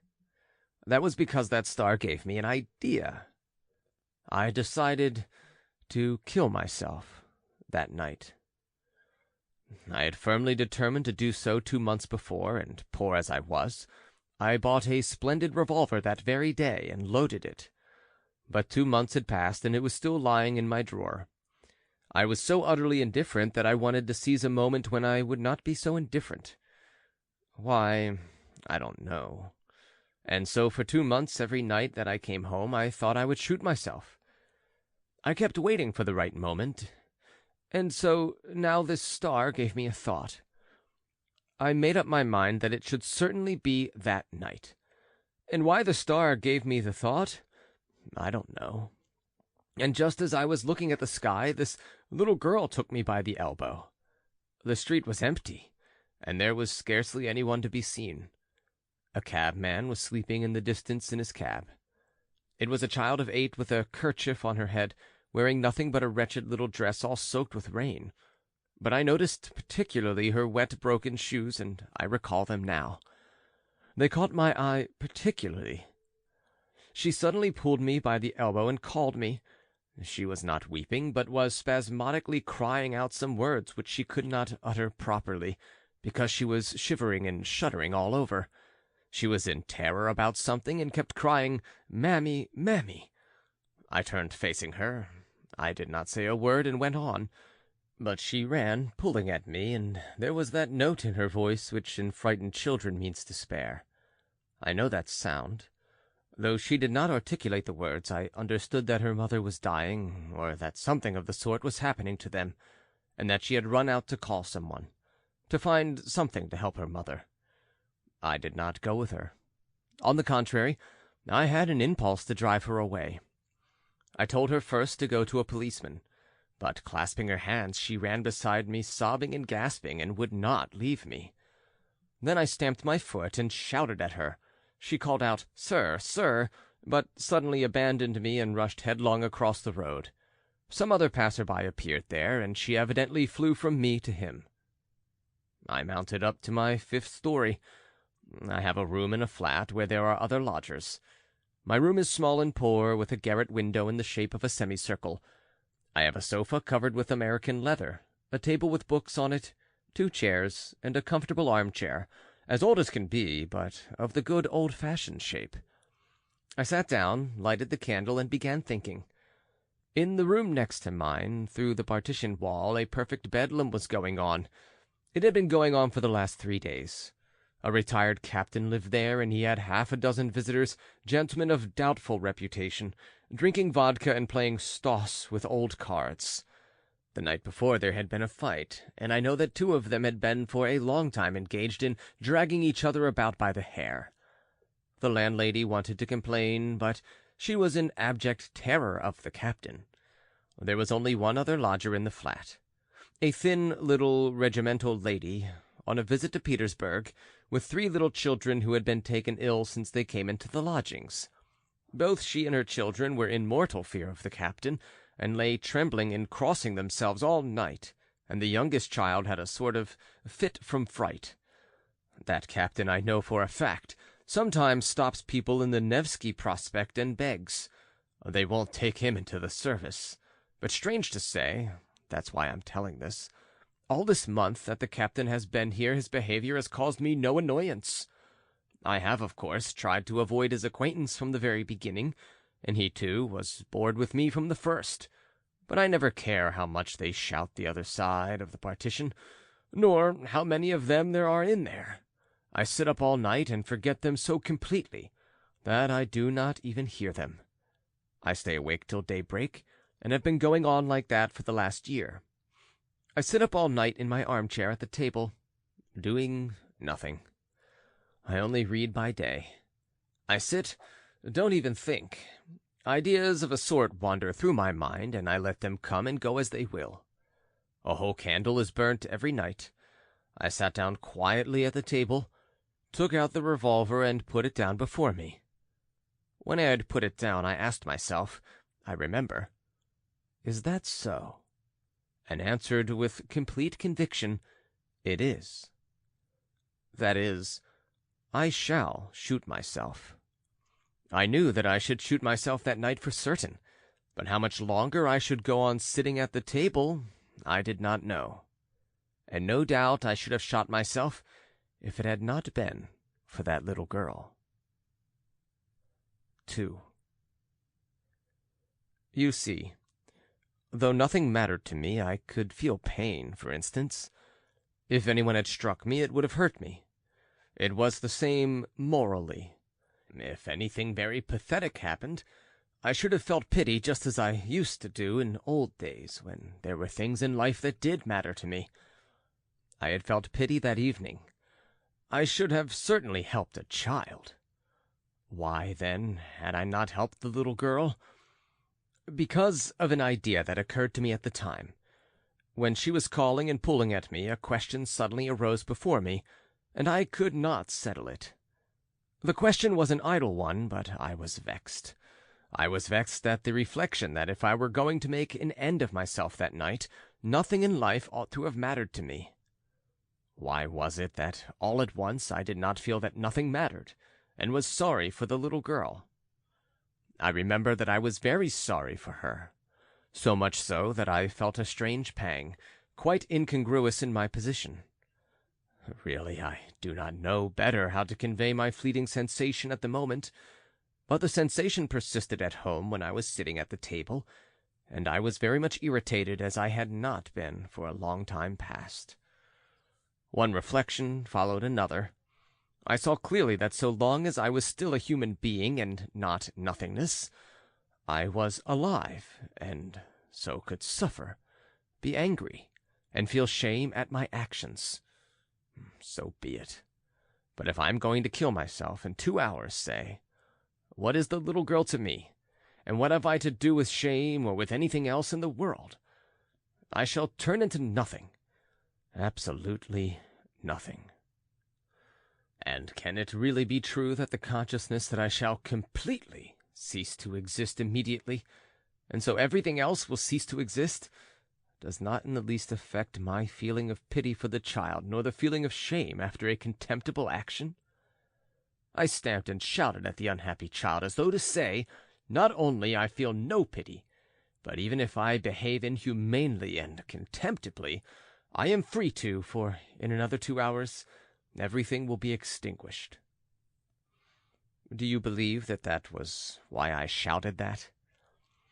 I am almost convinced of it now. It seemed clear to me that life and the world somehow depended upon me now. I may almost say that the world now seemed created for me alone. If I shot myself, the world would cease to be, at least for me. I say nothing of its being likely that nothing will exist for anyone when I am gone, and that as soon as my consciousness is extinguished, the whole world will vanish too, and become void like a phantom, as a mere appurtenance of my consciousness, for possibly all this world and all these people are only me, myself. I remember that, as I sat and reflected, I turned all these new questions that swarmed one after another quite the other way, and thought of something quite new. For instance, a strange reflection suddenly occurred to me, that if I had lived before on the moon or on Mars, and there had committed the most disgraceful and dishonorable action, and had there been put to such shame and ignominy as one can only conceive and realize in dreams, in nightmares, and if, finding myself afterwards on earth, I were able to retain the memory of what I had done on the other planet, and at the same time knew that I should never, under any circumstances, return there, then, looking from the earth to the moon, should I care or not? Should I feel shame for that action or not? These were idle and superfluous questions, for the revolver was already lying before me, and I knew in every fibre of my being that it would happen for certain. But they excited me, and I raged. I could not die now without having first settled something. In short, The child had saved me, for I put off my pistol shot for the sake of these questions.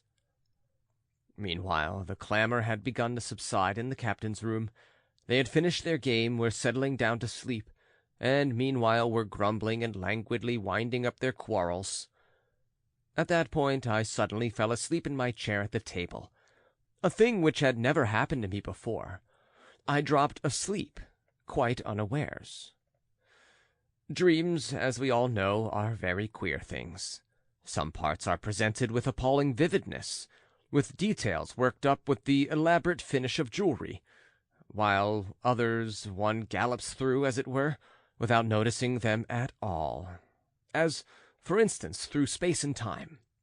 Dreams seem to be spurred on not by reason, but by desire, not by the head, but by the heart. And yet what complicated tricks my reason has played sometimes in dreams! What utterly incomprehensible things happen to it! My brother died 5 years ago, for instance. I sometimes dream of him. He takes part in my affairs, we are very much interested, and yet all through my dream I quite know and remember that my brother is dead and buried. How is it that I am not surprised that, though he is dead, he is here beside me and working with me? Why it is that my reason fully accepts it? But enough. I will begin about my dream. Yes, I dreamed a dream, my dream of the 3rd of November. They tease me now, telling me it was only a dream. But does it matter whether it was a dream or reality, if the dream made known to me the truth? If once one has recognized the truth and seen it, you know that it is the truth, and that there is no other, and there cannot be. Whether you are asleep or awake, let it be a dream, so be it. But the real life of which you make so much, I had meant to extinguish by suicide. And my dream, oh, it revealed to me a different life, renewed, grand, and full of power. Listen. 3. I have mentioned that I dropped to sleep unawares, and even seemed to be still reflecting on the same subjects. I suddenly dreamt that I picked up the revolver and aimed it straight at my heart, and not my head, and I had determined beforehand to fire at my head, at my right temple. After aiming at my chest, I waited a second or two, and suddenly my candle, my table, and the wall in front of me began moving and heaving. I made haste to pull the trigger. In dreams, you sometimes fall from a height, or are stabbed, or beaten, but you never feel pain unless perhaps you really bruised yourself against the bedstead. Then you feel pain, and almost always wake up from it. It was the same in my dream. I did not feel any pain, but it seemed as though, with my shot, everything within me was shaken, and everything was suddenly dimmed, and it grew horribly black around me. I seemed to be blinded and benumbed, and I was lying on something hard, stretched on my back. I saw nothing and could not make the slightest movement. People were walking and shouting around me. The captain bawled, the landlady shrieked, and suddenly another break, and I was being carried in a closed coffin. And I felt how the coffin was shaking, and reflected upon it, and for the first time the idea struck me that I was dead. Utterly dead. I knew it, and had no doubt of it. I could neither see nor move, and yet I was feeling and reflecting. But I was soon reconciled to the position, and, as one usually does in a dream, accepted the facts without disputing them. And now I was buried in the earth. They all went away. I was left alone. Utterly alone. I did not move. Whenever before I had imagined being buried, the one sensation I associated with the grave was that of damp and cold. So now I felt that I was very cold, especially the tips of my toes, but I felt nothing else. I lay still. Strange to say, I expected nothing, accepting without dispute that a dead man had nothing to expect. But it was damp. I don't know how long a time passed, whether an hour or several days or many days, but all at once a drop of water fell on my closed left eye, making its way through a coffin lid. It was followed a minute later by a second, then a minute later by a third, and so on regularly every minute. There was a sudden glow of profound indignation in my heart, and I suddenly felt in it a pang of physical pain. That's my wound, I thought. That's the bullet. And drop after drop, every minute kept falling on my closed eyelid, and all at once, not with my voice, but with my whole being, I called upon the power that was responsible for all that was happening to me. Whoever you may be, if you exist, and if anything more rational than what is happening here is possible, suffer it to be here now. But if you are revenging yourself upon me for my senseless suicide by the hideousness and absurdity of this subsequent existence, then let me tell you that no torture could ever equal the contempt which I shall go on dumbly feeling, though my martyrdom may last 1,000,000 years. I made this appeal and held my peace.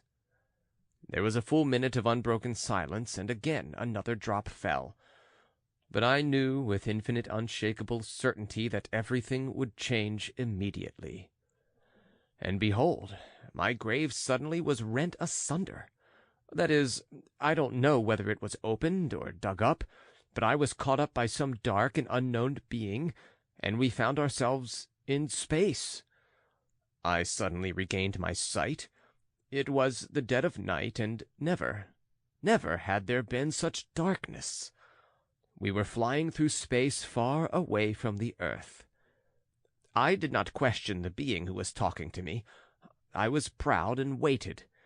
I assured myself that I was not afraid, and was thrilled with ecstasy at the thought that I was not afraid. I do not know how long we were flying. I cannot imagine. It happened as it always does in dreams when you skip over space and time, and the laws of thought and existence, and only pause upon the points for which the heart yearns.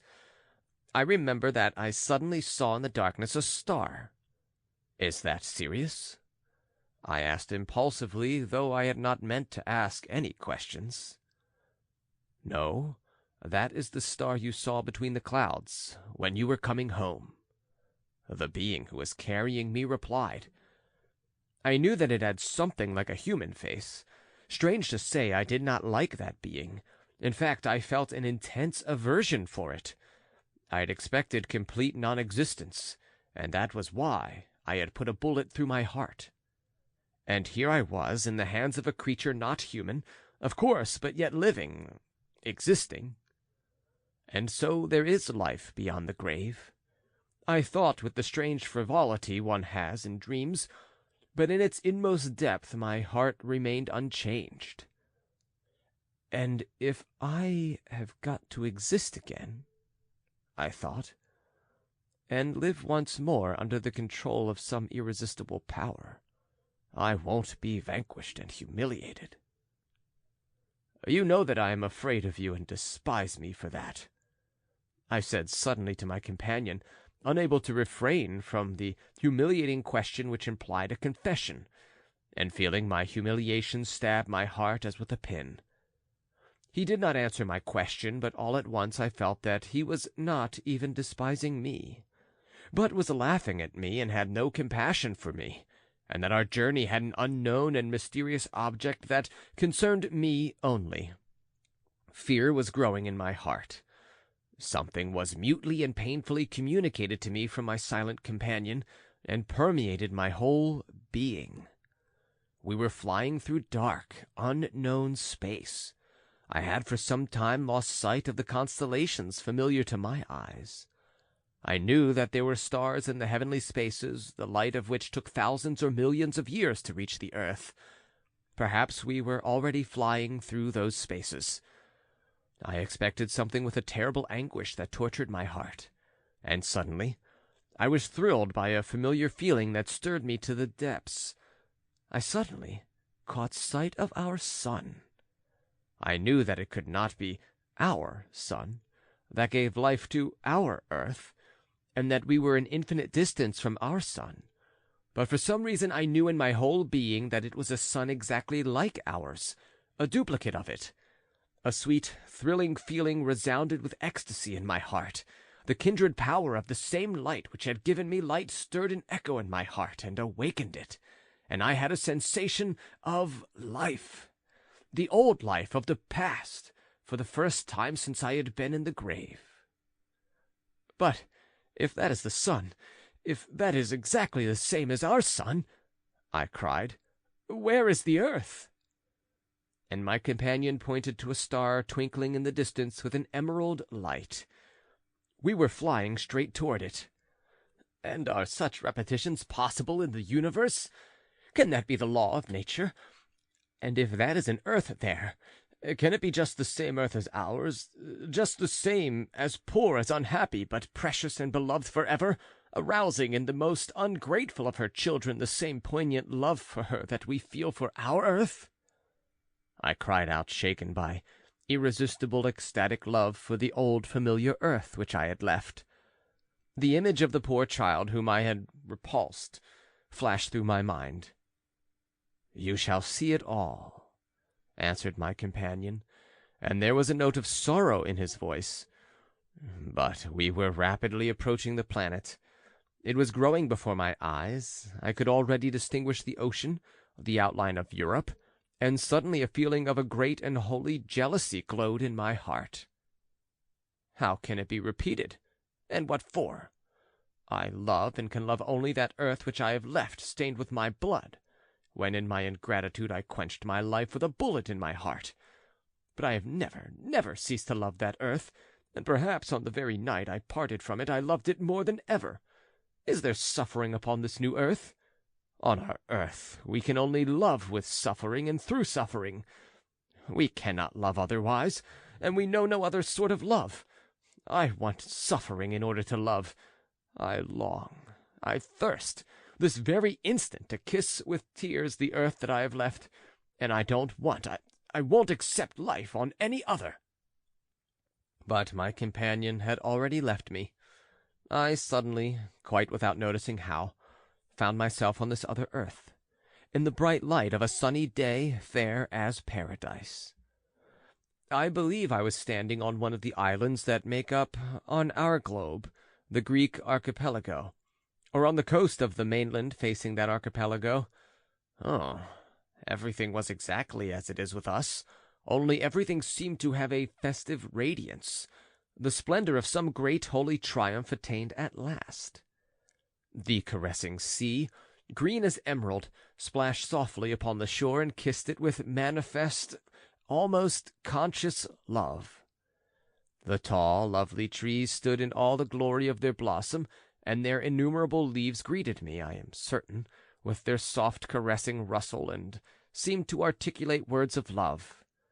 The grass glowed with bright and fragrant flowers.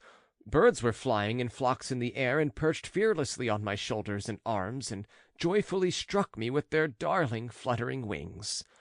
And at last I saw and knew the people of this happy land. They came to me of themselves. They surrounded me, kissed me. The children of the sun, the children of their sun. Oh, how beautiful they were! Never had I seen on our own earth such beauty in mankind. Only perhaps in our children in their earliest years one might find some remote, faint reflection of this beauty. The eyes of these happy people shone with a clear brightness. Their faces were radiant with the light of reason and fullness of a serenity that comes of perfect understanding. But those faces were gay. In their words and voices there was a note of childlike joy. Oh, from the first moment, from the first glance at them, I understood it all. It was the earth untarnished by the fall. On it lived people who had not sinned. They lived just in such a paradise as that in which, according to all the legends of mankind, our first parents lived before they sinned. The only difference was that all this earth was the same paradise. These people, laughing joyfully, thronged round me and caressed me. They took me home with them, and each of them tried to reassure me. Oh, they asked me no questions, but they seemed, I fancied, to know everything without asking, and they wanted to make haste and smooth away the signs of suffering from my face. 4. And do you know what? Well, granted that it was only a dream, yet the sensation of the love of those innocent and beautiful people has remained with me forever, and I feel as though their love is still flowing out to me from over there. I have seen them myself, have known them and been convinced. I loved them. I suffered for them afterwards. Oh, I understood at once, even at the time, that in many things I could not understand them at all. As an up-to-date Russian progressive and contemptible Petersburger, it struck me as inexplicable that, knowing so much, they had, for instance, no science like ours. But I soon realized that their knowledge was gained and fostered by intuitions different from those of us on earth, and that their aspirations, too, were quite different. They desired nothing and were at peace. They did not aspire to knowledge of life as we aspire to understand it, because their lives were full. But their knowledge was higher and deeper than ours, for our science seeks to explain what life is, aspires to understand it in order to teach others how to live, while they, without science, knew how to live, and that I understood. But I could not understand their knowledge. They showed me their trees, and I could not understand the intense love with which they looked at them. It was as though they were talking with creatures like themselves. And perhaps I shall not be mistaken if I say that they conversed with them. Yes, they had found their language, and I am convinced that the trees understood them. They looked at all nature like that, at the animals who lived in peace with them and did not attack them but loved them, conquered by their love. They pointed to the stars and told me something about them which I could not understand, but I am convinced that they were somehow in touch with the stars, not only in thought but by some living channel. Oh, these people did not persist in trying to make me understand them. They loved me without that. But I knew that they would never understand me, and so I hardly spoke to them about our earth. I only kissed in their presence the earth on which they lived, and mutely worshipped them themselves. And they saw that, and let me worship them without being abashed at my adoration, for they themselves loved much. They were not unhappy on my account when at times I kissed their feet with tears, joyfully conscious of the love with which they would respond to mine. At times I asked myself with wonder how it was they were able never to offend a creature like me, and never once to arouse a feeling of jealousy or envy in me. Often I wondered how it could be that, boastful and untruthful as I was, I never talked to them of what I knew, of which, of course, they had no notion, that I was never tempted to do so by a desire to astonish, or even to benefit them. They were as gay and sportive as children. They wandered about their lovely woods and copses. They sang their lovely songs. Their fare was light, the fruits of their trees, the honey from their woods, and the milk of the animals who loved them. The work they did for food and raiment was brief and not laborious. They loved and begot children, but I never noticed in them the impulse of that cruel sensuality which overcomes almost every man on this earth, all and each, and is the source of almost every sin of mankind on earth. They rejoiced at the arrival of children as new beings to share their happiness. There was no quarreling, no jealousy among them, and they did not even know what the words meant. Their children were the children of all, for they all made up one family. There was scarcely any illness among them, though there was death. But their old people died peacefully, as though falling asleep, giving blessings and smiles to those who surrounded them to take their last farewell with bright and loving smiles. I never saw grief or tears on those occasions, but only love, which reached the point of ecstasy, but a calm ecstasy, made perfect and contemplative. One might think that they were still in contact with the departed after death, and that their earthly union was not cut short by death. They scarcely understood me when I questioned them about immortality, but evidently they were so convinced of it without reasoning that it was not for them a question at all. They had no temples, but they had a real, living, and uninterrupted sense of oneness with the whole of the universe. They had no creed, but they had a certain knowledge that when their earthly joy had reached the limits of earthly nature, then there would come for them, for the living and for the dead, a still greater fullness of contact with the whole of the universe. They looked forward to that moment with joy, but without haste, not pining for it, but seeming to have a foretaste of it in their hearts, of which they talked to one another. In the evening before going to sleep they liked singing in musical and harmonious chorus. In those songs they expressed all the sensations that the parting day had given them, sang its glories, and took leave of it. They sang the praises of nature, of the sea, of the woods. They liked making songs about one another, and praised each other like children.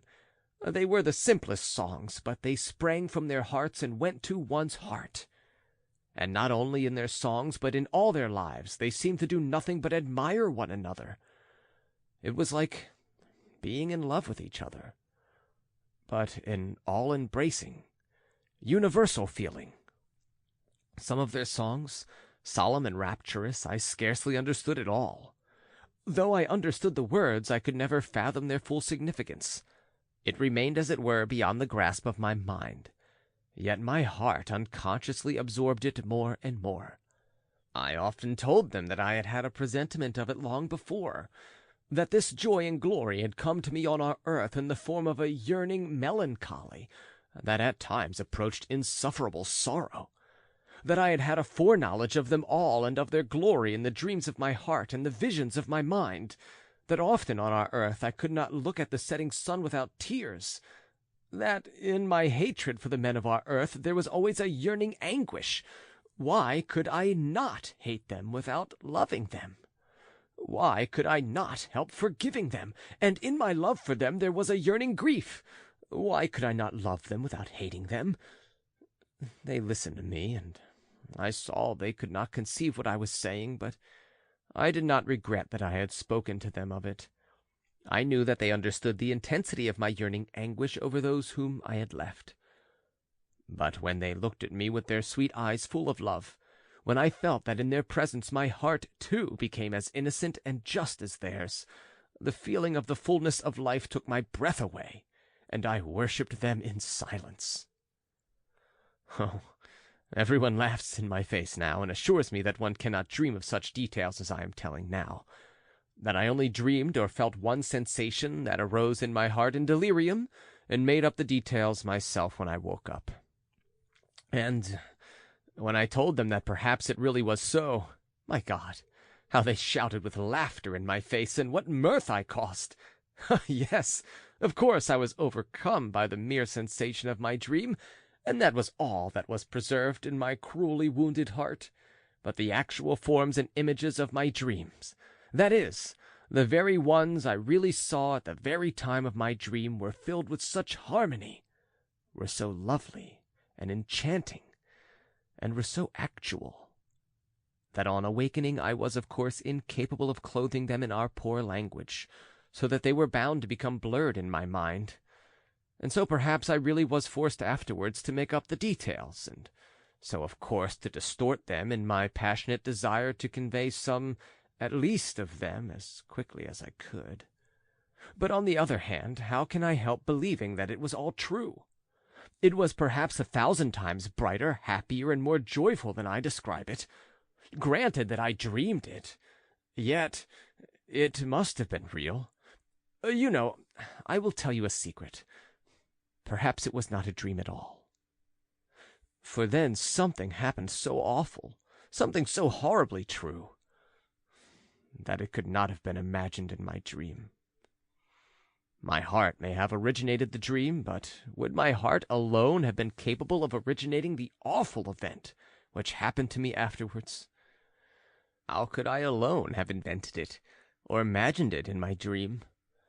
Could my petty heart and my fickle, trivial mind have risen to such a revelation of truth? Oh, judge for yourselves. Hitherto I have concealed it, but now I will tell the truth. The fact is that I corrupted them all. 5. Yes, it ended in my corrupting them all. How could it come to pass, I do not know, but I remember it clearly. The dream embraced thousands of years and left in me only a sense of the whole. I only know that I was the cause of their sin and downfall. Like a vile trichina, like a germ of the plague infecting whole kingdoms, so I contaminated all this earth, so happy and sinless before my coming. They learnt to lie, grew fond of lying, and discovered the charm of falsehood. Oh, at first perhaps began innocently with a jest, coquetry, with amorous play, perhaps indeed with a germ, but that germ of falsity made its way into their hearts and pleased them. Then sensuality was soon begotten. Sensuality begot jealousy. Jealousy, cruelty. I don't know. I don't remember. But soon, very soon, the first blood was shed. They marveled and were horrified, and began to be split up and divided.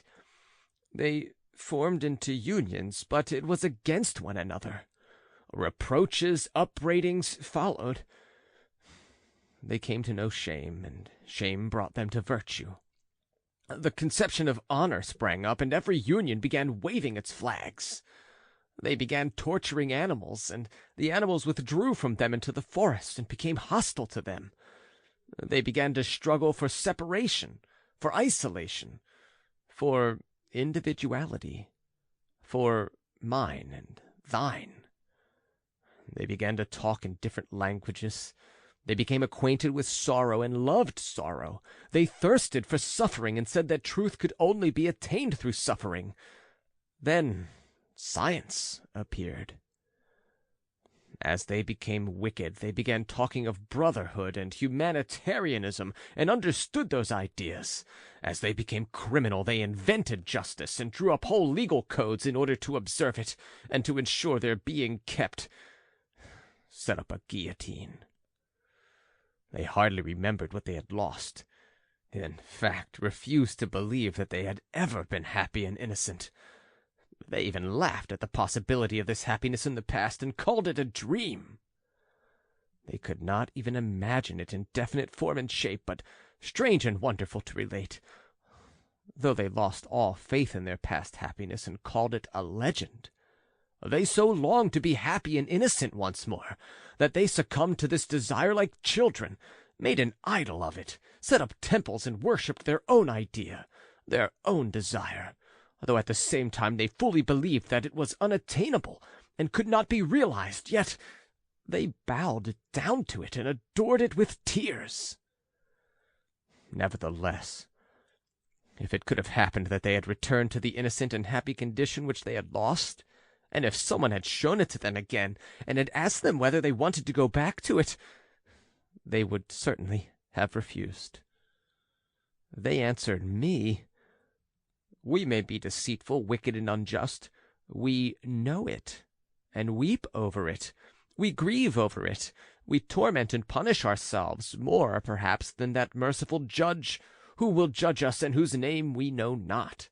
But we have science, and by means of it we shall find the truth, and we shall arrive at it consciously. Knowledge is higher than feeling. The consciousness of life is higher than life. Science will give us wisdom. Wisdom will reveal the laws, and the knowledge of the laws of happiness is higher than happiness." That is what they said. And after saying such things, everyone began to love himself better than anyone else.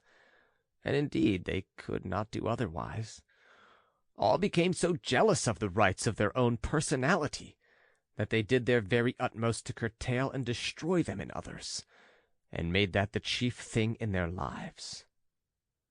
Slavery followed, even voluntary slavery.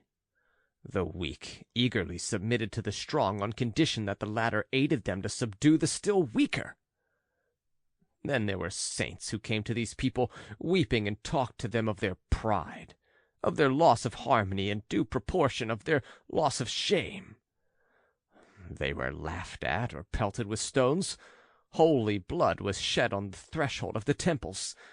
Then there arose men who began to think how to bring all people together again, so that everybody, while still loving himself best of all, might not interfere with others, and all might live together in something like a harmonious society. Regular wars sprang up over this idea. All the combatants at the same time firmly believed that science, wisdom, and the instinct of self-preservation would force men at last to unite into a harmonious and rational society, and so meanwhile, to hasten matters, the wise endeavored to exterminate as rapidly as possible all who were not wise, and did not understand their idea that the latter might not hinder its triumph. But the instinct of self-preservation grew rapidly weaker. There arose men, haughty and sensual, who demanded all or nothing. In order to obtain everything, they resorted to crime, and if they did not succeed, to suicide. There arose religions with a cult of non-existence and self-destruction for the sake of the everlasting peace of annihilation. At last these people grew weary of their meaningless toil, and signs of suffering came into their faces. And then they proclaimed that suffering was a beauty, for in suffering alone was their meaning. They glorified suffering in their songs.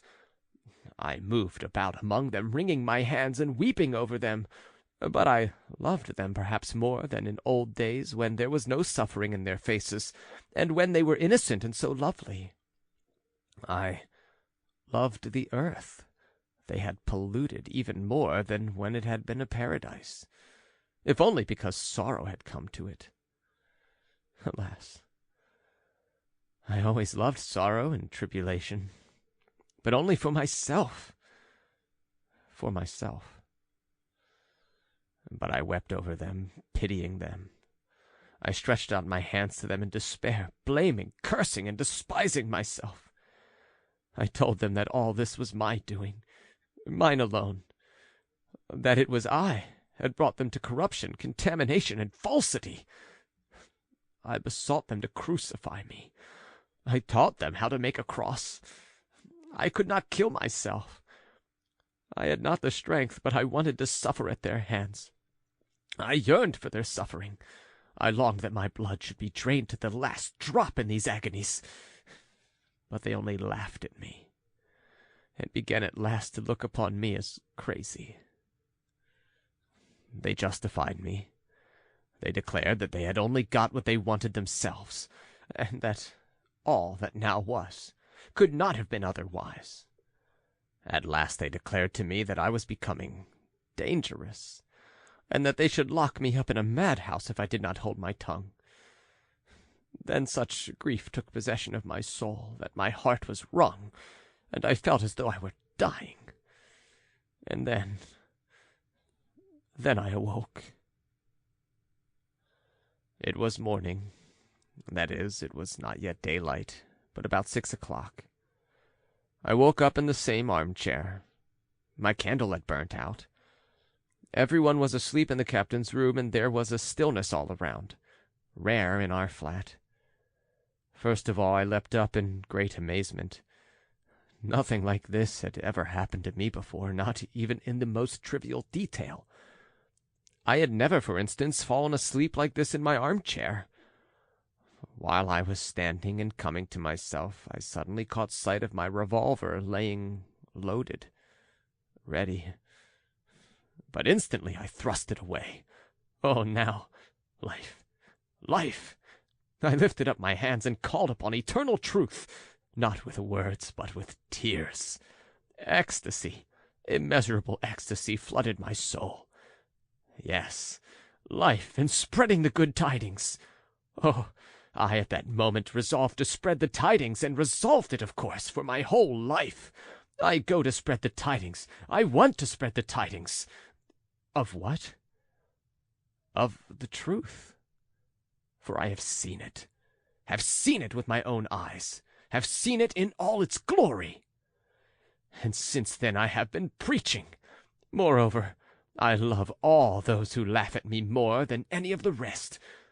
Why that is so, I do not know, and cannot explain, but so be it. I am told that I am vague and confused, and if I am vague and confused now, what shall I be later on? It is true indeed.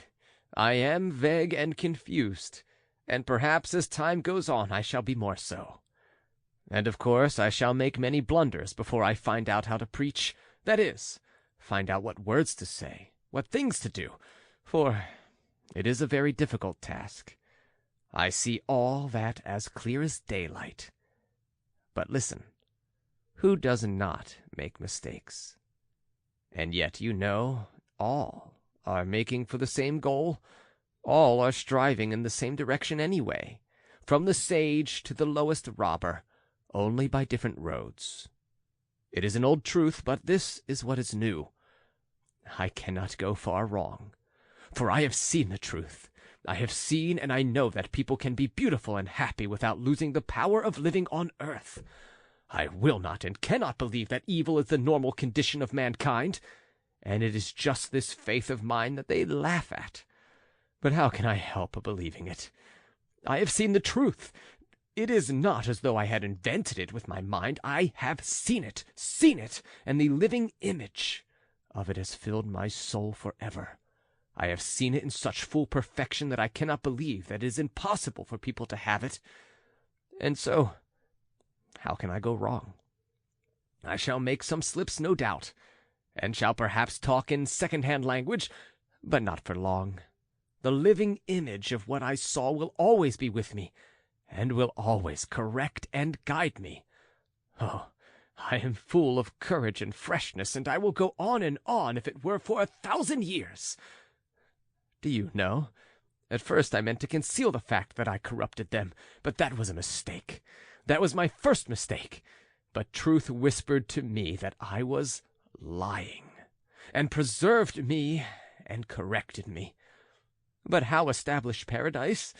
I don't know, because I do not know how to put it into words. After my dream, I lost command of words. All the chief words, anyway, the most necessary ones. But never mind. I shall go, and I shall keep talking. I won't leave off, for anyway I have seen it with my own eyes, though I cannot describe what I saw. But the scoffers do not understand that. It was a dream, they say. Delirium, hallucination, oh, as though that meant so much. And they are so proud. A dream. What is a dream? And is not our life a dream? I will say more. Suppose that this paradise will never come to pass. That I understand. Yet I shall go on preaching it. And yet how simple it is. In one day, in 1 hour, everything could be arranged at once. The chief thing is to love others like yourself. That's the great thing, and that's everything. Nothing else is wanted. You will find out at once how to arrange it all. And yet it's an old truth which has been told and retold 1 billion times. But it has not formed part of our lives. The consciousness of life is higher than life. The knowledge of the laws of happiness is higher than happiness. That is what one must contend against, and I shall. If only everyone wants it, it can all be arranged at once. And I tracked out that little girl, and I shall go on and on. End of The Dream of a Ridiculous Man by Fyodor Dostoyevsky. End of Short Stories by Fyodor Dostoyevsky. Thank you for listening.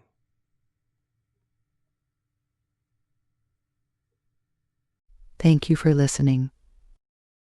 please like, share, and subscribe.